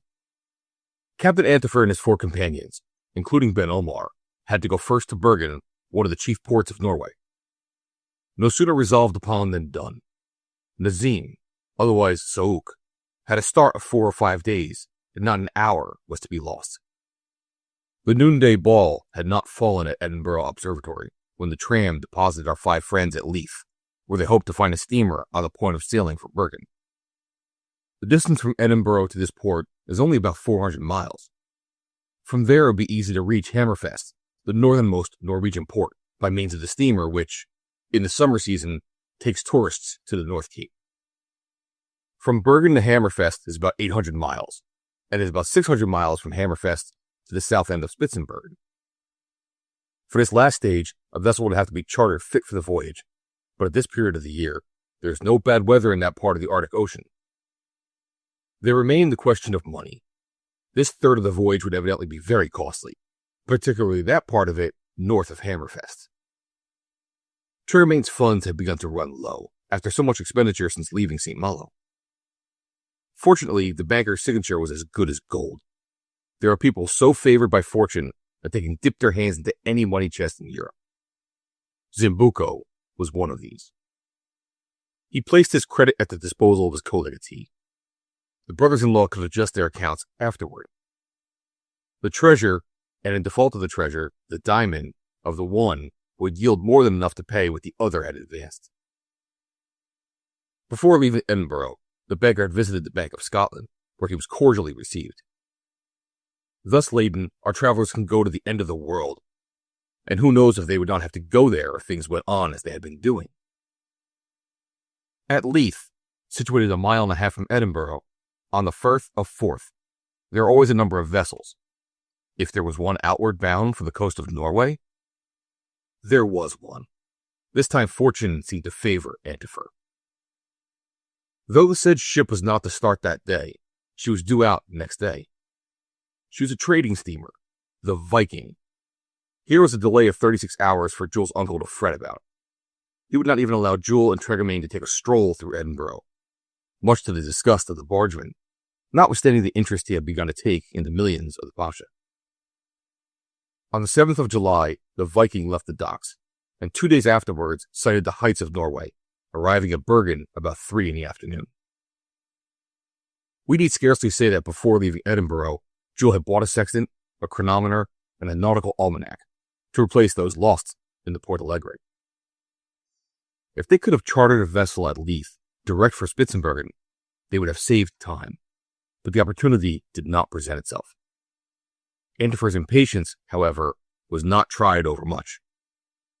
The steamer for the North Cape was expected the next day, but the few hours seemed as long to him as they did to Sambuco. Neither of them would hear of leaving the hotel. Besides, it rained, for it seemed that it generally rains at Bergen, which occupies a sort of basin surrounded by mountains. This did not prevent the bargeman and Jules from taking a run through the town. Captain Antifer, quite recovered from his fever, did not insist on their remaining with him. But all that was worth seeing they had seen when in the early morning the steamer came into harbor. At 10 o'clock she was off with her cargo of tourists, anxious to see the midnight sun on the horizon of the North Cape. This was a phenomenon of supreme indifference to Captain Antifer and Sambuco, and especially so to Ben Omar, who was in his usual state of collapse in his bunk. What most annoyed Antifer was the steamer's continual stoppages to satisfy the curiosity of the tourists. The thought that Sauk was several days in front of him kept him in a state of irritation that was anything but agreeable to his traveling companions.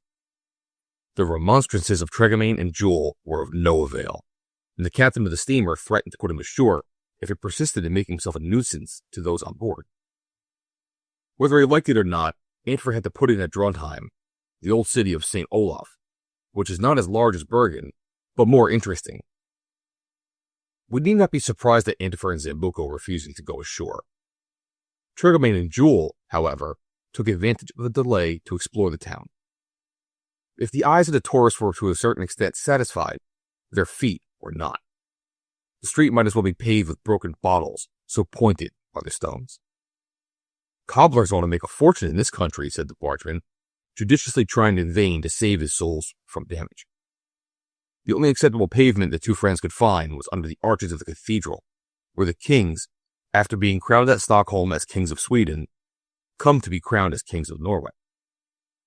After conscientiously visiting the cathedral and the vast cemetery that surrounds it, after following the banks of the wide Nid, whose waters, increased or decreased by the flow or ebb, flow through the town between long stockades of wood that serve as quays, after sampling the odors of the fish market, and visiting the vegetable market, almost entirely supplied from England, after venturing across the Nid to the suburb round an old citadel, Tregamain and Jules returned on board quite tired out. A letter addressed to Enegate, containing a pleasant postscript in the heavy handwriting of the bargeman, was that evening put in the post for St. Malo. Next morning, at daybreak, the steamer left, with a few new passengers, and resumed her voyage to high latitudes. There were more stoppages, more delays, much to the disgust of Antifer. In crossing the Arctic Circle, represented by a thread stretched across the deck, he refused to jump over it, though Tregamain good-humoredly complied with the tradition.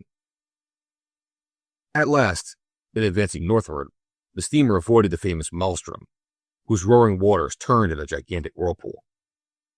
Then the Lofoten Islands, so much frequented by the Norwegian fishermen, appeared to the west, and on the 17th, anchor was dropped in the port of Tromsø. To say that during the voyage it had rained 16 hours out of the 24 would be only just, according to the figures. But the verb to rain is quite insufficient to give an idea of such deluges. Anyhow, these cataracts were not displeasing to our travelers. They showed that the temperature was relatively high, and what was to be feared by men bound for the 77th parallel was the prevalence of the Arctic cold, which would have rendered very difficult, and even impossible, the approaches to Spitzenbergen. This period of the year, July, is late for navigation in these parts. The sea might suddenly close in at a change of wind, and if Antifer were detained at Hammerfest until the early ice had drifted south, would it not be dangerous for him to venture further north in a fishing boat? The thought of this made Jules anxious.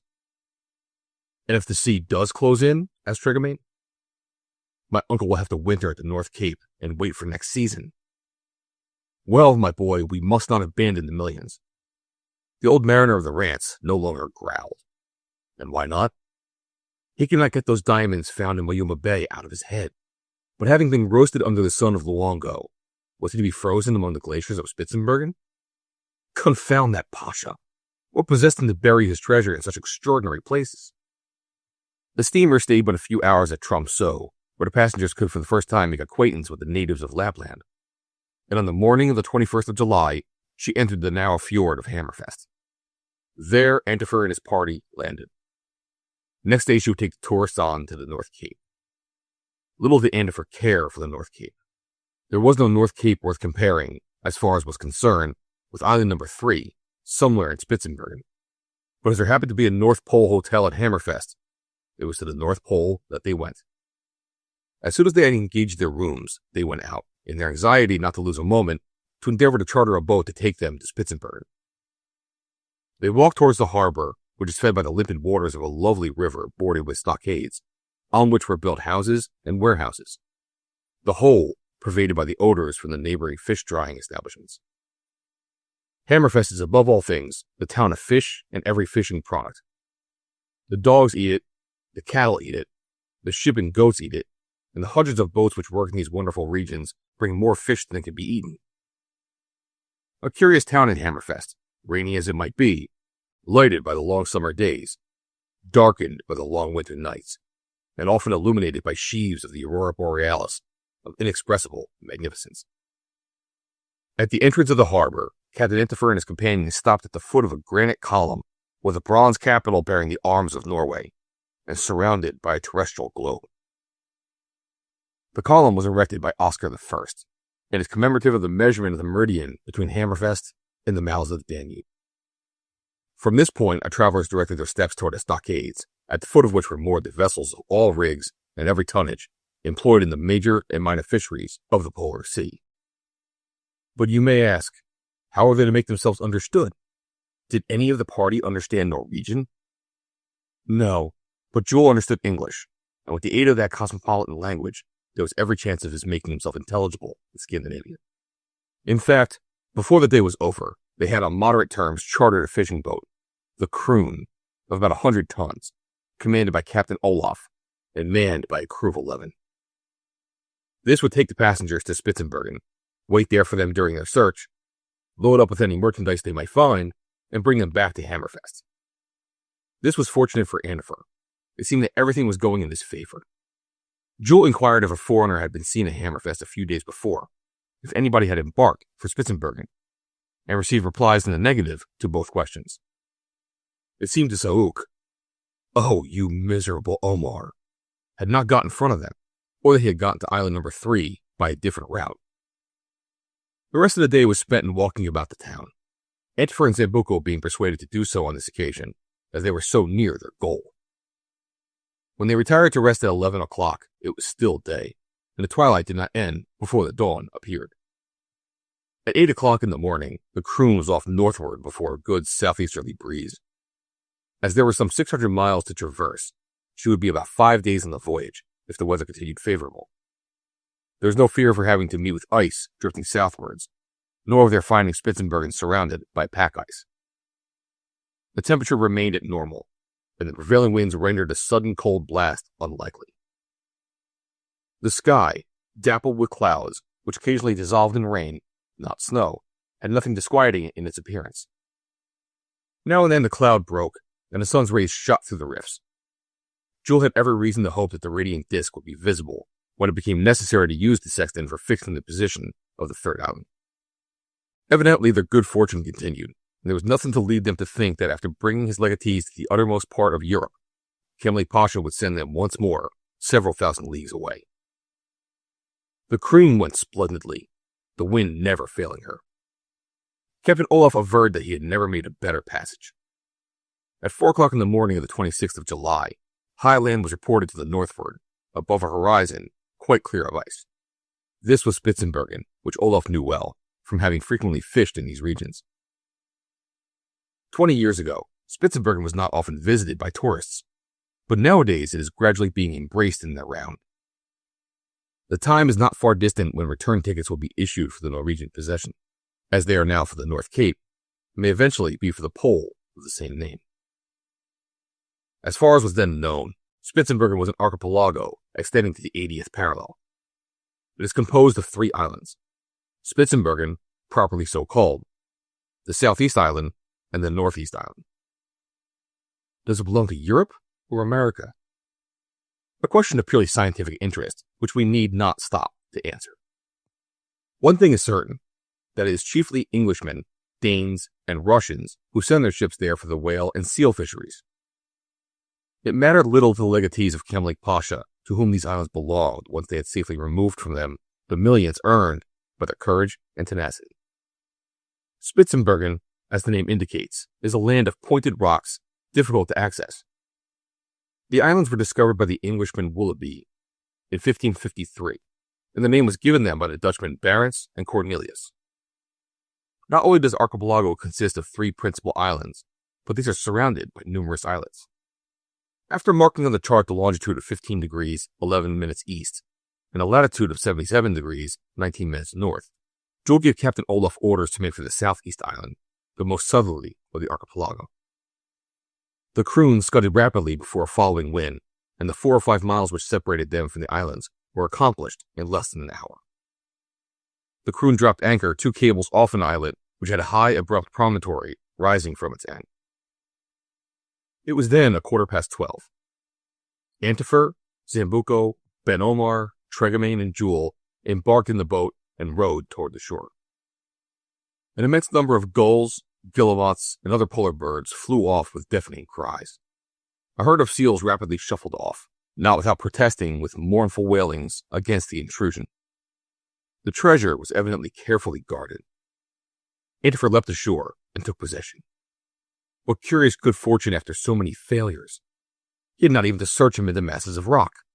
He had landed on the very spot where the Egyptian had buried his millions. The island was deserted, as need hardly be said.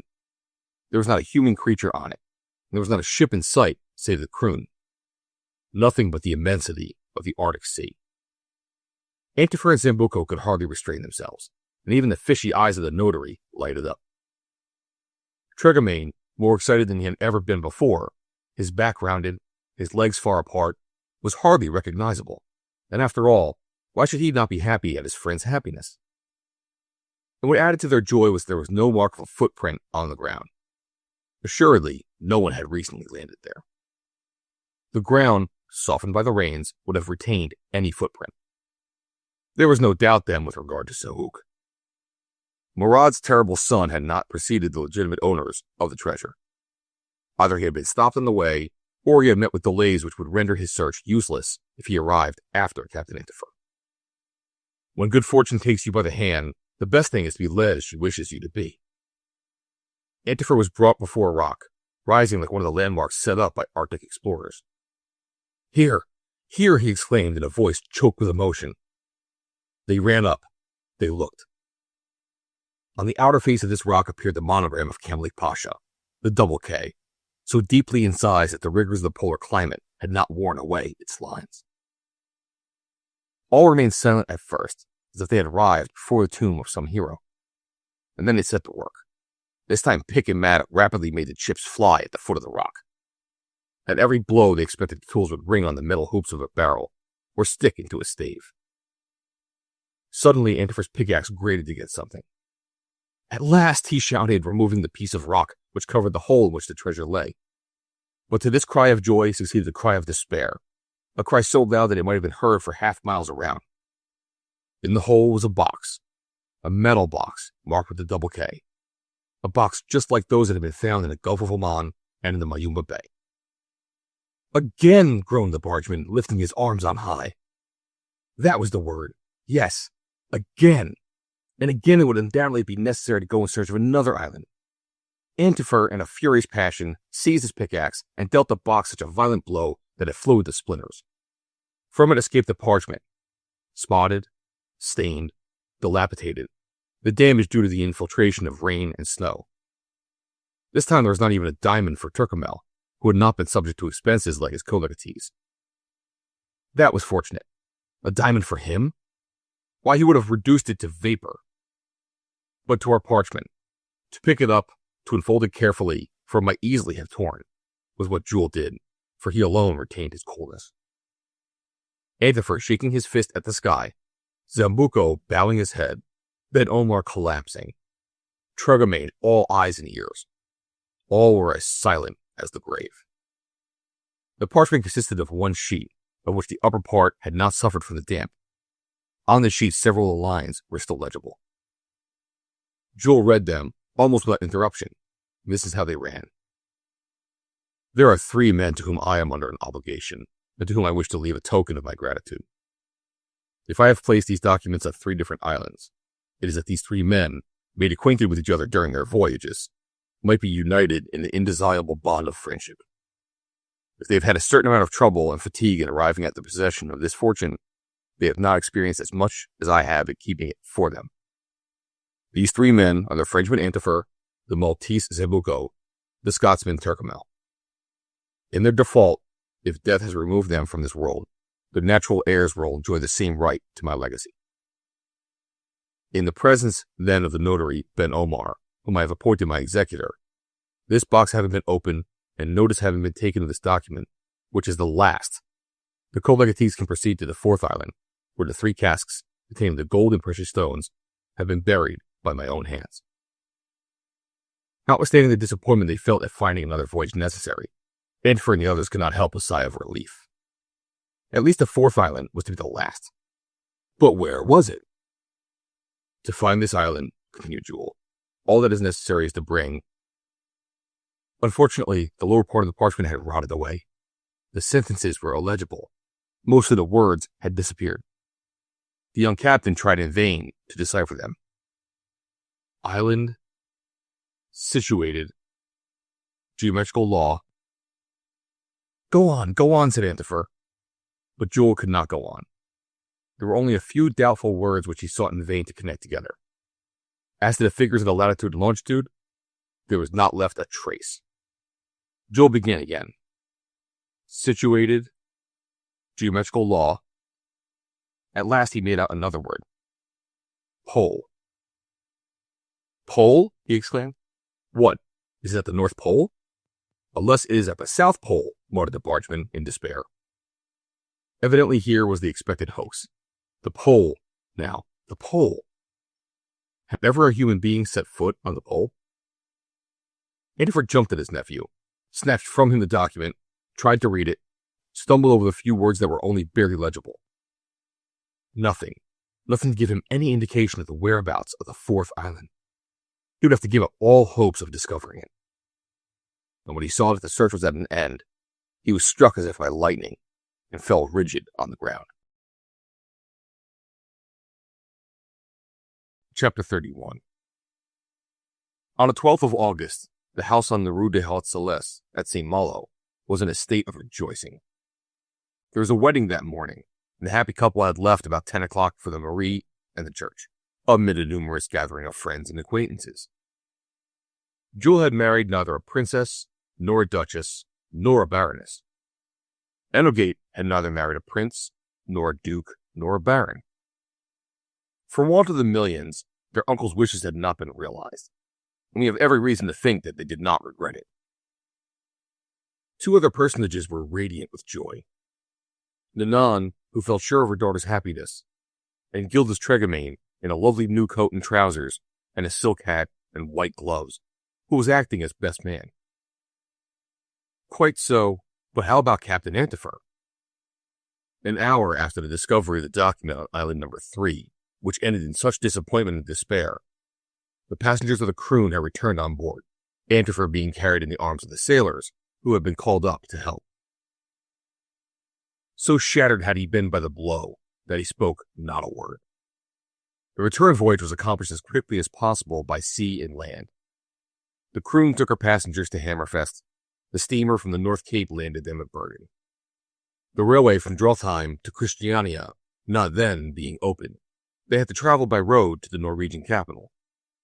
A steamer took them to Copenhagen, and thence the railways of Denmark, Germany, Holland, Belgium, and France brought them to Paris, and so home to St. Malo. At Paris, Antifer and Zambuco bade each other farewell. Both were dissatisfied. Talisma Zambuco would probably remain single for the rest of her life. It was written above that it was not Antifer who was to save her from this undesirable position, against which she had struggled for so many years. It need scarcely be said that all the monies advanced to Antifer for the expenses of the voyage were repaid to Zambuco, and they amounted to a good round sum. But the sale of the diamond realized enough for there to be balance left, and Antifer had no cause of regret on this head.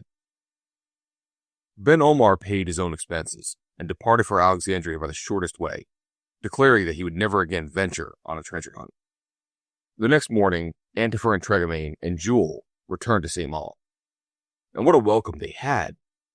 Nanan and Enogate had nothing but affectionate consolations for their brother, uncle, cousin, and friend. And then it was that Captain Antifer, finding it impossible to endow his niece and nephew with millions, gave his consent to their marriage. But he took no part in it, and would not even leave his room. In vain did Tregamain try to persuade him to be present at the wedding. "You really ought to be there." "Indeed." "The young people do not like your being away. I beg that you will leave me in peace." And so the young people were married. They stayed at home only to leave it occasionally to visit the best of men, their friend Tregamain. There they often talked about Antifer and their sorrow at seeing him so irritated and cast down. He never went out. He saw nobody. No more walks for him on the ramparts. No more saunters along the quays, pipe in mouth. It was said that he was ashamed to show himself after such a failure, and there was a good deal of truth in this. "I am afraid his health will give way," said Enogate, the tears coming into her eyes when she spoke of her uncle. "And so am I," said Nanan, "and every day I pray that heaven may grant that my brother may recover from his disappointment." "That horrid Pasha!" exclaimed Jules. "What did he want to throw his millions at us for?" "Particularly millions we could not find," said Tregamain. "But yet they are somewhere. If only we could have made out the document to the end."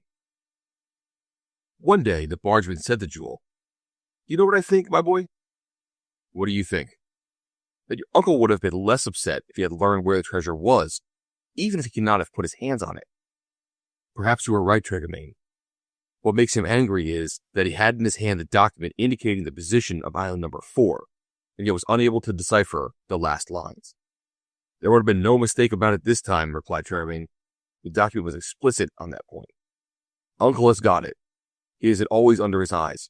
He spends his time in reading it over and over again." "A waste of time, my boy, a waste of time. We shall never find His Excellency's millions. Never." A day or so after her wedding, they learned the news of what had happened to that rascal Saouf. The reason that he had not got to Spitzenberg before the others was that he had been arrested at Glasgow. The day of his attack on Tyrconnell, he had started for Glasgow, where he hoped to find a vessel sailing for Drothheim or Bergen.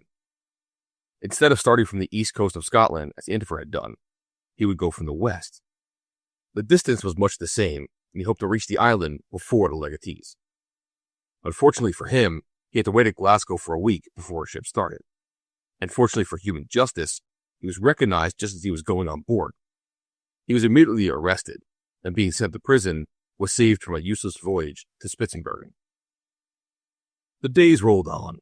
Jules and Enogate would have nothing to mar their happiness had it not been for the truly melancholy state of their uncle. On the other hand, the young captain could not look forward without sorrow to the time when he would have to leave his wife and his friends.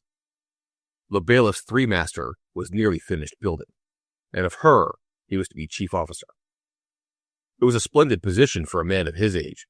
In 6 months, he would have to be at sea on a voyage to India. Jules often talked about these things with Enogate, who was always sad at the thought of being separated from her husband.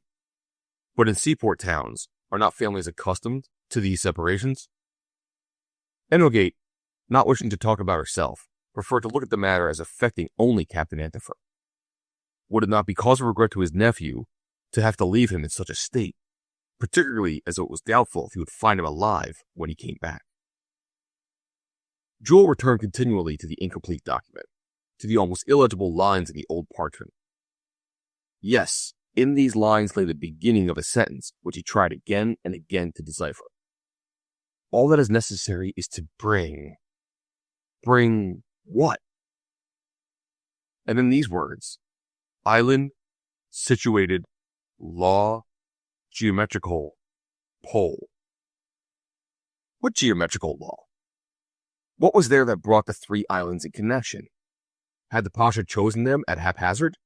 Was it a mere whim that had sent the treasure seekers successively to the Gulf of Oman, Mayumba Bay, and Spitzenbergen? If the rich Egyptian had, as was reported, some knowledge of mathematics, had he been giving them some problem to solve? As to the word pole, did it mean the extremities of the Earth's axis? Certainly not. But then, what did it mean? Jules racked his brain to obtain some answer to all this, but in vain. Pole, pole, he repeated to himself. That is the key to the mystery. Often he would talk about this to the bargeman, who approved of his endeavors, for he had no doubt as to the existence of the millions. But, my boy, he would say, there's no need for you to make yourself ill and try to find the solution. Well, Triggermain, it is not for my own sake, I assure you. I care not a fig for the treasure. But my uncle. Yes, for your uncle, Jules. It is hard lines, certainly. To have there under his eyes the document and not be able to... But have you no clue? No. And yet there is the word geometrical in the sentence. It would not be without some reason that it would be there. And then it says, all that is necessary is to bring...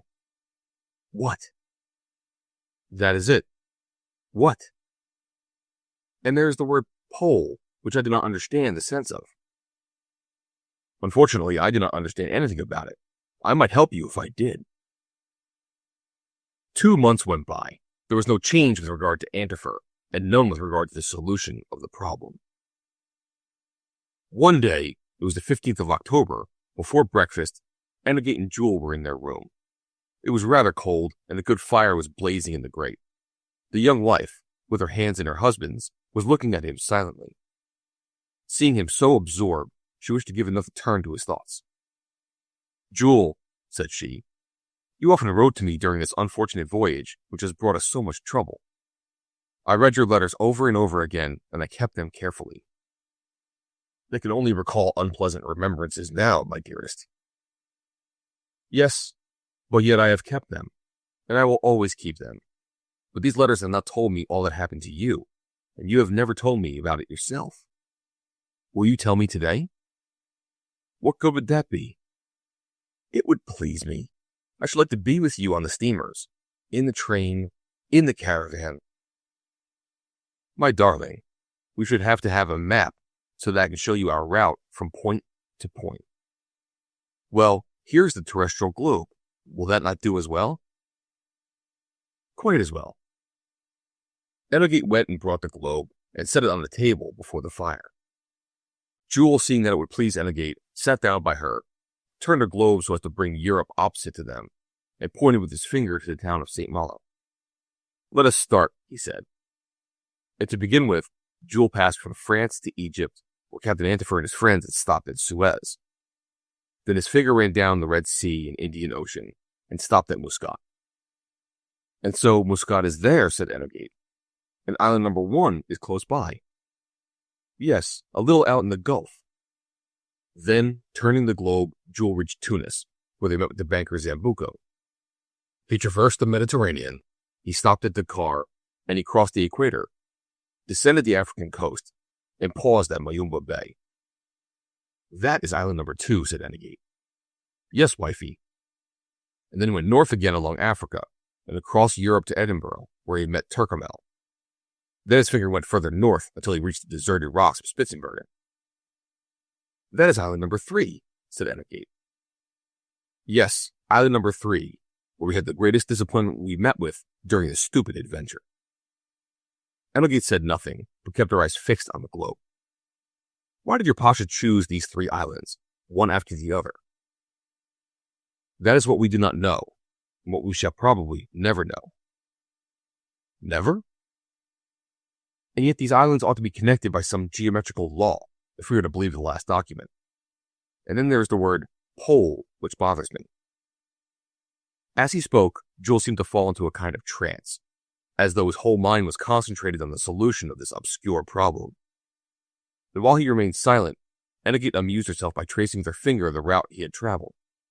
Placing her finger at Muscat, she moved it along to Mayumba, and then in the same curve ran up to Spitzenbergen, and returned to the point of departure. That is a circle, she said with a smile. You have been traveling on a round. On a round? Yes, a circumference, a circular voyage. Circular, exclaimed Jules. He jumped up and took 2 or 3 turns across the room, repeating the words. Circumference. Circumference. Then he stepped toward the table, took the globe, ran his finger around it, and uttered a cry. Enrogate was frightened and looked at him anxiously. Was he going mad like his uncle? She looked and trembled, the tears in her eyes. Jules uttered a second cry. I have found it! I have found it! What? Island number 4. Surely the young captain had gone out of his mind. Island number 4? Impossible. Tregamain! Tregamain! Shouted Jules, opening the window and calling in his neighbor. Then he returned to the globe. A minute afterwards, the bargeman was in the room, and Jules greeted him with, I have found it. What have you found, my boy? I have found how these islands are geometrically connected, in the place that ought to be occupied by island number 4. Can it be possible? Replied Tregamain. And looking at Jules, he wondered, like Enrogate, the young captain had gone mad. No, replied Jules, who understood the look. I have not gone out of my mind. Listen. I am listening. These 3 islands are situated on the circumference of the same circle. Join them, 2 and 2, by straight lines. Bring them together, as the document says, and raise a perpendicular from the middle of each line. The perpendiculars will meet in the center of the circle, and that is the central point, the pole where we shall find island number 4. A very simple problem of geometry as we see, which Camelique and Captain Zoe had put into practice. The solution had not previously occurred to Jules, because he had not noticed that the 3 islands occupied 3 points of the same circumference. And it was Enrogate's pretty finger which had traced this thrice-blessed circumference and solved the problem. It is not possible, said the bargeman. It is so. Look again and convince yourself. It did not take long to convince him. The young captain ran to and fro, no longer able to restrain himself, and kissed the globe, and kissed Enrogate's 2 cheeks, which were much fresher than the painted cardboard, and said, She found it, Tregamain. She found it. Without her, the idea would never have occurred to me. And then Tregamain became attacked by a sort of delirium jubilans. He began to kick out his legs and round his arms with the grace of a sylphide of 30 stone, and rolling from port to starboard more than he had ever done on the Charmante Amélie between the banks of the Rance, or on the Porte Alegre with a cargo of elephants, he roared out, I have my long, long, long, I have my jib, long jib, I have my long, have my jib, I have my longitude. But at length, he calmed down. We must tell Uncle, said Enrogate. Tell him, said Tregamain, a little surprised at the proposal. Is it wise for us to tell him? That requires reflection, replied Jules. They called Nanon. The old Breton was told how things stood in a few words, and when Jules asked if they ought to tell her brother, she replied, We ought to not hide anything from him. What if another disappointment awaits him, said Enrogate. He will not be able to bear it. A disappointment this time? Certainly not. The last document said the treasure was buried on island number 4, said Jules. And island number 4 is situated in the center of the circle we have traveled. I am sure of it. I will go and see my brother, said Nanon. A moment afterwards, Captain Antifer appeared in the room, his eyes haggard, his look gloomy, his brows knit. What is the matter? He asked. Jules explained what had passed, how he had first discovered the geometrical line united the 3 islands, and the reason why island number 4 must necessarily be in the center of that circle. To the surprise of everybody, Antifer took matters quite coolly. He seemed to have been waiting for the news, as though nothing was more natural than that he should hear it sooner or later. Where is this central point, Jules? Was all he asked. Jules placed the globe on the table. With a flexible roll in his hand, he joined Muscat to Mayumba, and Mayumba to Spitzenbergen. From the middle of each line, he drew a perpendicular, and the perpendiculars crossed in the center of the circle in which the islands were placed. The center was in the Mediterranean, between Sicily and Cape Bon, close to the island of Pantelleria. There it is, said Jules. There it is. And carefully going over the position again, and noting the meridian and parallel, he said in a firm voice, 37 degrees, 26 minutes north latitude, 10 degrees, 33 minutes east longitude. But is there an island there? Asked Tregamain. There ought to be, said Jules. Is there one there? That is it exactly, Tremaine, said Antifer in a voice that made the windows rattle.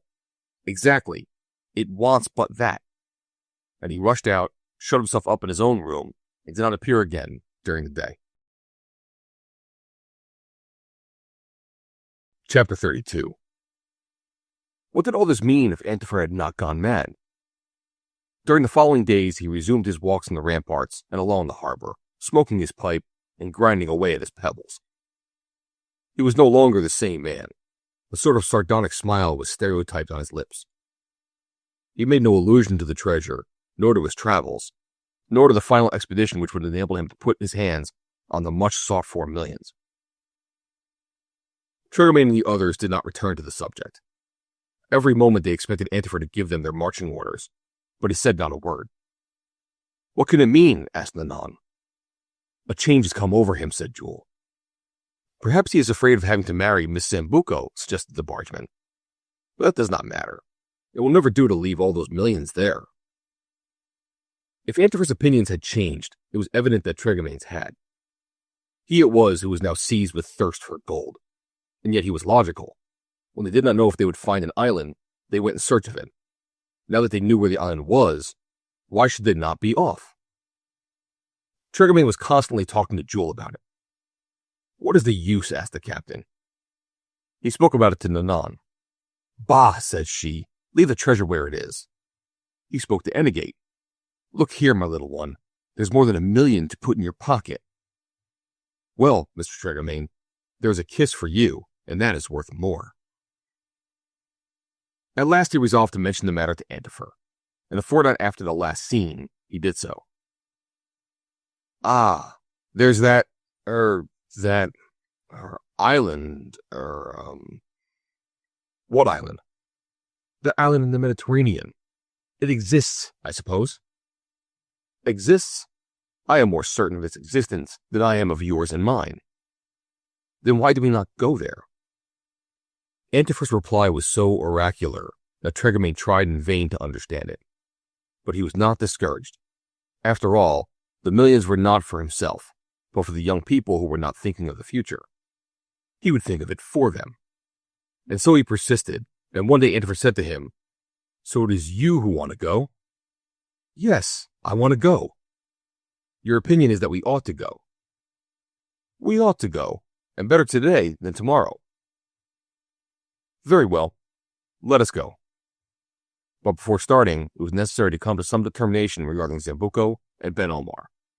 Their positions as co-legatee and executor required that they should be present at the discovery of island number 4, and they were invited to be at the island on a certain day, the one to take his share, other to take his commission. Antifer would have everything done in order. 2 letters were sent, to Tunis and Alexandria, making an appointment for a meeting to take place on the 23rd of October at Girgenti in Sicily, the nearest town to the island. Turcomel's share would be sent to him in due course, and he could do what he liked with it. Throw it into the Firth of Forth, perhaps, if he was afraid of it burning his fingers. When the voyage was decided on, no one will be astonished at Tremaine having to be one of the party. What is more surprising is that Enegate had also to go. Jules had only been married 2 months, and he would not consent to leave his wife behind. How long would this new exploration last? Not long. They only had to go and return. They had no 5th document to search for. It was certain that Camalik Pasha had not added other links to the chain of islands, which was long enough already. No, the statement was definite. The treasure was under one of the rocks at island number 4, and this island was mathematically placed between the coast of Sicily and the island of Pantellaria. Only it cannot be of much importance, for it is not marked on any of the maps, said Jules. Probably not, replied Antifer with a grin that would have done credit to Mephisto. Really, it was incomprehensible. It was decided to go by the shortest road, which was the railway. There existed already an uninterrupted line of rails across France and Italy, from St. Malo to Naples. Expense was no object, considering the millions that were in view. On the morning of the 16th of October, Nanon bade goodbye to the travelers, who started by the first train. At Paris, where they did not stop, they took the fast train to Lyons, crossed the Franco-Italian frontier, saw nothing of Milan, or Florence, or Rome, and reached Naples on the 20th of October. Tregermain was as confident of the result of this new expedition as he was exhausted by 100 hours of shaking in a railway carriage. Leaving the hotel in the morning, Captain Antifer and his companions took passage on a steamer sailing for Palermo, and after a fine day's crossing, landed in the Sicilian capital. Do not imagine that there was any talk of visiting the local attractions. This time, not even Tregermain thought of bringing away a fugitive remembrance of this last voyage, nor of piously assisting at those Sicilian vespers he had heard of. As far as he was concerned, Palermo was not the famous city captured in turns by Normans, Frenchmen, Spaniards, Englishmen. It was merely the point of departure of the public conveyances, which run twice a week to Corleone in 9 hours, and from Corleone to Girgenti, also twice a week, in 12 hours. It was at Girgenti that our travelers had business, and it was in this ancient Agrigentum, situated on the southern coast of the island, that they were to meet Zambuco and Ben Omar.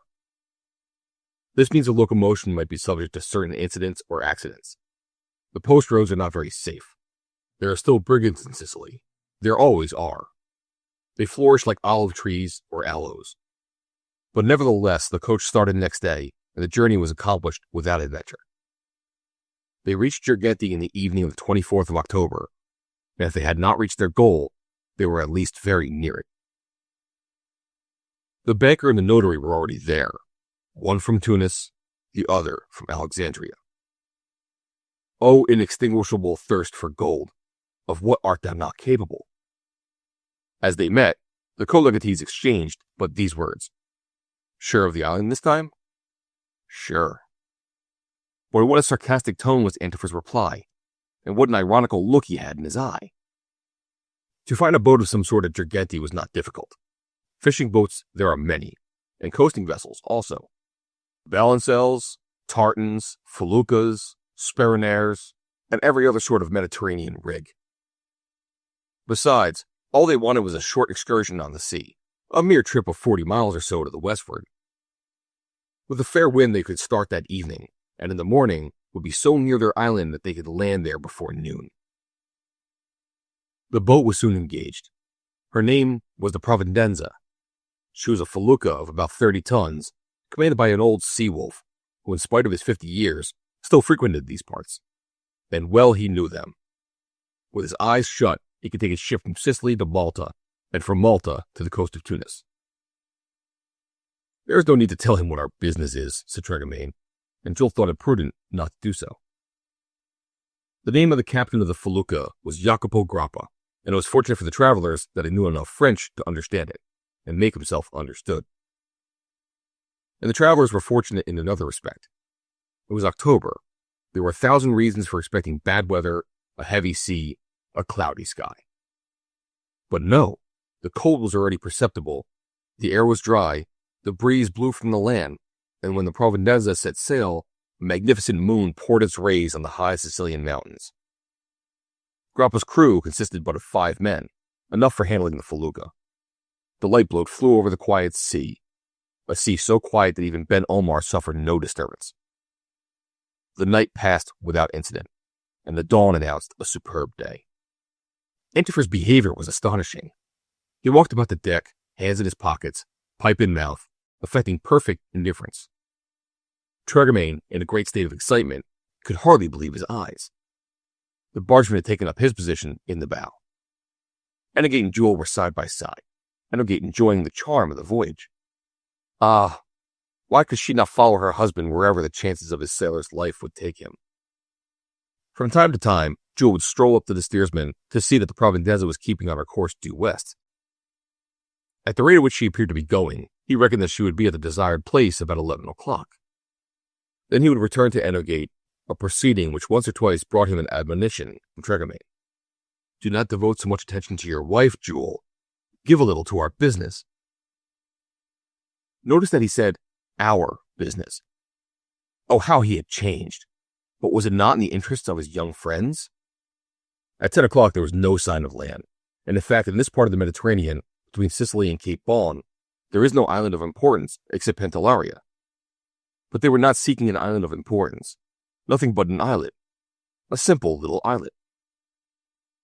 Grappa could not understand why the felucca was put on this course.